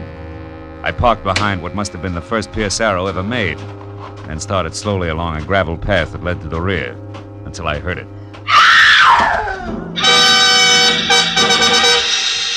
Inside, I found an old woman whom I figured to be my client, leaning against the half-open kitchen door, sobbing and clenching at the gingham apron she wore like it would keep her from screaming again. Mrs. Demarest, get hold of yourself. What happened? I'm not Mrs. Demarest. Oh, the poor darling. Her heart. She's dead. She's dead. In there, the bedroom. Oh. But who are you? My name's Philip Marlowe. Mrs. Demarest hired me an hour ago. She was a handsome woman. A beautiful woman and a good woman. You're the detective, aren't you, about the brooch? Yeah. How'd this happen, Mrs. Lockfield. Oh. Miss Bertie Lockfield. Miss Lockfield, were you with her? No, I came over a bit ago. I'm Lola's best friend, you know, her only friend. I came over in my car to cook her some dinner, like I do all the time. I live right by the little cottage at the foot of Old Tower Road, the one with the tall hedges. The dinner, Miss Lockfield, you were saying? Oh, yes. Well, Mr. Marlowe, can we go back to the living room? Oh, sure. Now, Miss Lockfield, you came over to cook dinner, then what? Well, I looked in on her first, like I do all the time. And since she was asleep, I went to the kitchen and set things going. And then? Oh, here, you better sit down, huh? Thank you.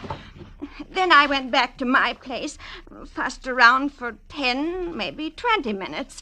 Then I came here again and found what we just saw. That pillow clenched in one hand like she'd wanted to All hold right. Take it easy, Miss Lockfield. Try to hold on, huh? Now, tell me. You didn't happen to see anything of the new lawyer around, did you? New lawyer? Why, Lola didn't mention a new lawyer.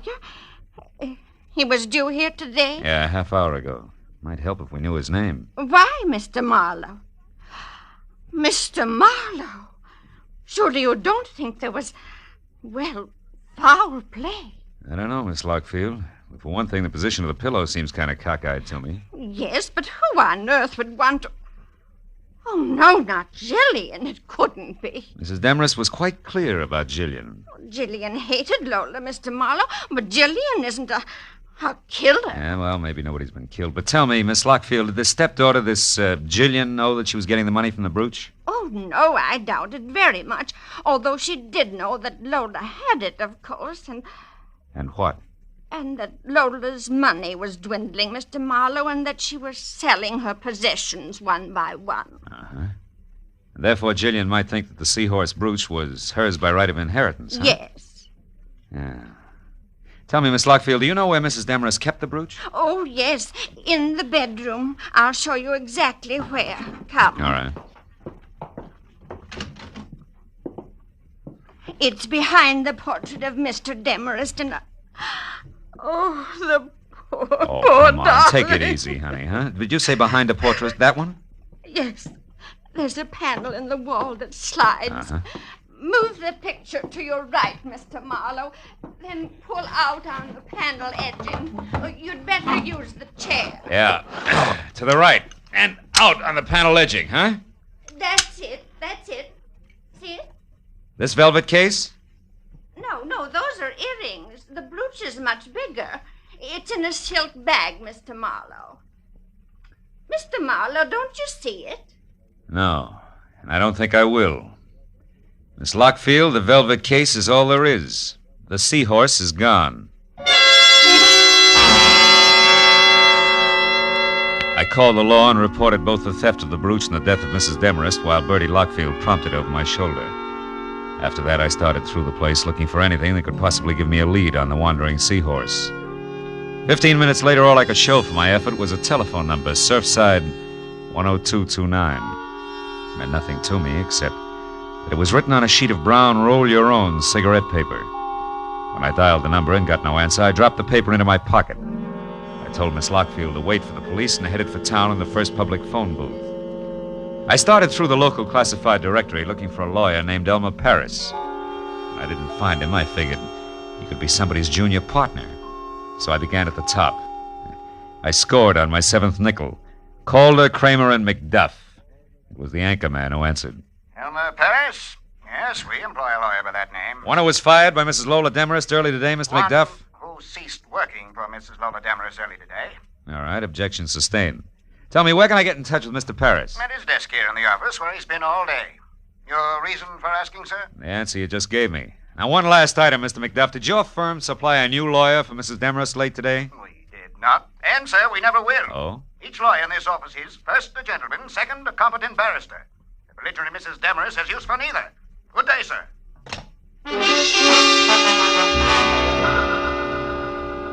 With that, I checked Elmer Paris off my list and went back to the phone book.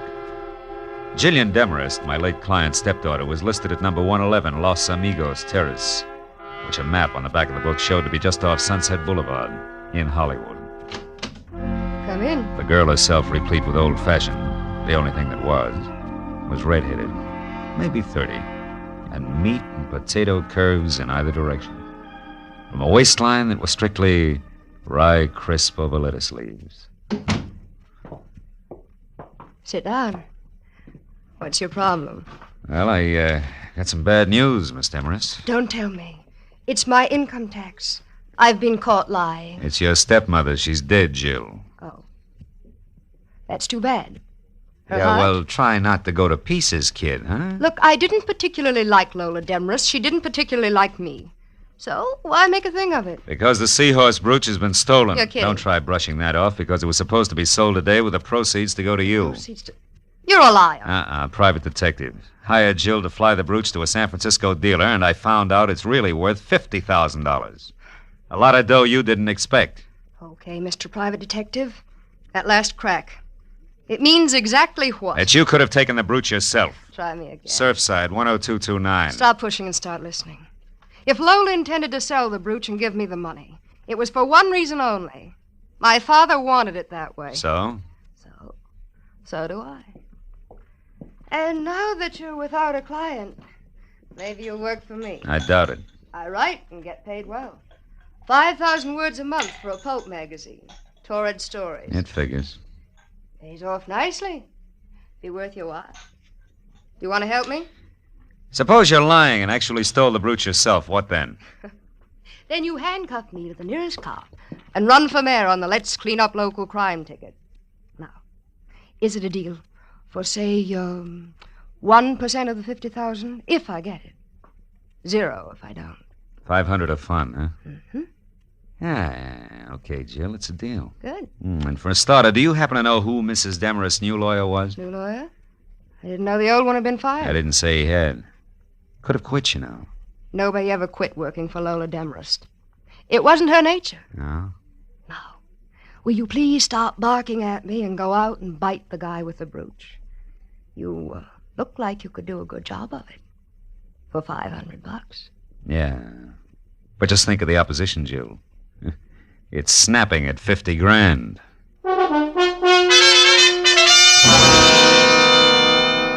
I drove back to the foot of Old Tower Road in the smothered and ivy cottage labeled Miss Bertie Lockfield. I started for the front door, but only got halfway. That'll do nicely. Right where you are. Oh, fine. You're a friend of Bertie Lockfield's or a relative, which? A nephew, why? Because, nephew, Aunt Bertie's not home, and I want someone responsible to leave a message with. So you go looking for him with a gun, huh? Now listen, baby, Shut up and try to remember this. Tell your aunt that the new lawyer Mrs. Demarest hired will be in touch with her. Does that make any sense to you? No. But maybe if I knew his name, it would. I doubt it. Now, nephew, without any fuss, let me have your car. Hey, now, wait a minute. Come on. You'll find your car a block away from here where I left mine. Give? No. Happy motoring. Thank you, nephew. And don't forget the message. She backed away, got into my car, and started it without once taking her dead, fish-cold gray eyes off me. When she jerked away from the curb, it was too late for me to do anything but swear and start walking to my car. It was where she said it would be, so I got in and sulked as far as the first public telephone. It was time to try Surfside 10229 again.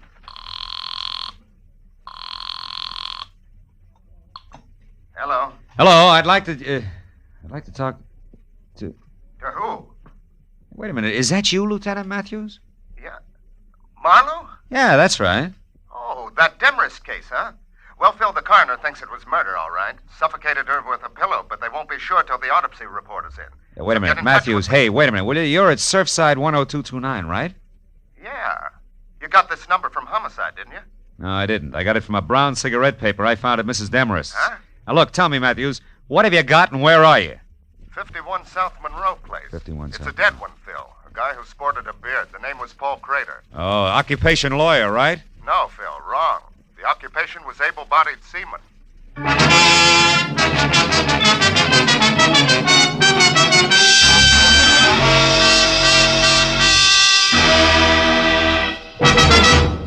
In just a moment, the second act of Philip Marlowe. But first, Dr. Christian's latest patient comes up with a new problem for the kindly small-town physician this Wednesday. And it's the case of a man who's about to be evicted from the place to which he's come home to die. Add to this, the patient is an exceedingly lively, rip-roaring centurion, and you have the makings of a highly dramatic, amusing yarn. Dr. Christian, starring Gene Herschelt, is heard every Wednesday on most of these same CBS stations. Now with our star, Gerald Moore, the second act of Philip Marlowe, and tonight's story, The Seahorse Jockey.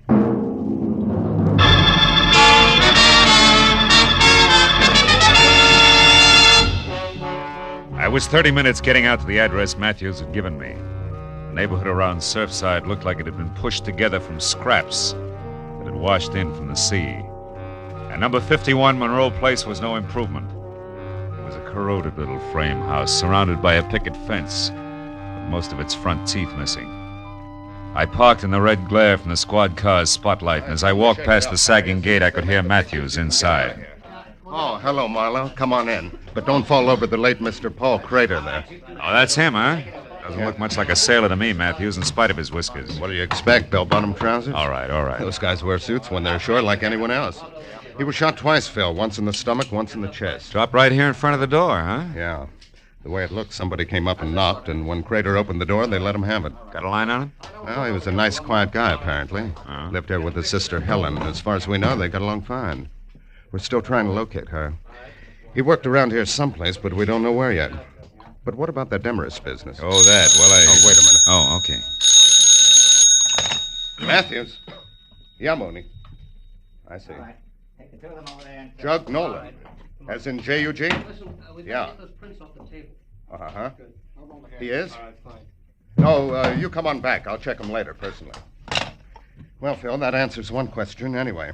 Crater here worked out of a boatyard on Front Street. What was that Nolan, J-U-G, about? Jug Nolan. He's the bird who runs the shipyard. Oh. Mooney says he's a genuine old sea dog from roll your owns to... Wait a minute. Did you say roll your owns? Yeah. Matthews, how about letting me talk to this Nolan before you and the boys move in? Why? I'd like to check the color of his cigarette papers, and I'll let you know. Well, okay, Marlowe. Only keep your chin in.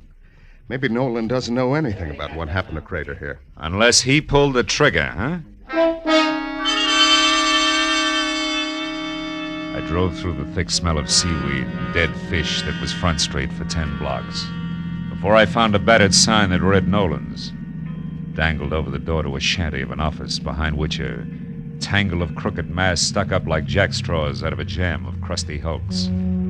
I pulled into the curb across the street from the place and started to get out when the office door opened, and a man who looked something left over from Moby Dick stepped out, headed across in my direction.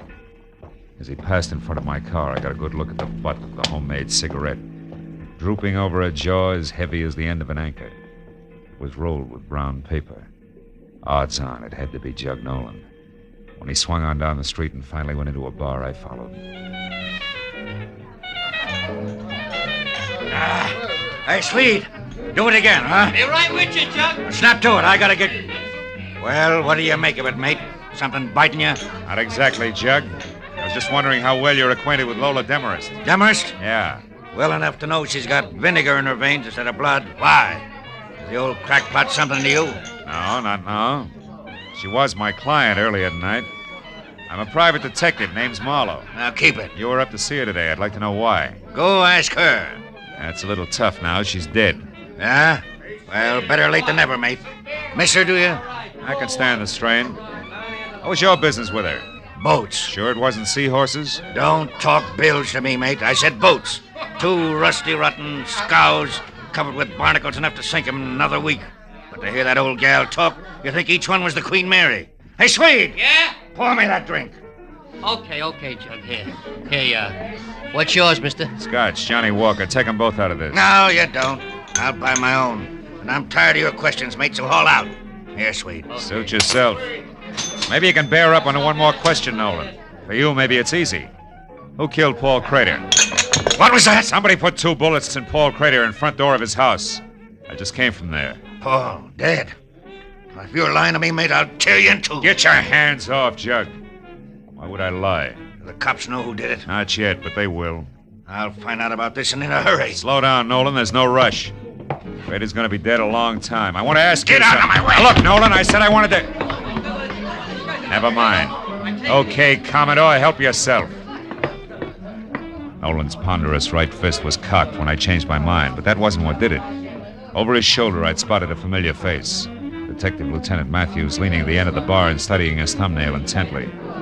As Jug stamped past him and out the door, Matthews jerked the intriguing thumb at a thin, sandy man working a pinball machine, who suddenly lost all interest in the game and left abruptly. And Matthews sidled down the bar toward me. Sorry to step on your heels there, Phil, but we found out that Nolan has 2 judgments against him for assault. Got a very dangerous temper, it seems. Well, you saved me a split lip. Did you hear all of it? Enough to convince me that Jug Nolan didn't do it, but we'll tag him just to play safe. Oh. Chances are he's heading for Crater's house now, which should just give me a good chance to go to his place and look around. Uh-huh. I'll see you, Marlowe. Yeah, so long, Matthew. Something else for you, mister? No, thanks, Swede. Unless you can tell me why so many surfside sailors grow Van Dykes. Ha! I wondered myself.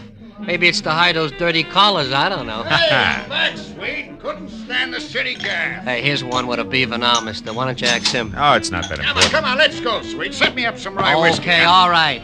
Say, Dusick, this fella here wants to know why you sailors grow those chin whiskers. Yeah? Skipper, I'll tell you. The sailor's got to have something to do while he's away with spare time at sea that don't take up too much space. Yeah, well, I guess it beats bike racing. I'll see you, Dusick. Hey, wait, I want to tell you. I went to town today looking for nothing but a change of scene in a chubby blondish Edward, see? And what happens? Yeah, well, that's fine. Some gal takes a look at my beard and thinks I'm a college professor doing research. I couldn't thaw out with a blowtorch. Yes, the next one runs for her life because she takes me for a judge. And after that, I'm just getting around Hey, to wait a asking- minute. Hold it, Dusick. Huh? You say judge? What's up, Skipper? You losing your rudder? Just the opposite. You've given me an idea that'll work. Yeah, and what? 2 murders, a beautiful sneer, and a missing seahorse. It's wild, but it's beginning to make some sense. So long, sailor.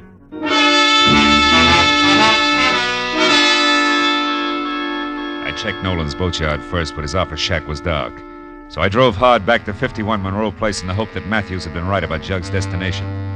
When I ground to a stop, I once again gave thanks for smart cops. Jug Nolan was there, all the fight gone out of him as he stared without seeing it at the blood spot on the floor where Paul Crater had died. I asked him one simple question. The answer he grunted in 3 words without so much as looking up. But it made everything fit. As I got to the phone, I knew that whatever else he was, the old sea dog was no liar.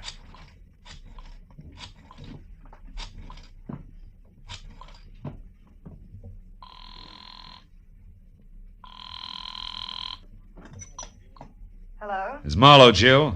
Oh, I've been waiting for this. What is it?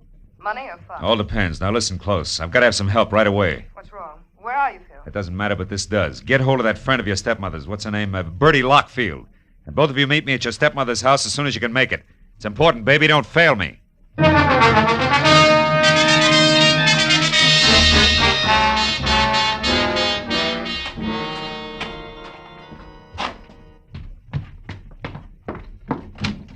Marlowe, what took you so long? Well, yes, I understand you wanted our help in a big hurry. We rushed madly over I'm here. sorry it took longer to get here than I figured. What do you want us to do, Phil? Catch a thief and a killer?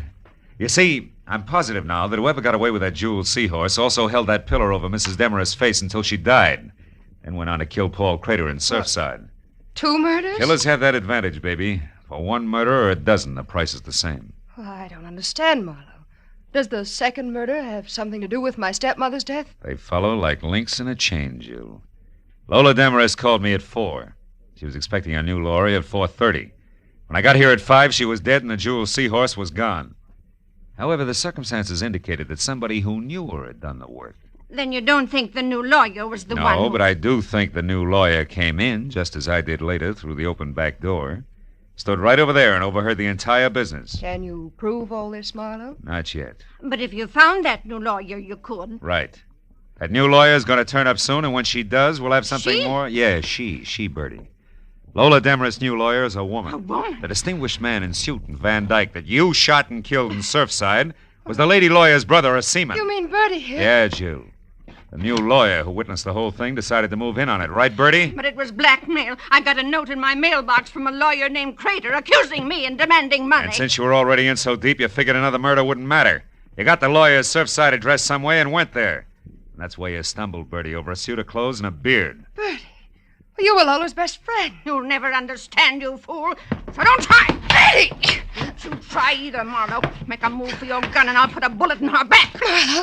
Lola Demarest's best friend. I despised and hated her. The years I worked and slaved for that woman, pampering her, putting up with her sickness and her temper and her high-handed ways. She owed me plenty for those years. When it came time to pay, the money went to you, you cheap little snip. You done nothing for her. You were getting everything. Stand still, Marlowe. I came prepared, remember? So did I, Mrs. Lockfield. Helen Crater. Better drop it, Bertie. You're in the middle. Listen, we can still do business like you said in the note. Not now, sister. You forget 3 things. First, you tried to kill me. Second, you did kill my brother. Helen, you don't know what you're doing. And third, the female of the species is always deadlier than the male.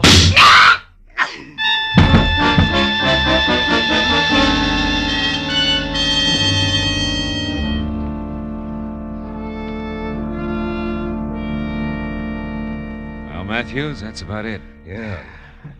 What do you think will happen to Helen Crater? That's one I don't have to figure out. Well, she's a lawyer, you know. Say, Maybe by the she way, could- Phil, Huh? how did you find out she was the lawyer? Oh, that. Well, you see, the fact that the new lawyer was nowhere around bothered me. Uh-huh. And then when I was in that bar in Surfside, one sailor with a beard told me he'd been mistaken for a judge. So I figured maybe another sailor, also with a beard, could have been mistaken for a lawyer. And you worked back from that? Yeah, to Paul Crater's sister, Helen. I finally asked Nolan what Helen Crater did for a living. He told me. You see, he was the guy who had recommended Helen in the first place. He'd come to see Lola about the boats and found out that she needed a lawyer, right? That's right.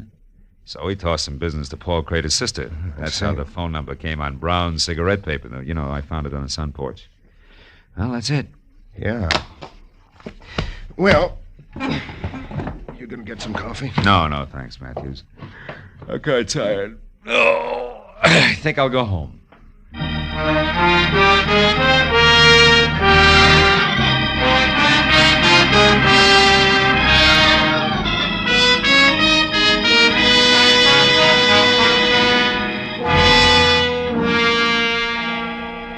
It was almost 3 in the morning. A silent, sterile hour at the short end of a long, long night. Everything that happened had been because of a jeweled seahorse, an ugly little replica of an ugly little fish. But then, as I thought about it, I realized that the trouble wasn't because of the seahorse. It was because of the people. Bertie Lockfield, Helen Crater, Lola Demarest. That's always the trouble. People. Yeah. To coin a cliche, it takes all kinds of people to louse up the world.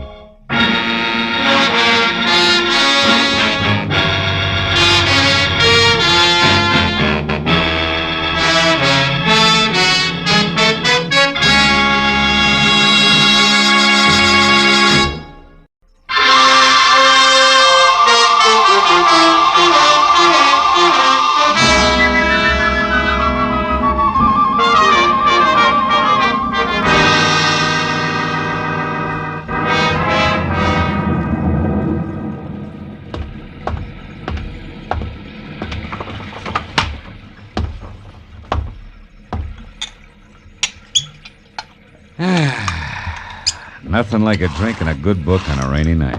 And what a night. Oh, no. All right, don't sprain your finger. I'm most sorry to intrude on you this time at night, but I may have waited too long already. Yeah, well, look, miss, my office hours are 9 to... My poor Andre, I felt something dreadful was going to happen to him, and now I'm sure of it. You must find him for me. The poor man Lady, wait a minute. Hold it, will you? Who is Andre? And for that matter, who are you? I am Vivian Ordway, prima ballerina ballet du monde. Prima ballerina? The impresario of the company, my dear old friend, my teacher, the man who's been like a father to me. That is Andre Ledoux. We must help him at once. Well, listen, Miss Ordway, why don't you... Mr. Marlowe, I feared for some time that Andre was on the brink of losing his mind. Yeah, I can understand You see, he's a genius, tormented by 1,000 frustrations. He will never dance. He's been crippled, but he is consumed with a passion for dancing and drives himself to express his genius through the clumsy feet of others. Yeah, well, that's very interesting. You've no idea, but I don't see why you came to me tonight, Miss Ordway. What can I do? Help me to find him. Yesterday, something else happened to Andre. I don't know what, but it upset him. Then today at noon, when this awful rain started, he disappeared and... Oh, good heavens. Huh? 8:05. Yeah, what about it? I'll be late for the performance.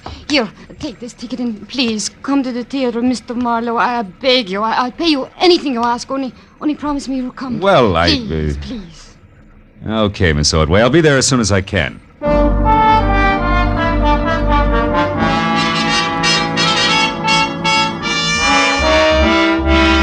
The ballerina swept out of my apartment like a frightened whirlwind.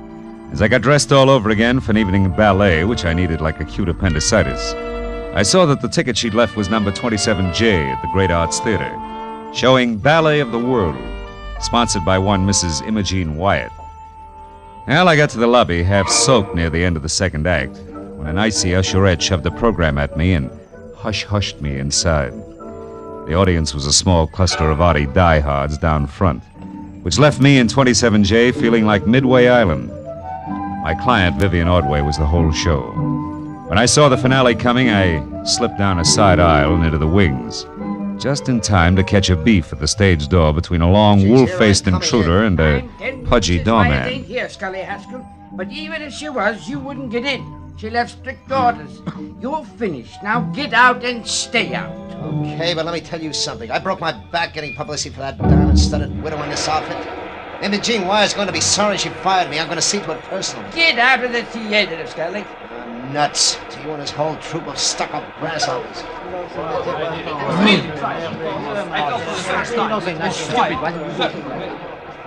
Oh, Mr. Marlowe, Yeah. here. Come this way to my dressing room. Tell me, have you heard from Andre Ledoux, Vivian? No, nothing. But I did remember something that may help. Oh? Andre once mentioned that he had a friend here in Los Angeles, a Mr. Baker, who lived at the Winthrop Arms, the Winthrop Hotel, the Winthrop something. Come in, Mr. Marlowe. Thank you. Andre may be there. I'm grasping at straws, I know, but if his mind is gone and he is lost, I'm so afraid for him. Oh, now take it easy, honey. Take it easy. Vivian, is there news of Andre? Oh, no, George, nothing. Mr. Marlowe here is going to find him for us. He's a private detective. Oh, I see. Wonderful. I am George Melikov. Glad to know you. Vivian, I'll be at the hotel. If I can help, please do call on me. And, oh, my dear, you shone as beautifully tonight as the full moon. Как красивая луна. We mere stars were hardly visible beside you. До свидания, душка. Fast man with a compliment, huh? He's very sweet. Yeah, what hotel did he mean? The Wilshire Gardens. Most of the ballet stay there. Oh. How about you, Miss Ordway? I have a house, a studio on Lookout Mountain, 857. 857. Can I reach you there? No, I'm going to wait here in the theater. If Andre should remember and come back, I'd want to be here. He's a very sick man.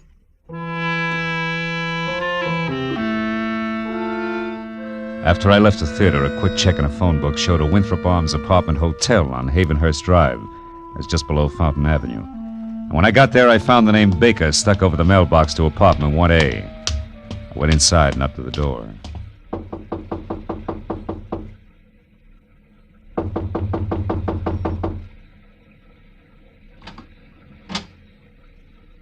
Yes? Andre Ledoux? What do you want? Well, your friends at the theater are worried about you. My friends? I have no friends. George Melikoff's worried about you. George Melikoff, my friend, is worried. So is Vivian Ordway. Vivian. Uh-huh. Oh, that dear child. What will become of her now? What do you mean? What's happened?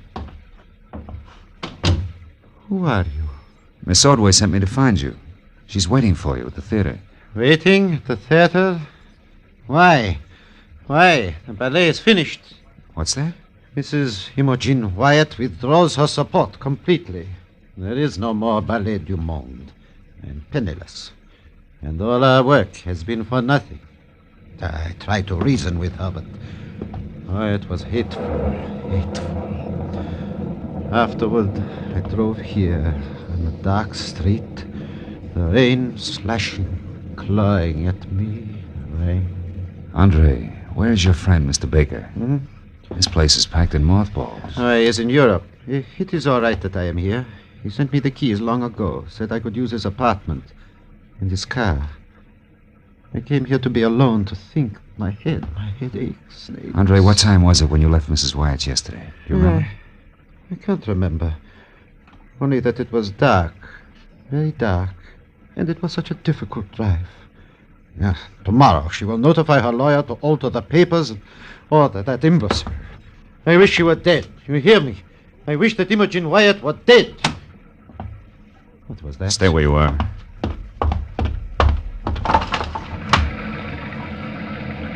What is it? Do you see anything? No. Now look, Andre, about your headache. Wouldn't you like to see a doctor? Doctor? No, I'll be all right. I am all right. Understand? Yeah, sure. Well, do me a favor, for your own sake. Stay here tonight, inside. I want to check a couple of things, and then I'll be back. Yes, I'll stay. Where else would I go now?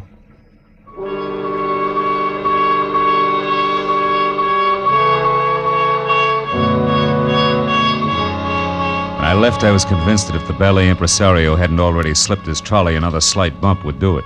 But two things bothered me. So first I walked around to the window again, but any trace of an eavesdropper had been washed away by the rain. Item number 2 was the strong imprint the drive home in the rain had made on Andre's troubled mind. I wanted to know why. The garage was under the building on the far side. The door was unlocked and a small light burned in the back. I finally found the car, a sleek, close-to-the-ground Hudson registered to Orland Baker, and found it with the first grim discrepancy. The left headlight and fender were still streaked with rain marks, but the right had been wiped clean. When I reached in and switched on the lights, that cinched it. The glass in the right headlight had been replaced. It was brand new. Hey there. What are you up to? Just testing my friend's car. I may borrow it. You the attendant? That's right. Was you in here last night tinkering around with this here car? No. Maybe it was Mr. Ledoux. He had it out last night. Oh, no, it wasn't him. That was somebody else. I heard a noise. See him when I come out of my back room there. This guy beat it. He took off like a scared turkey. He had a big black cape on with a high collar flapping in the wind. You better watch it, old-timer. That stuff's getting your eyesight. Looked like a cape to me. Yeah? Well, I looked around, but I didn't see no harm done, so I went back to my room. What time was all this? Oh, way past midnight. Maybe 1, 2 o'clock. I didn't pay much attention. By the way, mister, careful of the nip. No, thanks. I'd like to use a phone. You got one? Oh, sure. Back in the corner. I'll show you. I'll find it. The call is personal. Do you mind? Me? Just say not. Help yourself, Sonny. I'm too old to even be curious.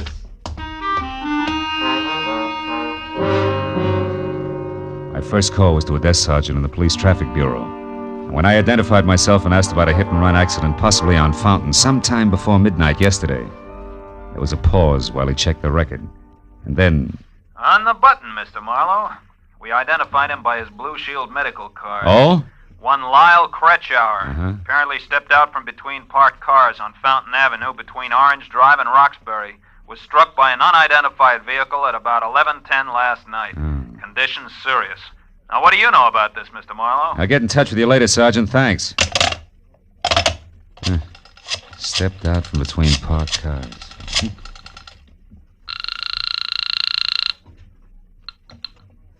Great Arts Theater. It's Philip Marlowe. I want to talk to Vivian Ordway.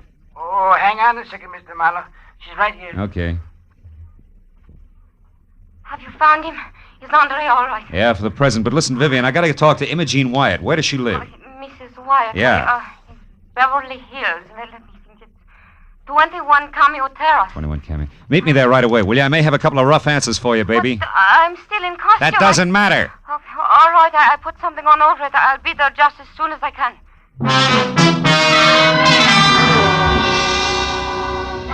Between slick streets and visibility zero, it was a solid half-hour drive from the Winthrop Arms out to the swank Cameo Terrace.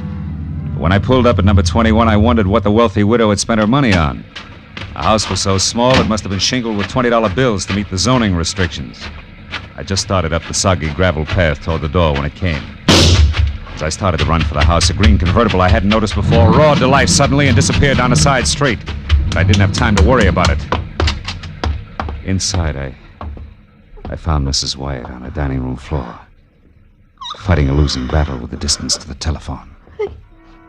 Accident last night.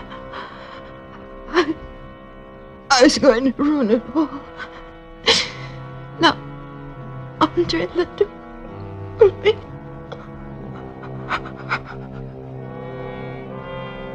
She was dead.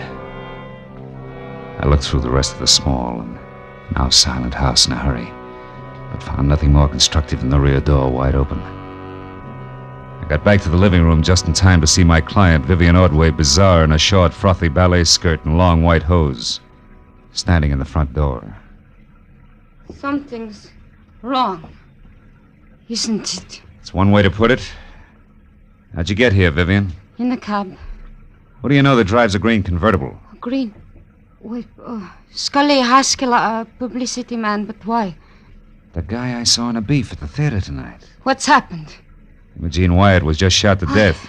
And that puts 2 items of business up on deck. First, a check call to Andre Ledoux. Andre? Why Andre? On the off chance that he can drive faster than I can. After that, a personal call on Mr. Haskell. You can fill that one in yourself. Marlowe, Andre couldn't have. He couldn't have We'll done... see.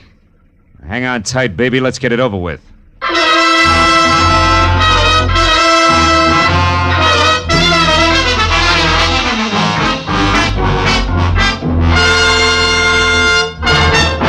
In just a moment, the second act of Philip Marlowe. But first, the great international comedienne Beatrice Lillie will be Bing Crosby's guest on CBS this Wednesday night. The CBS Bing Crosby Show always guarantees enjoyment. So be listening when B. Lillie joins Bing on most of these same CBS stations this Wednesday night. And now with our star, Gerald Moore, the second act of Philip Marlowe, and tonight's story, The High-Collared Cape.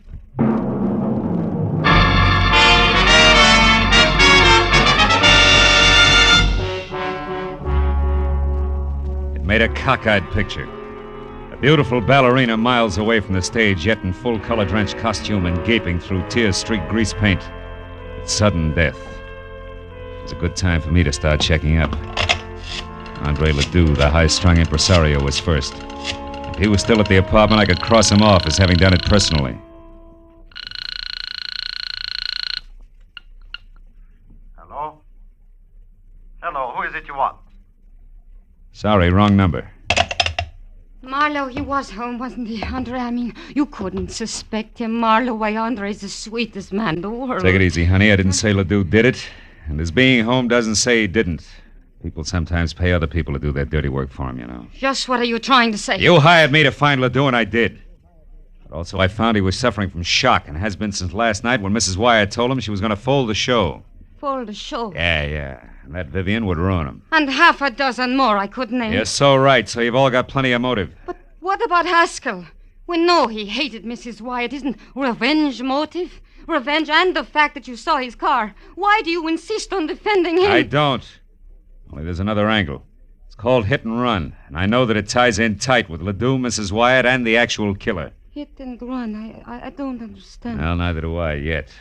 Now, look, do you know where Scully Haskell lives? No. Where does he hang out? Oh, sometimes at the bar at Wilshire Gardens Hotel. Okay, I'll try it.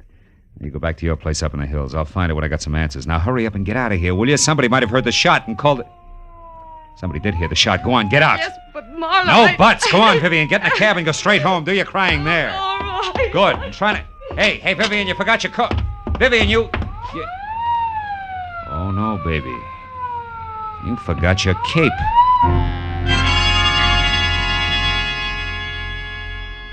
For a long second, I just held it tight and stared. High Elizabethan collar, enough gathered cloth to rig old Ironsides. It could have been what the garage attendant thought he had seen running away from the car Ledoux had used. But the garage attendant could have been mistaken, too. I told myself that leaping high to conclusions was strictly for ballet dancers. I jammed the cape into a small bundle and left via the service entrance just as the police sirened up. I took the Great Circle route back to my car, tossed the cape on the seat next to me, and drove fast to the bar at the Wilshire Gardens Hotel.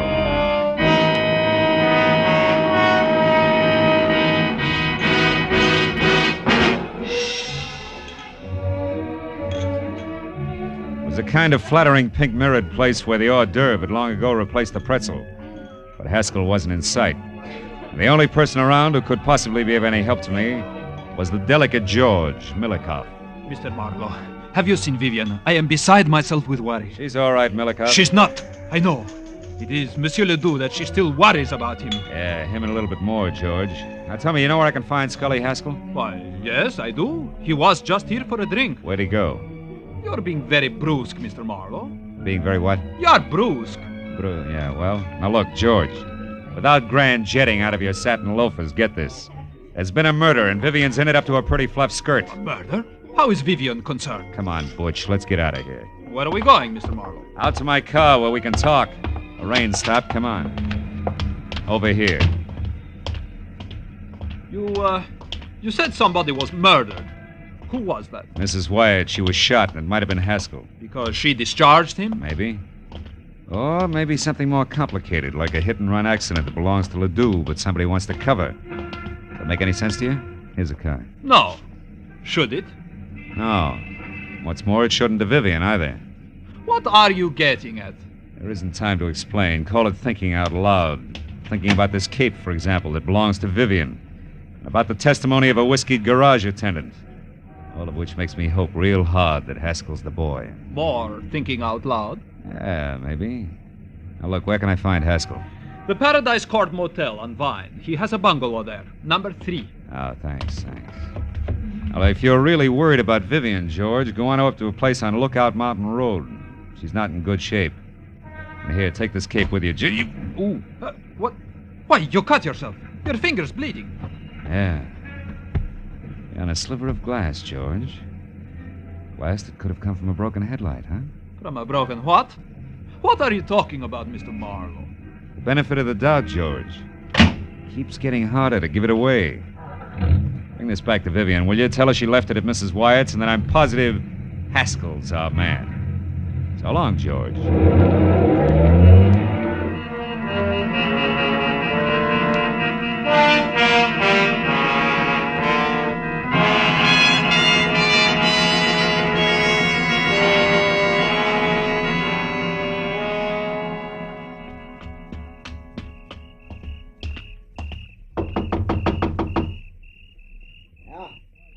You, Nancy? Not quite. The name's Marlowe. I want to talk to you, Haskell.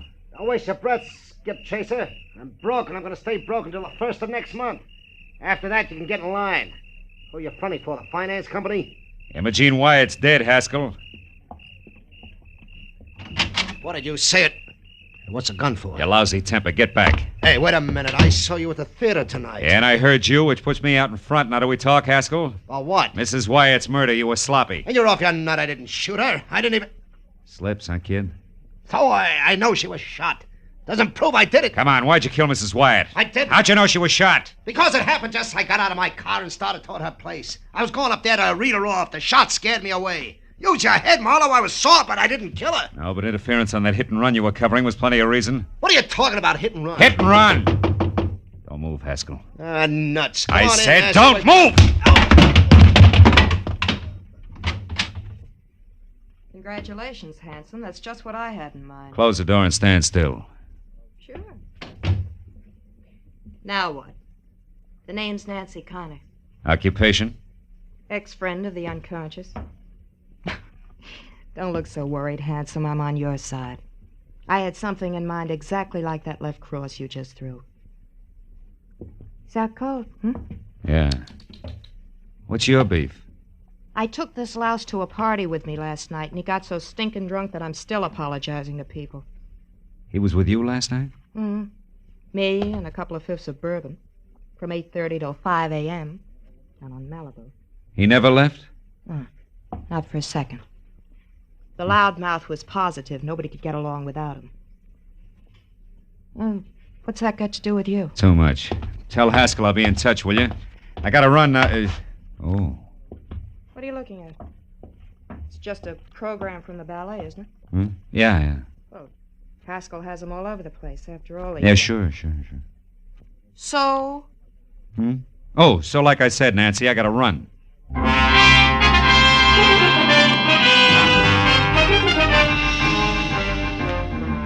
It was 15 stop-and-go minutes from Haskell's place to the Hollywood Hills, and another 5 screeching up the paved snake that was Lookout Mountain Road. But finally, I was there out of my car and running toward number 857, which was a collection of windows and a rustic log frame half jutting out into space. And around in the back, there was a wooden sun deck. Below it, on either side, huge rocks that lined the edge of the cliff. Directly below, only the dark, bottomless canyon. On the end of the porch near me, there was a long flight of stairs. I started up, one careful, noiseless step at a time, my hand tight around the .38. Suddenly, in the weak light of the thin slice of moon, I saw Vivian Ordway, her back to the flimsy porch rail, her face an ugly knot of terror. No, George. And only inches away from her and brandishing the gun he'd used to kill Mrs. Wyatt was the half-crazed answer to everything. Listen. The delicate George Please, Melikoff. It's too late, Vivian. Marlowe knows this cape was what the garage attendant saw. And do you know how? Because of a stupid little thing. A sliver of glass that was caught in it, which came from the broken headlight that the wearer of the cape replaced. The wearer who was covering up Andre Ledoux's hit-and-run accident so that he could have the pig where he wanted him. You're wrong, George. Marlowe was after Haskell. He thinks Haskell killed Mrs. Wyatt. He only hopes that. And he'll find out one way or another that the beautiful ballerina is guilty. Then he'll be forced to come back here after you. But George, I'm not guilty. Of course you're not, Vivian. I am. The cape is mine, not yours. You only used it tonight. That's the only thing he doesn't know, and never will. Because you will have killed yourself after confessing to me. No. It's the only way, Vivian. You or me. But it's always been that way, hasn't it?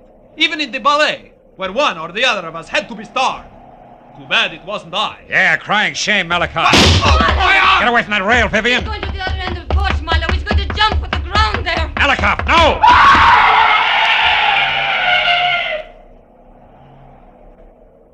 Oh, no. Too great a leap, even for a ballet dancer. Let's get out of here.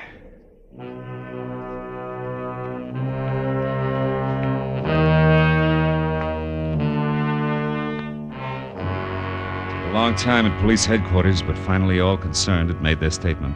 The law was more or less satisfied, and Andre Ledoux, who never knew he'd hit anyone, was cleared of hit and run. That left me and the ballerina driving to a friend's house, where she was going to spend the night. Phil, I know you must have had enough of questions and answers, but... But? Yes. The reason George killed Mrs. Wyatt. Well, you see, Vivian, it started last night when George went to see Andre Ledoux because he was so bitter about his part in the show being cut down. And that was when he saw Andre returning from Mrs. Wyatt, shaken up and half dazed. And with a broken headlight and other signs of having hit someone, huh? Yeah. And from there, George thought fast, covered it all up, found out exactly what had happened from this morning's paper, probably, and waited. But when you hired me tonight, he must have followed me to Ledoux's and overheard Andre tell me that Mrs. Wyatt was going to pull out. Oh, so he went to her, tried to stop her, and couldn't. Yeah. Anything else? Oh, yes. One thing. Oh, that's the house there, Phil, the white one. Oh, okay. What made you hurry back to my place from Haskell's motel when time meant so much? A hunch, honey. As I was leaving Scully Haskell's, I saw a stack of ballet programs on a table in his living room. Cover on it was very interesting. It features you and a picture of George, majestic in his high-collared cape. So that was it. Yeah, that was it. Good night, Phil. Oh, will you call me tomorrow sometime, please? I'll call you tomorrow, Vivian. Good. It's a nice night, Phil. And so good to be alive. Well, good night.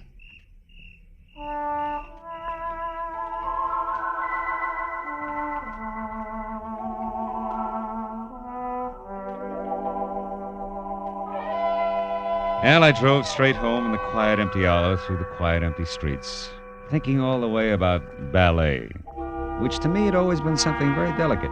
You know, for the long hairs, strictly the arty side. And I thought about the people I'd met who were connected with it. The ballerina with a lot of courage when courage counted. The high-strung Andre Ledoux, Haskell the muscle man, and George. As vicious as anything I'd ever met on Skid Row. And I was still thinking about them when I got out of my car. But then for the first time, I noticed a little white envelope on the seat next to me. It had my name on it. And inside was a ticket for tomorrow's matinee. Same seat I had before. Yeah, well, I figured I'd go. You know, those leaps they do, they're pretty good. What do you call them?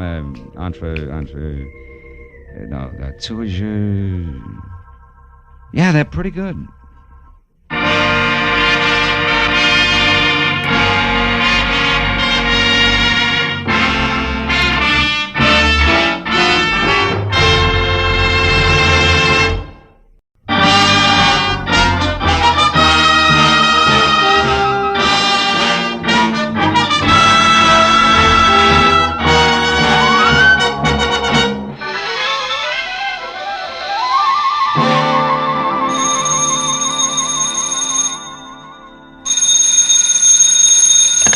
Hello. Mr. Philip Marlowe, please. Clover Lake, California calling. This is Marlowe. One moment, sir.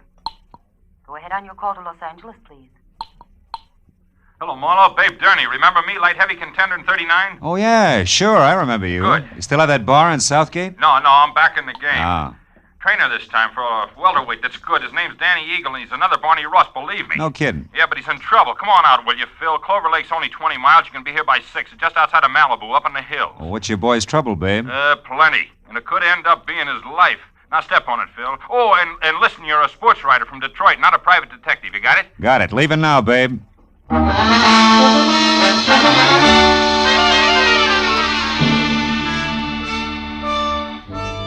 was an hour's drive to Malibu Beach in a film colony where the convertibles outnumbered the hardtops 5-1. And another 30 minutes up into the mountains along a steep spiral of macadam, which at every turn made more of the Pacific below and less of Malibu, until finally I was at the top. To my right, there was a dirt road, which a freshly painted sign said led to Clover Lake Training Camp, private. Raleigh Lance, owner. I drove on into what turned out to be a converted summer hotel marked office. A couple of buildings that had been stables and maybe 24 cabins spread out over a sloping green acre that led to a cliff's edge, and the lake some 100 feet below. When I pulled in and parked in a gravel semicircle which was close to a roofed-over boxing ring, where a lot of muscles in sweatpants was making a punching bag sound like a machine gun, I saw Babe Durney coming toward me in ducks and white T-shirt, with an angry fighting eagle as in Danny on it. He was more bay window and less hair than last time, but still the same quick smile under a nose that spread over half his face, and an extended hand that could have passed for a catcher's mitt. Hiya, Phil. Glad you didn't take any longer. Things are worse. Oh? Danny got canned an hour ago, and he's burning up. Told Lance and his wife where they both could go, and I think he's going to personally see to it that they get there. Now, wait a minute. Who's this Lance? Oh, Raleigh Lance. He runs this place, Marlowe. Yeah. Strictly the big-time, big-shot manager. His seat at the fights has to be A1, his license plate the lowest number he can get. Yeah, half-pint in French cuffs and built-up heels. He's got 10 fighters there. Danny's one. And the wife? Oh, yeah. Myra. A lot of curves, a lot of war paint, and never enough clothes on. Know what you mean. Yeah, well, also not much to keep her busy, and Lance hasn't got time to run around down in Malibu. Which means sheep's eyes at the boys, huh? Yeah, Danny Eagle included. Not that the kid ever did anything about it, mind you. Figured she was just being friendly. Come on, let's move on down by the lake like I was just showing you around. Hey, Jersey. Yeah? You can quit now. Do a mile in the shower. Okay, babe. See you later.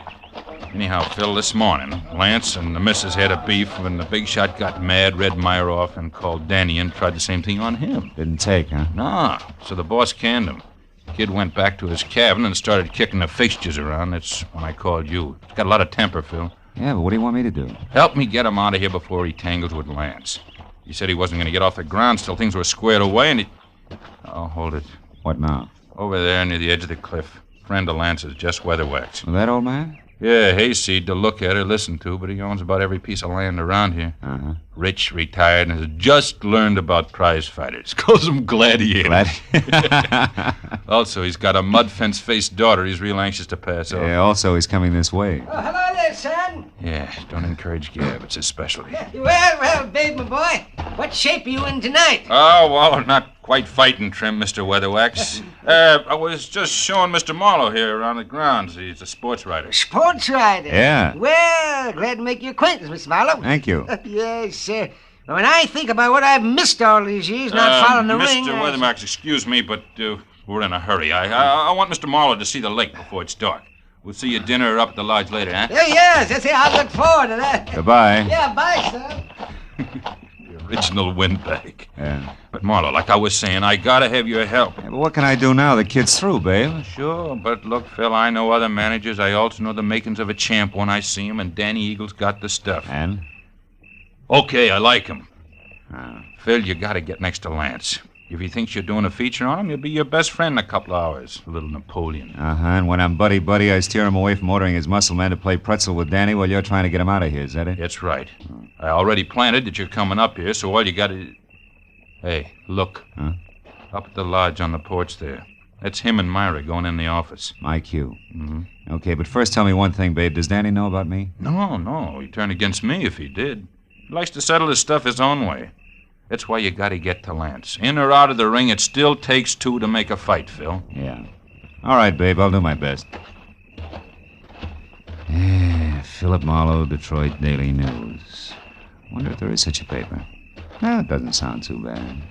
Listen, Myra, I don't want any more trouble with you. I'm fed up. Oh, You're fine. fed up. You? Well, that's funny. You drag me up here and expect me to... And try real hard to understand this. I dropped 10 grand, 10,000 berries last night on that punk Steve Rocker. I'm not very happy. So you want a fighter who stinks. What's that got to do with me? I don't know. But if you'd let him alone, he wouldn't have looked so tired in there. Of all the cheap cracks you've ever made, that's about the... The what? Go on, say it. You never flirted. You never played up to him. You were only being friendly. Go on, spit it out, why don't you? Don't think I won't. When we're alone. Oh. Excuse me, I didn't mean to eavesdrop. I was looking for Mr. Lance. Raleigh Lance? That's me. What do you want? My name's Philip Marlowe, Detroit Daily News, Mr. Lance. Oh. Yes. Come in, Mr. Marlowe. Oh. There was a note here on my desk. I should expect you for an interview. Glad to see you. Oh, thank you. I don't believe I've, my wife, Mr. Marlowe, Mrs. Lance. How do you do? Hello. From, Detroit, you said? Yeah. How are things at the Beaver Club? That's quite a spot, I hear. Oh, yeah, quite. I used to go with a reporter there. He told me about some wild parties at their press club. Busy Beaver Nights, they used to call them. Yes, busy Beaver Night. Lots of fun. Mm-hmm. I'll bet. Myra, Mr. Marlowe and I'd like to talk a while, so... So I'll be running along. It was a pleasure, Mr. Marlowe. Thank you. Goodbye, Raleigh. I'll see you later. Yeah. Well, Mr. Marlowe, have a chair. Drink? Yeah, I will, thanks. It's quite a spot you have here, Mr. Lance. Make it Raleigh, fella. All right. Yeah, it's okay. But you're not up here to write about a training camp, are you? Of course, I know background counts, but, well, like this drink, the soda helps, too. But the scotch is the thing, huh? Health? Same. Yeah, you're right about that scotch. Mr. Lance? What is it, Kelly? I'm busy now. What's about Danny Eagle? Did you give him his walking papers? No, Big Gurney stopped me, Mr. Lance. Said he'd give Danny the word himself that he could handle him. That fat pug! Who does he think he is? Well, he said he just didn't want trouble, Mr. Lance. Besides, he said Danny was taking a walk. Yeah? Well, I'm going to give him the air, too. I've got enough enemies without some lousy trainer who's on my own payroll. Pardon me, Mr. Marlowe. I'll only be a couple of minutes. Sure. Help yourself to another drink. We'll talk later after dinner, about 8. Oh, and here, catch. Yeah. Best cigar made. Let's go, Kelly. Best cigars. Seats marked A1. Yeah.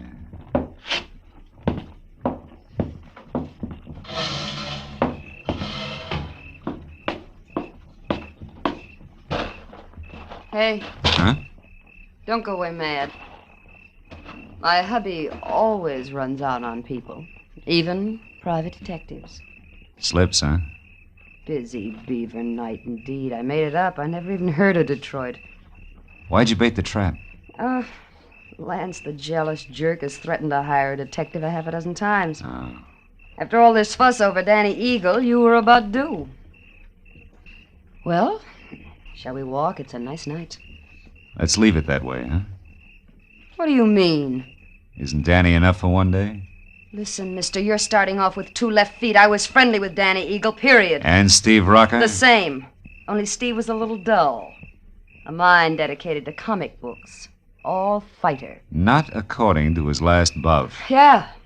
Rocco moved like he was drugged and collapsed in the 3rd, so it's my fault. Oh, the big shot is quite a loser. And don't bother with your next question. I can feel it coming. Why have I stuck? Yeah, well, it belongs here someplace. Well, I've stuck because... Well, because I thought that each battle was going to be our last. That sooner or later he'd have time for me. He's a busy guy, Myra. So was King Solomon, but he always had room for his wives. True. I thought this place was going to be our answer. Just the 2 of us, plus the peace and quiet of the country, with Malibu on hand for a change of pace. So what happens? Still busy, huh? Yeah. So busy that he spends 8 hours a day with Jess Weatherwax, a guy he never heard of until he started this camp, but a guy who thrills to hear the lives and loves of Raleigh Lance. And that leaves me with his daughter, Clementine, if I don't talk to the fighters. Clementine, whose shoes are number 9, with an IQ to match. Good night. Wait a minute, Myra. Where you going? Going as far as my cabin and an old-fashioned cry. Or maybe just an old-fashioned, I don't know which. Good night.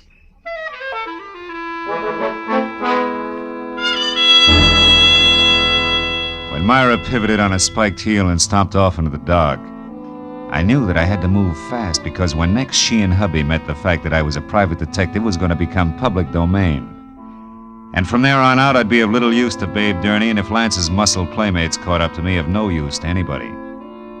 I located Danny Eagle's cabin among half a dozen others, peeking out of a thick grove of pepper trees, showing light from a half-open door.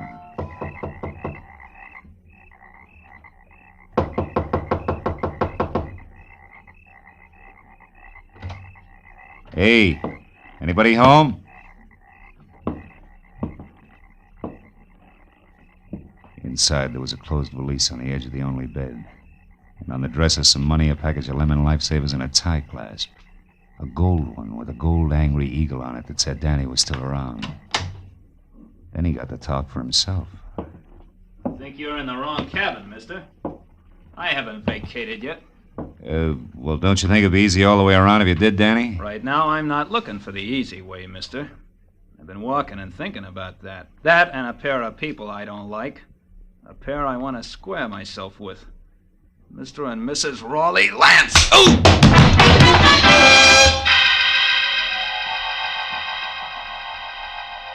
Oh. It was purely a case of mistaken identity. But it served as a reminder that it still took two to make a fight. And that the only chance I had left was to get next to Raleigh Lance and keep him away from Danny Eagle. I spent a half hour going from the lodge to Lance's empty cabin to the dining room and every other place where I thought he might be. But finally, I remembered Jess Weatherwax, the one-man fan club whom I located back up at the office. Oh, hello there, son. He was peeling off his coat and getting ready for canasta with something uncombed and built like a length of pipe. Who had to be daughter Clementine. What can I do for you, son? Mr. Weatherwax, have you seen Lance? Why, no, Mr. Marlowe. We just came in. You deal, dearest. Yes, Daddy. Is it important? Very. Daddy. Oh, excuse me, child. Mr. Marlowe, my daughter, Clementine. How do you do? Very fine, thank you. Mr. Marlowe, Daddy told... Hey, Marlowe, is that you in there? Oh, it's Babe Durney. Yeah, excuse me.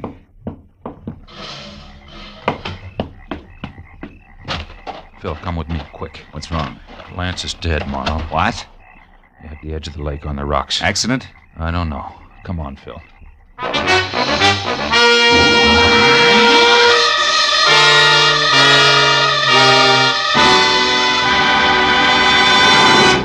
In just a moment, the second act of Philip Marlowe. But first, the confusion created by Gracie Allen has never been more clearly, more hilariously defined than it will be this Wednesday night when a writer for a national magazine comes to interview her. For the writer also meets some of Gracie's friends who present highly conflicting stories which Gracie does not untangle. It's another merry, mad mix-up which could come only from George Burns and Gracie Allen. So be listening this Wednesday on most of these same CBS stations. Now with our star, Gerald Moore, the second act of Philip Marlowe, and tonight's story, The Angry Eagle.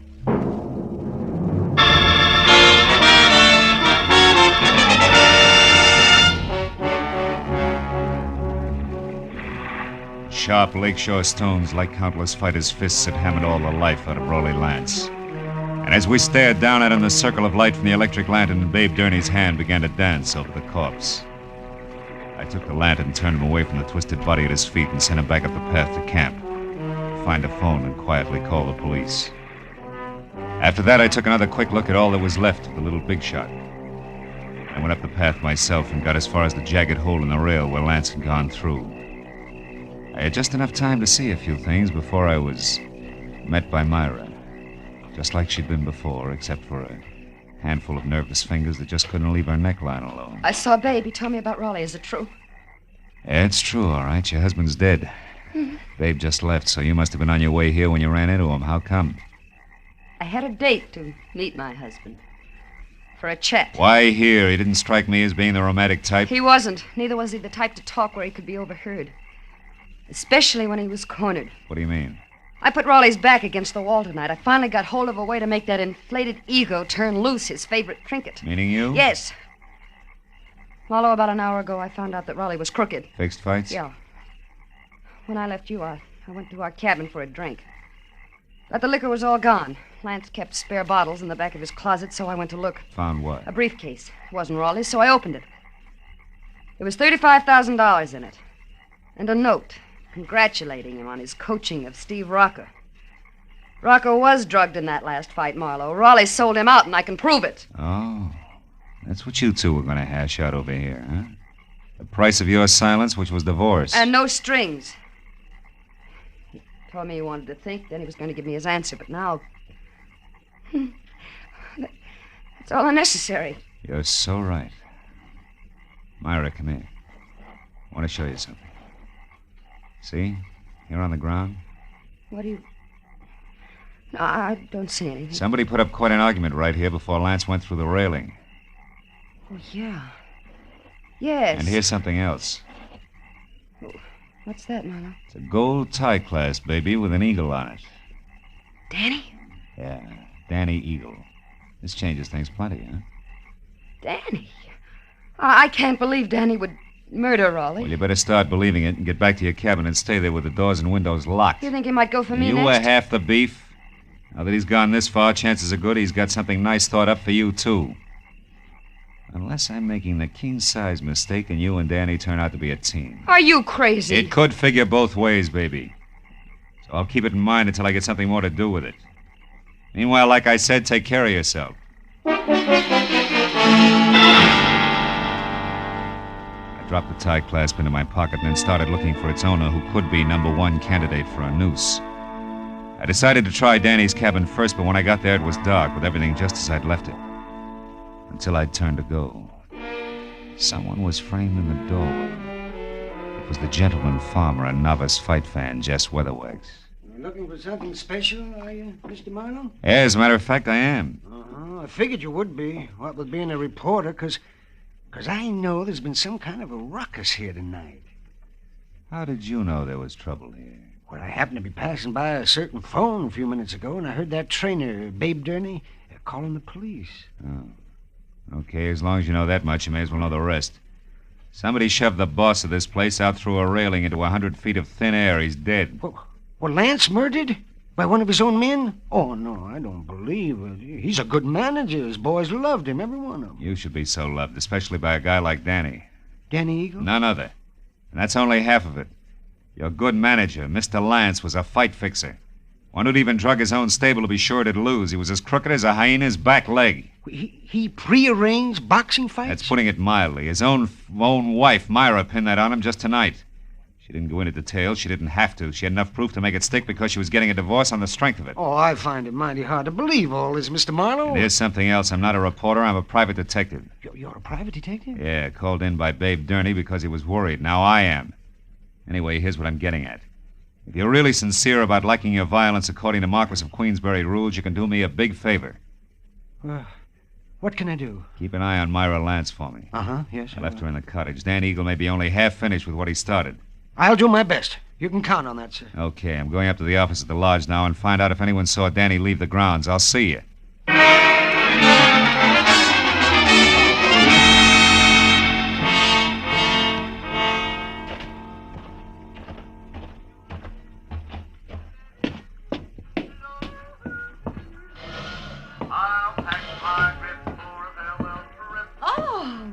Hello there, Mr. Marlowe.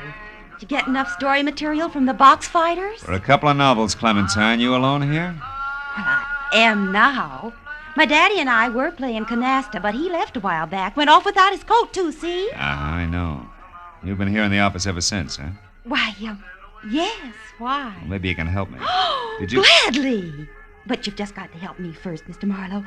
Have you got a cigarette paper? A cigarette paper? You know, the makings. I'm Oh. trying to roll me a cigarette, ran out of mine. I found my daddy's tobacco, and then I absolutely emptied his coat pockets here looking for a paper, but there wasn't any. You wouldn't happen to have it. No, I'm afraid not, Clementine. Here, have one of mine. In fact, have two. Oh. Now, my question, did you happen to see Danny Eagle go out the... Go out? Out the what, Mr. Marlowe? Huh? Oh, never mind. Listen, Clementine, did this thing come out of your daddy's coat pocket, too? That old ticket stub? Yeah. Out of that little pocket in the big one on the right side, it was... Well, Mr. Marlowe, what's wrong? I don't know. But I better find out right now.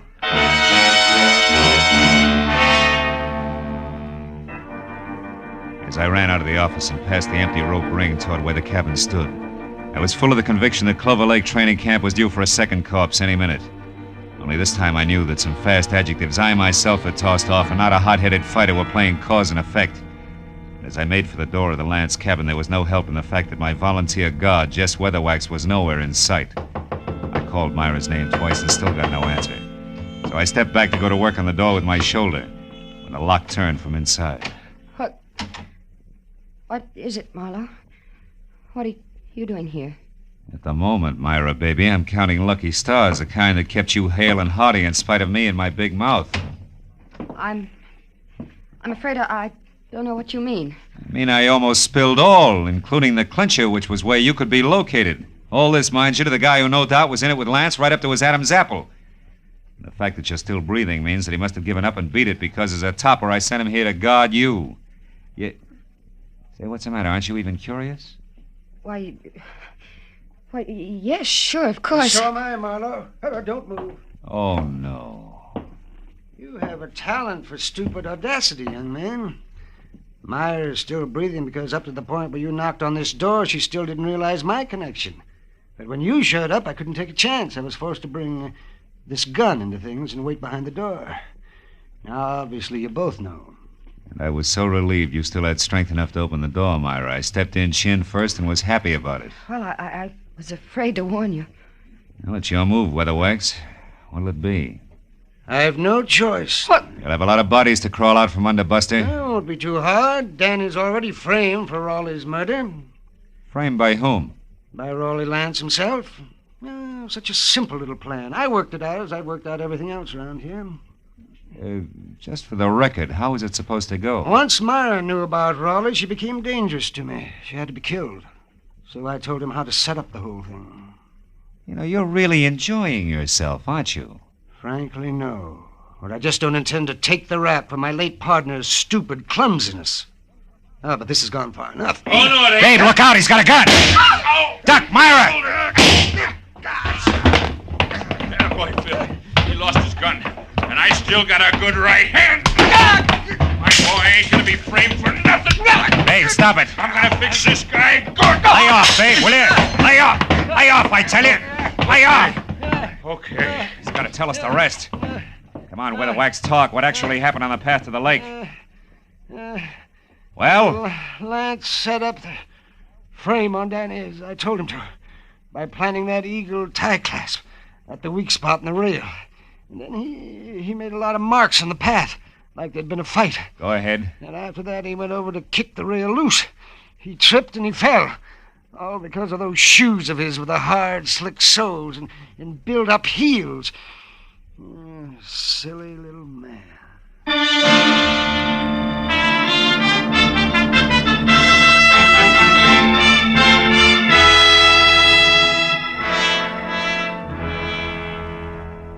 Well, it wasn't long until the boys from the sheriff's office arrived with a good doctor, a lot of open notebooks, and an endless supply of questions. But finally, all the pieces were fitted together. The very surprised Danny Eagle, who had done a lot of thinking, was back from a second long walk. And the whole thing had boiled down to me alone at the bedside of a heavy-jawed trainer, who had a happy look on his ugly puss for the first time that night. My boy's gonna be champ now, Marlowe. Thanks to you. Oh, thanks to you, babe. We were almost down for the count when you showed up. Hey, how's the shoulder? That's nothing. Hey, look, tell me something. How'd you back old Weatherwax into that corner? Oh, well, I found a ticket stub from his coat pocket with the number A2 on it. Weatherwax claimed that he'd never seen a fight or met Lance until the camp opened up here. But that stub proved that just a month ago, he sat right beside Lance. Yeah, that's right. Yeah. Lance always had seat A1 at the arena. Check. In short, Weatherwax was a liar who dropped his guard. And in this racket, you do that just once and you're out. Yeah. Hey, see that the Eagle keeps his guard up, will you, babe? I'm going to be betting on him from now on. Don't give it another thought. Good night, Phil. And I didn't give it another thought. Neither did I think about an arrogant little guy whose phony heels and twisted mind had dumped him into his own trap. or about a fat gambler who traded in perverted victories and rotten, hopeless defeats. Instead, I thought about the sun coming up over the hills, and a nice big platter with a ham omelet on it. And then a good, solid 8 hours sleep. Nothing else. You know, sometimes I think I have no soul.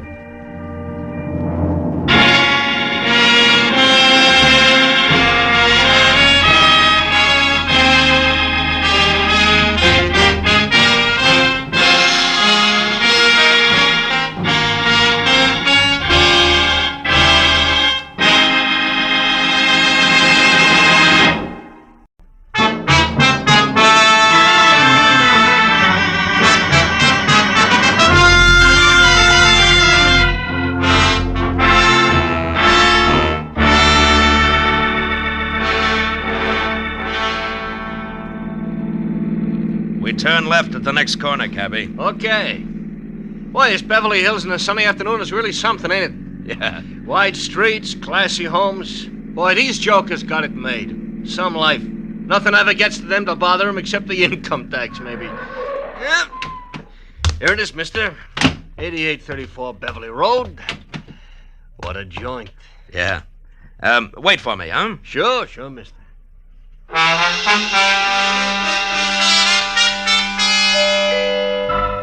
The door was answered by a girl of about 16, a tall, slender girl with dark eyes, too deep for her years.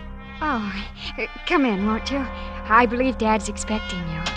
She led me across a living room as dignified as the lobby of a bank to a door that she opened. If you'll wait here in the library, I'll tell Dad you've come. The library of Stanley Towner, my new client, was as somber as his living room, except for one thing. Over a fireplace that half filled one wall was a life-size portrait of a woman. A most beautiful woman. Could have been a painting of what the girl who had just left would look like in another 25 years. I was still staring at the picture when Stanley Towner came in. That's a portrait of Margaret, my wife. We lost her 1 week ago today. I'm sorry, Mr. Towner. Well, we'd been expecting it for over a year. The doctors had warned us, but even when you're braced for a blow like that, Yes, I know what you mean. It was her heart, Marlowe. She was coming home from a shopping trip in Westwood last Tuesday evening when it happened. She had her own car and was just pulling into the garage here when the attack seized her. Catherine, my daughter, and I both heard her car hit the garage wall. We ran out and found her. The doctor did everything possible, but Wednesday morning she was dead. And I'm sorry. It's all right, Mr. Towner. I must tell you all this because the reason I called you here has to do with Margaret's death. I don't understand. I've got to get Margaret's watch back. A what? A watch? Yes, a wristwatch. It's, well, I'll try to explain. I loved my wife very deeply, Marlowe. Now that I've lost her, the most important thing in the world to me is the preservation of her memory. Can you understand that? Well, it's natural that you'd cling to things that remind you of her, Mr. Towner. Now, what about the watch? It's lost. Somewhere in Camino Beach. You know where that is? Yes, a few miles below Redondo. Yes, that's right. The day Margaret died, I had taken her watch with me to have it repaired. I went down the coast on some business, and on the way back I stopped at Camino Beach for lunch. A place called the Trade Winds. You had the watch with you when you went in? Yes, in my overcoat pocket. I came out, got in my car, and was halfway back to my office before I realized it was gone. I've got to get it back, Marlowe. How much is it worth? In cash, about $500, but to me, now, it's worth 20 times that. What's the watch like? It's a Benris, platinum, and set with emeralds. Mm-hmm. I gave it to Margaret on our 20th wedding anniversary. There's an inscription on the back to Margaret from Stanley with eternal love.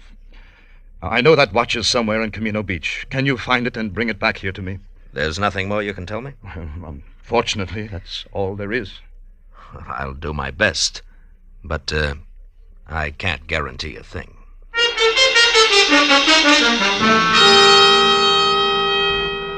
The cabbie waiting outside drove me back to the gas station on Wilshire, where I picked up my own car, fresh off the grease rack, and headed for the ocean and the sunset.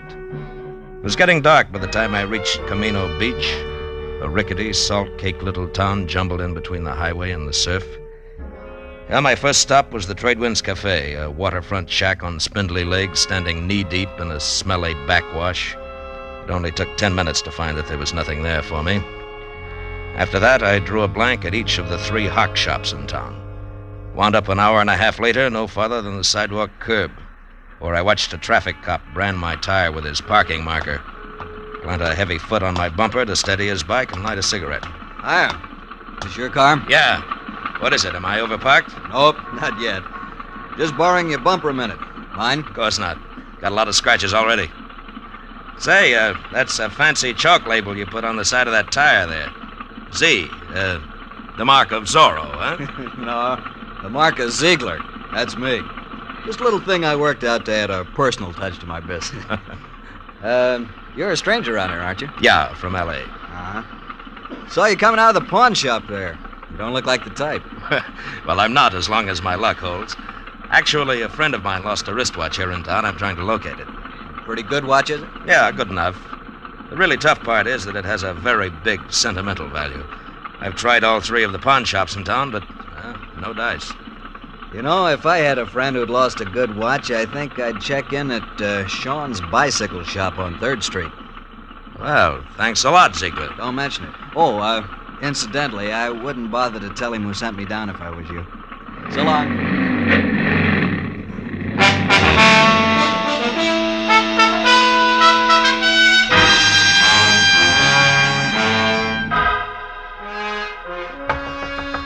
Hello. Hello, anybody there? Hello, Sean? What do you want? I'm closed for the night. I'm, interested in a lady's wristwatch, Mr. Sean. How do you know?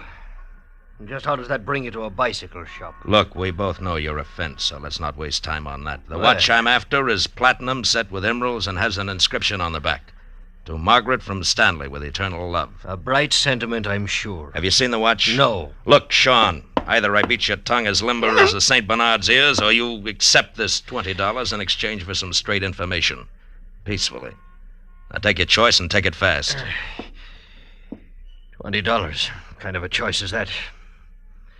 But I don't have the watch buckle. But you have seen it. Oh, yes.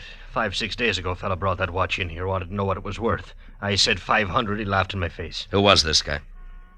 You mentioned something about $20. Oh, yes. Here. All right, now give. Oh, that's better. His name is Chip Menashe. In summers, he works in the concessions in the pier. In winters, he's nothing more than a beachcomber.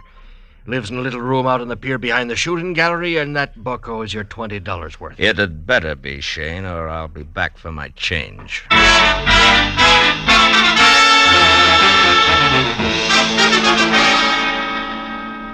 The amusement pier was deserted. When I finally found the one-room shack tacked on behind the shooting gallery, it was dark and quiet. I knocked once, got no answer. So I pushed a wad of rags out of a broken pane of glass in the door, reached inside, and unsnapped the lock and went in. With a light from the one naked overhead bulb, I started through the room. On a packing crate that passed for a dresser, I found a week-old newspaper clipping. It said the body of one Leon Stice of Camino had been found on an isolated beach Wednesday morning, shot in the chest. No apparent reason. Stice was survived by his wife, Nancy, of 320 Front Street. I got real busy wondering why a bum like Chip Menashe saved old newspaper clippings of murder stories when a noise outside turned me toward the open door. What are you doing in my place? You weren't home, so I came in to wait. You a cop or something? No, I'm no cop, Menashe. The name's Marlowe. Huh? Maybe we can do business. Sit down. I don't get you. I, collect old watches. A mutual friend sent me, Menashe. Yeah? I'm interested in ladies' watches, particularly. Maybe something in platinum with emeralds. Okay, Pally, what's the proposition? Nothing until I see the merchandise. Now, how about putting it on display, huh? I can't hear you, Pally. Come on now. Where's the watch? Don't rush me, mister. Don't rush me. It'll get you nowheres. All right. Make me a proposition. 10 grand? 10,000? Uh-huh. You must be out of your mind. Yeah, we'll see who's out of their minds. That's a very valuable watch. Maybe you better get out of here and add it all up again. Yeah, maybe I'd better at that. But, Menashe, don't go away, because I'll be back. I won't go away. I know when I'm sitting on top of the pile.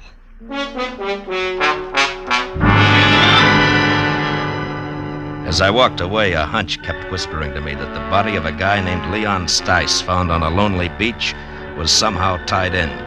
So I decided to pay a call on his widow. I drove down Front Street to number 320, but there was nobody home. As a matter of fact, the only sign of life on the entire block was a red neon pelican in a blue neon martini glass above the door of a bar across the street. So I walked over and went in. A couple of questions later, I found Nancy Stice sitting alone in the back. The offer to buy a drink was the only introduction I needed. Sure, you can buy me a drink. Hey, Charlie. Okay, Nancy. I'm an old friend of your husband's, Nancy. I just heard. That louse didn't have no friends. Yeah, Nancy. Something for you, mister? No. Here, keep Thanks. it. Mud in your eye. Nah. I got nothing against Leon Stice, except 25 years of living with him in a Camino Beach rat hole on nothing. That's all. Any idea why he was killed? For the role he was carrying. After what you just said, that makes no sense. That's the way it was. And I didn't get one red cent of it. It was all gone when they found him. Did you tell the cops he had money on him? Nah. I hate cops. Yeah, sure. Where did Leon get this dough? Told me he ran into an old acquaintance who was staking him. Some guy named Martin Vogel who used to live here in Camino Beach years ago. Martin Vogel was staking him? To what? Leon said him and Vogel was going in business together. The cash was in advance. Oh, sure, he was gonna be such a big shot. What kind of business, Nancy? Just between you and me, the only business that crummy mind of his would work on was blackmail. Take it from me. And now, how about another drink for his grief-stricken widow, huh? I'll, leave $1 on the bar on my way out.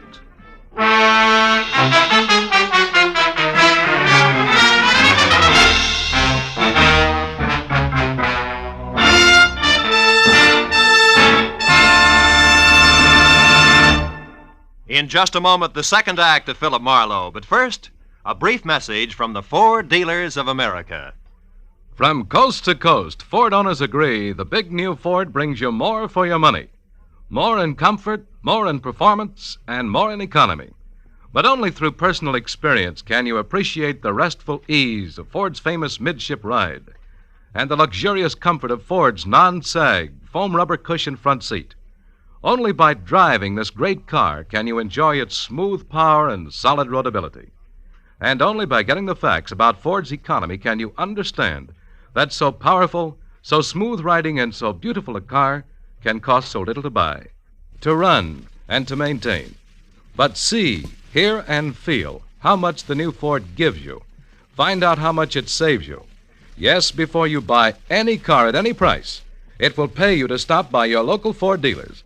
Take the wheel of the 100-horsepower V8, or its companion in quality, the 95-horsepower 6. Once you've driven it, you'll agree the new Ford is the one truly fine car in the low-price field. Now we return to the second act of Philip Marlowe and tonight's story, The Anniversary Gift.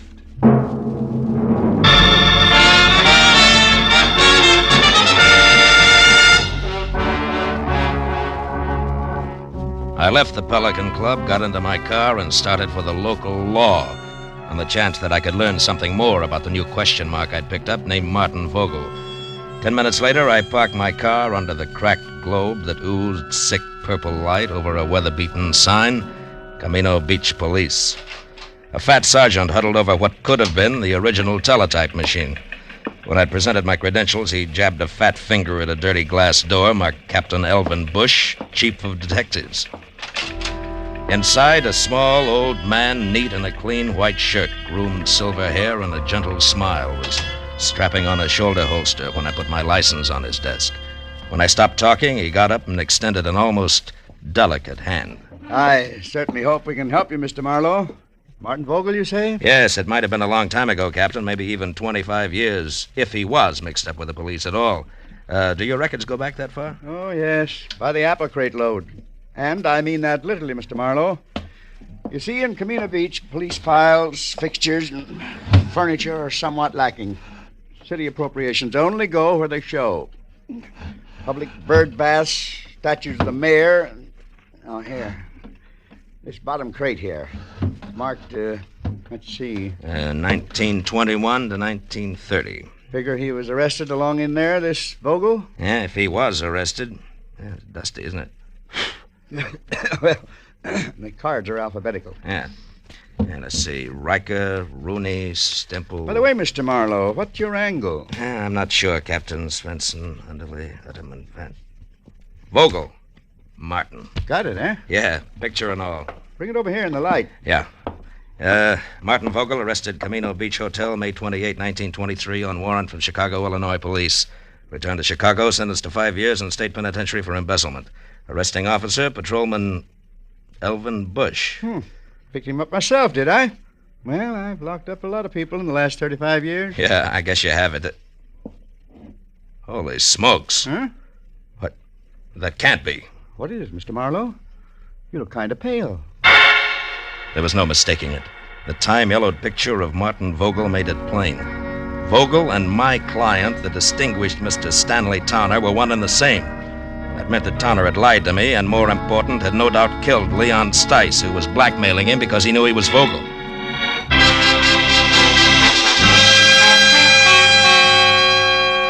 I left Captain Bush piled into my car and pointed it back for the amusement pier, where one way or another I was going to get Chip Menashe to fill in a few remaining blanks for me.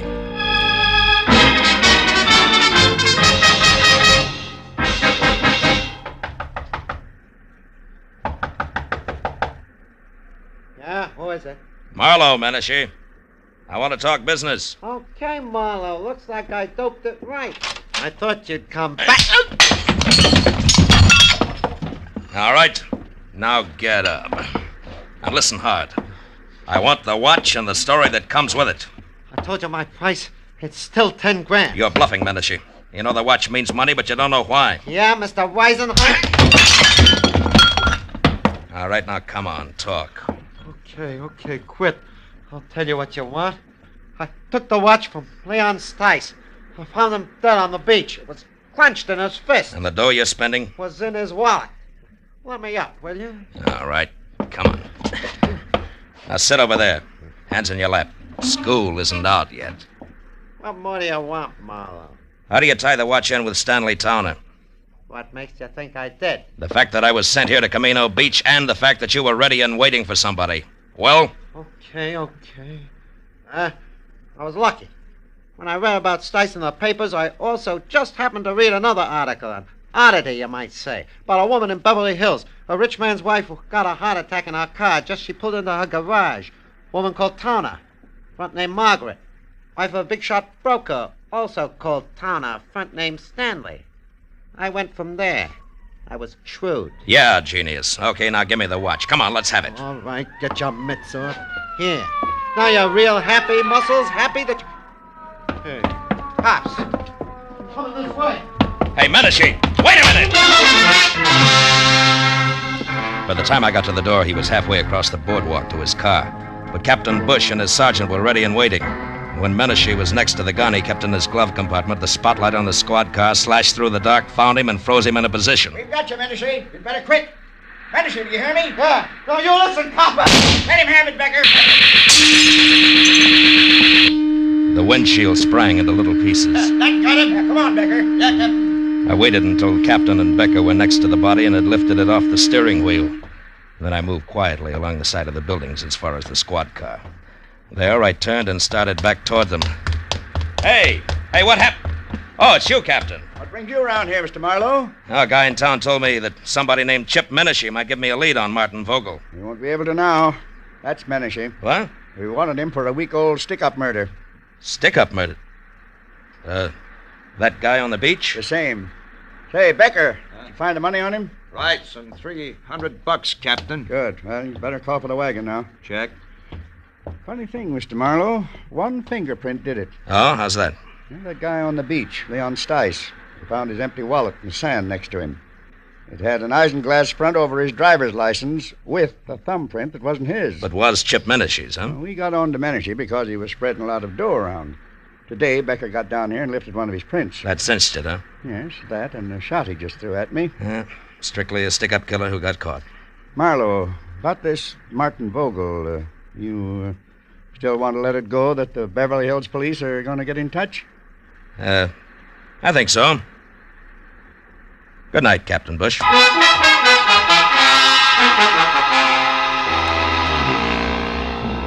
The ride back to Beverly Hills was an uncomfortable hour and a half, cold and empty. I was glad that I had things to do like stop and start and shift gears. It kept me from thinking too much about a lot of things and a lot of people I wish I'd never heard of. People like Stanley Tanner, who I had every reason to be against, but who I was starting to pull for. Stanley Tanner, a man who had started all over again after a single mistake made 25 years ago. A man who had fought to build good things, like a comfortable home, a marriage to a woman in a painting, a 16-year-old likeness named Catherine. But Stanley Tanner, who was also a killer on a lonely stretch of beach far from home, destroying something rotten who would destroy him. A killer that nobody knew about, except me.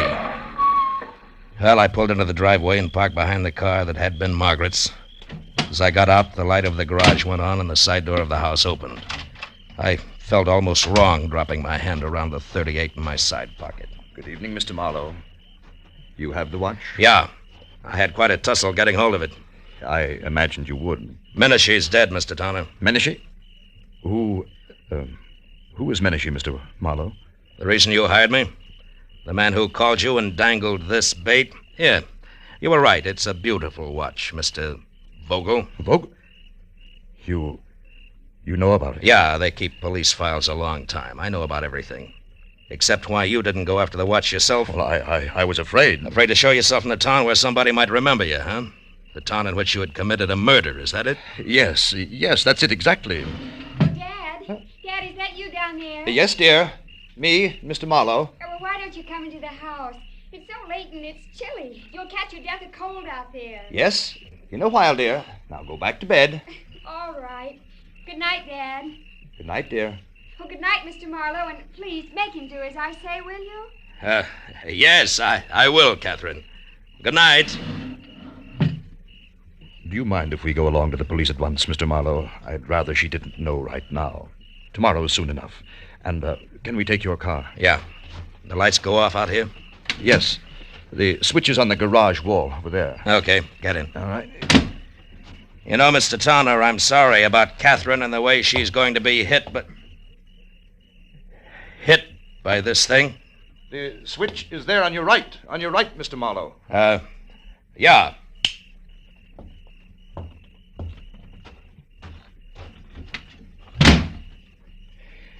It was a very nice house. Mm-hmm. Mr. Tanner, you certainly loved Margaret a lot, didn't you? Completely, Mr. Marlowe. And her memory, too? Why do you ask? Something that makes me awfully happy. Mr. Tanner, you didn't kill Leon Stice. Marlowe, what are you saying? That you never lost your wife's watch at Camino Beach. You never had it. She lost it herself. Lost it when she struggled with Leon Stice just before she killed him for your sake. For you and Catherine and everything you've worked for. No, Marlowe, no. Yes, Margaret had a bad heart. She knew she didn't have long to live. Also, she knew that Stice was blackmailing you. It figures, Tanner. And what also figures is that you'd rather pay for a murder that you didn't commit than to have Margaret's name soiled. Yes, I would, and I will, because you can't prove any of this. Correction, Mr. Tanner, I can. With your wife's car there in the garage, the car in which she died on what you said was her return from Westwood. Which it was? No, not according to a funny little chalk mark I just saw on one tire, it wasn't. A little white Z that a policeman named Ziegler in Camino Beach makes to check on parking time. And we can go on from there. Your confession won't mean a thing. But, Marlowe, it might... No, I guess it won't. I guess you can't hide the truth very often, can you? No. Only once in a great while. And then, strangely enough, only when it seems like the right thing to do. What do you mean? Why did you stop the motor? There's one thing I haven't told you yet. The way things worked out in Camino Beach, Mr. Tanner. The police there think that Menashe killed Leon Stice, and they're happy that way. They never heard of you or your wife. And I don't see why they should. No. Yes. I mean that nobody really knows the whole story. Nobody except you, Marlowe. Nobody, Mr. Tanner. Good night. Thank you, Mr. Marlowe. Good night.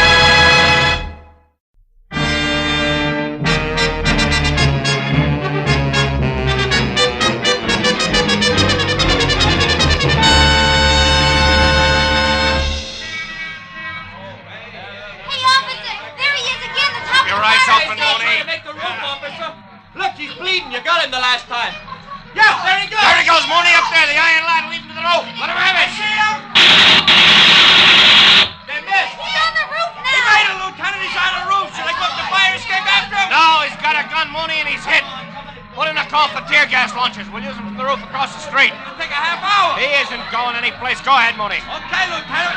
Hey, here comes Marlowe. About time. I want to talk to him. Mooney! On the roof. He's over the edge there. Fire, Mooney!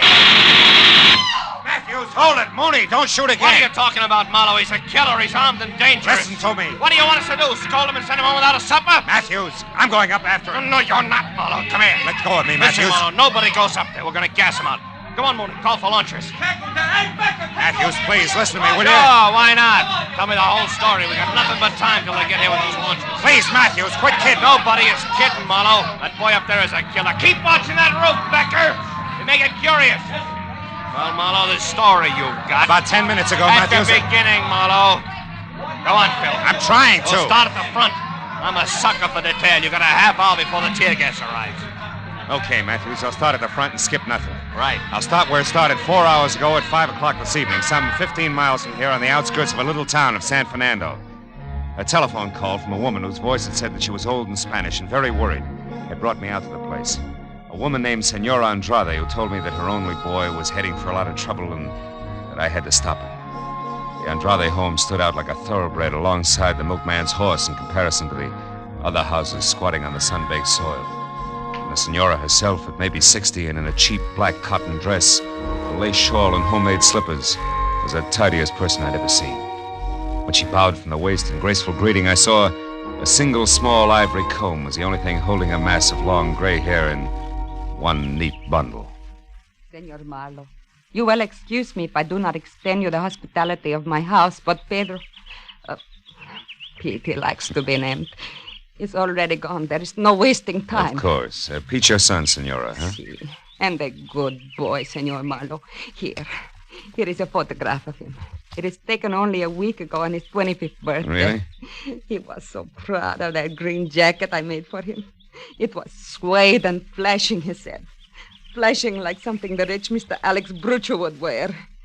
He has it on every day since then, even today. Alex Brucho, who's that, Mrs. Andrade? The senor who owns the warehouse for furs in Los Angeles. Oh? Number 12 Commercial Street. It's where my Pete worked until 2 days ago, when the trouble started. Well, what happened, Senora? It was during his lunchtime. He was eating from a meal I made for him like he always does, and talking to a stranger, how you say, senor, a man with no job all the time. A bum, a hobo, a loafer? Loafer, see. He was just telling me how he was telling him to find the railroad yards. That, senor, is where the trouble began. Oh, please, Senor Marlowe, you will have a chair there. Oh, yes, thanks.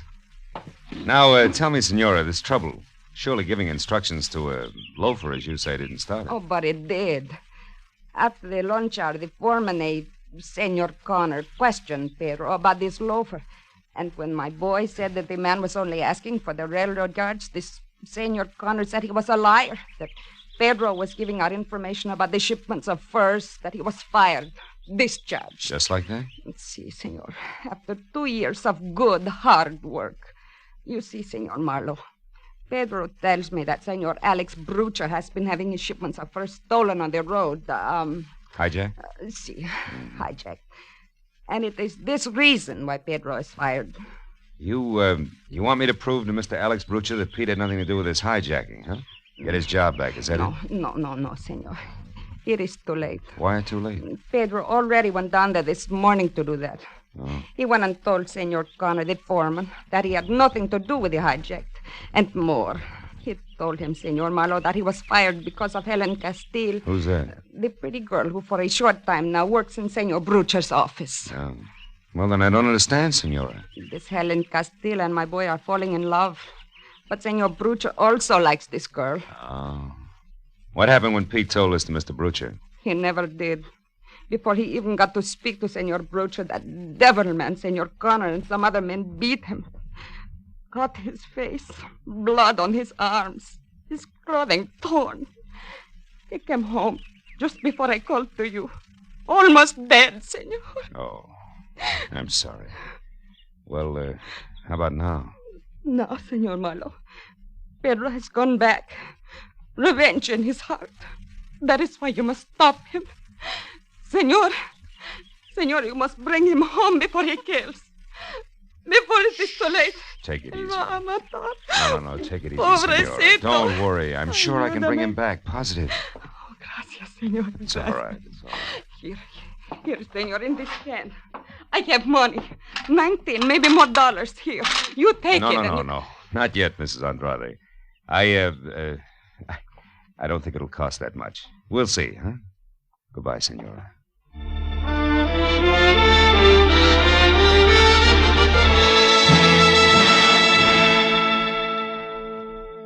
It was an hour's drive to the Brucher Fug Company warehouse on Commercial Street in downtown L.A. I started up a long cement ramp that led to a glass cage in a far corner of the warehouse marked office. It was just about the end of a working day. And when I was next to the door, let it enter, a bell someplace said that the end had arrived. Okay, man, knock off. You could tell the way everyone's spirits went up. Everyone except the girl inside, half leaning on a file cabinet. I figured she was Helen Castile until I got closer. The on-fire red hair and green eyes with hat and shoes to match could have gotten by. But the coat she wore was mink. So was the attitude. That would never take shorthand for $40 a week. Things just couldn't get that tough. Hello. You look like you lost something. Oh, is Helen still here, Helen Castile? Gone to powder her nose. Maybe back before she leaves for the day. May not. I don't know. Oh. You a friend of hers? No, Pete Andrade's. Never heard of him. Got a light? Oh.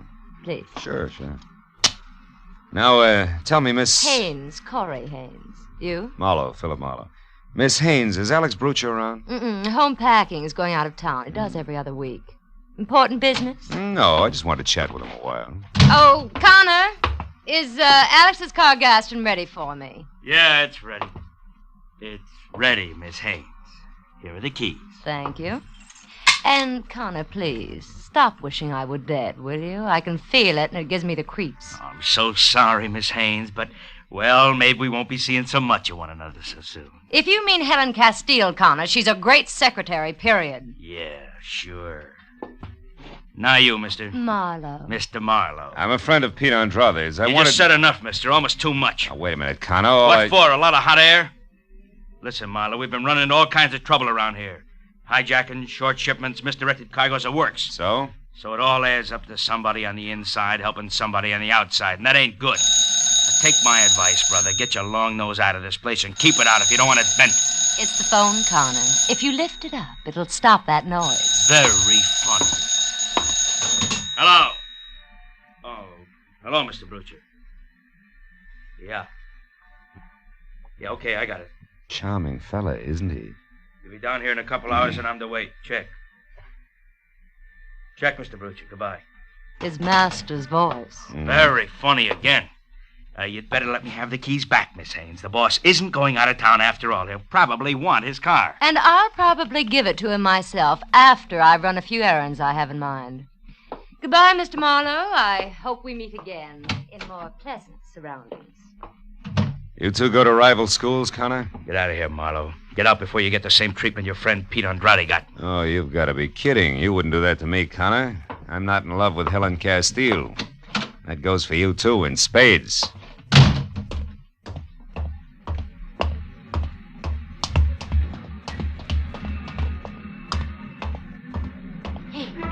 Hey, you, Mr. Marlowe. What? Over here behind the crates. I don't want Connor to see us. I'm Helen Castile. How do you know who I am? There's an intercom phone in the office you just left. Yeah, I see what you mean. I knew Pete was in some trouble. I haven't heard from him in 2 days. Mr. Marlowe, what they've done to him is terrible. But how do you know about it? Did Pete come to you? No, his mother hired me. I'm a private detective, which, Helen brings up a sharp point. Are you sure you're not playing both sides, baby? Well, you... All right, save it. That's all I wanted to know. Well, you want... You mean you just said that to see how I'd act? Well, I had to be sure. After all, you're still working for Alex Brucher. Not anymore. I only stayed on before this because I didn't want Pete to be fired. Oh, Shh. Hold it. I think we've got company. It could be rats. There's some around. Yeah, with and without brass knucks. Now, listen, honey, for everybody's good, I don't want Pete mixing with Alex Brucher. Now, before you get out of here, tell me fast, where does the boss live?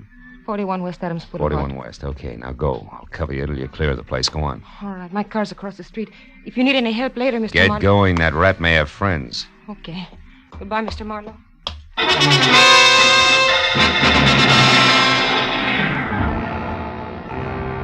Helen got to the front gate, out into her car, and away without anybody bothering her.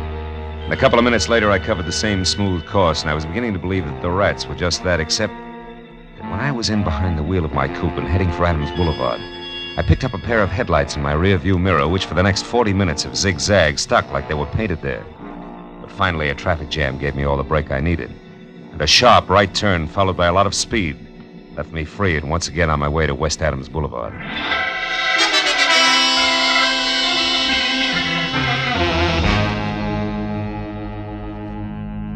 The place was turn-of-the-century stone-block mansion, but the rest of the neighborhood had gone slumming a long time ago.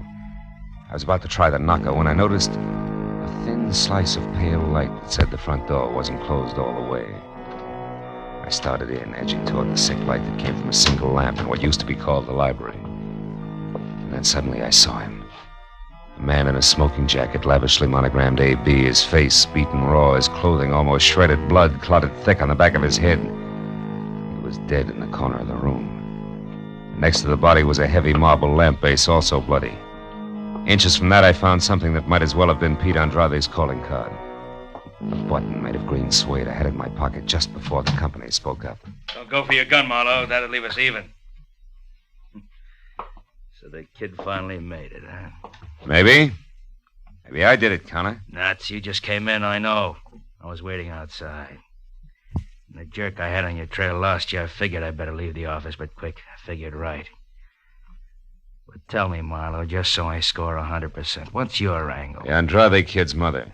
And the private detective who was working for her, she was afraid of this. Oh, no. Stop. The sentiment's killing I me. wish something would. Well, let's call the police. Not so fast. What do you mean? I've already got the rest of my figuring done. About now, the kid should be at his girlfriend Helen's flat. I know where it is, and that's where I'm going. You see, Marlowe, I want to be a hero. I want to bring the kid in. Understand? Oh, sure. Real easy. You want to bring him in dead. That way nobody even mentions the beating you gave him on Brucher's orders. Because he wouldn't stay away from Helen. That way you're clean. Exactly. Clean as a whistle. Except for you and your big mouth. Now stand still, Peeper. I want to whisper something in your ear.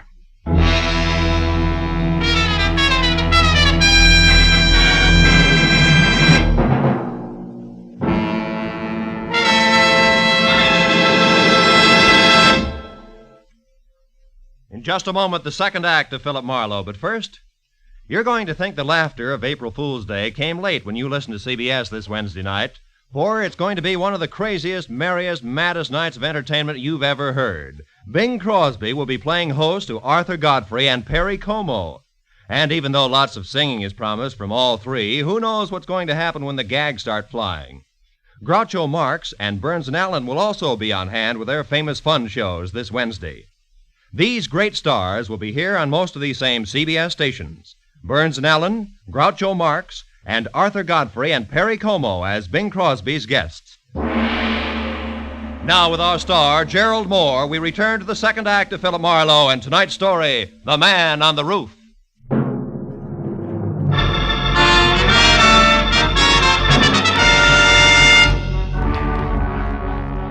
Connor started toward me with a .38 wrapped in his thick fist. I figured I better do something about him and do it fast. I waited until he walked around Brooch's body on the floor and it was out of his line of vision. Then I pointed at it. Connor, look, he's moving. What's that? Hey! An old trick, sucker. Now let's throw your gun out of the conversation. We'll start over. Come on, get up. Get your hands off. Get them off, you crummy! Look, Heavy, I'm going to get an answer out of you one way or another. Make it easy on yourself. Now get up. I said get up. All right, Wise. You win this round. That's better.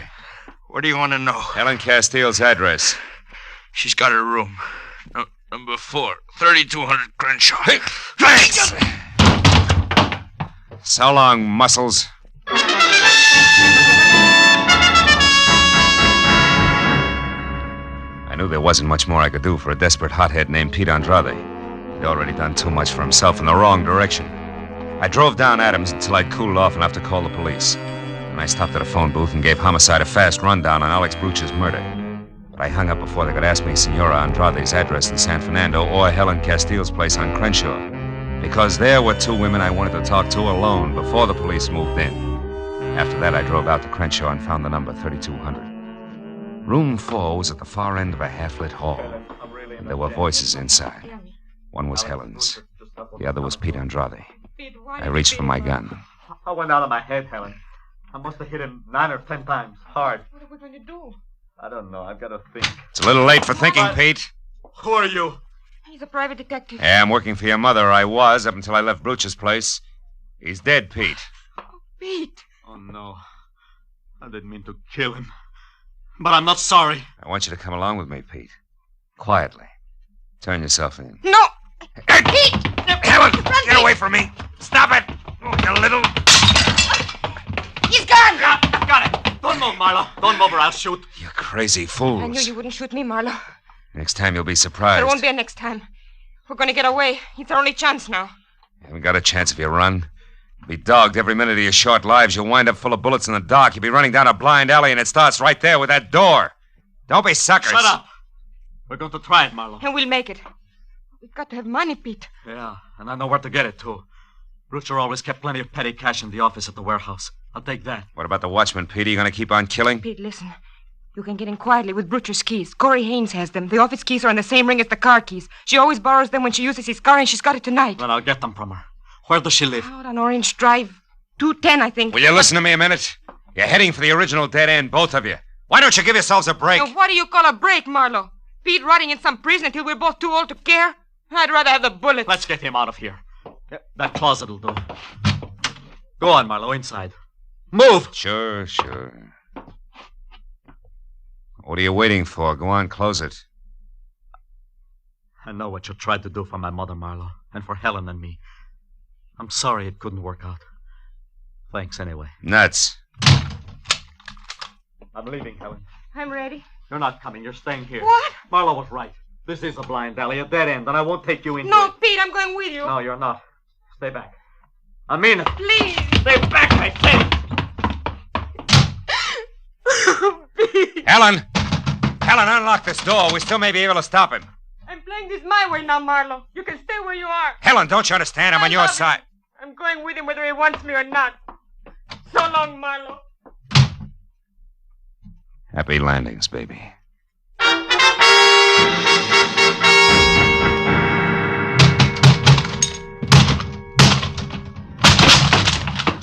The lock on the closet door gave up before I did, but only because it was older by several years. I got out of the house and kept ahead of the speed limit all the way to Orange Drive and figured for what it was worth that I'd cut Pete's lead down to a scant 10 minutes. I parked in front of a Spud Nut coffee shop on the corner and walked down to 210. By the time I got within knocking distance of Corey Haynes' front door, I could see that the only light in the place was spilling out of the sunken double garage that housed a new gray Nash. But when I moved closer, I knew that 10 minutes was all that Pete Andrade had needed. Corey was sprawled out on the grease-spattered concrete floor and very still. Very still. And standing limply against the wall was Helen Castile, staring down at the redhead with a pair of hopeless eyes that seemed already half dead. As I walked down the ramp, she heard me and looked up. I knew you'd get here. I don't care now. We're both late, is that it? Yeah. I didn't see him. He was already gone when I got here.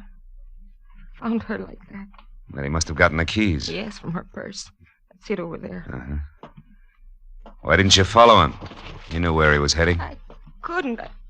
When I saw her there, I just couldn't because I think she's dead, too. No. She isn't dead. You mean she's just out? Yeah. A long way out, but not dead. From the looks of things, she must have put up quite a scrap. Maybe she... Wait a minute. What? There's something screwy here. Oh, Miss Corey! Miss Corey, what's happened? Who are you? Miss Corey's maid. What's happened to her? She's unconscious. Oh, this is terrible. She knew there was going to be trouble. I swear she did. Miss Corey, honey, speak. How do you know that? Because she was worried. She told me 4 or 5 times she was going to stay in all evening, like she was expecting somebody. Sure. It figures all the way.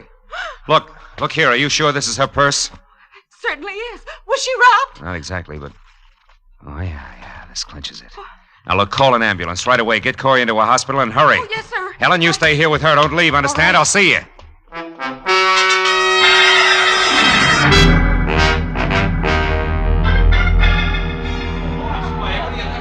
And that's it, Matthews. That's why I broke a few speed laws getting from Corey's garage down here to the warehouse. Because I had to find Pete and tell him before it was too late. I'm still not sure you made it, Marlowe. Look, this was dropped near Bruch's body. I just saw the mate to it in Corey Haynes' garage. Look, that's not conclusive. No, but these are. The papers I pulled out of her purse. Take a look at them. Go ahead. One glance will tell you where they came from and why.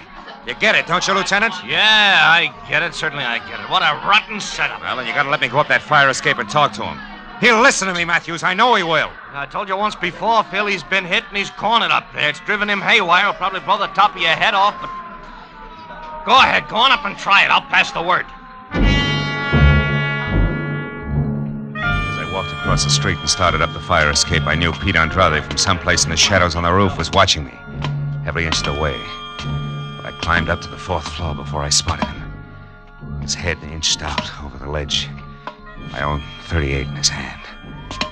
I went on to the 5th floor and it started up the ladder to the roof when it came. Stop there. That's close enough. It's Marlowe, Pete. I know. That's the only reason you got this far. You got lots of nerve, Marlowe. Pete! I didn't bring a gun. Because I just came to ask you a question. Nothing else. Question? Yeah. A big one. Did you use anything on Brucha except your fist, Pete? No. Why? What's the difference? Plenty. I don't think you killed Brucha. What? Is this a trick? No, look, Pete, no trick. Look at this. I found this green suede button near Brucha's body. I thought it came from your jacket, but it didn't. It was torn from a pair of green suede shoes that Corey Haynes had on tonight. Corey Haynes? I don't get you. It means first she's a liar. That she saw Brucha tonight. It means she got there after you did. Probably found him unconscious where you'd left him and finished the job with a heavy marble lamp base. You're crazy. This is a trick.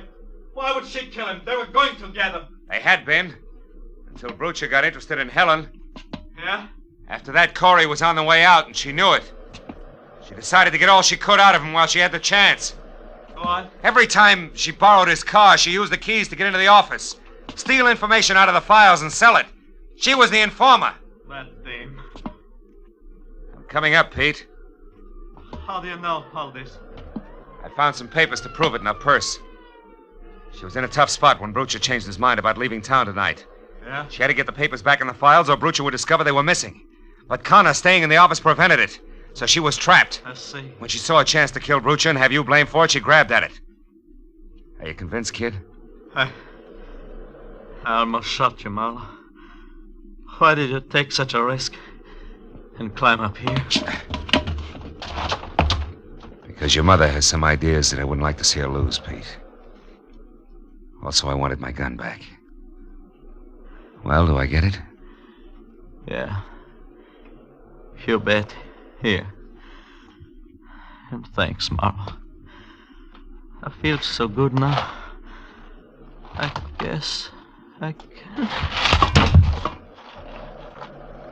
I know just how you feel, kid. I don't climb fire escapes like this every night. Believe me.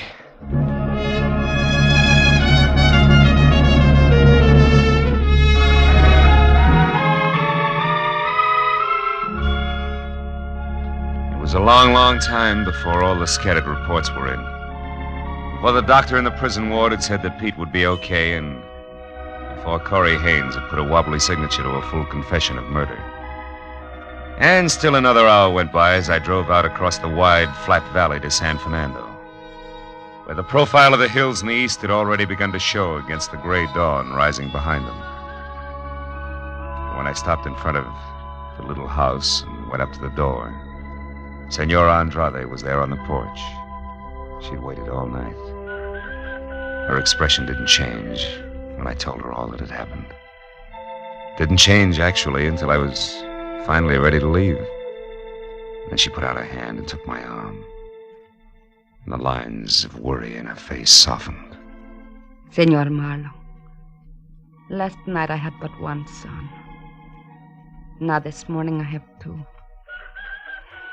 In my heart, you will always have a home. I am grateful. Gracias. She was most welcome.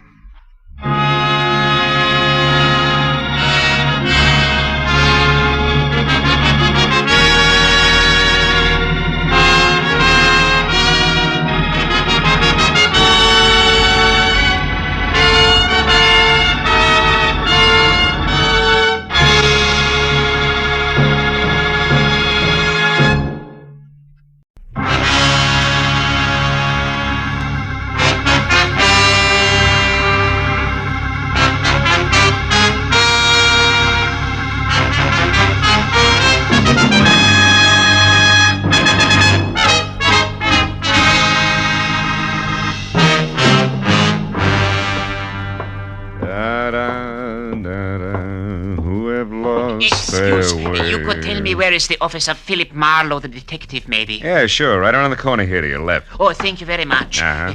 My friend, you know this Mr. Marlowe, eh? Well, yes. Yeah, I think you could say I know him. Tell me, he is a reliable man? Well, it depends on what you want to rely on him for. Excuse me, will you? I want to unlock the door. What? You are Philip Marlowe? Yeah, you're so right. Come on in, Mr. Never mind. Now listen to me. I will pay you twice what Henry Pound has offered to you. Also, I will add to that $1,000 for a bonus. Wait a minute. What is this, Henry Pound, 1,000? Please, I have not the time for haggling. We make it $2,000. But you must work for me, not for Henry Pound. You only pretend to work for him. Now, look, Bud, in the first place, I haven't heard from Henry Pound since I worked for him 4 years ago. Huh? Second place, I still don't know who you are or what you want. Huh? Maybe you better sit down over there, start at the beginning, and tell me. You are lying to me! Very well, Mr. Marlowe. The short, dumpy man with wild black hair turned suddenly savage, swung a hard fistful of knuckles at my front teeth, and piled me back up against my office desk. By the time I got out into the hall, he was gone. I was going to follow him, but my phone, screaming for attention inside, stopped me. I decided to be philosophical about it.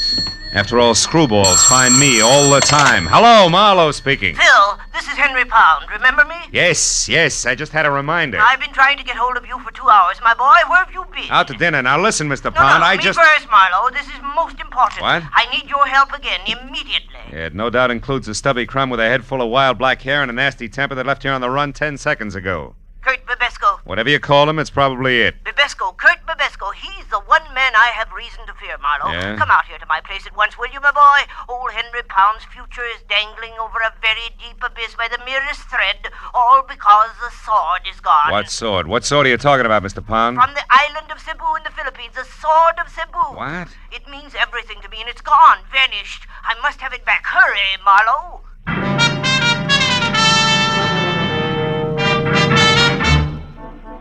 20 minutes later, I pulled up in front of the walled-in jungle Henry Pound called home and zigzagged in through an Okinawan anti-evil spirit gate. Waded past a grove of dripping elephant ears and ragged banana trees and finally made the front door. The house itself, from turned-up eaves to thatched nipa lanai, must have been gathered piecemeal on Pacific Islands, all the way from Hokkaido to the New Hebrides. It was Henry Pound himself who answered the door. Oh, Marlowe. You know, the only thing wrong with you is I never get to see you except when I'm in trouble. That's the business I'm in. Well, come in. Sure. Hey, it's quite a place you have here, Mr. Pound. The islands, my boy, yes. Since business keeps me away from them, I brought their atmosphere here to me. Even the music, huh? All but the mosquitoes. Oh, shoo-shoo. Now, stay away from underfoot, will you? Go on, scat. Shoo-shoo, huh? That's an albino Siamese, isn't it? Yes, quite unusual. Yeah. But he sheds that abominable white fur of his like any common cat this time of year. Yeah. By the way, did you see my servant Hideki? Was I supposed to? Well, when I couldn't reach you by phone, I sent him down to your office to wait. Well, he must have gotten lost then. Well, no matter. Now, let's get down to cases, my boy. Now, sit down, will you please? And listen closely. All right.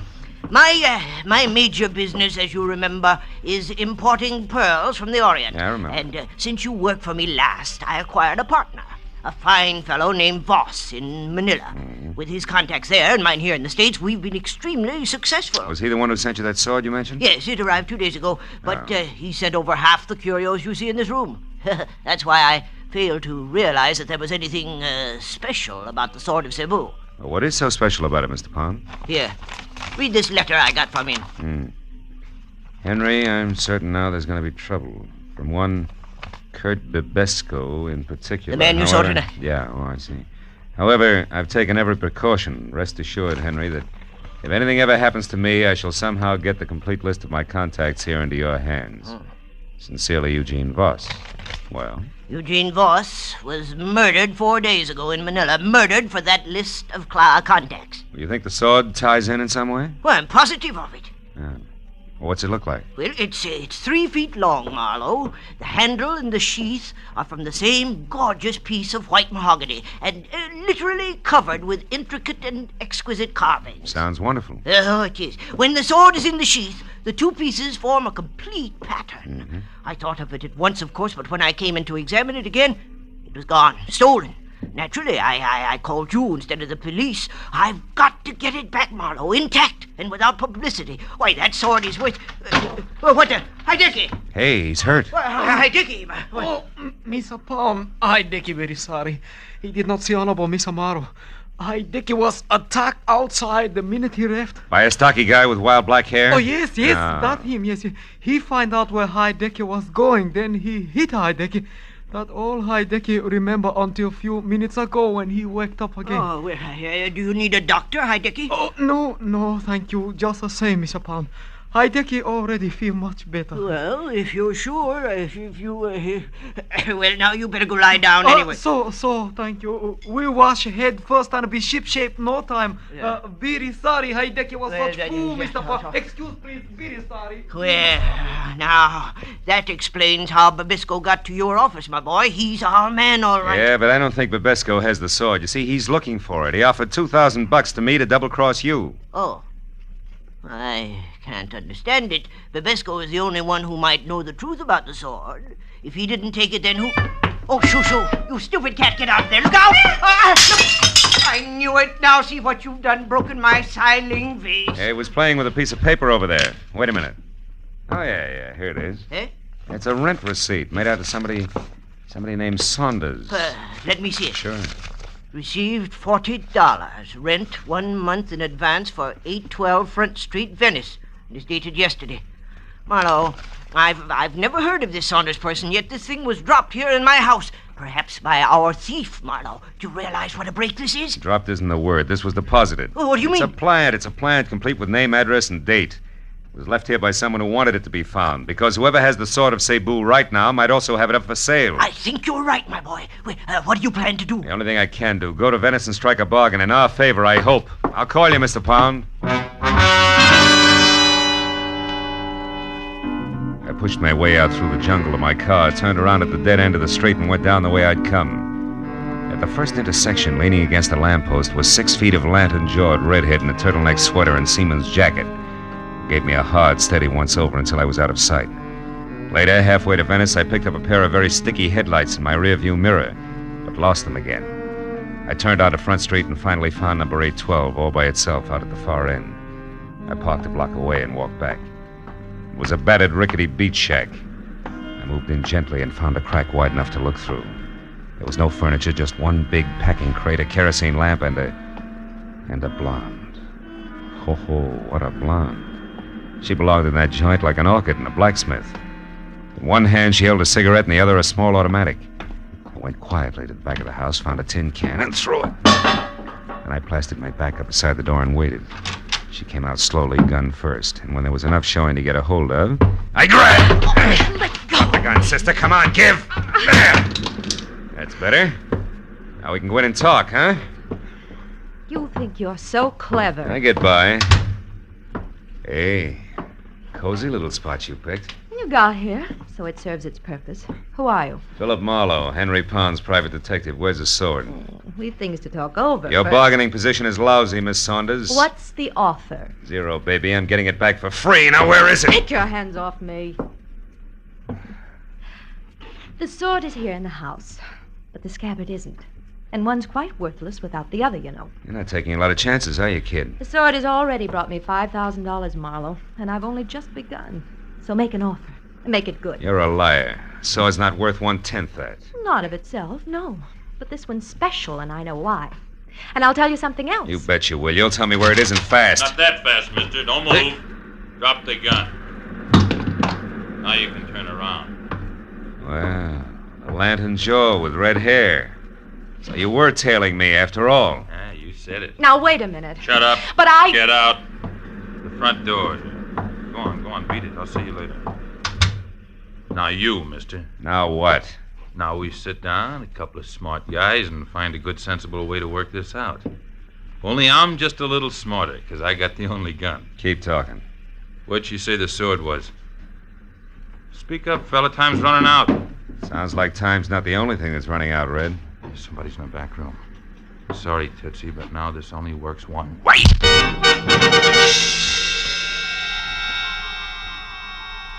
Oh. I couldn't tell how long I'd been out. But I felt like I'd lost at least a weekend in somebody's boiler factory.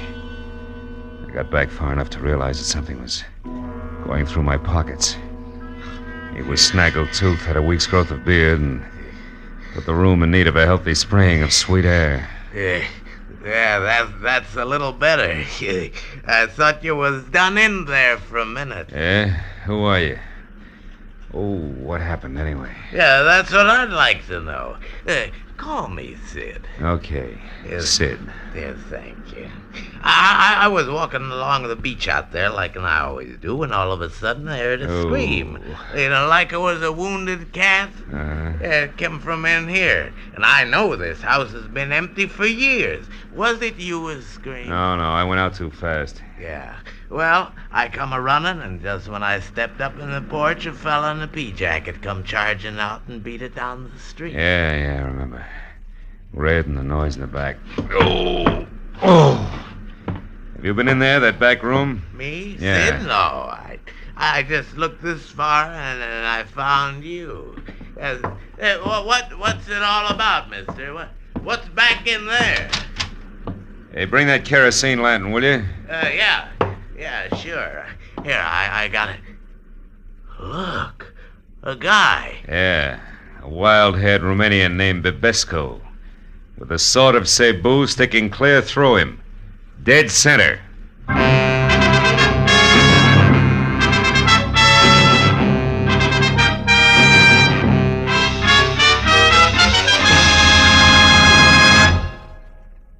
Now, with our star, Gerald Moore, we continue with the second act of Philip Marlowe and tonight's story, The Sword of Cebu.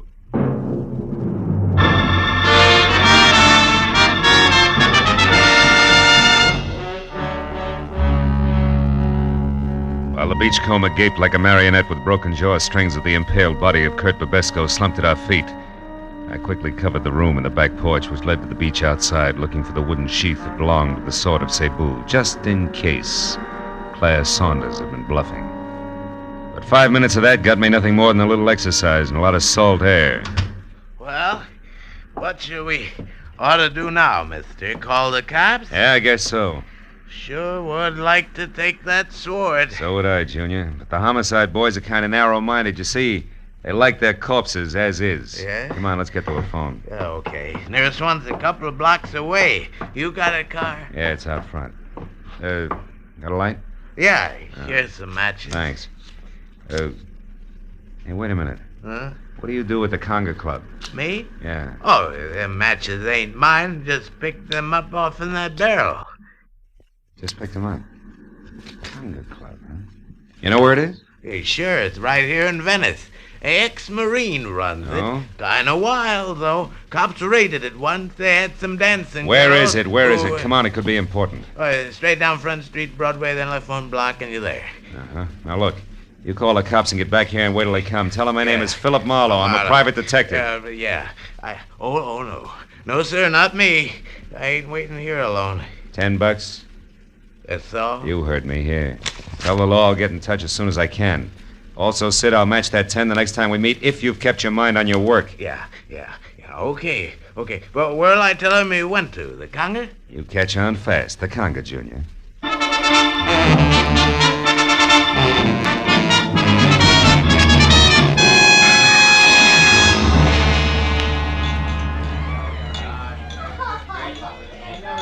What'll it be, Mac?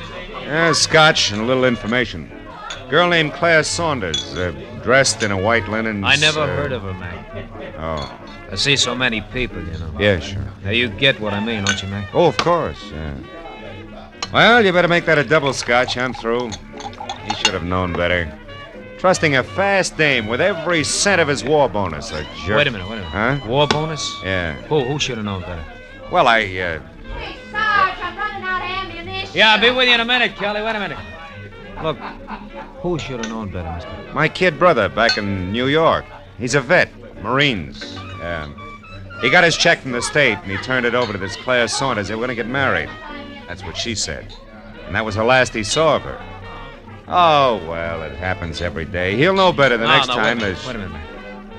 I just happened to remember. I know that doll. You do? Yeah. Been around a couple of days now. It's pretty flush, all right. Know where she's staying? Yeah, sure I do. A ritzy motel about 4 blocks from here, the Pavilion. Pavilion, huh? Yeah. She got bungalow 10 there, Mac. I know because she was complaining about it being the N1 and too long a run for the bellhop and a cracked ice detail. Oh. You go get her, Mac. And when you do, tell the kid brother that another ex-Marine tipped you off. Yeah, you bet I will.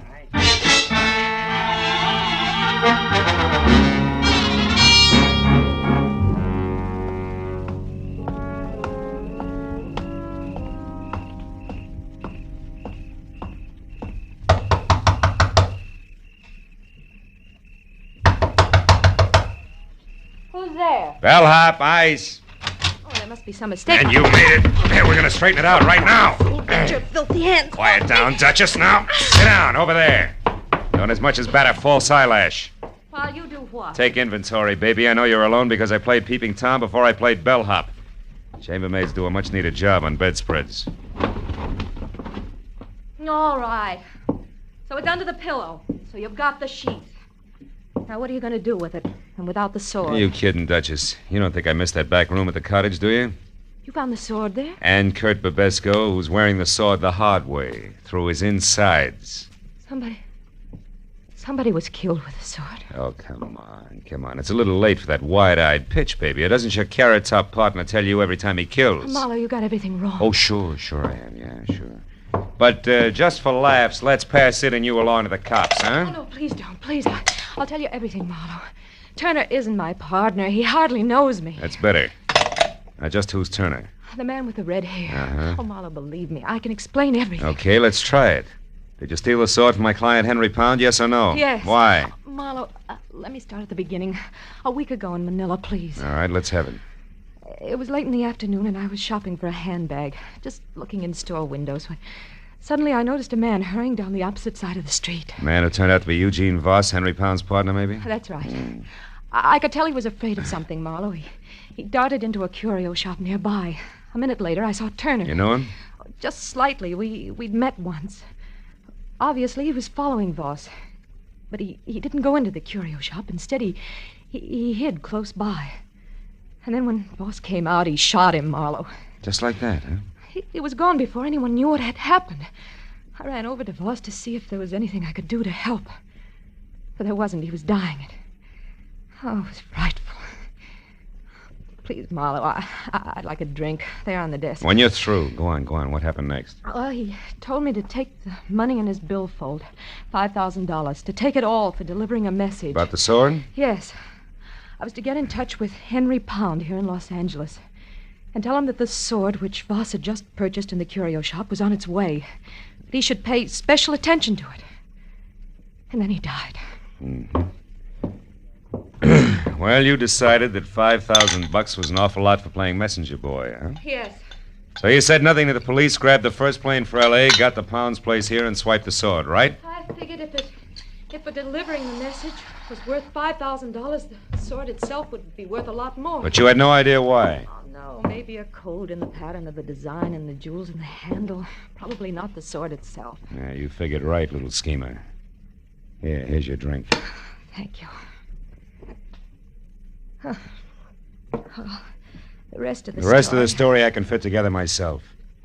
You knew you had something, but you didn't know what, so you swiped the sword, you left an obvious clue to an empty cottage, that rent receipt, you counted on it to start the ball rolling, and it certainly did.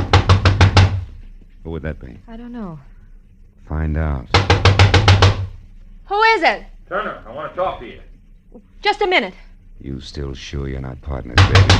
Yes. I told you the truth, Marlowe. All right, answer it. I'll wait here in the closet with the door open wide enough for the barrel of a .38, just in case you've never been to Manila. Go on. All right. Open up, hurry. Close it quick. That peeper may be around. Who? The one I slugged over at the cottage.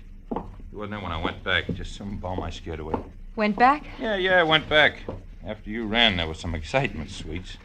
First, I slugged the peeper because I heard some noise in the back. I thought it was you. Me? I never returned to the cottage. I know it. It was a louse named Babesco. I got him all right. With the very sword he was after. The little number right here in my hand. He was competition. So were you, Sweets, except that I doped your angle a long time ago. What do you mean? Well, Voss told you something before he died in Manila. I stopped after I ran, doll. I even came back. I saw you go for his billfold. Saw him mumble something. When I ran into you again here in L.A., I knew you were swinging in the dark. It was a nice try, Sweets. But you missed. Now give me the sheath. These two belong together. Come on, hand it over. You don't want me to be rough, do you, doll? No. Here it is. Well, that's better. Like I said, they belong together. Huh. That's funny. They should fit. What are you laughing at? The answer, Sweets. A slip of paper with a list of people on it. I think it's crumpled in the bottom of the sheath here, and that's why the sword won't go all the way home. Yeah, here it is. A piece of paper. A valuable piece of paper. Sure, names and numbers of all the players had to...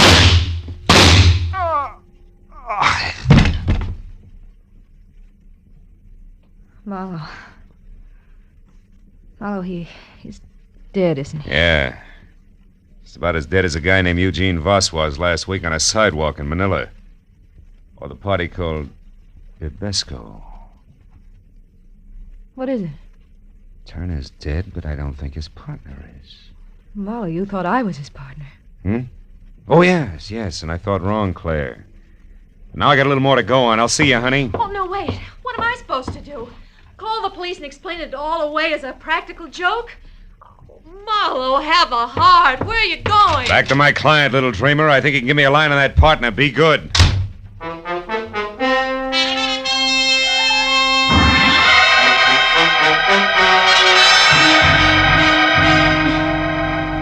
I was an hour plus driving slowly back to the transplanted world on Crestline Drive, and all the way I kept adding and subtracting all the screwball figures I'd run into, hoping that someplace I'd find a mistake.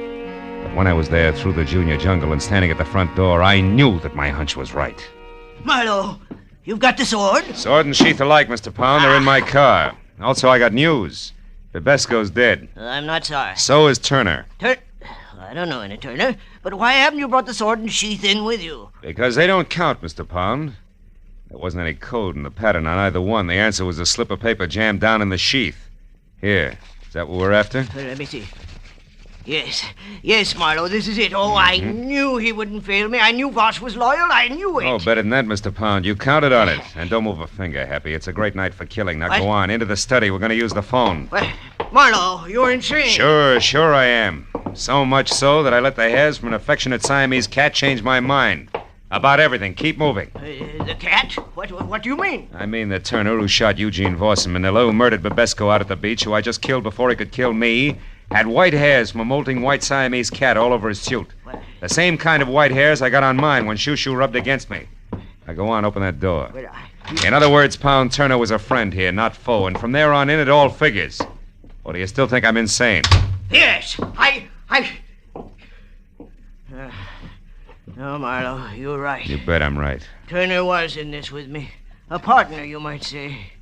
You see, I knew that Eugene Voss was worried about competitors. Like Babesco, go on. Well, I knew that Voss would see I got his client's list, the pearl dealers, if his life was really in danger. That gave you a brilliant idea. Put his life in danger. So you sent Turner to Manila to kill Voss once the list was on its way. Oh, how neat. But tell me, clean cut, why didn't you let Turner know about the sword at once? Because he was tricked.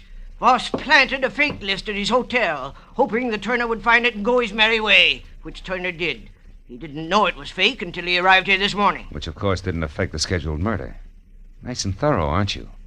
Or have you left out some little detail I should know, like why you bothered having Turner get mixed up in this at all tonight?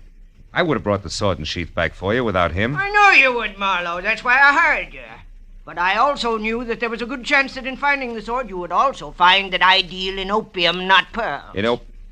Oh, fine. And Turner was right behind me all the way, ready to kill me if I found that out from say, Babesco, huh? Precisely. Yeah. Turner was right behind you, Marlowe, even as Heidecke is right behind you now in the dark. You fool. Why do you think I kept talking here, kept confessing? Speak up, Heidecke. Heidecke, talk! He can't, Mr. Pound. What? Heidecke is very unconscious. She's what? I hit him with a vase. A Philippine island vase. No, you're lying! Heidecke! Pound! Hold it! Pound! Oh, my leg!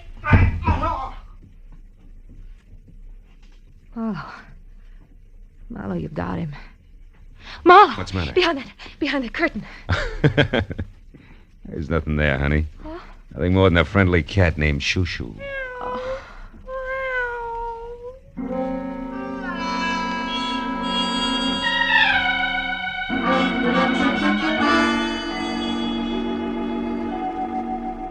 It took a long time. It always does. But finally, the police in Los Angeles and the police in Manila knew exactly who had done what to whom and why. All of which left Henry Pound, the vicious little character who wouldn't even recognize honor among thieves, with a short, unpleasant future. And I thought about him and every rotten thing he'd done as I walked through his imported island jungle to my car. I thought about him and Babesco, about Turner, the houseboy, about Eugene Voss, and I didn't think about Claire Saunders until I got to my car. I was in behind the wheel, headlights on. The words were written in lipstick the length and breadth of my windshield. Phil, dear, I stepped out when nobody was looking. But don't fret.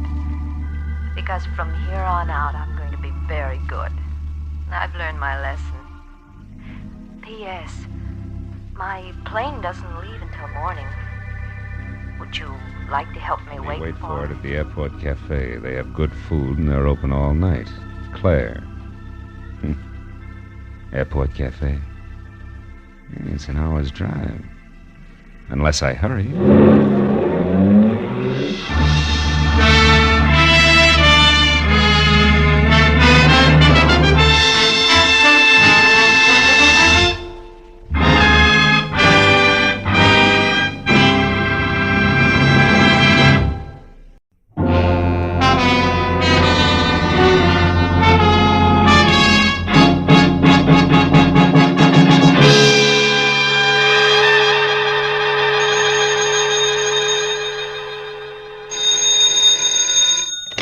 Hello. Mr. Philip Marlowe, please. This is Marlowe. Oh, my name is Harbury Kettering, and I'm to be married in 4 hours at 9 sharp. Well, congratulations. I hope you'll be very happy. But my bride is gone. Disappeared. I need your help. Now, look, if you've been left waiting at the altar, I can't... No, it's nothing like that. She's in trouble, Mr. Marlowe, I'm sure. Oh? Shirley loves me. Now, I'll pay anything you say, 200, 300, anything. Only get out here fast, please. Now, wait a minute. Where is here? 3840 Sunswept Drive. It's in Studio City, just across the hills from Hollywood. 3840. Take Laurel Canyon. Now, look, Mr. Kettering, Please, Mr. Marlowe, please. Okay. All right, Mr. Kettering, I'll see you.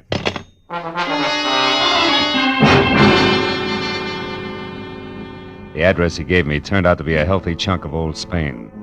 A whitewashed house that spread out for at least 100 yards under a pink-tiled roof.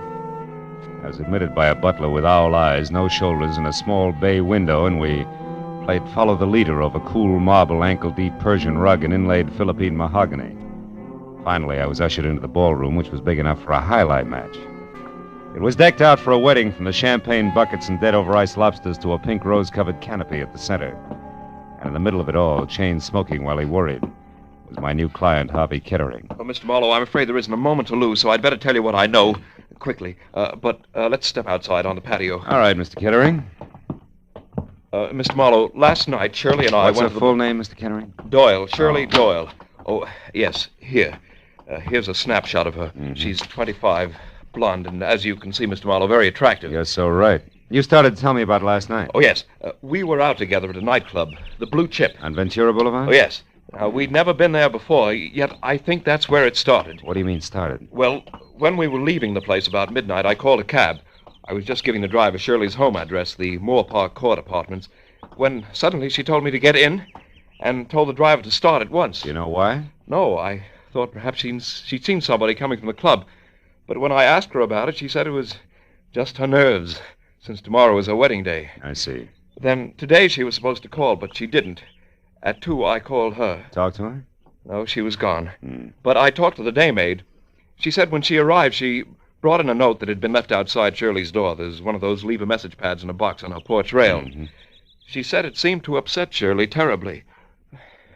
Mr. Marlowe, what are we going to do? Now, look, have you been over there to Shirley's place? No, I haven't. Got a key? Yes, I do. All right, Mr. Kettering, you have the key, so let's go. But, what shall I do about the guests, the Nothing right now. We may be lucky.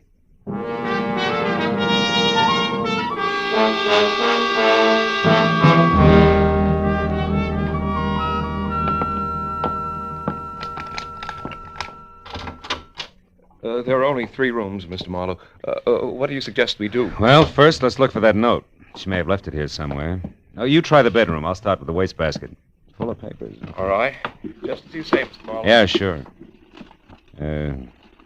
Endicott Clinic.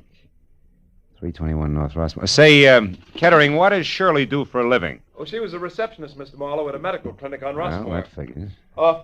Mr. Marlowe. What? Mr. Marlowe, I found it. The note the maid spoke of, it's the same paper written with a soft pencil like the one attached to that box outside. It was on her dresser. Give it here. Let's see it. Dear Shirley Doyle, guess who I ran into last night? Francis Dragato. Suggest you meet me at the corner of Ventura and Woodsett Boulevard at 10:30. Outside, huh? Is Francis spelled with an E? Yeah, the girl's name. I've never heard Shirley mention any Francis Dragato. And a public street corner wouldn't be much of a place to check 5 hours after people met, would it, Mr. Marlowe? No, I suppose not. Mr. Marlowe, what have you got? What is it? Oh, a page torn out of the classified directory, a listing of theatrical agencies.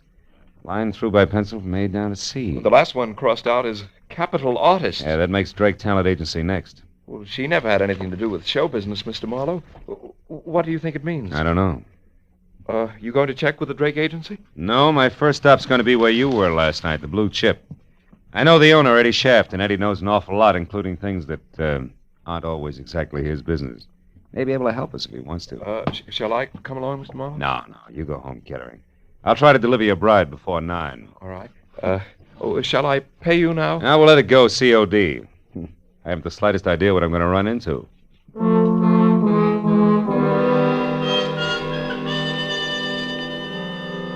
The snapshot of Shirley Doyle my client had given me reminded me of the kid you went to school with.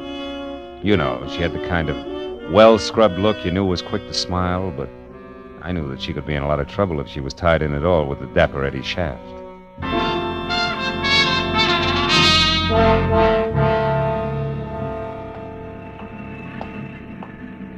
After dark, the Blue Chip was one of those cozy, soft lights melting on thick drapes kind of places. It made you forget all about the stiff prices for limp food. But now, at a little better than 5 in the afternoon, under wide-eyed, unblinking work lights, it had all the cushion come hither of a union hall. In one corner, a skinny musician with a golf ball complexion was working over a clarinet, while in the middle of a dance floor with no more diameter than the hole in a candy lifesaver, a girl was standing on a piano stool. She was smoking and looking straight ahead at nothing. Her red shingled hair, promise of a nose, and plunged neckline tagged her as the singer on the posters outside. One Miss Corky, Netherlands. The place is closed, soldier. Glad you told me. Never would have known. Never mind the routine, soldier. Just come to the point. What do you want? Just a few words with the boss. Eddie around? No. No, he's not. How about his bungalow in Coldwater Canyon? You mean it hasn't hit the papers yet? What's the connection between Eddie and the headlines? Soldier, Eddie was stabbed to death sometime this morning. You gotta be kidding. Sometime between 9 and 11, the cops say. Well, so long, soldier. Hey, wait a minute, Corky. You have any idea who did it? No. Except that maybe it was a dame. Any description on it? The law isn't gabby about things, soldier, believe me. If you don't, try Eddie's bungalow yourself and find out.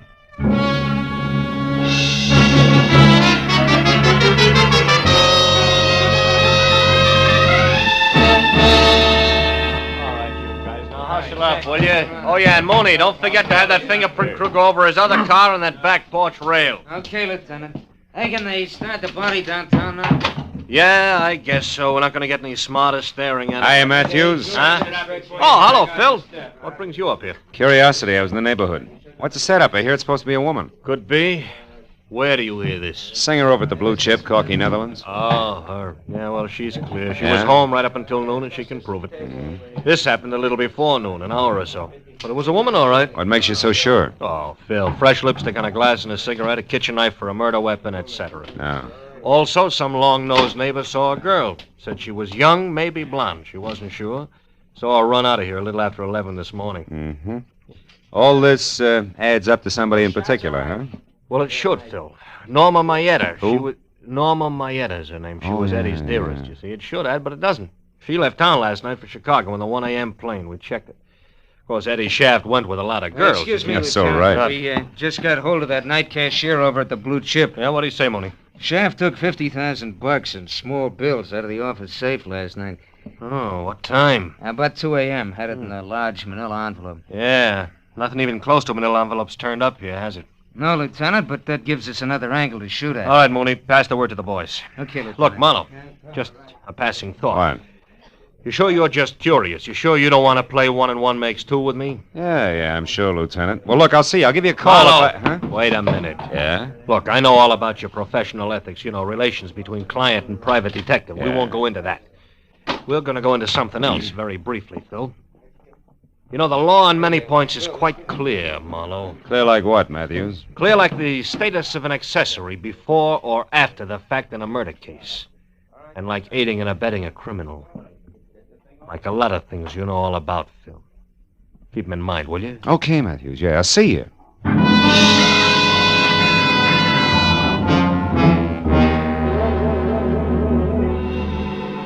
Since the lieutenant hadn't mentioned Francis Dragato, I didn't see why I should. All of which made it a good time for me to cross my fingers and check the name, which had been on deck on the list in Shirley's apartment. The Drake Talent Agency. The place, which was on Sunset Strip, was strictly coy colonial, from a miniature Mount Vernon front to an oversized mirror-polished brass knocker on the front door that said my tie was crooked. And I was sure that the gentleman who answered the door noticed it. He was impeccable. In cocoa brown gabardine, white high-at-the-throat tab shirt, and also cocoa brown silk tie. And at the bottom there were thick-soled cordovans with leather laces. At the top, a crew cut over jet black horn rims. He took the glasses off, and long, soft fingers toyed with one stem while he talked. Yes, sir? My name is Philip Marlowe. I'd like to talk to Mr. Drake. I'm Mr. Drake. Oh? What was it you wanted, Mr. Marlowe? Well, I'm not exactly sure. You see, Hey, Drake, this picture here is Corky, Netherlands, right? The third one over, yes. She's a client of ours. But this picture isn't what you came to talk about, is it, Mr. Marlowe? What's our home address? I beg your pardon. Come on, quick. It's important. And confidential. This isn't a Lonely Skip Hearts it. Club, Mr. Marlowe. I was playing a long shot when I knocked on your door, Drake, but now it's paid off, so tell me. Any stranger called for Corky's address today? I don't know, and the secretary's already left. Look here, Mr. Marlowe, what's this all about? Murder, Mr. Drake. Murder? A messy one. Now, do you give me the address, or do I start after it myself? Well, I don't know. Come on, answer up, Drake. The Towers, an apartment hotel on Ivar. Now, one last thing. Don't call her after I leave unless you want to be up to your hand-stitched lapels and cops.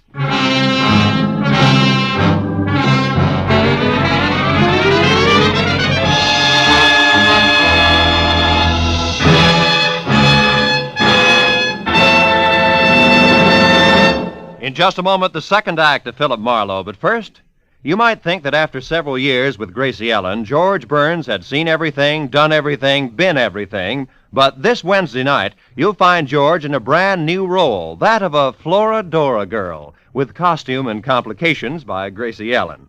The Burns and Allen Show is heard every Wednesday on most of these same CBS stations, along with the Bing Crosby Show and the Groucho Marx program. Now, with our star, Gerald Moore, we return to the second act of Philip Marlowe and tonight's story, The Deep Shadow.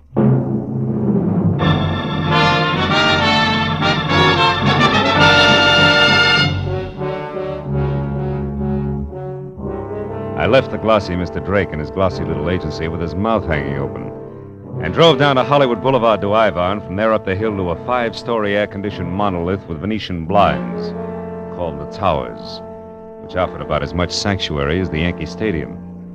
I parked heading downhill and walked in across the buzzing green and silver lobby draped with pale pink curtains and blasé women to the elevator and rode up to the 3rd floor.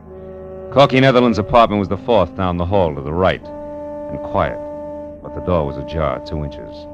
So I rapped hard enough to swing it all the way open. The answer sounded like a cry for help from the bottom of a well. When it came again, I went in, and it took me a few seconds to realize that the noise was coming from a closet. And when I got it open, Corky Netherlands reeled out, looking like she'd been through a threshing machine. She was here. She was after the money.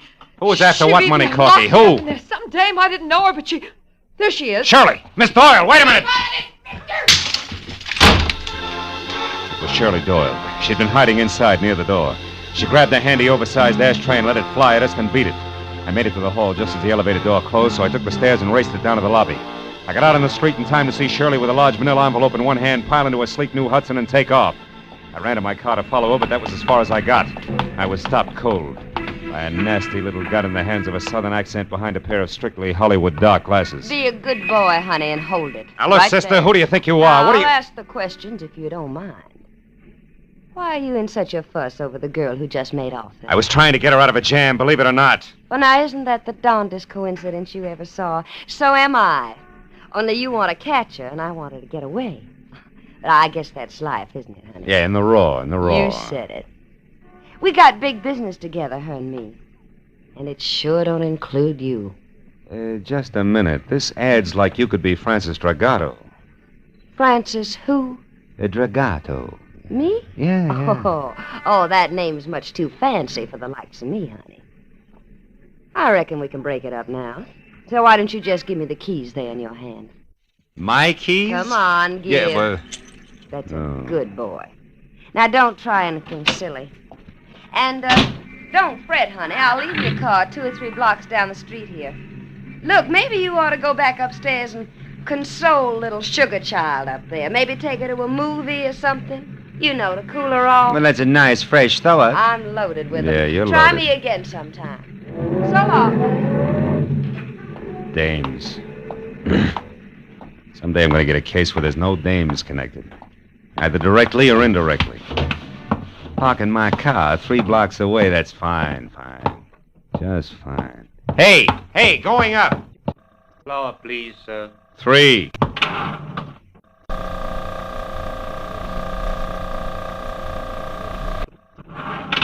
Did you catch her, Marlowe? Did you get her? No, she got away. Which leaves you and me, Corky, to make cozy conversation about that mention of dough you slipped on when I let you out of the closet.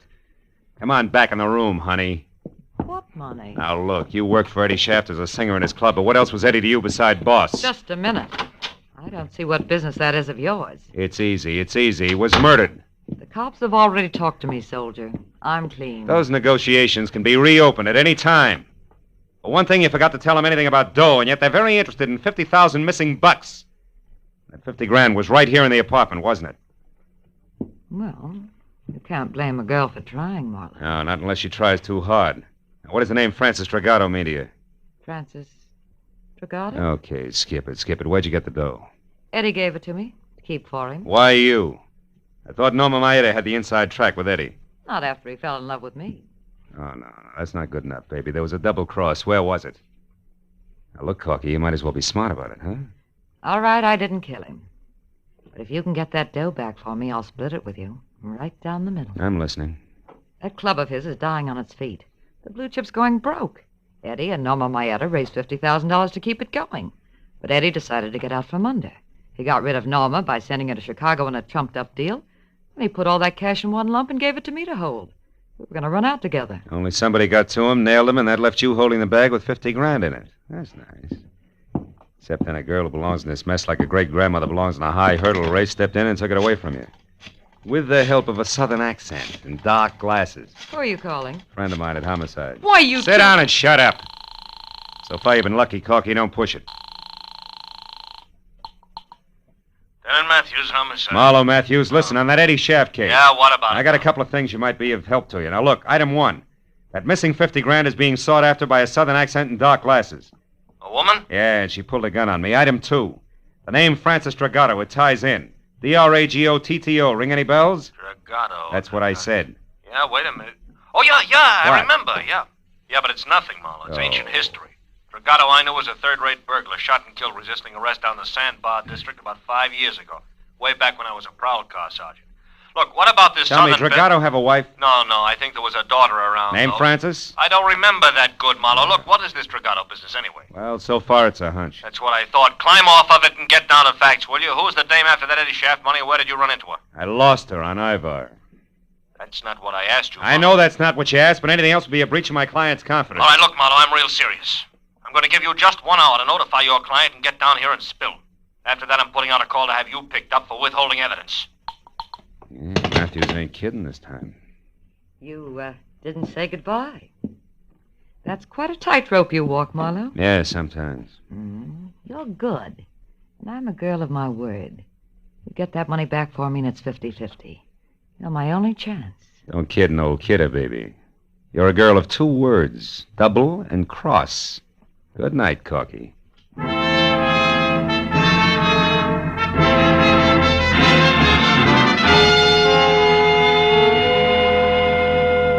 Well, I found my car all right, a half a block from Sunset Boulevard. It took 20 minutes to get from there to the Sandbar district. It was downhill all the way. It was a neighborhood squeezed and cramped in by a solid wall of massive factories, and as festered as the bottom of a bent garbage can.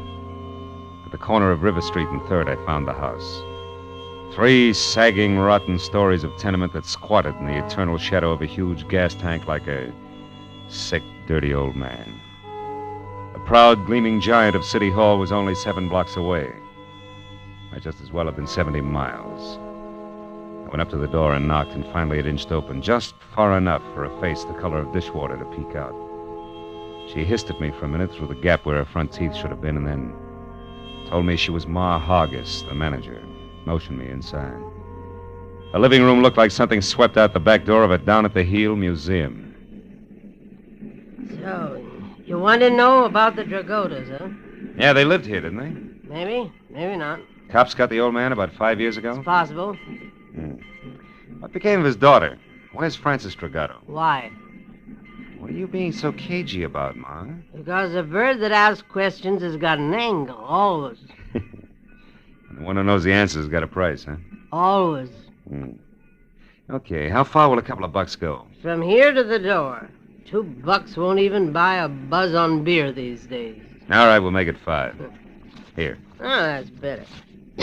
Well, Dirk Dragoto and his kid Francis had the 2nd floor here for 15 years.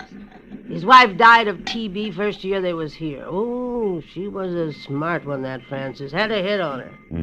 She always said she was going to get off the sandbar someday and be somebody. Oh, I told her she'd never make it. It's too far, mister. Kids down here get dirty. And it's the kind of dirt you can't wipe off. It gets inside of mine, no. Yeah. Tell me, what happened to her? I don't know. When her old man got it, she left, and I never seen her again, not to this day. Probably left town and wound up working the gin mills in some other place. Is that the $5 worth? Huh? Well, you bought sight unseen, Sonny. Tell me, you got a picture of her? Yeah. As a matter of fact, I have. Good. She was 17 at the time. It's kind of fuzzy, but you can see Hey, wait a was minute, Ma. Huh? Are you sure this is Frances Dragato? Say, she lived in this dump for 15 years out, I'm sure, I know. She looks like somebody else. Girl who was supposed to get married tonight. I got another picture of Frances here someplace. Wait a minute now, a better one. Let me see now. Yeah, here it is. This was took down on Olivera Street, in one of them stands. Oh, that's her best friend there with her, Norma Maeta. Norma Maeta? Norma was a tough little egg. Folks drank all the time and let Norma run wild. Oh, fine. Frances Dragato and Norma Maeta are friends. I'll say. Them two was quite a team. I'll bet. I always wanted to do something for them girls, but what can you ever do in a hole like this for anybody? You've just done it, Ma. Here's 5 more. Buy yourself another light bulb. Throw a party with the change. So long.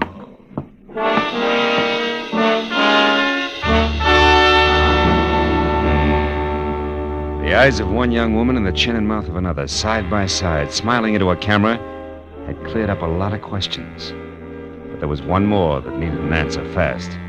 I called Matthews from the first phone booth I came to, brought him up to date in a hurry, and then asked him to check Norma Maeta's place, and if that was blank, to meet me at the Moore Park Court Apartments, which was the only other likely place I could think of. I crowded traffic lights all the way out, but he and Sergeant Mooney got there almost as soon as I did. And I led them back to Frances Dragato's well-lit cottage, the one she'd taken in her new name, Shirley Doyle. Mooney went to cover the back while Matthews and I moved in up front. Your hunches are paying off tonight, Marlowe. Oh, yeah, they're in here all right. Yeah, come on over this way. The window's open. But catch a little conversation first, you know. It might help. Yeah, if you keep quiet, we can. I'm due in Chicago.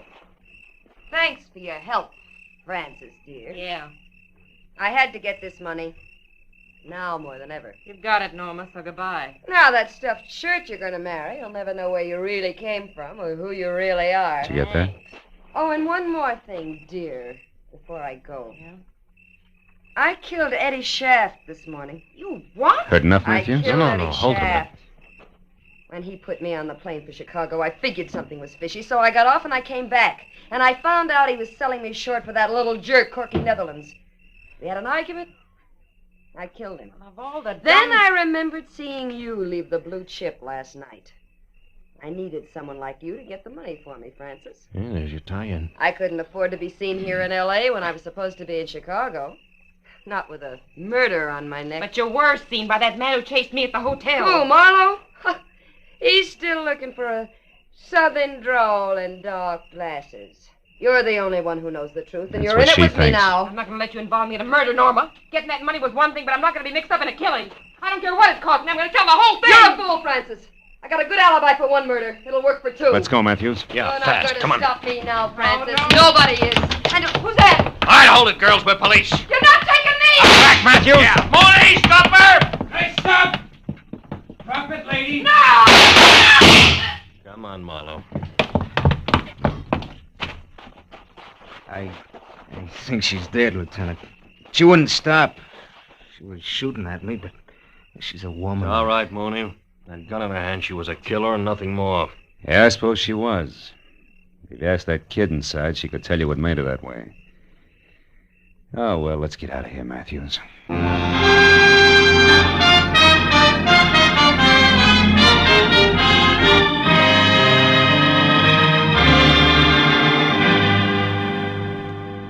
can't thank you enough, Mr. Marlowe, for bringing Shirley, that is Frances, back to me safely. Oh, believe me, Mr. Kettering, it was a real pleasure. And you, Lieutenant Matthews, for your cooperation on withholding the publicity aspects of this horrible thing. Oh, no, it's okay, Mr. Kettering. Glad to help out. We're going to be married, you know, right away. Shirley told me the story and wanted to postpone the wedding, but I wouldn't hear of it. Good. After all, I'm not marrying her for the past. I'm marrying her for the future. Yeah. Best wishes, Mr. Kettering. Yeah. Maybe tomorrow when Shirley's calmed down. Give her my congratulations, will you?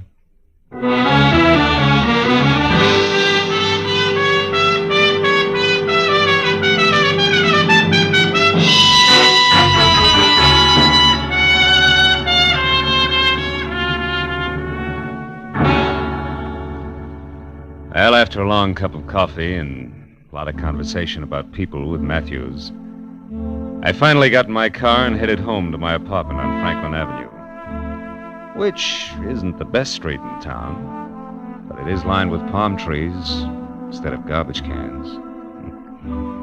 And the sun hits it all day long. Yeah, but that reminded me again of River Street, the deep, perpetual shadow that hangs over it. A dirty shadow that Ma Hargis said could never be rubbed off. The shadow that spawns the Norma Maedas of the world. I was still thinking about it while I got ready for bed. I knew Ma wasn't 100% right. I'd seen the exception of the rule. But she was 99% right. Just enough to disturb my sleep. Oh, well. One guy can't change things. Can he?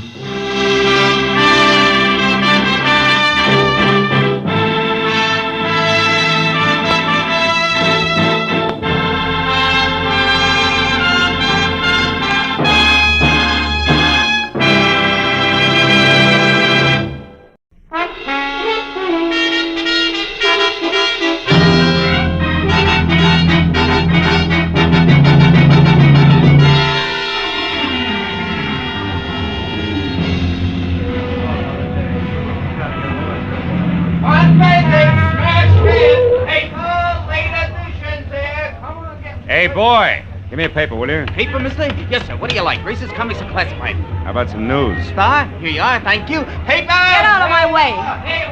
Hey, take it easy. Drive away from here. Fast. Wait a minute. What is this? You've got to help me. I'm being followed. Oh, just a minute, sister. I think The you better light's green. Drive, will you? Hurry, please. Okay. She was streamlined, from close-cropped hair the color of a smoky sunset to low-heeled slippers brocaded in bronze. And in between, a dress that conformed as close and smooth as lacquer on a Chinese vase. I made 4 turns in 4 blocks, then pulled into the curb and stopped. She stabbed a look at me with a pair of sharp, jade green eyes that said life had always been nothing but a calculated risk. Then she stepped out of the car and smiled. You were a big help, brother. Thanks, and goodbye. Not just like that, baby. Come here. I don't like being left out on a limb. Now, look, you did me a favor, okay, but we drop it right here. It's trouble. You wouldn't like it. On the contrary, it's business, like keeping my own nose clean. I'm a private detective, but I didn't issue any invitation for you to jump into my car. A private detective? Yeah, who's chasing you, baby? The law? You can tell me out here on the street or inside over a drink. I'll take the drink. I need it. Yeah. Maybe I need you, too. This might be a break. I'm Mrs. Terry LaBar, and you're, Marlowe, Philip Marlowe. Who are you running from, Mrs. LaBar? a woman in slacks. I don't know who she is or why she's following me, but every time I look back, she's there. This is the second day. Booth? Yeah, sure.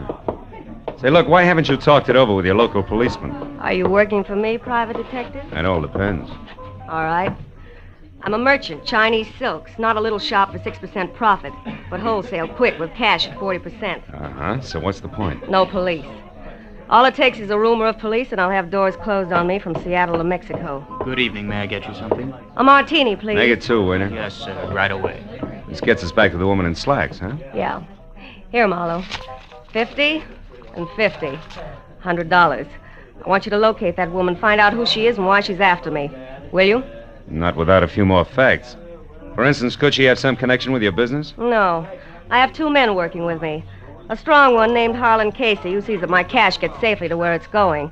And a smart one named Joe Temple, who knows what to buy with it. She doesn't belong to either of them. Oh, you sure? Positive.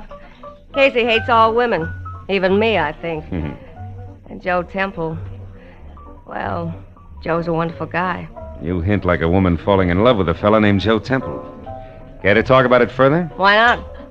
Temple and Casey have been in San Francisco all week on a deal. A big deal that'll make or break us. Every cent I have is tied up in it. Oh. Well, what about you and Joe Temple? Yeah. Well, perhaps this will explain. I planned to go away this weekend, but I changed my mind because I didn't want to miss his letters. I know it sounds funny, but it's true. Those must be some letters. They are. Like the one I got this morning. It's half business, all right. Complete account of how hard he and Casey worked for me yesterday in San Francisco. But the rest of it is to me, personally. I don't want to sound old-fashioned, Mrs. LaBar, but what about... My husband? Yeah. That was a mistake I couldn't live with. One thing I can't stand, Marlowe, is being lied to. It leaves me vindictive. I'm suing for divorce right now. Vince LaBarre is a human leech, as cold and spineless and parasitic as the real thing. Okay, but why would your hating your husband put a woman in slacks on your trail? I don't know. All right, Terry, I'll worry about that, too. Any idea where I can start? Just one. I pulled a switch on her yesterday, Marlowe, for about an hour. I trailed her to the corner of Wilshire and La Cienega, then lost her in traffic. There are several dancing schools around there. Is that worth anything? Maybe. What kind of car was she driving? We were both walking. She's tall and brunette, and I've seen toads with nicer eyes. Not enough. Can't guarantee anything. I'll keep my fingers crossed, Marlowe. Here, take the 100. Oh. Do what you can to report to me at my place, 204 Beechwood Circle. Okay? Pardon, sir. Your drinks. 2 martinis? Oh, thanks. Here. Oh, thank you, sir. To your success, Private Detective. To your health, silk merchant. Drink hearty.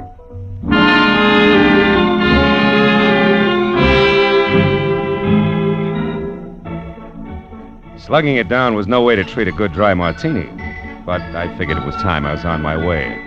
I drove out to Wilshire and La Cienega and slowed down enough to look at all 4 corners. There was a drugstore with a special on garbage cans, a drive-in called Scotty's, a branch of the Bank of Los Angeles, and a flying red horse over a mobile gas station. I drove on again when I spotted a pair of black slacks going into a dancing studio a half block down. Yeah, it looked like a lead. But after 2 hours of staring at knobby knees and shorts and bulging hips and bloomers, all knocking themselves out for a mythical Klieg-lighted future, I was finally convinced that it was a dead end. Now I got back into my car and headed up into the hills for Beechwood Circle in the slim hope that Terry could give me something more to go on. Her house at 204 was low and dainty and half hidden behind the tough, slender grace of a bamboo grove. The walk was guarded by a white marble lion of Korea, and the front door, when I finally found it, turned out to be a sliding panel in a wall of oriental lattice work. As the door slid open, I was looking down the barrel of a snub-nosed pistol, held very steady in the hands of a hard-eyed brunette, in a pair of black slacks. You've been looking high and low for me, haven't you, Peeper? Ever since you left that dame. I might have been. You're not the brightest character in the world, in spite of what you and your friends think. I spotted your car when she got in. It wasn't too tough to tag. Where's Terry? Sleeping off a hangover from better days. Skip the chatter. Where is she? Come on in and look. And that's no suggestion, sailor. It's an order. Move. Over there to the top of the stairs. Sure. That's a good smart boy. You're late, you know. I got what I came for, and now I'm in a hurry. Turn around. Look, sister. Shut up! And happy landing!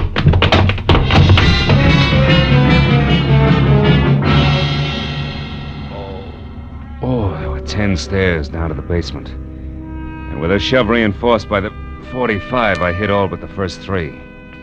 By the time I worked all the kinks out and was back upstairs again, she was gone. I started through the house, then slowly from one room to another, turning on lights as I went, looking for what I knew was going to be a very sick client. When I got as far as the study, where somebody had gone through the desk drawers with what must have been a snowplow, and I still hadn't found Terry, I got that numb feeling in my stomach. I started out a side door that opened into the patio. But then I heard a whistle from the front walk. I cut back through the house instead and waited near the door. Terry! Hey, Terry, can I come in? It's little Joe, the Frisco kid.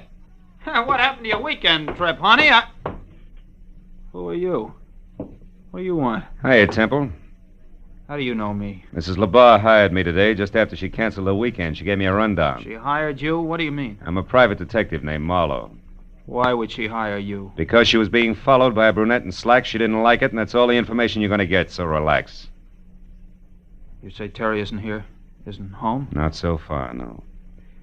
Come on back here to the study, Temple. I want you to look at something. Somebody's gone through the desk in an awful hurry. Yeah, I see what you mean. Maybe you know something about what's missing, huh? You and Mrs. LaBarre were fairly close, from what I'm told. The letters. The letters are gone. Terry kept my letters in this bottom drawer. Ah. By the way, Temple, where's your sidekick, Harlan Casey? Oh, I don't know. We both left San Francisco yesterday. He hates to fly, so I assume he took a train. He ought to be here in L.A. now. Well, you don't think Casey's mixed up in this, do you? I don't know. It could be. Vince LaBarre. That's who it was that got those letters. It was Vince LaBarre. They were really love letters. The business part was nothing. And LaBarre is the dog-in-the-manger kind of guy who wants everyone to be unhappy if he That is. fits, Temple. With a smart lawyer, your letters to Terry becomes grade A material for a countersuit for divorce. Sure, he could make it stick and also get a fat settlement under community property laws. Now, listen, here's what you've Marlowe. got. Marlowe, it's Terry.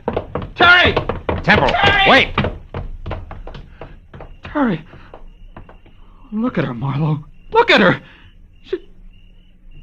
She's dead.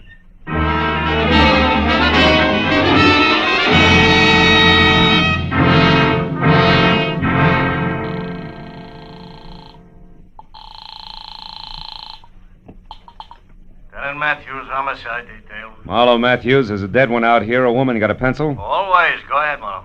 I'm at 204 Beechwood Circle. The woman was a client. Circle. Yeah, go on. She was strangled with a green silk sash from her loungy pajamas, Matthews, sometime within the last, I'd say, hour. Yeah. Her name was Terry LaBarre. Hey, wait, And I- Terry LaBarre. Wait a minute, Marlowe. Listen, we got a teletype here from a sheriff in Empire, Oregon. Come in 5 minutes ago. So? Oh, wait a minute. Yeah. Says some guy named Jess Freeman from L.A. was killed there this morning in a traffic accident. Was loaded with big dough, but doesn't look the type.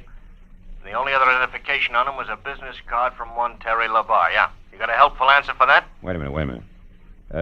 Temple, do you know anything about a man named Jess Freeman? He was killed in Oregon today in a traffic accident and had one of Terry's cards on him. Freeman? Yeah. No, I don't remember him. No dice, Matthews. Who are you talking to? Joe Temple, one of Terry LaBarre's associates. He's here. Never heard of Jess Freeman? Yeah. Okay, Marlowe. Uh-huh. No, they sent his prints to Washington. A tattoo says he was in the Navy once. They'll pin him down. Now, about out there, any idea who killed him? Yeah, maybe a brunette in slacks. I think I know where to find her. Well, that's dandy. Sit down until we get there, Marlowe. Be right out. Wait a minute, Lieutenant. What? Look, right now it's only a hunch, but if I move fast and quiet, I might be able to develop it into something worthwhile, okay? Okay, but keep in touch, Phil. Yeah. I still can't believe it about Terry Marlowe. Now, look. Why don't you just go home and take it easy? I'll tell Lieutenant Matthews where he can find you, huh? Thanks. 1310 Marlborough Drive. Right. Now, tell me, you know where Vince LaBarre lives? Yeah, the Laverne Apartments on Rossmore. Uh-huh. He's got a suite on the top floor, 7A. 7A. And, if it's any help, he drives a new green Nash sedan. But I thought you said that it was that brunette who... I did. And if Vince LaBarre can't lead me to the lady in long pants, I'll eat my shirt. What's more, Matthews will see to it personally.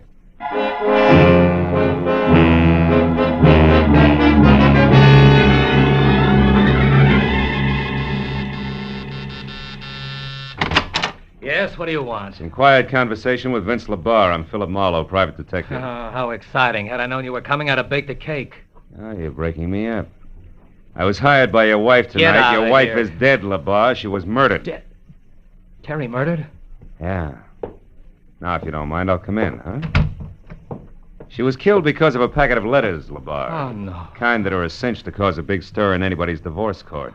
Stir big enough to swing a countersuit in your favor. I don't know what you're talking about. Letters. Joe Temple's letters to Terry, the ones you arranged to have stolen tonight. Oh, you must be crazy. Her death wasn't part of the plan, LaBarre. That was one of those bum deals. A robbery that got out of hand, wound up as a murder. Oh, no, wait. Now, where is she, LaBarre? Who's the brunette in slacks, and where do I find her? You get out of here, or I'll have the police Oh, help you. shut up. You not only steal letters, but ashtrays, too, huh?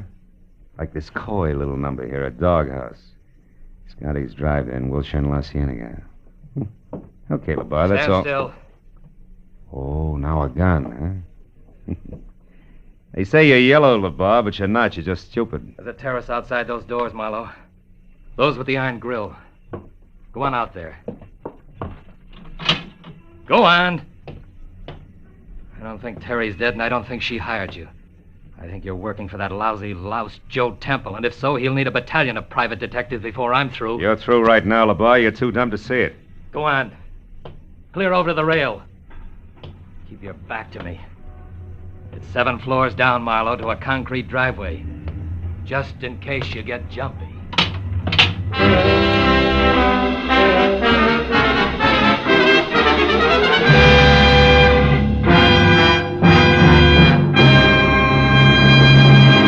In just a moment, the second act of Philip Marlowe. But first, most people like to know what to expect. But on at least one CBS show, a great part of the fun is in what turns up on the spur of the moment.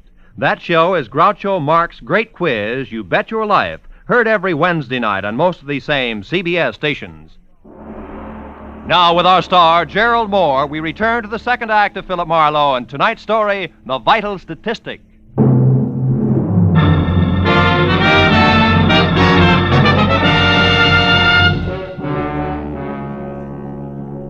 moment Vince LeBar and the Courage caliber .32 he held in his right hand made it out of the apartment and on the run for the elevator, I kicked through the plate glass door. And I spent the next 2 minutes alternately swearing, straining, and nicking myself while I played contortionist.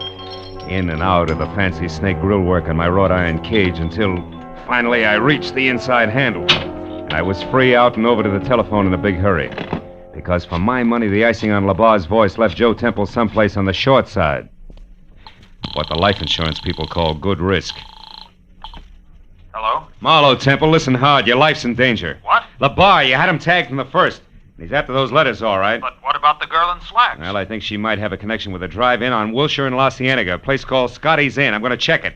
Now, tell me, any word from Terry's muscle man yet? Harlan Casey? Yeah. No, nothing, Marlowe. But look, can't I meet you and talk to you? No. Vince LeBar had a gun and a short temper when he left here.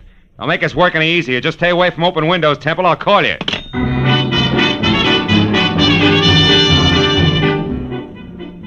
Scotty's Inn was eating on the run in the finest California tradition.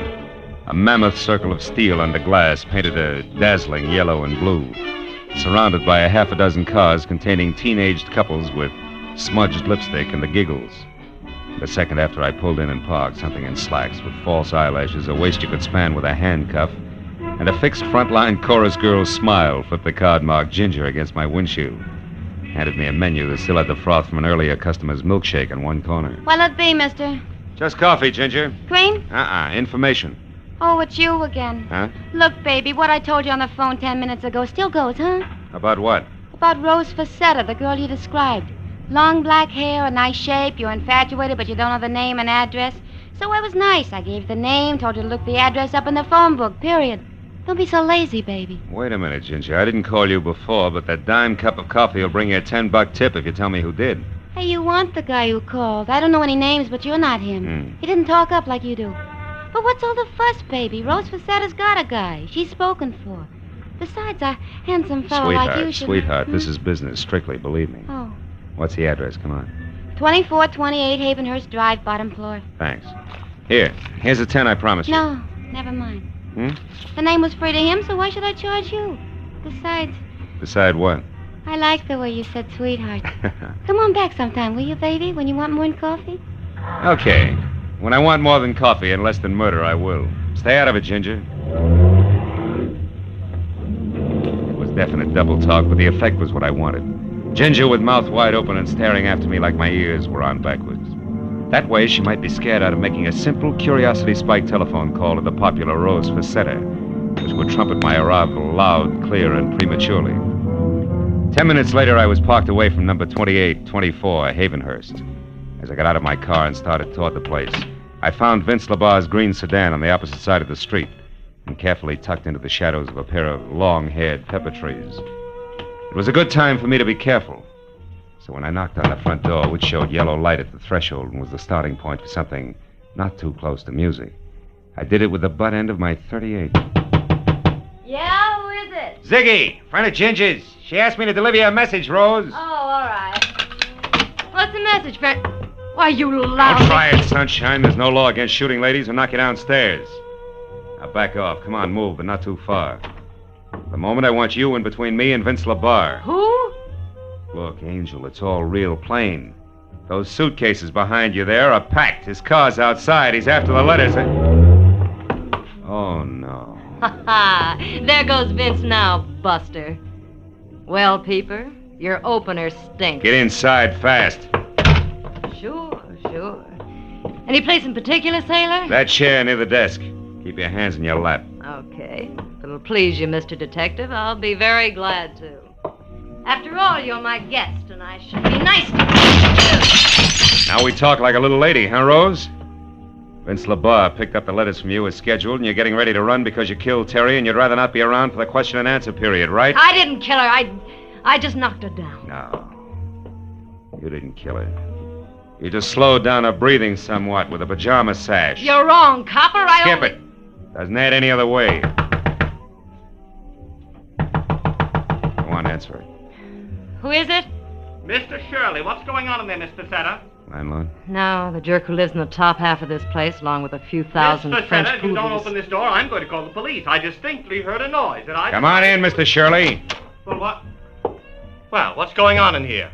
Who are you? Never mind that now. Get on the phone and call the police. Huh? Oh, yes, of course. Yes, certainly. Oh.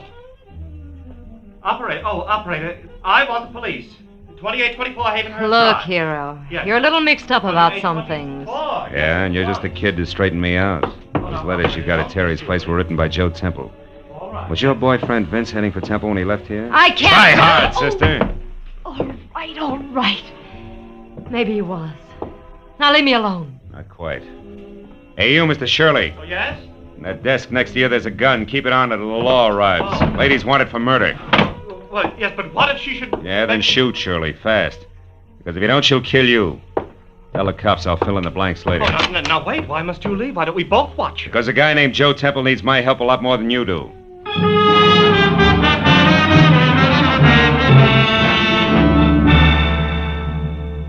The home address Temple had given me turned out to be lights in a quiet house on a quiet street named Marlboro. I was there out of my car and running for the front door when they came. I jerked my gun out of the holster, got close into the building, and moved up until I was on a line with a pair of half-open patio doors. And I saw something I hadn't expected. On the floor that was littered with a broken lamp, pieces of vase, and overturned furniture was Vince LaBarre, doubled up, dead. And standing over him, his face the color of soft cement, a .32 dangling in his limp right hand, was Joe Temple. When he saw me, he tried to talk, but the words jammed in his throat. When I stepped into the room, he began to tremble. Marlowe, I shot him. I couldn't help it. He was gonna... Sit down, Temple. Get hold of yourself. You got any brandy around? Over on that table near the phone. Oh. He was out of his mind, Marlowe. An absolute maniac. He said he was gonna kill me. So you lunged for him, there was a fight, and you came up with the gun, huh? Yeah. And when he started for me again, I pulled the trigger. And then I did it again. And a third time. Yeah, here. Drink this. He brought the letters back, Marlowe. They're inside on the floor where he threw them. He said they didn't mean anything anymore. That he and that girl in the slacks had taken care of Terry. Take it easy, Temple, easy. He seemed to go crazy. He said I was a wife stealer, the cause of his trouble, and that I deserved death. Well, that's when I jumped at him. It was terrible, Marlowe. Yeah. Well, between the two of us, we've just about got all the answers, which is usually a good time to call the police, huh? Oh, what do you mean, just about got all the answers, Marlowe? What else is there? Jess Freeman, the guy Lieutenant Matthews told us about when we were over at Terry's place, remember? Oh, yes, that traffic crash in Empire, Oregon. But why should that figure in this, Marlowe? It shouldn't, but I think it does. Homicide, Detective Lieutenant Matthews speaking. Marlowe Matthews, another dead one on the Terry LaBarre case. Oh, no. Yeah, Vince LaBarre, her husband, he was shot. Who did it, Marlowe, do you know? Yeah, a guy named Joe Temple. It was self-defense. We're coming in, Matthews. I'll take that gun, Temple. You get the letters. Let's go.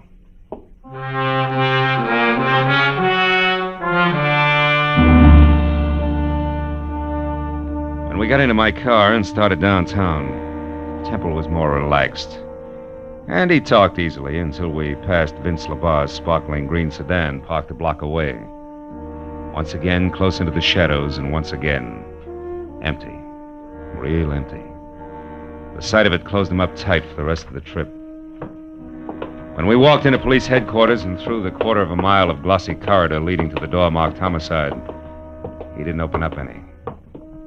But it didn't matter, really, because it's police rule never to talk to two men about the same thing at the same time.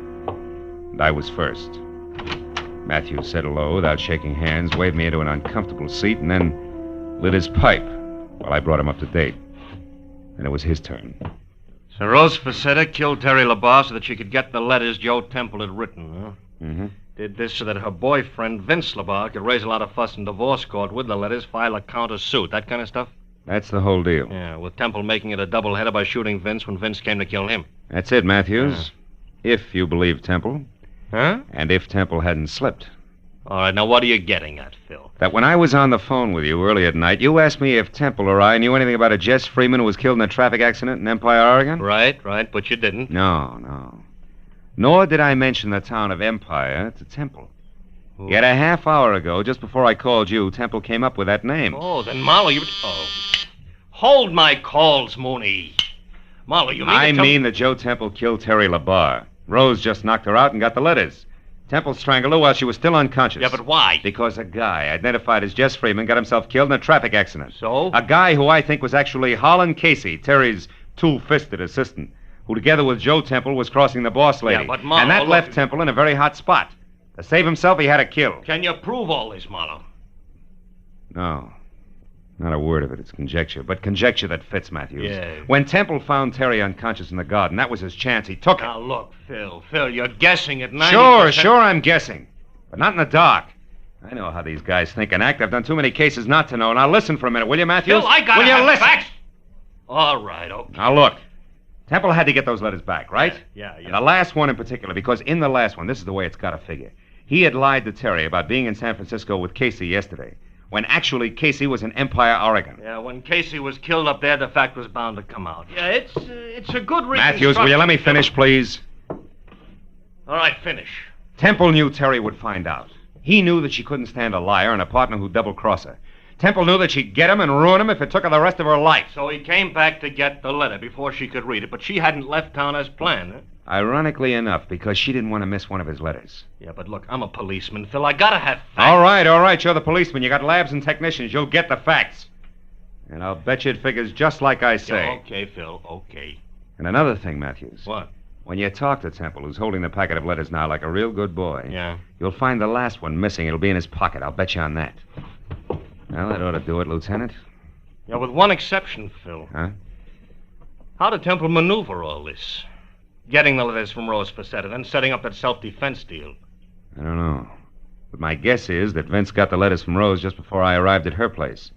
But when he got into his car... Oh, yeah. Temple was waiting, slugged him, drove back to his own house, dropped the body in the living room, shot him when he heard you coming? Something like that, Matthews. See if you can't get it out that way. Yeah, well, don't worry, Phil. If it's true, we'll get it out. It'll be true. Oh, now would you ask Mr. Temple to come in, please, Mr. Marlowe? I'll be glad to, Lieutenant. Say, Temple, Lieutenant, would like to see you. All right, Marlowe. I think I can speak coherently now. Good. They like to get the facts straight in there. Go ahead. Yes, of course. Good night, Marlowe, and thanks for your help. Oh, good evening, Mr. Temple. Sit down and start talking.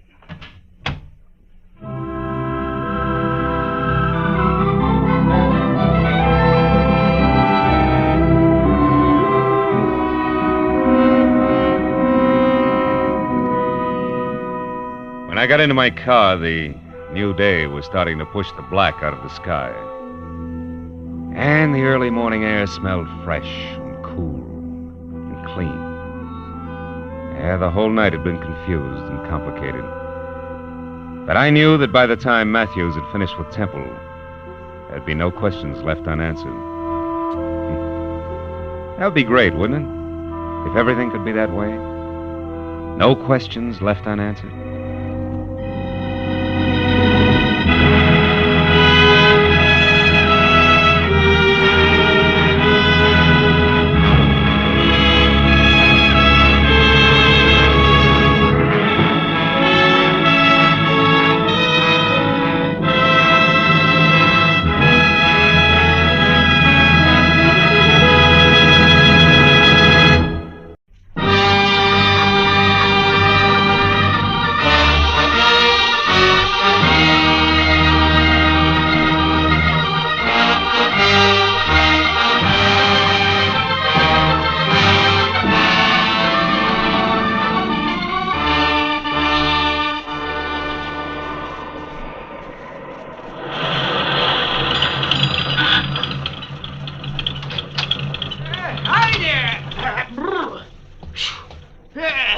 Some snowstorm, eh? Yeah, it's pretty thick. Yeah.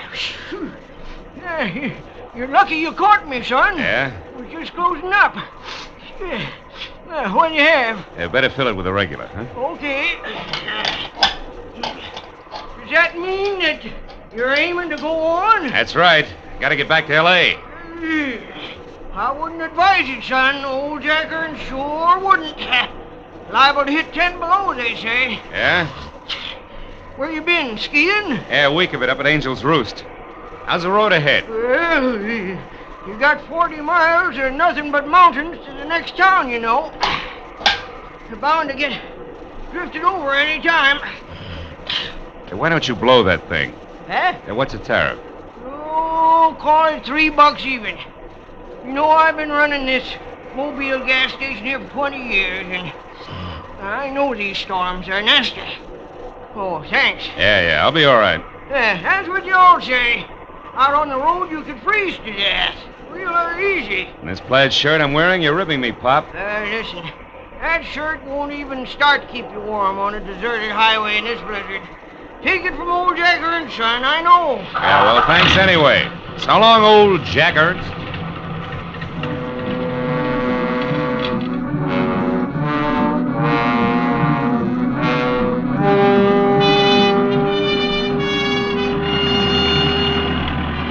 It took me a solid nerve-wracking hour to make 12 miles. And I began to realize just how right old Jack Ernst, the gas station boy, had been when the road ahead was lost completely in a constant racing blur of white. Transformed every rise into a treacherous barrier I had to batter my way through. With the chains on all four wheels chewing at the drifts, I managed to keep on the road somehow and plow out another 5 miles. And then I caught a glimpse of the first lighted window I'd seen in all that distance just as I started down the backside of a short, steep hill. And then it happened. First, the helpless feeling of a skid. Before I could do anything about it, I was off the road, in the ditch nose first and hood deep, in a culvert drifted full of snow. I forced the door open and floundered back up to the road. I knew there was no chance of getting the car out without help, and lots of it.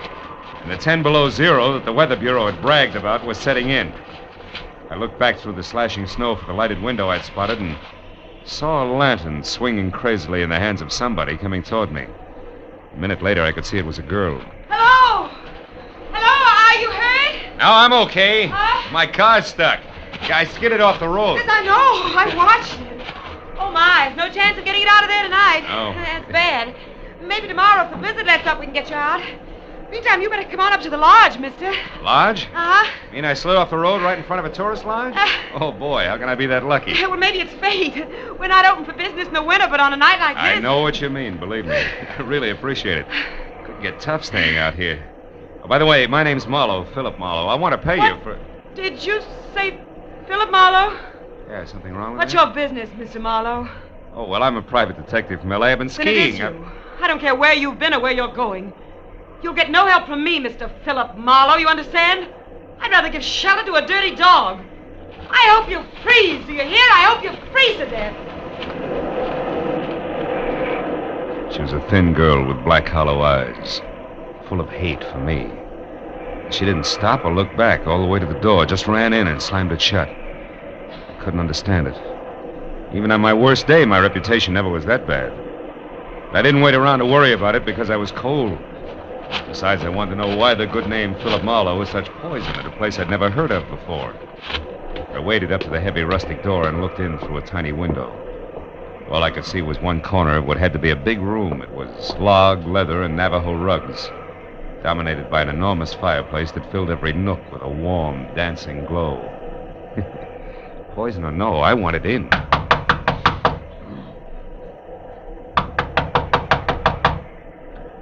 Coming, just a minute. Oh, hello. Hello. You picked a bad night to travel. Sure did. Oh, well, won't you come in? Oh, sure. I'm Donna. How are you? This is Echo Lodge. We're not open now, but, of course, you can't go on in the storm. No, I can't. Besides, my car's in the ditch. Well, you'll be spending the night then. I'd love to, but there seems to be two schools of thought on that subject. Well, what do you mean? Well, I don't know why, but, I don't think I'm very welcome. Why do you say that? Well, I'll tell you why, Donna. Well, Helen. Oh, dear, what's wrong? You've been crying. Do you know who he is? No, we haven't gotten around to the magic of my name yet, Helen, but maybe you'll be good enough to tell me. Our name is Baraki. Does that mean anything to you? Baraki? Oh, Helen, yes, Baraki. Virgil Baraki was my husband. Virgil Baraki was Donna's brother, and Virgil Baraki was the man that you shot down and killed. Do you remember? I remembered all right. 6 months ago, a trail that led up a blind Los Angeles alley to a garage where stolen cars were switched. I remembered the pair of vicious blue eyes glaring at me over the sights of a blazing .45. I remembered shooting back fast. When it was over, I was alive and he was dying. And And later, the coroner's jury decided I'd killed in self-defense. The savagery here in the eyes of the woman who'd been Virgil Barocchi's wife said that decision meant nothing. Yes. Is this true? Are you the one who... Yeah, it's true. I shot a man named Virgil Barocchi. I had to or be killed by him. There was no choice. You liar! You killed him in cold blood. Now get out of here! You've done enough to us. Get out! Helen, stop it. Oh, Mama, Barocchi, listen, Mama. This is the man who killed Virgil. I know. I've been listening and I heard everything. Go find Ralph for me, Helen. Then you'd better go out to your workshop for a while. Did you hear me? I said this is the man... I said go call Ralph now. At once. Tell him to open the cabin. Then go back to your carving. Can't turn a man out in this weather, not any man. You'll stay, Mr. Marlowe. Thank you, Mrs. Barocchi. Donna, go get some hot food. All right, Mom. So, you're Philip Marlowe, the private detective. You don't look much like I'd imagined you. Do people ever? Perhaps not. Oh, would you mind fixing the fire? It needs another log. Oh, not at all. You, were stopped by the storm, Mr. Marlowe? Yeah. My car skidded into the ditch about 50 yards down the road. I see. Almost at our doorstep, you might say. A rare coincidence, isn't it? Almost too rare, Mrs. Barocchi. I'm sorry the circumstances are painful for you. I've grown used to that kind of pain, having lost both a husband and a son. Fate up to now has never been very generous. Do you believe in fate, Mr. Marlowe? I don't know. Oh, some things happen for which there's no explanation, No maybe, explanation? Who knows? Perhaps everything happens according to a prearranged schedule. And for a purpose. Oh, come on. You don't really think I was deliberately shoved off the road at exactly this spot for a reason? Oh, you might admit it's strange, though, that there was a house nearby just when you needed one. And that it was our house. Oh, thank you, Donna. Oh, it's only soup, but it's hot and good, and there's fresh bread. The coffee will be ready in a few minutes. Go ahead, Mr. Marlowe. Sit down. It'll do you good. Thanks. Looks wonderful. In the meanwhile, I'll check up on Ralph. He should have the cabin ready by now. It's small, but you'll be comfortable. There's a fine big oil heater in it. I haven't worked one for years. You won't have any trouble. Tell me, who is this Ralph? Ralph Tolman, the young fellow who lives near here. Ralph works for us in the summer. And looks after us in the winter.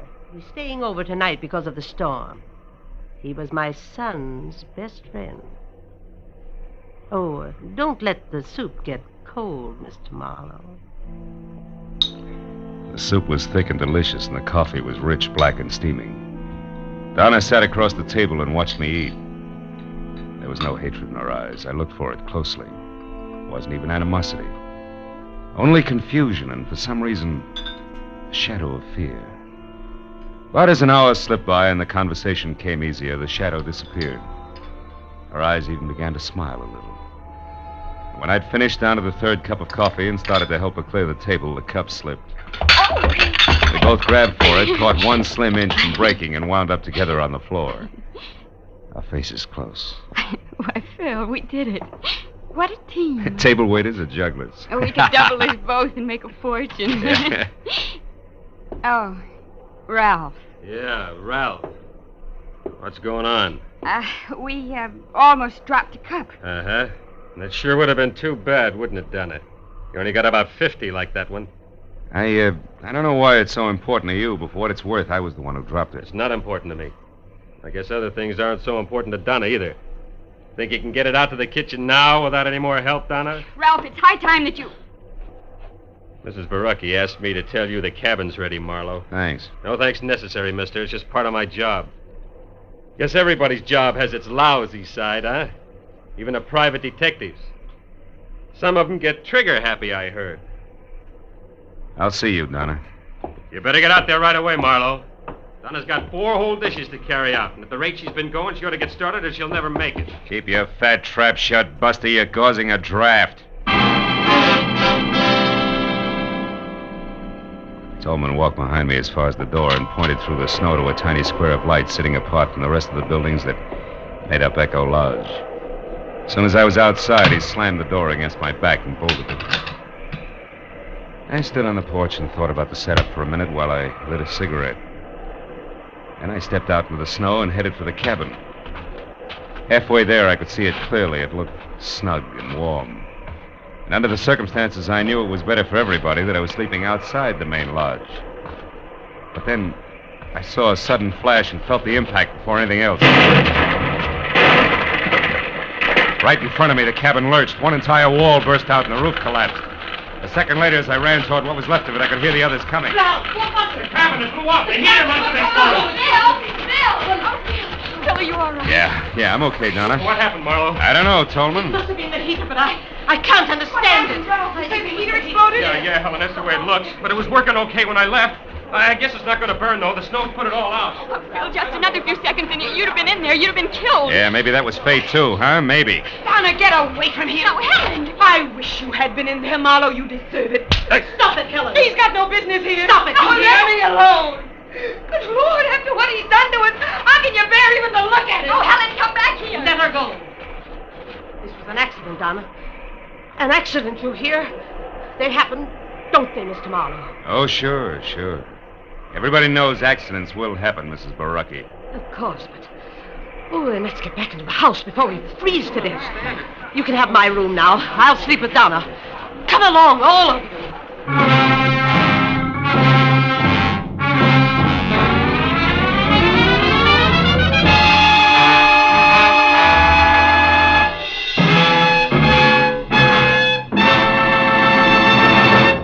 In just a moment, the second act of Philip Marlowe. But first, Groucho Marx, his famous ad-libs, and his teams of opposites will be back betting their lives on most of these same CBS stations tomorrow night. You've missed half your life if you haven't bet your life with Groucho Marx on Wednesday nights this season.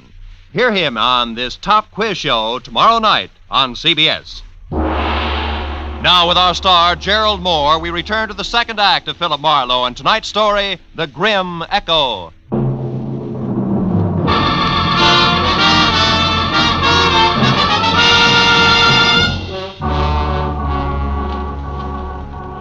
It was a dreary little procession that trudged back toward the lodge again from the shuttered cabin. I said nothing and pushed hard against the storm as far as the front door. But when they were all inside, I ducked back into the biting blizzard and ran down to my car in the 38 I kept in the glove compartment there. I figured it would be a warning comfort through the long, cold night ahead. Until I saw that somebody else had figured the same way. The lock on the glove compartment had been sprung and the gun was gone. Now there was no doubt about the explosion. It had been no less accidental than Lucretia Borgia working over an after-dinner drink. As I hurried back to the lodge, I suddenly felt the kind of inside cold which you can't ever blame on the weather around you. But a moment later, that same cold began to thaw. Because huddled at the edge of the lodge steps ahead was Donna. Bill, where have you been? What have you been doing? Hey, everything's going to be all right. Oh, Bill, please. Why did you go down to your car? Well, I'll tell you, but you're going to be sorry. Sorry? But you got so upset over nothing. I went to get some cigarettes out of the glove compartment. It was fresh out. That was your only reason? Cigarettes? Sure. Now, come on, huh? You got to worry. Let's do it where we can both be warm. Come on over to the fire. I'm a city boy, you know. This cold isn't doing me any... Hey, Donna. Those tears in your eyes. There. They're from the wind. It always makes me cry. Oh, Bill. Why do things have to be this way? An hour ago when you were eating, everything was so nice, so friendly. And then suddenly Ralph angry, the explosion, Helen screaming and clawing at you, Mom upset. Yeah, I know what you mean. But look, baby. Listen to me hard, huh? Yes? You see, the things you just spoke of, Ralph, the explosion, Helen, all of it, all the trouble, it belongs to tonight. Like the blizzard out there. Oh, it's raging now, sure, but tomorrow, or maybe a little after tomorrow, it'll stop. Everything will look bright and clean to you. Honest, honey. That's the way it'll be. All the way around. Believe me? Oh, Phil, I want to, but... But what? But you're talking about tomorrow. I'm worried about tonight. I'm afraid, Phil. Awfully afraid.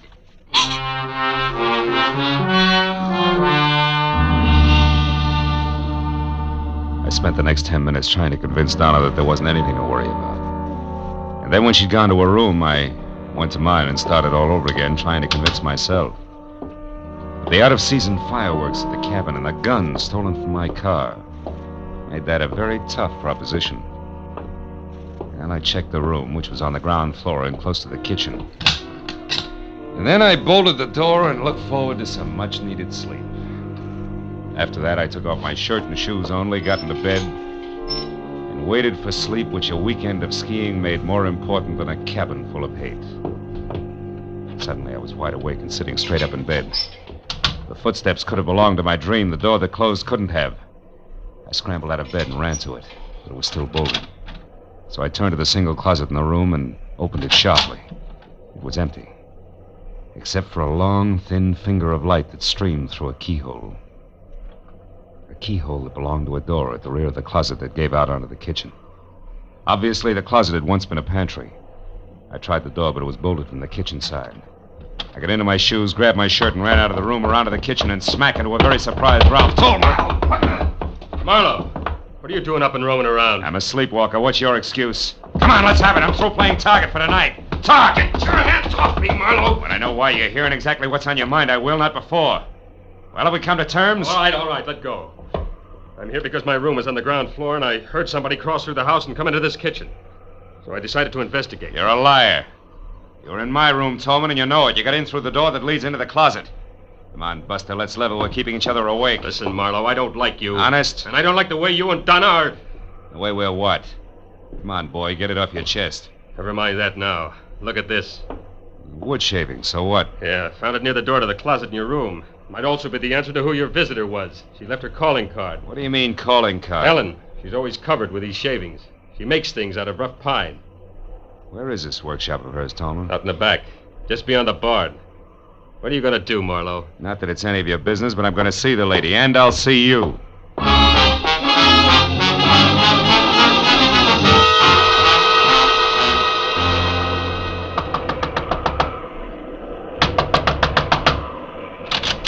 What do you want? Conversation, Helen, if you don't mind. Now, wait a minute, you it's late. Close that door.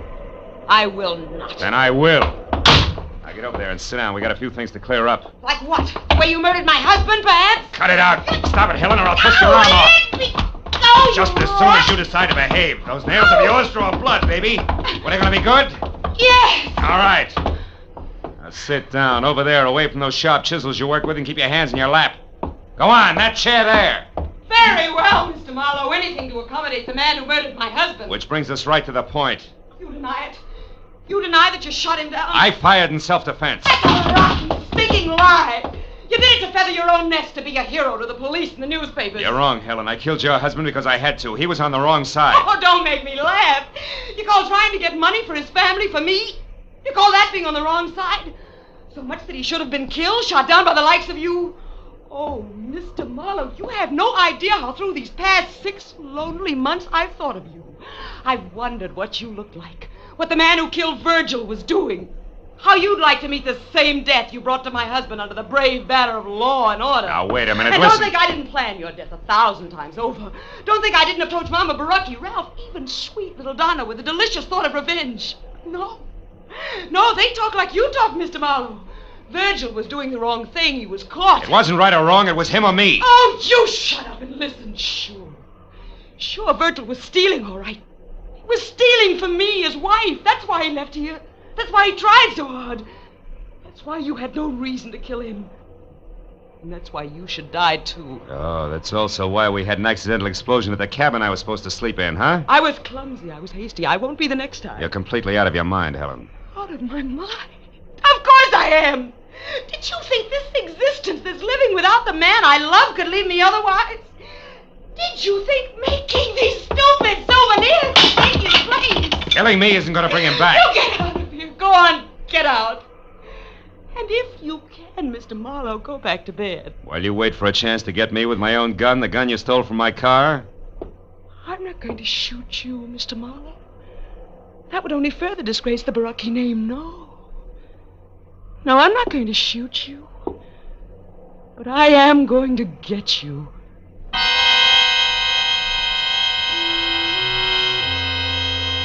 For a long, chilling moment, I stared into the eyes of the half-crazed woman standing in front of me.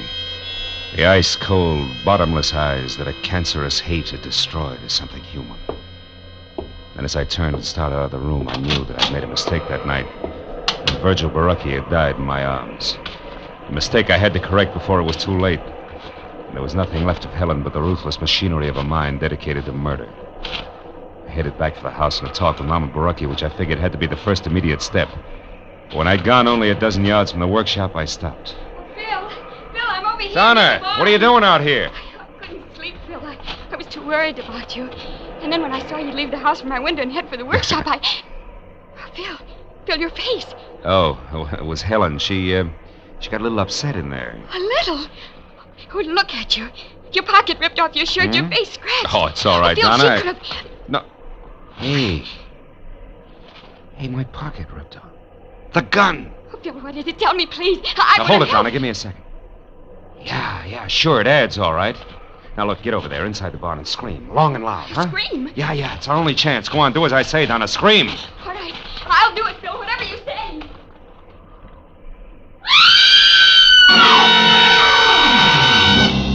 The second Donna cut loose, I stepped out of sight behind a tree that was opposite the barn, and I kept my eyes glued to the door of the workshop I just left. I waited for the shattering report of the gun I was afraid I'd hear. But then the door flew open, and Helen was running out toward the barn, and Donna screamed. My .38 clenched in a handkerchief in her right hand, a look of stark bewilderment stamped over her face. Donna, answer me! What's wrong? Donna, what are you doing there by the barn? I don't know, Helen. What do you mean you don't know? Favor to me, Helen. Let's have that gun back without further discussion. Yes. There. Now get back against that wall and don't move an inch. No!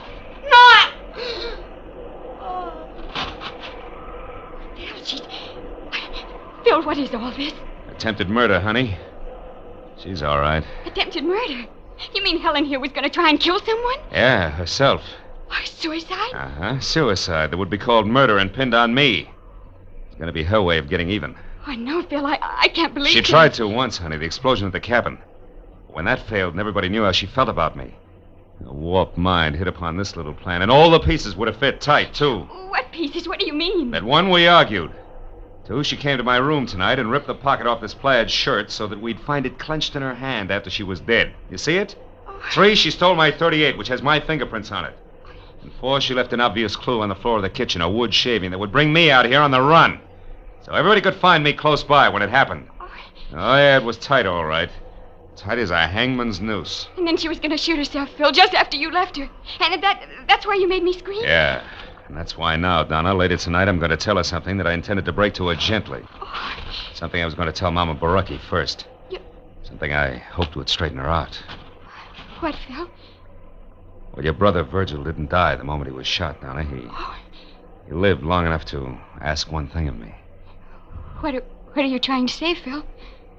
That I never let Helen or you people here know about the woman he was in love with in L.A. The woman through whom I tracked him down. Oh, Phil. Yeah. Well, I guess it wouldn't be good for her if I was around too much? No, honey, not for a while, anyway. Wouldn't be good for any of us, huh? Come on, Donna, let's get her into the house. Yes. Yes, Phil.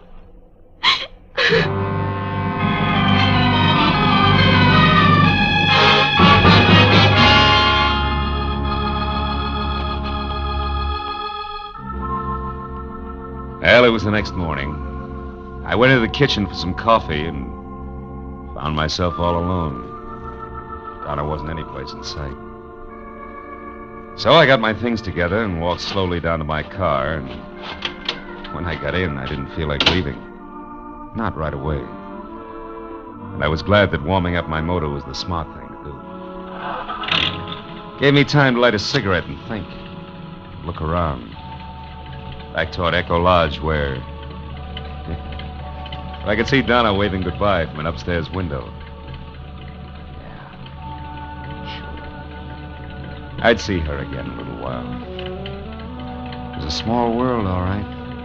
Full of echoes. And just think how the web of paths we call coincidence had brought me and those who knew and loved Virgil together.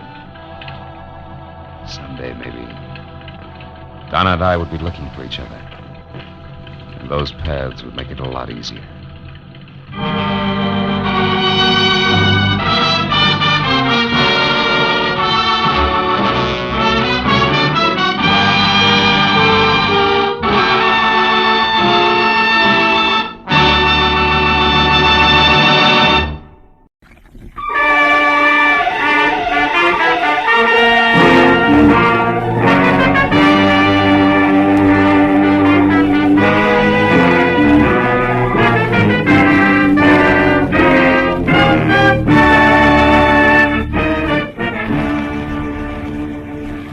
Got my Sunday best on, going strutting with Miss Laura Belly. Oh, fine. Every time I take a shower, I've never seen it. All right. Okay. Hello. Mr. Philip Marlowe, please. Yeah, speaking. One moment, please, sir. Bay City is calling. Bay City. I Where's have your that? party, sir. Go ahead. Thanks. Hello, is that you, Marlowe? Yeah. This is Ernie Parch, Phil, at Bay City. Parch? Yeah, you remember me, don't you? No, I can't see. Oh, yeah, Ernie Parch. You're the guy who saved my life when the Bay City law left me beat up and bleeding all over the city dump, right? Yeah, that's it. Oh, yeah. Marlowe, please, listen. What? I'm in an awful jam. Like what? I just got out of jail yesterday. A year and a day. Jail, Ernie? Yeah. A very neat frame, Phil, but Oh? not half as neat as the one they're trying to hang on me now. This one's worse. You remember my wife, don't you? Grace, tall, blonde. Yeah. What about her? She's dead, Marlowe. Oh, no. She was murdered. They're going to try to pin it on me.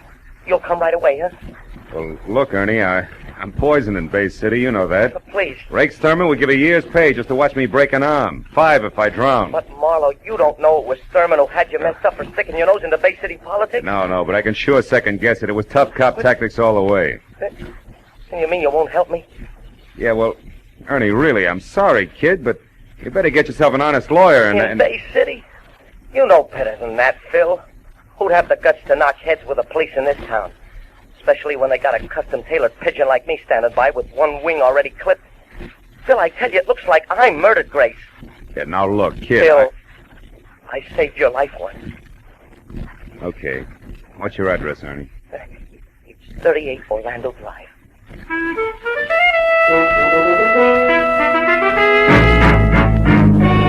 Bay City was a snug seacoast town some 20 miles southwest of L.A. and about twice that distance from being on the up and up.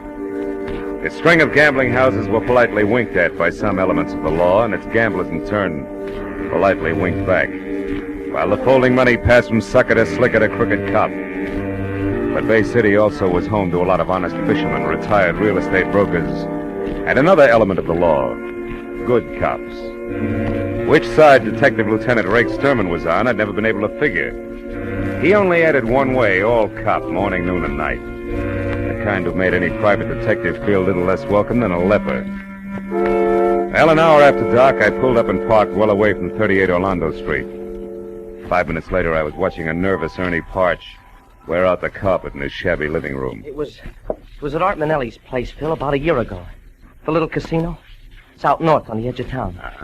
I've had a few drinks with some of the guys who worked at my gas station. One thing led to another, and finally, we were out there trying to pyramid $50 into $50,000. That's when the cops came in, huh? Yeah. You know, one of those pre-election raids that look good in the papers. You want a drink, Phil? No, thanks. But look, that raid couldn't have gotten you a year and a day, Ernie. Oh, no. But the gun they found in my top coat pocket could have. Mm-hmm. And did. Yeah, 38 I'd never seen before in my life.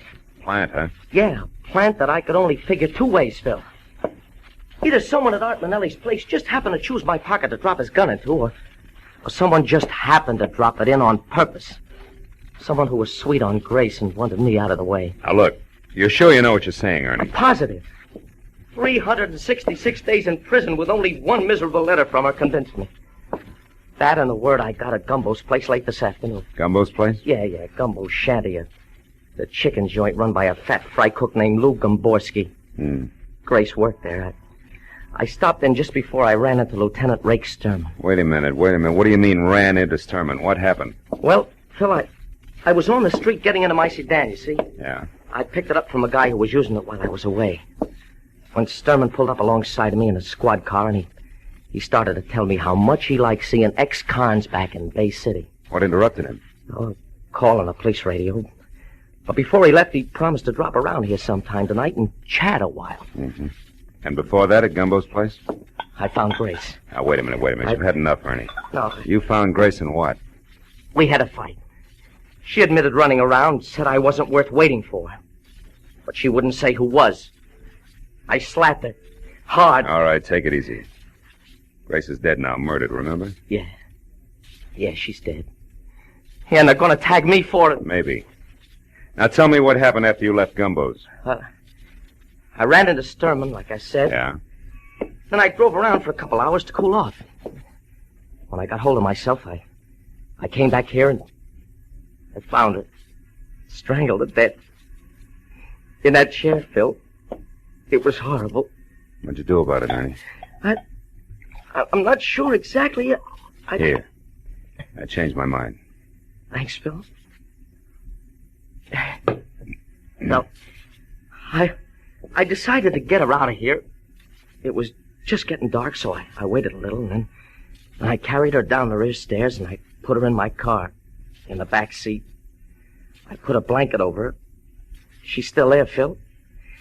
I was going to drive the car away, but, well, I guess I lost my nerve. What am I going to do, Phil? Sturman might be here any minute. And you got to help me. You must have... Ernie, that won't do it. I'm sorry. All right, kid. Are the keys in the car? No. I got them here. What are you going to do? I don't know. But you get out of here. Do something. But what, Phil? Anything. Go to a movie. Act as relaxed as you can. Do anything. Except come back here for at least 2 hours. Now go on. All right, Phil, whatever you say, I'll go to a movie, yeah. Right now. Right away. Thanks, Phil. I know you'll get me out of this. Ernie Parch's vote of confidence made comfortable listening for both of us. When he was gone and I was down the rear stairs and out to his car in the alley, keys in hand, I realized that it stopped right there in the back seat. Then in the light that spilled from a nearby unshaded window, I saw I was going to have company. Sharp-pointed elevator shoes, careful blue flannel, and patent leather hair over a pasty face. All of it no more than 5.5 feet and held together by a hand-painted tie that sported a dapper knot, the size of a cantaloupe. Good evening. I wonder if you could help me. I'm looking for Ernie Parch, 36 Orlando Drive. I couldn't find any number on this house. Is this it? Yeah, but Parch isn't in. He just left. Oh. You know where he went? No. It's all right, Cautious. I only want to talk to him. My name is Art Manelli. I'm a friend of his. An acquaintance. You? The same, yeah. He went to a movie, Mr. Manelli. I saw the picture, so I'm going home, back to San Diego. I live there. Oh, good. San Diego means US 101 to the south, and right past my next stop. I came in a cab, or don't those keys in your hand there say that you're leaving? I mean, I don't want to appear presumptuous. Or wait for a taxi. Or wait for a taxi. Shall I get in, or do you want to slide over to the driver's seat from here? I want to slide, if that's all right with you. Perfectly. Tell me, Mr. Cruishutter. Mr. Cruishutter? Yeah. You had business with Ernie? Personal business. You, Mr. Manelli? Yes, I wanted to see Ernie about a good location I have in mind for a new gas station. You know about such things? No, and I don't think you do either, Manelli. Unless, of course, the pumps can be converted into roulette wheels. Oh, you know who I am, eh? Yeah. I also know it's a little strange for you to show up at Ernie's place the day after he gets out of the state pen for a frame that took place at your little casino. What are you getting at, Mr. Cruishutter? An outside chance that you yourself were responsible for that frame? That you're anxious to see what, if anything, Ernie intends to do about it? The light's red, Cruishutter. No fooling. Now tell me, why would I want to frame Ernie Parch? I don't know. Could be, Manelli, that you did it accidentally, a little gun hidden in a big hurry. Or it could be you had a tighter reason, huh? Like what? Like Grace Parch, very pretty girl. You're out of your mind. Yeah, sure I am, Manelli. Just plain nuts. So why don't you get out here? Get yourself a nice, sane taxi cab. It'll be safer. All right. Just as you say. Hey, mister, Neil is probably lit going toward the highway. Sure he is. Hey, well, come on, Noir. We'll ride in the back seat. No, I got stuff in there. Close that door and beat it. Oh, okay, Happy. Thanks a lot. Stuff, Mr. Cruishutter? What kind of stuff? Rum, Manelli. I'm a bootlegger who never got the word, believe me. Oh, but I do. The light green, Mr. Cruishutter. So long.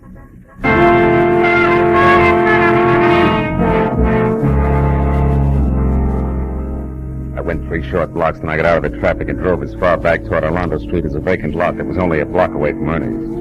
Thereafter, I wiped the wheel, the gear shift, everything else I'd touched clean of prints. I left the sedan as is and walked back to where I originally parked my own car. Behind the wheel of my coupe, I spent the next 20 minutes finding Gumbo's shanty, where Grace Bartlett and Daddy Longlegs, standing knee-deep in the Pacific Ocean, encircled at the waist by an imitation ship's deck for summertime outdoor eating. A gangplank led up from the street level, and when I'd gone about half the length of it, I saw something at the door ahead, shaped like a bowling pin, topped by a chef's hat, and encompassed by a yard and a half of Hickok belt that said, "This had to be Fat Fry Cook Lou Gomborski." He was turning the reversible sign from open to close. Sorry, mister, I'm closing early tonight. Food's all gone. All right, how about a drink? I only want a quick shot, Gumbo. Gumbo? You're a stranger here. How you know the name? Well, it's written overhead in 4-foot letters. I keep my eyes open. Okay. Go on in. Make it fast. I want to hit the hay. Oh. You live here? Yeah. What do you want? Scotch. Anything with it? Little information. Oh. About what? Girl who works for you, Grace Parch. I don't know anything about it. Not even for 5, Gumbo? Make it 10. Okay, 10. And the drink's on the house, huh? Yeah, okay, mister. Grace Parch is 5'2", eyes are blue. Also, she quit work at 6 tonight like she does every night, period. Uh-huh. Here's to you. Now tell me, where's she been going while Ernie's been in stir? For another 10? Yeah, for another 10. On one condition, no more lousy poems, Gumbo. Just a few straight facts, huh? Sure. Sure. Another drink? No. Facts first. Where's she been hanging around? A little casino. Oh, it's Manelli's joint, huh? Yeah, Manelli's place, where a lot of people hang out. What is it? What are you staring at, Gumbo? A window, I thought I saw someone out there on a deck looking in. Probably seagulls. Forget it. Now look, I'd like to know... Sure, it is someone getting away in a car. Oh, any idea who it was? Huh? I said any idea... I heard you. Now go on home, mister. Get out of here. Take it easy, big guy. You got $20. Give it. Yeah. There's your lousy $20 and the drinks on the house, and good night. After one question. The guy in that car that just took off, was it Manelli? I'll repeat myself. Good night, mister. Okay. We'll let it go at good night, Gumbo, but just for now. I wasn't going to get any more out of Gumbo, so I went back to my car, pointed it north toward the edge of town in the little casino where I figured I might get a lead on Manelli's whereabouts. But 30 minutes later, when I was there out of my car and standing in front of what looked like an oversized concrete blockhouse saloon in a parking lot the size of the Coliseum, I figured different. A huge sign out front read, "Closed for alterations, will reopen soon, bigger and better than ever." Gambling in Bay City was obviously on the QT like an artillery barrage.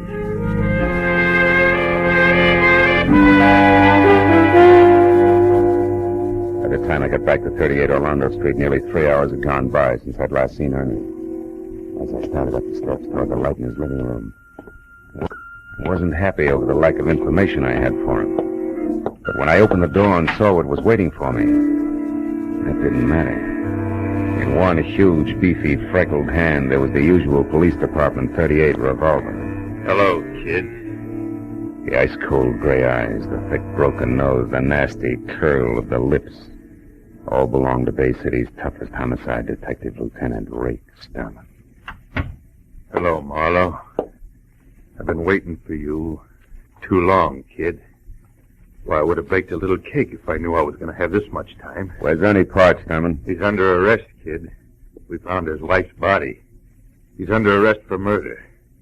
You know what else, kid? No, what else, kid? So are you.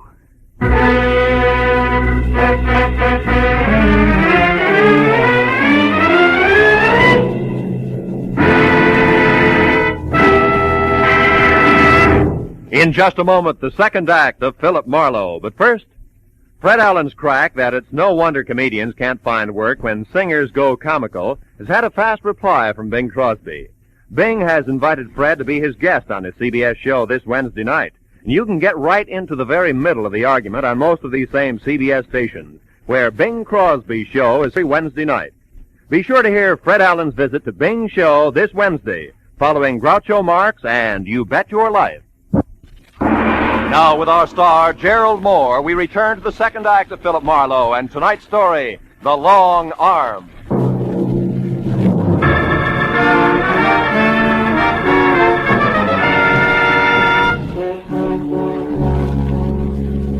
Lieutenant Sturman moved toward me, he curled the thick fingers of his left hand into a fist. I braced myself, but the blow never came.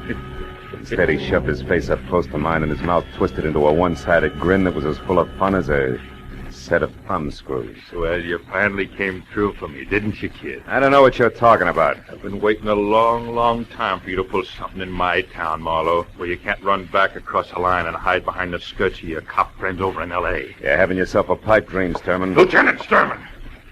And don't forget it. Real sorry, officer.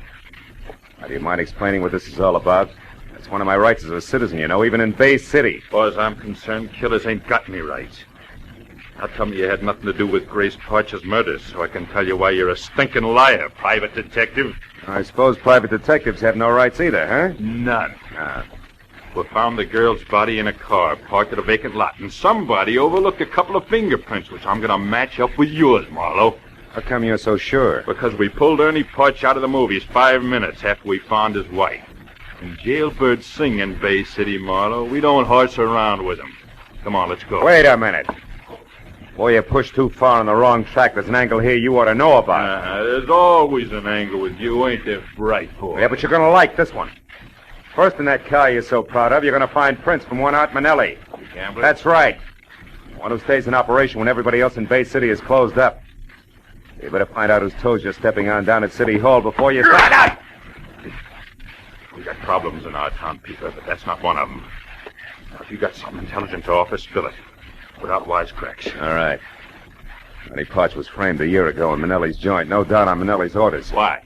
Because Grace Parch was a pretty girl with the end for gamblers, that's why. All the time Ernie was in the cooler, she was running down to Manelli's place, and I got a witness to prove it. It also makes her the kind of little cheap tramp that gets out of hand. Go on, detective! Manelli showed up here tonight, with no satisfactory reason for it. What's more, you warned Ernie Parch just this afternoon that you were keeping an eye on him. Even if he wanted to kill his wife, he's not stupid enough to have done it tonight. But from Manelli's standpoint, it was a perfect time, you see, because you guys would go for it just exactly as you have. So you think we're stupid? Now, look. I know you got no use for me, Sturman. But you're a cop after all. As long as somebody's got to take a rap, it might as well be the right guy. You know what, sweetheart? What? Your fairy story makes average listening. Just average, nothing else. Now get going!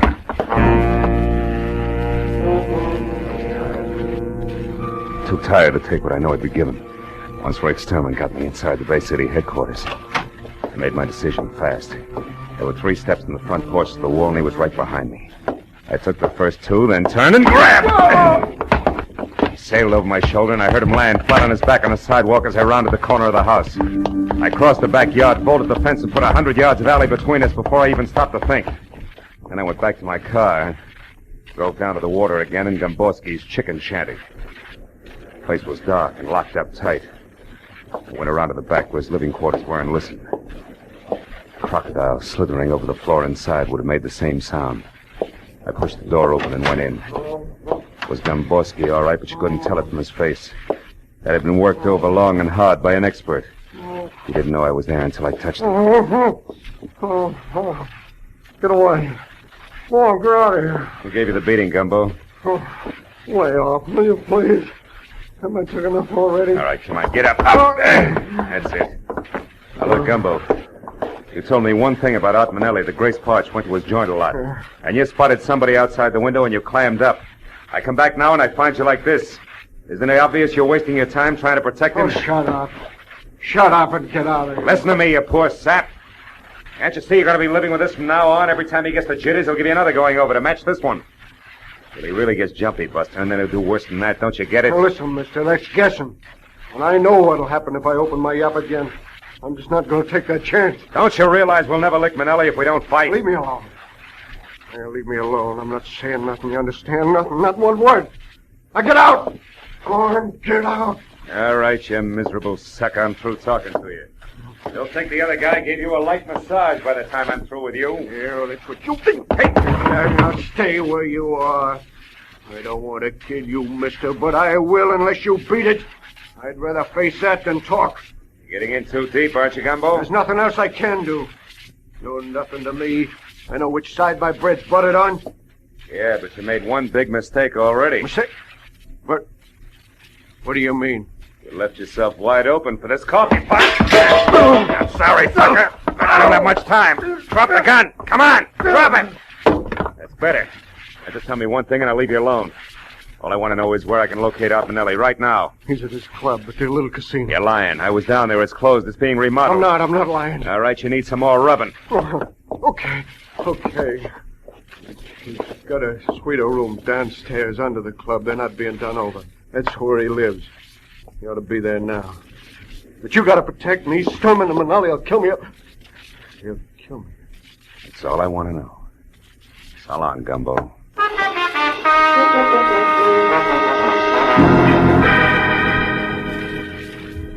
At the first phone booth I came to, I stopped, looked up a Bay City number, and made a call, which took 5 minutes. Then I went on to the little casino.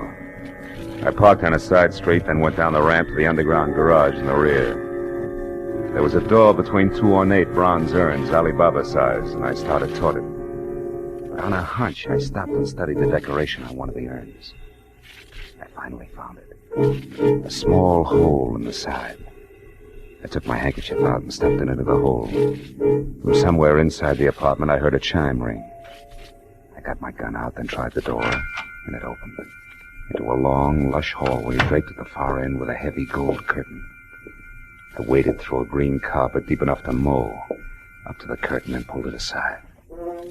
Manelli sat at a wide, glossy desk, methodically filing his nails. His eyes staring straight at me. You got this far. Come on in. Don't tell me you're all alone here, Manelli. No, I got 500 dancing girls, smart guy. What's on your mind? You act like you were expecting me. I knew somebody was coming. There's an electric eye on those brass jugs over the door. Anybody passes, it rings that chime there. Satisfied? Now what's with the gun?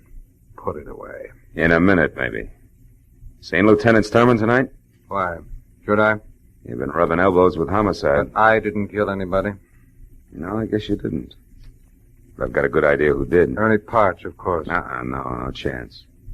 It was your business partner, Lieutenant Rake Sturman himself, and 5 will get you 10. He's got big news for you. Yeah? Hey, Rake. Steady, Marlowe. Don't move.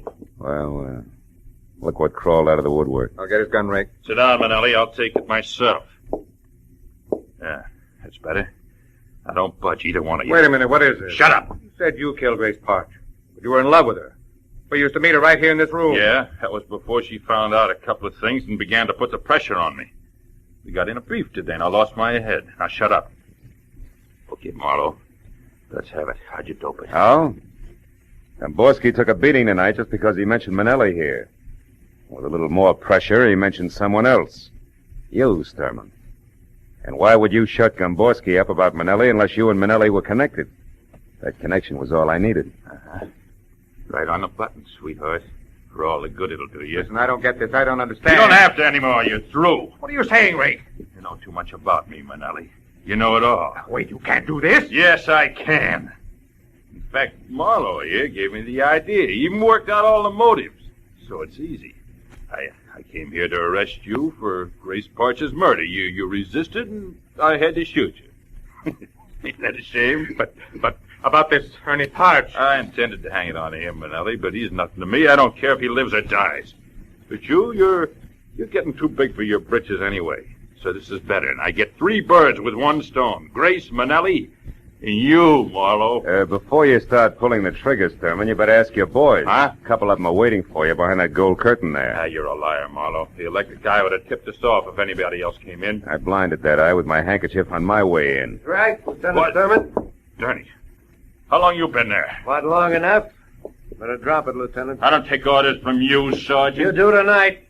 Chief himself sent us out. Yeah, I took the liberty of going over your head, Lieutenant, just before I came in. Under the circumstances, you'll understand. Why, right? you... Better drop it, Lieutenant. Drop it! Okay, now come on. You 2 guys, too. Come along quietly. Sure. Always glad to ride with old Rake Sturman any time at all. Just as long as there's a couple of policemen in the same car.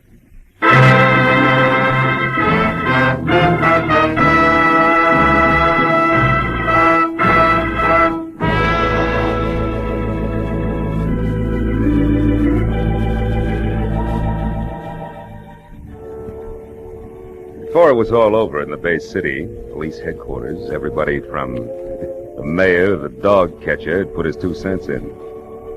And I'd given the same answers to the same questions at least 50 times. All about crooked cops, and Rake Sturman in particular.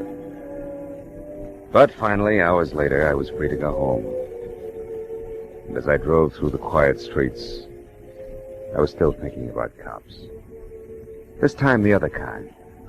The underpaid, overworked cops that pound the city's sidewalks day and night. You know the guys who do everything from telling kids the way to the grocery store to untangling the rush hour traffic.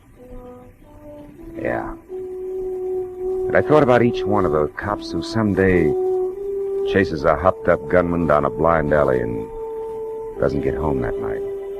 Or any night. Ever again. And then I forgot all about Rake Sturman. Because after all, he was just one bad one in a multitude of good ones. An insignificant sore on the long arm of the law.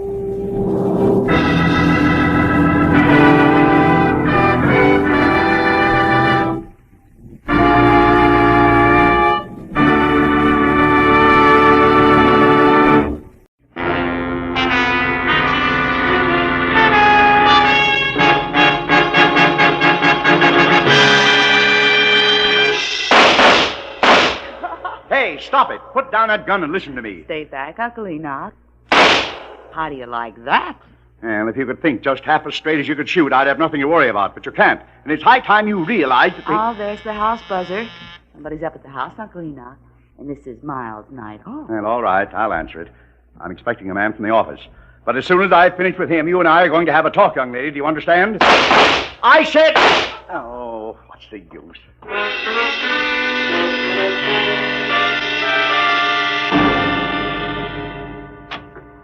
Yes? I'm Philip Marlowe to see Mr. Vanneman, Enoch Vanneman. I have an appointment. Oh, come in, Marlowe. I'm Enoch Vanneman. Oh. Glad you're here. Step this way, will you? We'll talk in the study. Okay, Mr. Vanneman. I thought... Those were pistol shots? Yeah, that's Kay, my niece. Sounds like a squad of Marines. Yeah, she's a champion pistol shot. She's converted one of the garages into a target range. Well, I seem to recall a city ordinance that says... I know all about that ordinance, Mr. Marlowe. Save your breath. Oh, just like that, huh? Precisely. Sit down, please. Thanks. Breaking a city ordinance is a perfect example of all the crackpot things that headstrong young fool insists on getting mixed up in. And you want me to get mixed up with the crackpot, huh? Yes, she has no more sense in her choice of male companions than she does in her hobbies. And she's a very rich girl. Now, look, if this is a bodyguarding assignment, Mr. Vanneman, I want to tell Kay you... has been going with a man named Cliff Lace, an unsavory type at least. Professional horse player, I think, and it was quite an affair. Was quite an affair? That's right. She threw Lace over for a new love recently. A fellow I've never met. She's serious, but refuses to tell me anything about him. So? So Cliff Lace doesn't like the idea because, from his standpoint, a very good thing has slipped through his fingers. Oh. He's going to do something about it, huh? And I don't know. But since about the time they broke up, a man's been snooping around the grounds here, Marlowe. Really? He's about 40, short, greasy looking. He has a flabby kind of face with fat lips and with a large black mole on the right side of his nose. Hey, I may know that character, Mr. Vanneman. I'll have to check to be sure. Marlowe, I want to know who he is and why he's been hanging around here. Also, I want to find out all there is to know about Kay's new man. Tell me, how old is Kay, Mr. Vanneman? She's 26. That's her picture there. Oh, yeah. Blonde fireball. Look, Mr. Vanneman, if she's 26, maybe her love life is none of your business. It is my business. I'm her guardian, and I'm very fond of her. But she's reckless, stubborn, and erratic. Yeah, well, money's great, but it'll never replace the old-fashioned parent. And it's also a big responsibility, you know. No, not firsthand, I don't. It leaves one open to every crooked scheme in the book. Here, look, Marlowe. I've written my personal phone number on this card. You can reach me there privately at any time. All right, Mr. Vanneman, I'll see what I can find out.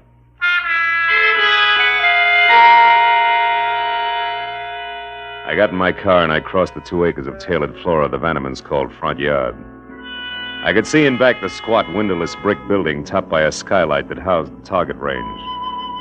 Then a minute later, I drove out through the big Bel Air gate into Sunset Boulevard just as Kay Vanneman streaked past me in a sleek new Nash.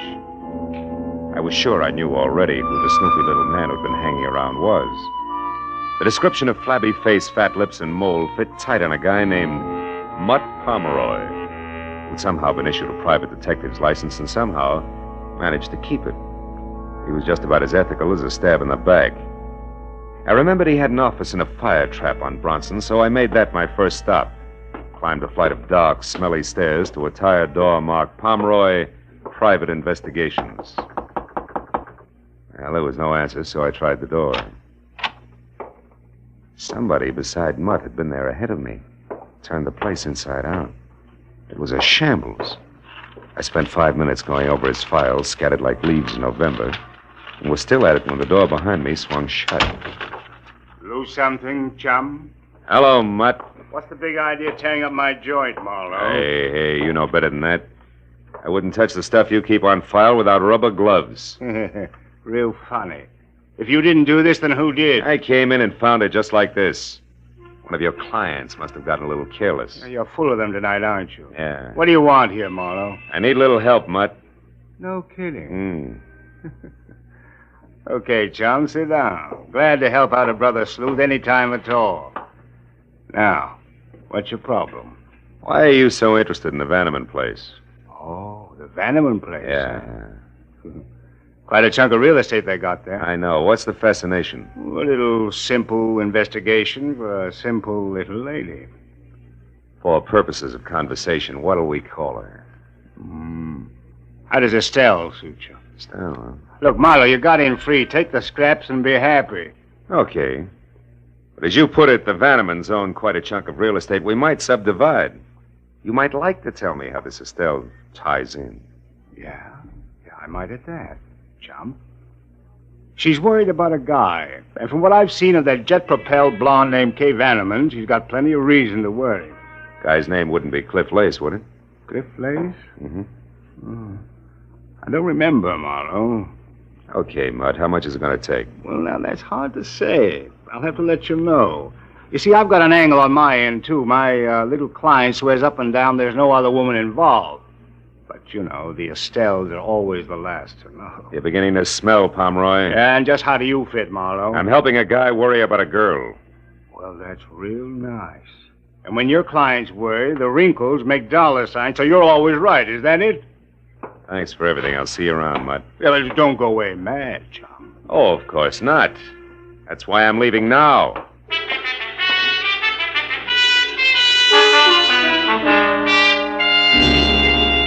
It took a friend at the phone company all of 10 minutes to locate Cliff Lace's address for me, which turned out to be a snug bachelor's nest bungalow style at the foot of the Hollywood Hills, numbered 4300 Cherimoya. I parked, started for the front door, and on the way, past an open window where the silhouette of a man at a telephone was cut into neat slices by a Venetian blind. But you better want But his voice came through in one piece, and you couldn't miss it. You see, Estelle, I know almost all about you. Oh, yeah. I got your name earlier tonight from a mutual friend, Mr. Mutt Pomeroy. Yeah. I think it's about time we got together for a little business conference, huh? Now, right there at the plaza in, say, 2 hours. You'll still be registered as Ruth Bridges. Good. Goodbye, Estelle. When he hung up, he moved over to a bottle of Johnny Walker Scotch. I waited until he'd helped himself, and then I went to the door.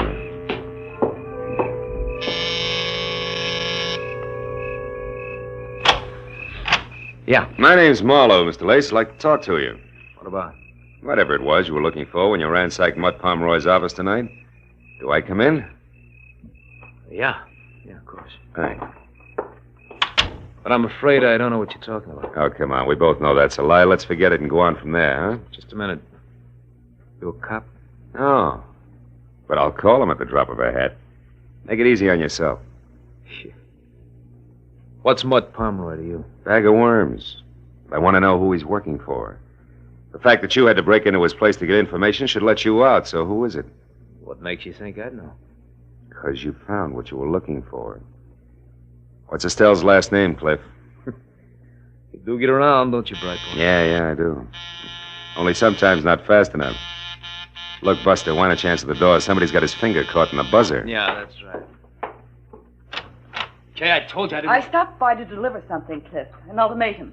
I'm telling you for the last time... Hold it. We're not alone. I don't care what I have to say to you. I'll shout from the rooftops. We're through, washed up. Now get out of my life and stay out. Kay, please. Good evening, Miss Vanneman. I don't know use, Slim, but keep out of this. Darling, don't. Now, you listen. I'm in love with Boyce Neely. Really in love this time. I intend to marry him, and I won't have you... Marry Boyce Neely? Oh, don't be ridiculous. Cliff, I'm warning you. Look, you'll get this. You'll never marry Boyce Neely. That's one thing I'm sure of. I know a lot more about him than you do, darling. Believe me. When the time is just right, you're going to hear from me again, but loud. Why, you filthy... If you try to do anything to hurt Boyce and me, Cliff Lace, so help me, I'll kill you. I mean it. Sometimes she's going to throw that temper at me just once too often. Who you kidding, Lace? Ever see her use a target pistol? Ah, she's too smart to trump her own ace. Don't count on it, mister. No, I'm not worried. Where were we, Marlowe? We were looking for some answers, which I just got. Good night, Lace. Keep your head down.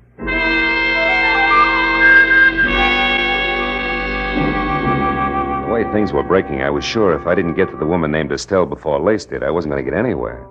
So I spent the next hour folded up in a phone booth, running down the list of respectable and semi-so hotels with the word plaza either fore or aft.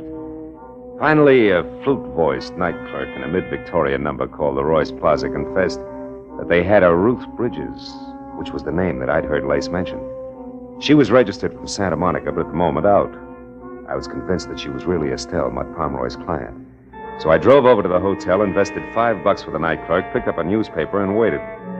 Halfway down the sports page, a prim brunette came in who would have been pretty without the overload of nervous strain stamped on her face. As she crossed the deserted lobby, the clerk gave me a nod, so I called her name, caught up with her at the foot of the stairs. You called me? Yeah, if you could spare me a minute, Miss Bridges, I'd like to talk to you. What do you want? Well, my name's Marlowe. I'm a private detective. A private detective? Yeah, look, honey, let's move over into the corner. You know, that boy on the desk is going to sprain his neck if we don't. But what do you want with me? Well, suppose we start off with your real name, Estelle. What's the rest of it? Neely, maybe, huh? How did you know that? It's taken me all evening to get it. That's the only way it figures. It's right, isn't it? You're married to Boyce Neely? Yes. I'm Mrs. Boyce Neely, but what business is that of yours? Well, that's what I'm trying to find out. You hired Mutt Pomeroy to check on your husband because you're worried about him, right? Why? Boyce is in trouble. He's in a jam, that's all. Is it money? No. Boyce does very well. He's in real estate in Santa Monica. Oh, maybe with the law, huh? Yes. Yes, I'm afraid so. He's been acting so strange. He wouldn't talk to me or anything. I just had to find out what was wrong. I see. Well, look, what's your connection with Cliff Lace? Why, I don't know any Cliff Lace. Oh, come on, baby. Take it a little easy and try again. Cliff Lace, I know you called him tonight, and he called you. All right. He wanted to talk to me about Boyce and some girl named Kay Vanneman, but he's crazy. I know he is. Boyce is not mixed up with another woman. He couldn't be. I hope I meet your husband soon, Mrs. Neely. I'd like to punch him in the nose. What do you mean? But Pomeroy was right. The Estelles are always the last to know. Look, do me a favor. Will you go up to your room, go to bed, and get some sleep? You're going to need it. All right. Thank you, Mr. Marlowe. Hey, Buster, where's the phone? Oh, right over there, sir. Good book? Uh-huh. Huh? Oh, yeah, great. Chandler's new one, you know. Chandler. Where have I heard that name before?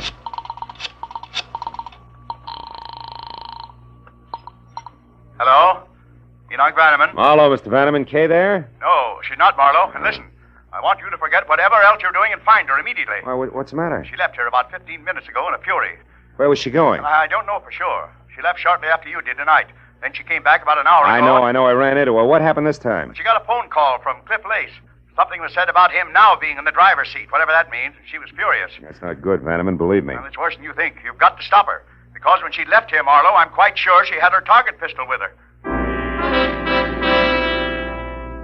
I hung up the phone, ran out to my car, and headed back to Cliff Lace's bungalow on Cheramoya. But Kay had a 15-minute head start, and at that hour, in her frame of mind, the drive in from Bel Air was a hop, skip, and a jump. The only hope was in Lace himself being smart enough to know that he'd overplayed his hand.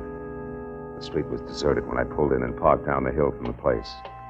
When I got to the front door and found it unlocked, I eased it open and went in. The living room was dark, but there was a light on in the bedroom, and I started for it. Before I saw the bulk of a figure leaning against the dark side of the frame. Come on in, chum. Make yourself at home. What are you doing here, Mutt? Easy, Marlowe. There's no hurry. Not now, there's not. School's out, chum. Where's Lace? Inside. It was nice, clean, accurate, and exactly dead center. He never knew what hit him.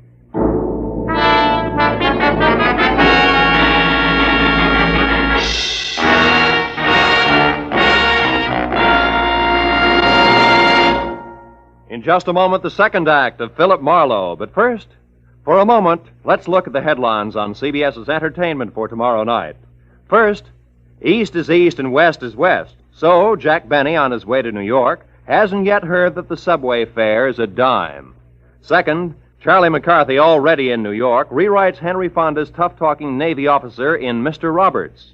And third, Andy of Amos and Andy, released from bail, jail, and Abigail, gets into new hot water. Besides these, you'll also find headliners Eve Arden, Red Skelton, Horace Heidt, and all the other great Sunday night shows on most of these same CBS stations tomorrow night. Now, with our star, Gerald Moore, we return to the second act of Philip Marlowe and tonight's story, The Hairpin Turn.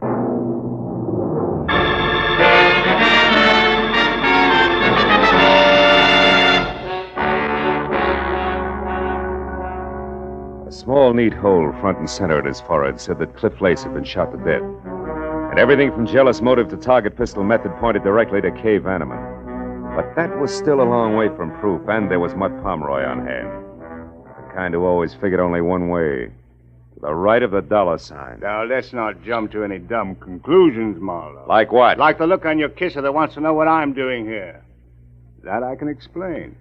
I got Cliff Lace's name from you, and a sawbuck to the right guy gave me a rundown on him, a sort of a character analysis, you might say. So? So I figured he was the guy who frisked my office to find out who I was working for. He must have tagged me out of the Vanneman place, followed me down to my joint, then turned everything inside out until he ran across something that added for him. Something like the name Estelle Neely, maybe? You move fast, don't you, Marlowe? Yeah, when there isn't too much crowding. I've got most of it already, Pomeroy, so spill. Spill? I don't know what you mean, Marlowe. I mean that Estelle Neely hired you to find out why her husband was worried. You come up with an answer, all right. It was called Other Woman. So? Estelle didn't even suspect anything about another woman. And you didn't tell her what you found out because it was Kay Vanneman, a gal with $1 million, right or wrong. Suppose you're right, Marlowe. What are you getting at? A possibility that you could have done this. Kill Lace? Why? Because Lace was playing the same game that you are, chum, blackmail. Your motive was money and so was his. Plus the fact that he didn't like Kay giving him his walking papers. So when he wouldn't come to terms with me, I killed him, is that it? Yeah, it could be. Can you prove otherwise? No, I can't. But other things can, Marlowe. Things, yeah. Like that lipstick-smeared cigarette in the ashtray behind you. It's not my brand. And I don't drop hairpins on the carpet when I kill. Do I go on? Or were you just trying it for size because you hate to think that a gorgeous item like young moneybags could be it? Right or wrong, Marlowe? You know, leveling with you, Pomeroy, takes the kind of talent that can cash a $7 bill at a bank. Who are you calling, Marlowe? The cops. It's the custom. Wait. Look, don't be a sap. What'll that get you? A killer, maybe. Yeah, and from there on, a pat on the head. A well done from the law. Get smart, chum. Shielding a murderer is a lot healthier for the bank account than nailing one every time. Get your hand off the phone. Now, Marlowe, listen. Get it off! Okay, go on. Louse it up, Boy Scout. Who knows, maybe some bright day you might even run for alderman, Marlowe. Without your votes, I'm sure. Homicide, Sergeant Becker. Phil Marlowe, Sarge, is a DOA waiting for you. 4300 Cherimoya. Name's Cliff Lace. Occupation questionable. He was shot. Any idea who did it, Marlowe? Yeah. Poor little rich girl named Kay Vanneman, or her sweetheart, one Mr. Boyce Neely. Who lives in Santa Monica? Yeah. Where's the fit? I don't know.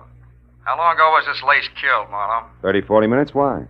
Neely's clear. We picked him up at his own home better than 2 hours ago. He's in a pokey now. What'd you get him on? Hit and run, a month ago. It's alleged that he knocked an old lady out of a crosswalk and into a hospital without even stopping to watch her bounce. Some anonymous tipster phoned the dope in around 6 tonight. Said the repaint job on Neely's car would prove it. It did. So that just leaves this Vanneman babe, huh? Yeah, I guess so. But you know, Becker, hey, there's... Marlowe, come here, quick. in the backyard there. It's Kamehameha. I'll call you later, Becca. We got company. Get the lights, Pomeroy, and stay down. Don't worry, Marlowe. The driveway alongside the house is the only way out. All right, watch it from the front. I'll go through the kitchen and out the back door. Play it close. Check. But remember, Pomeroy, nobody gets trigger happy. Don't worry, chum.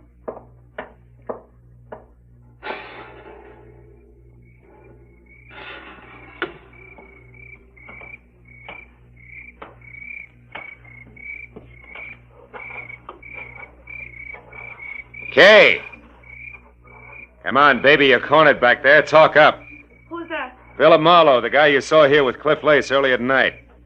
I'm also a private detective who's working for your uncle and trying to keep you out of trouble. Now, let's have the target pistol, baby. Come on, throw it in. I can't. I don't have one. Uncle Enoch says different. He told me you left the house with I it. told you I don't have one. All right, come on out. But slowly, hands high, no jokes. I always lose my sense of humor right after murder. After... Yeah. Lace was shot to death. Never mind the carefully arched eyebrows. You're in too deep, honey. You don't think I had anything to do with Cliff Lace getting killed, do you? Oh, no. It's all one great big coincidence, huh? Why don't you leave, Miss Vanneman? I said, why don't you leave? Well, how about it, Mr. Marlowe? Go ahead. I won't try to stop you. If you're guilty, you won't get very far. Well, all right. All right, Pomeroy, what's on your mind? A partnership, chum. Based on what, chum? Based on the fact that I saw you kill Cliff Lace. Fact? You what? Yeah. I saw you standing over the body with a smoking gun. Come on. You don't think you can really make that stick, do you? No, but it would keep you busy explaining for a while, long enough for me to wind up my business. Oh. Mm-hmm. Well, Marlowe, what'll it be? You and me as partners doing business with old Enoch Vanneman on behalf of the niece I'm sure he'll want to protect? Or me in business for myself? Well, which? It'll be partners, Pomeroy. Okay, chum. Let's get inside and clean up. The lady was kind of careless around the edges. Hey, the split. How far does it go? 50-50. Fair enough. Fair enough. After you, Phil. Now get that cigarette butt and the hairpin on the copper there. Then tell Sergeant Becker that you were jumping the gun about the Vanneman girl because you just found out that she was at home all night. I'll check the rest of it. Okay, Mutt. First the cigarette butt, then the hairpin. Hey. What is it, Marlowe? What's with the hairpin? Why'd you say... Marlowe, quick, get the light. Someone's out front. Don't shoot it. Maybe the law. In skirts? Look, get in that car over there. It's a babe, and 5 will get you 10 that she answers the name of Kay. Oh, that jerk's going to be a Lulu to protect. Yeah. Well, we better go in. Hey, the hairpin you dropped into your pocket, Marlowe. What's so special about it? Oh, nothing. It was just a hunch I had. Forget it. Marlowe, I want to see it. Okay. Here. Get a good look. Partner.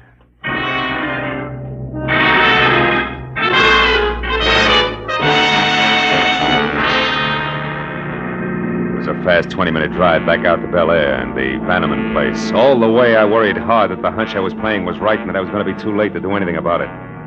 When I was there, parked halfway up the pebbled driveway, out of my car and running toward the fluorescent light and the sound of a woman's voice that filtered through the heavy iron mesh over an air vent in the windowless target range. I slowed to a walk, switched to 45 from pocket the right hand, and then I moved up to where I could both see and hear.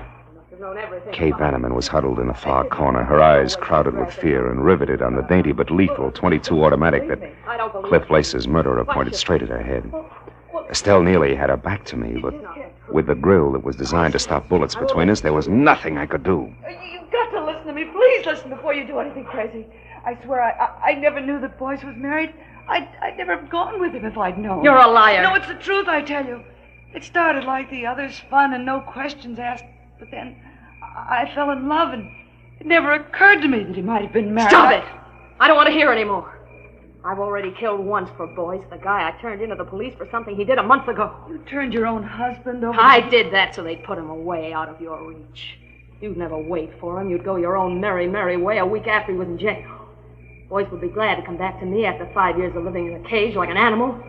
And he'd never suspect that I was the one who informed. I hired a private detective, Mutt Pomeroy, and made sure that he knew I never even suspected that Boyce could have anything to do with another woman. Then Boyce would never realize it was you who turned him in, because you had no motive.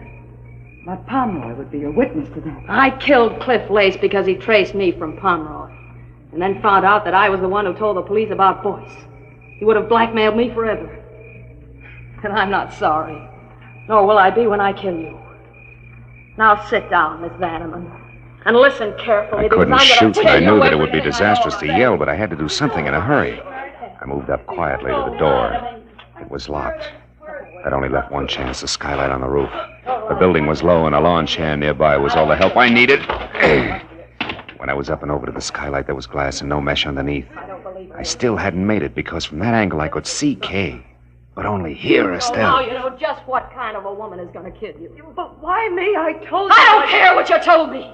It was you, young and beautiful, that started all this. All this is almost over now because the other detective, that Marlowe, knows that I killed Lace.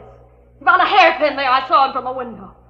I saw him pick up the hairpin, Miss Vanneman. No, stay back. The black hairpin that couldn't possibly belong to a blonde like you. The hairpin that said Marlowe knows that I killed Lace. So I'm through, and I know it. But before they get me up... my hand, Marlowe, is she dead? No, just out. Well, fireball, any appropriate wisecracks? Wisecrack? Not for quite a while, Marlowe. I'm too scared.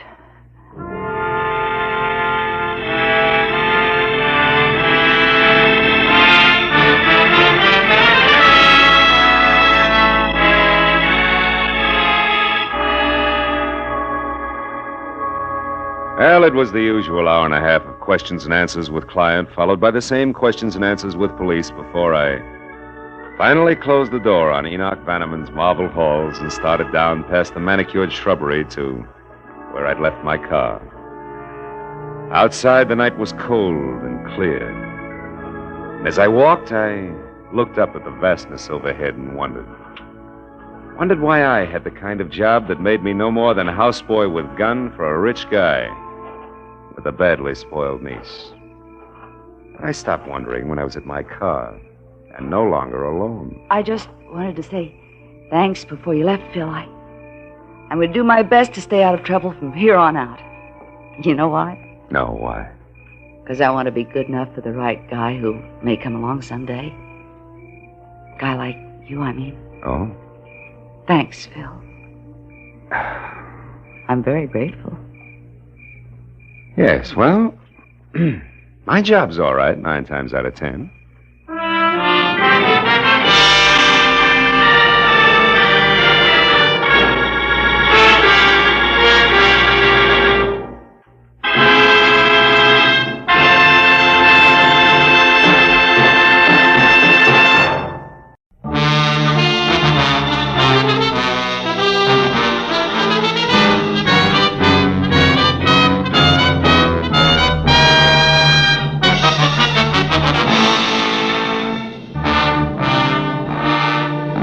Never fails. When you worry over your bank statement, then hug your office phone from 9 to 5, anxious for business, nothing happens. But the minute you decide you'll get rich another day, chuck the puny balance sheet into a bottom drawer and make plans, you want it. And that was exactly the way it played when at 3 o'clock on the kind of slate-gray afternoon that makes the beckoning Santa Fe Railroad vacation billboards look a little more so.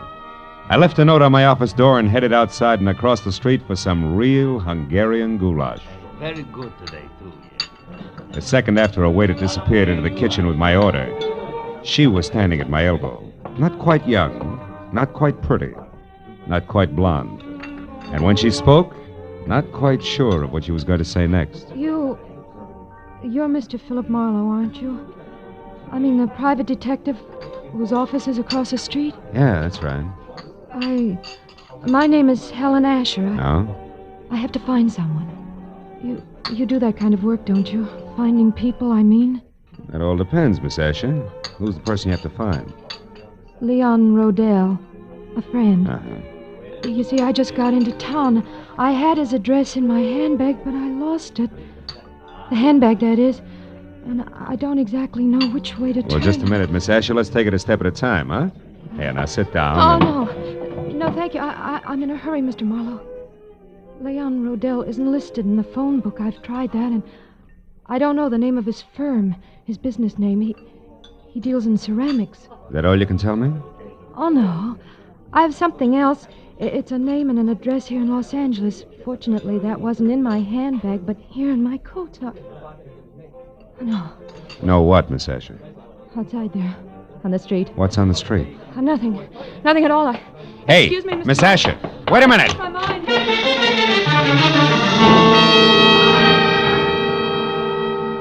There'd been a sort of sad look about Helen Asher that made me want to help her. So after an even sadder look at the plate of goulash that was coming toward me from the kitchen, I followed her to the street. Mr. Marlowe, the gold! When I reached the sidewalk, she was across the street in a cab and away. That might have been the end of it if something small and ugly that had been standing just outside the restaurant hadn't turned and moved into the alley alongside the building. On a hunch that he'd had something to do with the sudden exit of Miss Asher, I followed him and found him standing next to a line of empty ash cans, calmly lighting a cigarette. You always run into alleys to light your cigarettes? You always concerned? What do you know about Helen Asher? Helen Asher? I haven't any idea who you're talking about. Come on, little man. I'm talking about the gal who just got into that cab. Do the words begin to flow, or do I wring them out of you? Sheep, get your hands off me. You're ripping my pocket. You're lucky it isn't your nose. Come on, talk. All right. It's no secret. Here, it's all in this letter. Look, right here. Oh!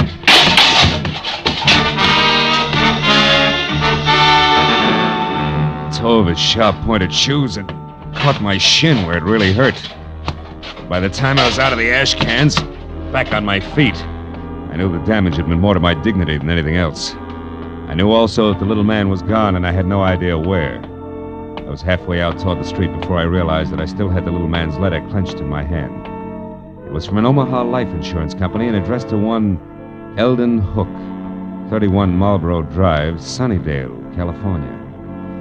Sunnydale wasn't just around the corner, but the fear I'd seen in Helen Asher's face, plus a score to settle with Eldon Hook, said the 20-mile drive into the San Fernando Valley was a minor point.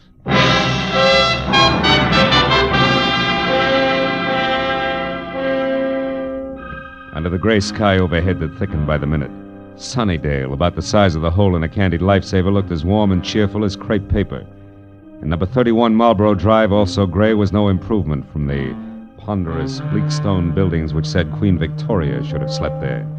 Past the high, thick wire fence that surrounded it to the wrought iron gate in front of me labeled Hillcrest Sanitarium. Keep out. It took 10 minutes of softly phrased questions and answers to get the boss man, a Dr. Cinetti, to the gate. I told him who I was and what brought me to him, including a description of Eldon Hook. I don't understand. Come in, Mr. Marlowe, please. Eldon Hook has been with us as an attendant for more than a year now, and his behavior has always been satisfactory. Nothing would surprise me anymore today. By the way, sir, what did you say that woman's name was? The one who approached you in the restaurant? Oh, Helen Asher. Is it possible that she was once a patient here, Doctor? No. Oh. What about Leon Rodell? Leon Rodell? Hmm. How do you know that name? From Helen Asher. She was looking for him. That's why she wanted to hire me.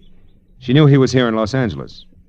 Mr. Marlowe, this woman, was she young?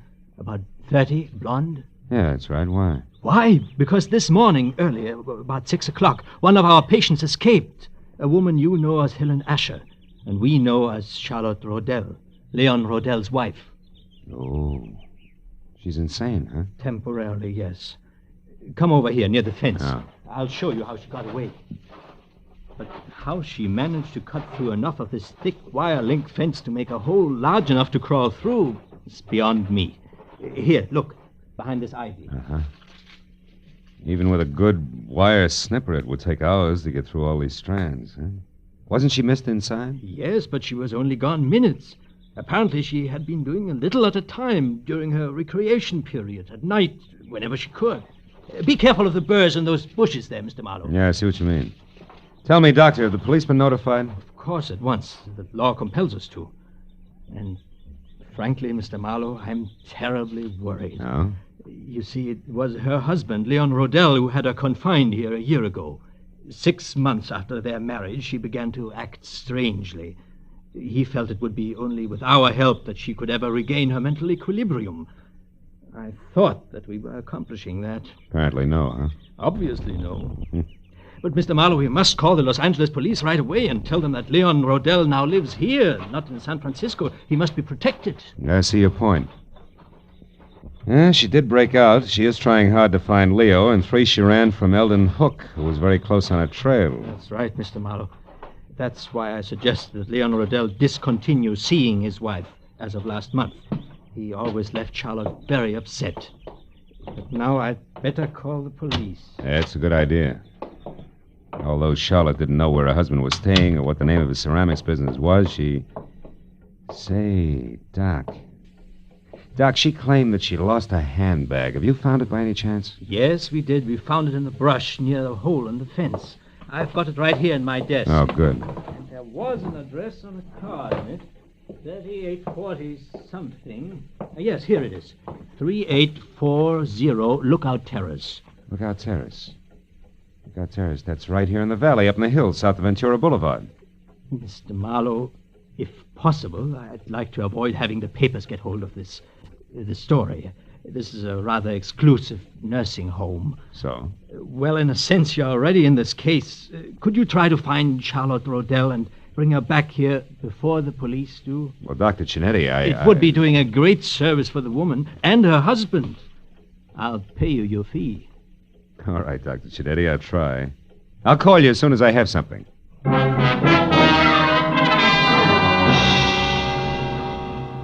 When I'd first started from Marlboro Drive in Sunnydale, it had been a combination of interest in a sad-eyed girl and a strong desire to punch Eldon Hook on the nose.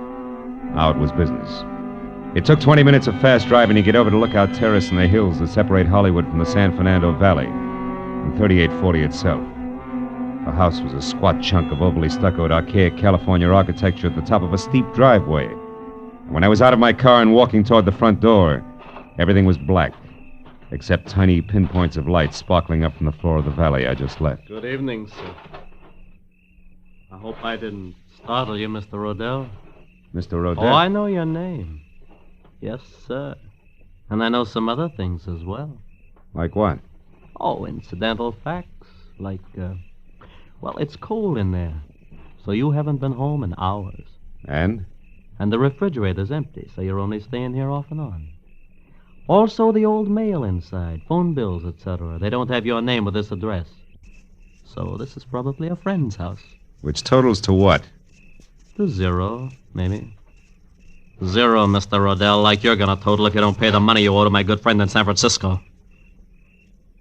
Yeah, you know who I mean, don't you, Mr. Rodell?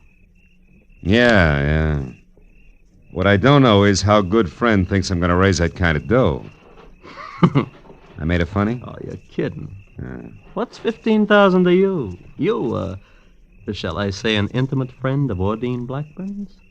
Oh, Ordine Blackburn. Yeah, Ordine Blackburn. Come off it, boy. I'm thorough. An eager sort. I know that the lady from Bel Air's loaded and that she's nuts about you. No fooling. Now, before I leave, a word of advice, Rodell. One can't run away from his obligations forever. And you won't be able to walk away after 24 hours. Unless, of course, you pay. Good night. Good night, Eager. Till we meet again.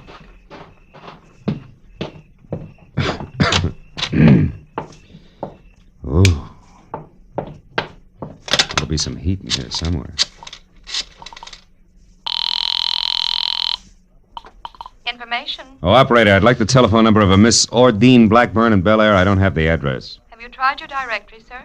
No, I can't. The house burned down. One moment, please. Yeah.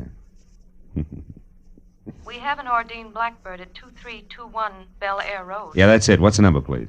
Nevins 31121. 31121. Thank you. House burned down.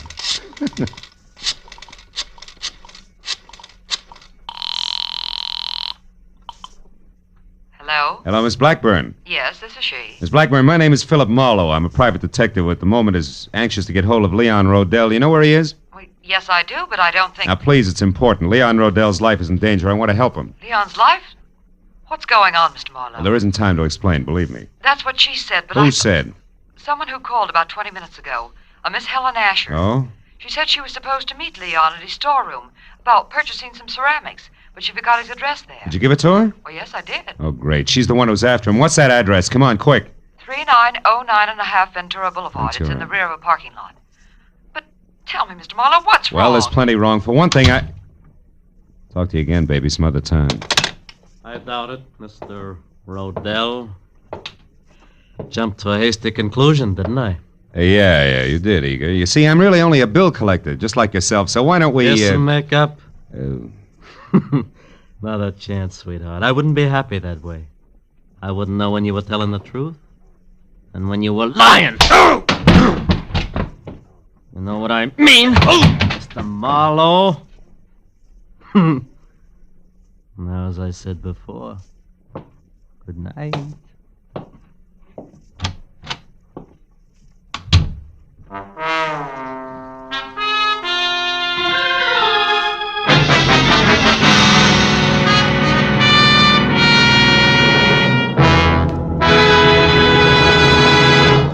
In just a moment, the second act of Philip Marlowe. But first, CBS will bring you the earth-shaking premiere of a new opera tomorrow night. An opera written by Alec Templeton with Charlie McCarthy as a lovelorn singing Bengal lancer. Templeton himself as a Maharaja and Ursel Twing as a flying carpet salesman.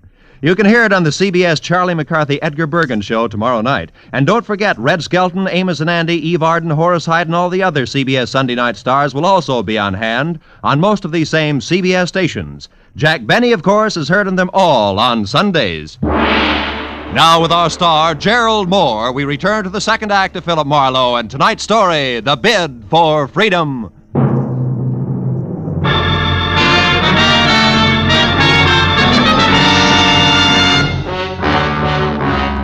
Gun butt I'd been slapped with felt like a log chain. Next time would be different. I waited till Eager drove away, and then went out and got in my car and unwound my way down the hill again to Ventura Boulevard. There I turned west and drove out to 3909.5. There was a glass and neon super grocery store closed for the night. The only light showing at Leon Rodell's ceramic outfit trickled out onto the ground in a narrow wedge through what had to be a partly open back door. And even as I watched it, the wedge danced into a crazy pattern and disappeared. I ran for it and got there just in time to see Charlotte Rodell dart down the alley. A second later, she vanished in the shadowy jumble of backyard buildings. I knew there was no use trying to follow her. Instead, I eased the storeroom door open and looked into the room full of flower pots, lamp bases, and dishes. Nothing moved. Charlotte, I was sure, had a reason for running, so I went in, toward a table in the corner where the only light was burning. I was almost up to it before I saw the reason. Yeah, it was a good one. Eldon Hook, the sanitarium attendant, was on the floor behind the table, his body still trying to arch away from the knife in his back. When I bent over him, he opened his eyes. They were already cloudy. I was close. I found the hole in the fence, and I knew Ordine was... Ordine what, Hook? Who did it? Can you tell me? I never figured on... I left Eldon Hook just as he was. Went to the door that opened to the front of the ceramic shop. A desk was there with a phone on it. I got halfway through the Homicide Bureau number when a silhouette showed up at the curtains at the front door. I put the phone down, stepped back into the shadows, and waited.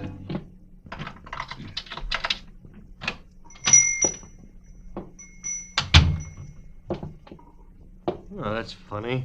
Must have left the work light on. Not necessarily, Mr. Rodell. Who are you? Name's Marlowe. I'm a private detective. You are Leon Rodell, aren't you? Yes? What are you doing here in my shop? You better finish taking your overcoat off, Mr. Rodell. Now, see Your here, wife has run away from Hillcrest Sanitarium. My... Charlotte is out? That's right. How do you know this? She came to me tonight under a phony name. Tried to get me to locate you. She'd lost your address. Oh. This is a shock, Mr. Marlowe. A terrible shock. Poor Charlotte. What an awful thing this is for her. Yeah. Excuse me, I need this. Sure? Oh, you? No, thanks. Yeah. You see, Marlowe, I've only been here in Los Angeles a month.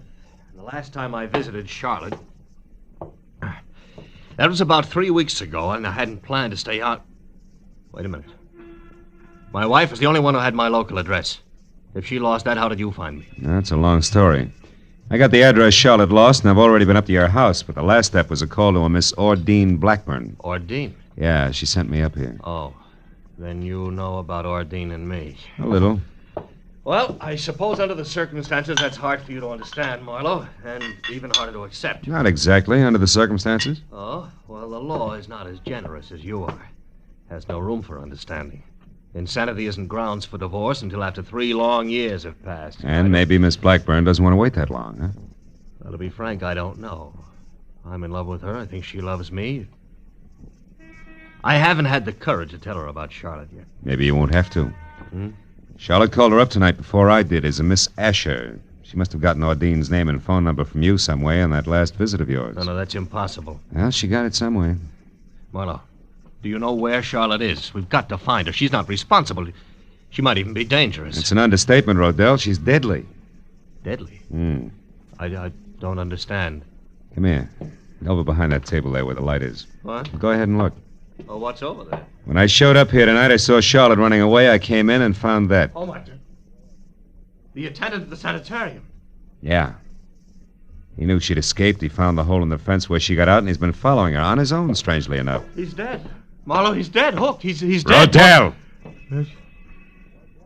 Sorry. Marlowe, she must be completely mad. We've got to stop her. Why, she might go for Ordine next door. Or you, yeah. What can we do?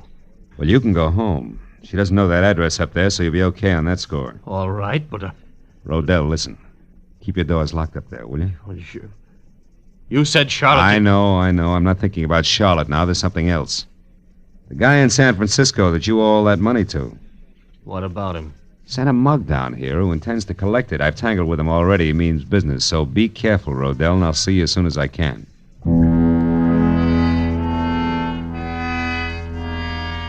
I watched him go out the door limply, his head down. He looked about as tough as a bowl of whipped cream. Then I went back to the desk again and saw that he'd left his overcoat where he dropped it on the chair. I called the police, gave him the word on Charlotte, and when that was over, I had to switch on the desk light to check the sanitarium number before I could call Dr. Chinetti. That's when I saw the letter lying on the desk, an important letter. But for one reason only. It was addressed to Leon Rodell at his house on Lookout Terrace. It was an open invitation to anybody who'd come to the shop looking for that particular piece of information. And there was no doubt in my mind that Charlotte had seen it, which made it long past time for me to get up there and on the double. I turned, headed for the door, and stopped all in one motion as a pair of headlights slashed at the windows and then blinked out. I stepped back out of the circle of light from the desk lamp and waited. A second later, the hulk of Mr. Eager filled the open back door. He was still very sure of himself. He took in the storeroom with one long glance and then sidled through the clutter as deftly as a rumba dancer toward the door where the desk and I were waiting. The instant he got within reach, I swung!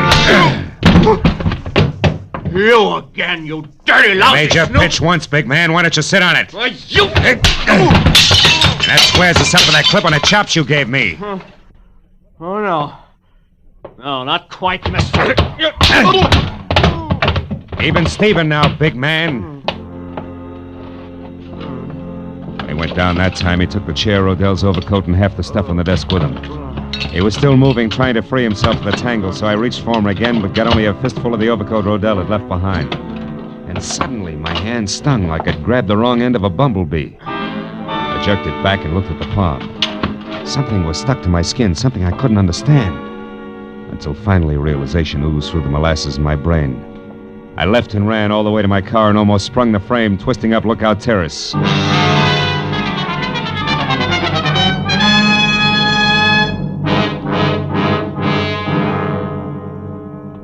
I parked down the hill from 3840 and ran as far as the house next door, where I got to the back, hopped the fence, and got my gun in hand. As I expected, Leon Rodell was there, and so was Charlotte in a coupe. The door open, was poised at the top of the precipitous driveway like the lead car on a roller coaster. Why are you angry with me? I'm not angry, Charlotte. Now get in the car. We haven't much time. I did everything just like you said, Leon. I know. I lost my handbag with your address in it. The car, Charlotte. I had yes. to find you, didn't I? You did I fine. tried everything. And then I learned about your shop and I went But there. you shouldn't have done that, Leon. Charlotte. Now get in the car. Leon, I saw what you'd done to that Mr. Hook from the car, sanitarium. Charlotte, we're rushed. You killed him with a knife. I had to, Charlotte. He'd been spying on us all the time. He knew all our plans, and he wanted lots of money to keep quiet. Now, the It frightens car, me, Charlotte. Leon. I wish you had. Stop it, Charlotte. It doesn't matter anymore. It doesn't Don't matter. kid yourself, Rodell. Mr. Marlowe. Oh, I found Leon by myself, so I really don't need you after all. I only wish you were right, baby. Don't move, Rodell. Oh, but you don't understand, Mr. Marlowe. Leon and I are going away together on a I trip. understand, and we- all right, more than you do now, Charlotte, and I think you better go in the house and wait for us, Oh, no, huh? no, don't you Please, see please, we... do as I ask. All right. But don't be long. Some trip you had in mind, Rodell. Your wife in this coupe and straight down over the bank, strictly solo. She didn't even suspect. Keep your hands off me. Sure, I'd never get him clean again. It'll give me great satisfaction to drop you with a bullet. And I'll do just that if you take one step before the police get here. So stand still, Rodell. Real still.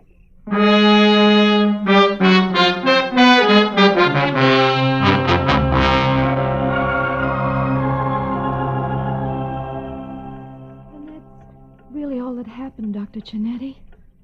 I'm sorry you were worried, and I'm awfully glad I'm back. So am I, my dear. And we'll talk more about it in the morning.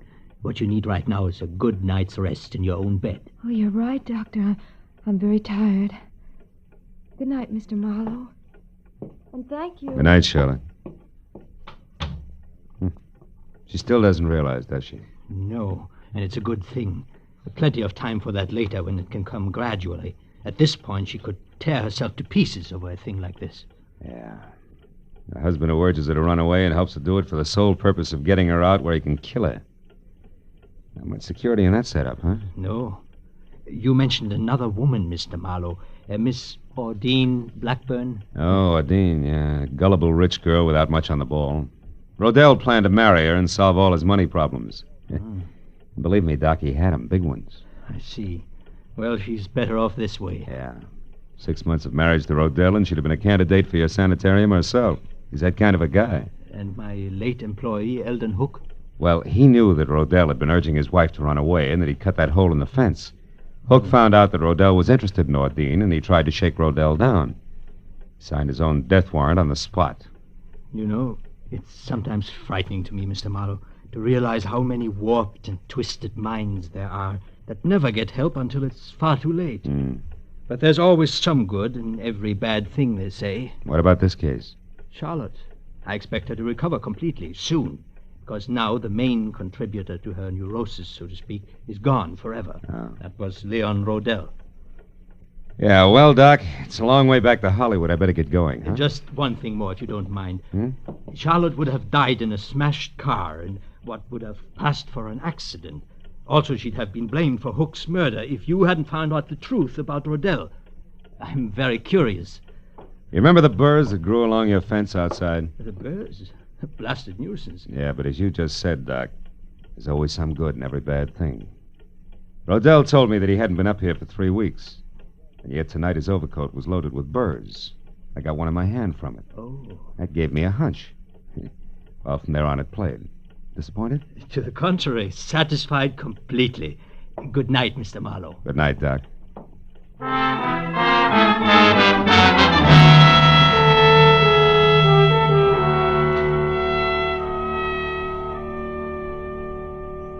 As I left Hillcrest Sanitarium and drove back across the wide, flat San Fernando Valley, dark and quiet in the hour just before dawn, I found myself being grateful for a lot of little, orderly things. Things like the clear white line down the middle of the road, the rhythm of the motor in my car, and the prospect of going home to my own secure apartment. And then I wondered about Charlotte and the sort of nightmare jungle the world must be to a mind twisted suddenly, out of focus, where there is no symmetry or logic. But Nightmares can be banished, huh? Fears driven away. And in time, with Dr. Cinetti's help, she'd come out of it all right. But the others... Others like Hook and Rodell. For them, the jungle is home. No nightmare, that. They live in it by choice. Until, one way or another, they're destroyed. Choked to death by the very tangle they hide in. Well, that's fair enough.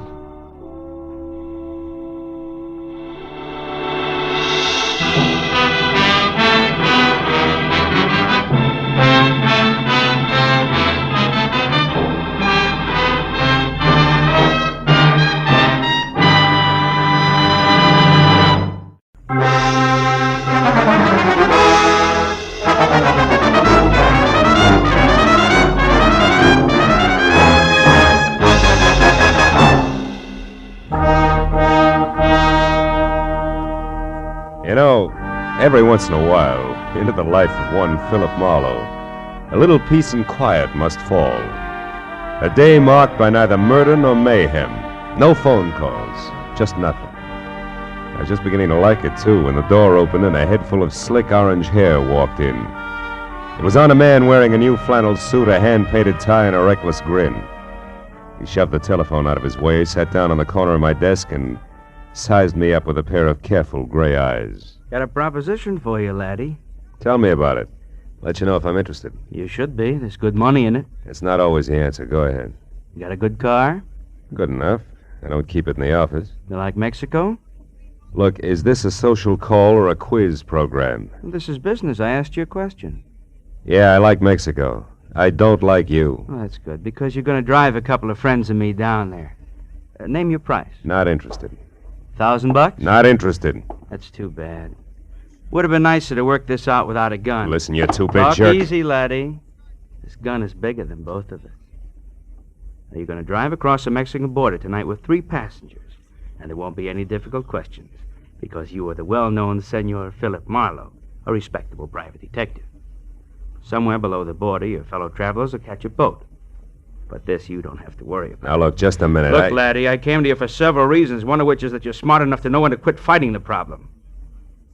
We got to make a stop first, so let's go. And leave your artillery in the drawer.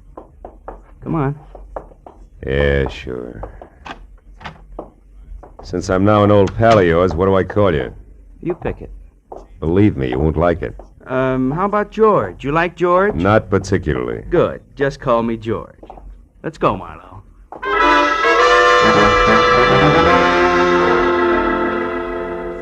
We nodded at the elevator girl, waved goodbye to the kid in the parking lot, and headed south on Highway 101. All with the front of that Mauser nudging my kidney. It was screwy, but I was on my way to Mexico.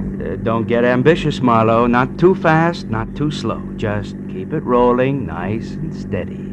I did what I was told and watched for a break. For every foot of 100 miles down the coast. At Oceanside, we cut inland past Escondido and up into the citrus country. Once he dug a little map from his pocket and studied it while we headed into the hills where farms were farther apart. George was busy looking for a turnoff when my chance came, and it came fast. My foot slammed down hard on the brakes. George's head smacked the windshield, and the gun slipped out of his hand. I dropped 2 wheels in the ditch, but I got the gun. He took one look, then jumped out and ran in a low crouch for the back of the car. Before I could follow him, I heard the truck coming. It was a big 2-section job rolling fast. It topped the rise just as George pivoted toward the road. The truck driver must have seen him just as he hit me, because the air brakes locked on all 26 wheels at the same time. I ran to where George lay like a discarded doll at the side of the road. The truck driver was out of his cab before it stopped rolling. I didn't see him. I come over the rise there. I didn't see him. Take it easy. Honest, I didn't see him. Is he all right? He ain't dead, is he? No, he isn't. He won't be walking much anymore. It wasn't my fault, Mr. Honest. I know it wasn't. Get hold of yourself. Gosh, what should we do? I want you to drive to the nearest phone and get the police and then come back. Here's my card. Give it to the troopers. Tell them they can reach me at my office. Yeah, what are you going to do? If I can figure out how to read this map of his, I'm going to pay a call on a couple of people who are expecting this guy. Maybe it's just a stubborn streak, but when I'm being used as a patsy, I like to meet the people involved.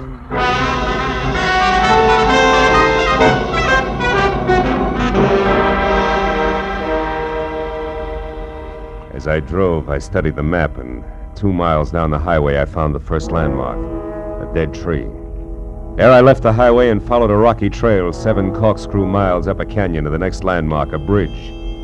One that looked like it had been lifted out of some rustic Connecticut woods and dropped across the California gorge purely by mistake. Because it was covered complete to roof and walls and made entirely of lumber. And on the hill beyond was a lonely house where the trail marked on the map ended. I drove slowly through the sagging wood tunnel and at the other end deliberately killed my motor. Then I got out, raised the hood, and went to work on the distributor. I don't know where he came from, but when I glanced up, he was standing there watching me. A bull in overalls with a pitchfork clenched in a pair of hands as thick as $4 steaks. We didn't like each other's looks. You picked a bad place for trouble, mister. That's so. Why? Nobody almost never comes up this road, especially strangers. How come you took it? Really want to know, or are you just killing time? I wouldn't be too smart if I was you, mister. You live in that house up there? No, not anymore. I got canned for drinking. Well, why are you so interested in that place? It's the only farm around here. Maybe they got a mechanic. Yeah, maybe. Where'd you say you were from? L.A. Los Angeles, huh? You real sure you don't know anybody up there on the hill? Like who, for instance? A certain party who took a trip to L.A. not so long ago. And another thing, city boy. Don't get out of line or I'll fix you good. Understand?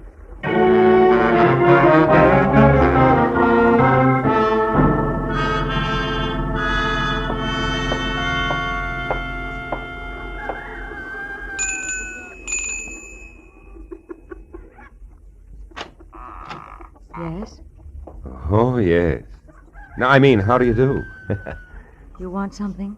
Yes, my car stalled at the bottom of the hill. Dolly, who is it? Who's there? A man, Uncle Walter, who says his car broke down. What's that? Your car broke down, you say? Yeah, I don't know what went wrong, Mr. My name is Brule, Walter Brule. Oh, I'm glad to know you.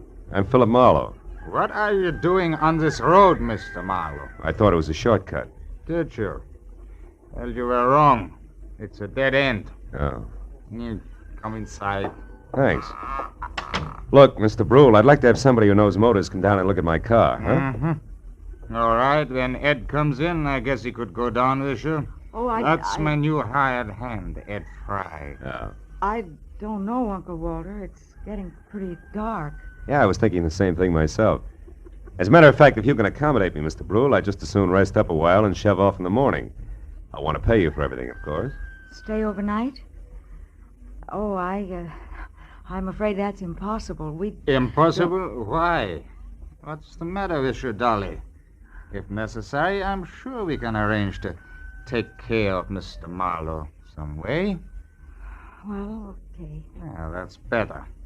Now, if you want me, Dolly, I'll be out in the barn. Make yourself comfortable, Mr. Marlowe. Your uncle, huh? He owns this place? That's right. My mother was his favorite sister. Oh. You want a cup of coffee? Oh, I'd love it. Haven't had any farm kitchen coffee in ages. You don't seem to have many visitors up this way, Dolly, huh? No, not many. Nice farm, though. Stinks. Is that why you run off to L.A. now and then? How did you know about that? I guessed. I ran into a friend of yours at the bottom of the hill. A pair of overgrown shoulders with a pitchfork. Said he used to work here. Him. He did up until a month ago. That's Noah Bickman. Big dumb goof. Here's your cup. Oh, thanks. By the way, Mr. Marlowe, where are you heading? Oh, Mexico, maybe. Mexico. Yeah. You kind of came a long ways out of your way, didn't you? Did I? Dolly! Dolly! We're in here, Eddie. What's the matter? That car at the bottom of the hill. Whose is it? Car belongs to me. It's stalled. Oh, who are you? This is Mr. Marlowe, Eddie. He's on his way to Mexico. Wow, you don't say. And since his car broke down so late, he may stay all night. Uncle Walter said it'd be all right. Is that a fact? I'll go get some blankets, Eddie, so you can take them up to the spare room for Mr. Marlowe. Okay, Dolly. Mr. Marlowe, huh? Where you from, Mr. Marlowe? L.A. You? Points east. You know, this road don't go to Mexico, Marlowe. In fact, it stops about a mile up the draw here. Kind of funny that you wound up on it, isn't it? I don't see you breaking up over it, Eddie. Don't let my poker face throw you, pal. Traveling alone, are you? I am now. Meaning what? That there's nobody with me. That's simple, isn't it? Not in my book, pal. I might even want you to draw me a picture of that one. Here's the blankets, Eddie. Sheet and pillowcase. Oh, okay, it's fine. Come on upstairs, Marlowe. I'll show you the room. You want me to go with you and make the bed? No, you stay here and put up some more coffee, Dolly. All right. Got a hunch I may want lots of it tonight. Let's go, Marlowe. Right behind you, Eddie. How's the weather been in L.A.? Some might call it hot. Uh-huh. Get the door, will you? Sure.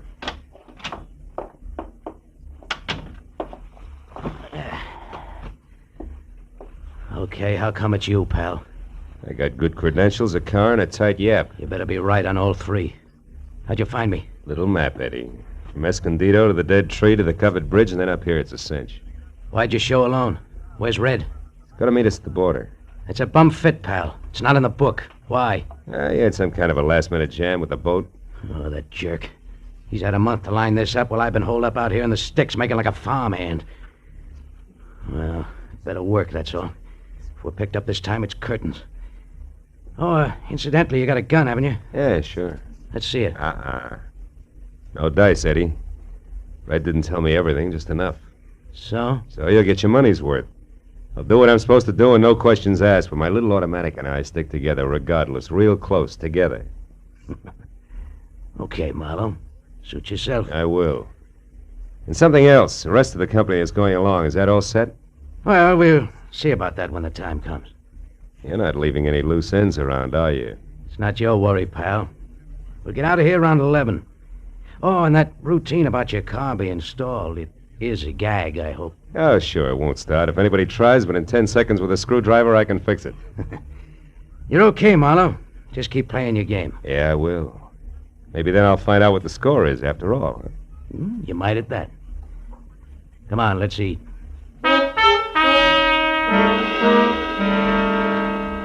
Dinner at the Brule farm was as loaded with gay chatter as a bad case of lockjaw. And when it was over, the participants scattered like everybody else was contagious. I wound up alone in the dark spare room on the second floor, which had one advantage. Windows that viewed both the front and the rear. The moon was bright, so I didn't bother with a lamp. I listened to Dolly rattle dishes in the kitchen until that stopped, and then I watched old man Brule pace his front yard. Once Ed Fry went out and talked to him briefly, and then headed for the front door again. For a long hour after that, the big house was silent until from somewhere out in the back, there was a soft metallic tapping. Eventually, I spotted a heavy figure outside tossing pebbles against a window pane downstairs, and he edged back through the shadows to the barn. A moment later, I saw the girl slip out a rear door and run across the backyard and join him. I went down the back stairs and out along the house to a hedge, and I followed that until I was close enough to hear. It's true, I tell you. He's an escaped convict, a killer. He's been hiding out here on your place. I can't believe it, no. I just can't. Are you sure? Of course I am. I read it by accident just tonight in an old newspaper from Denver. The whole story with pictures. There's no doubt about it. Ed Fry is really Eddie Fillmore. He's a murderer, plenty of times over. What do we do? Should we call the police? No, not on your life. Listen, you want to get off this farm, don't you? More than anything in the world. Okay. Then we'll do it. Together, Dolly. I didn't tell another soul about this. You know why? Because they put out a reward. A big one for him. $2,500. And we're going to get it. Just us, you and me. But how, Noah? How can we possibly... What's that? Did you hear that, Noah? That's nothing. It's one of the cats, maybe. Look. You've been taking walks with him lately, Dolly. Well, yes, I have, Noah, but... Well, never mind that now. Just get him to take another one right away. Get him to walk you down to Pritchard's house. I'll be waiting there, and as soon as you get inside, I'll jump him. You'll never know what hit him. Will you do it? Pritchard's house? Yeah. Well, I'll try. You give me some time to persuade him. Sure. Oh, I knew you'd see things my way, honey. No. Boy, with that reward money, there'll be no stopping us. You better go in now before they miss you. Okay. I'll get him there just as soon as I can. Hey, Bickman. What? Who's there? Marlowe. Listen, I gotta You talk to you. were here listening all the time, weren't you? Yeah, and believe me, you're making a mistake. You're playing with dynamite, Bickman. You two are nuts to tackle that guy alone. He's too tough for you. So you want to help so you can cut yourself in on the reward, that's all. Well, it ain't gonna work. Don't be a sap. He's covered himself. There's somebody else in with him. Somebody around here. He's got an ally. You two try to grab him, and you're gonna be in trouble. You're lying. He's been hiding out all alone, and we're gonna get him, Dolly and me, by ourselves. And if you try to horn in, mister, so help me, I'll beat your brains. Cut it out. Reward or no reward, you gotta listen to me. I got to nothing. No! Maybe that'll teach you not to stick your nose in, city boy.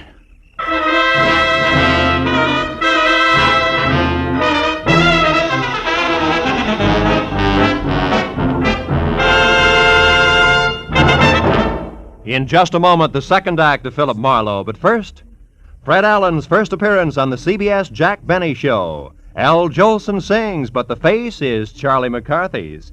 Andy of Amos and Andy goes on trial for deserting his bride by mistake.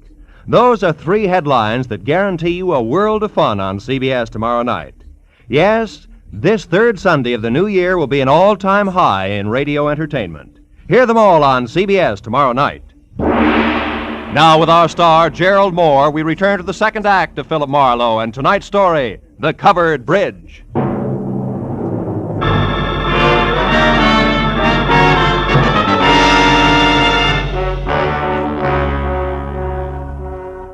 I didn't pass out. But my jaw hurt and my legs moved like they were rubber. Now I had to find the roving Walter Brule because he should know where Pritchard's house was, where the ambitious team of Dolly and Noir might be biting off a lot more than they could chew, healthy 4H teeth notwithstanding. Mr. Brule! Mr. Brule! Yeah? Hello? Who is it? Marlowe! Come here a minute, will you? It's important. Yeah, important? What is it, Mr. Marlowe? Your face! What is it? It's your friend Noah. We had a few words. Noah Bickman? He was no friend of mine. Yeah, he's no friend of mine either. Look, Brule, I'm going to have to trust you. I've got no choice. Bickman found out Ed Fry is really an undesirable named Eddie Fillmore who's wanted for the police by murder. Murder? And he wants to trap him for a $2,500 reward that's been posted and didn't want me in the way. No. Now, look. I'm not a passing tourist with motor trouble, but a private detective. Tell me, who is Pritchard and where does he live? Pritchard? Where does he live? Mr. Marlowe, somebody has been making a joke on you. Elihu Pritchard died 20 years ago. He lived right in this house where I do today. This is Pritchard's house here? Oh, Pritchard's house? No, that is down the road near your car. The covered bridge. That is Pritchard's house. The bridge? Yeah, you see, Elihu Pritchard was from New England, and he had a covered bridge on his farm there, so he wanted one here.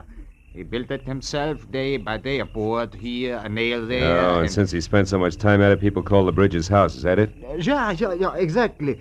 But then, why is it important? Because of a meeting, Mr. Brule, a get-together that I don't think is going to be on the quiet side. Let me borrow your flashlight, will you? Sure. I'll get back inside and call the police. But what are you going to do? Reinforce the reward-happy sweethearts and keep an eye out for someone I haven't met yet. A third party Eddie Fillmore plans to tour Mexico with.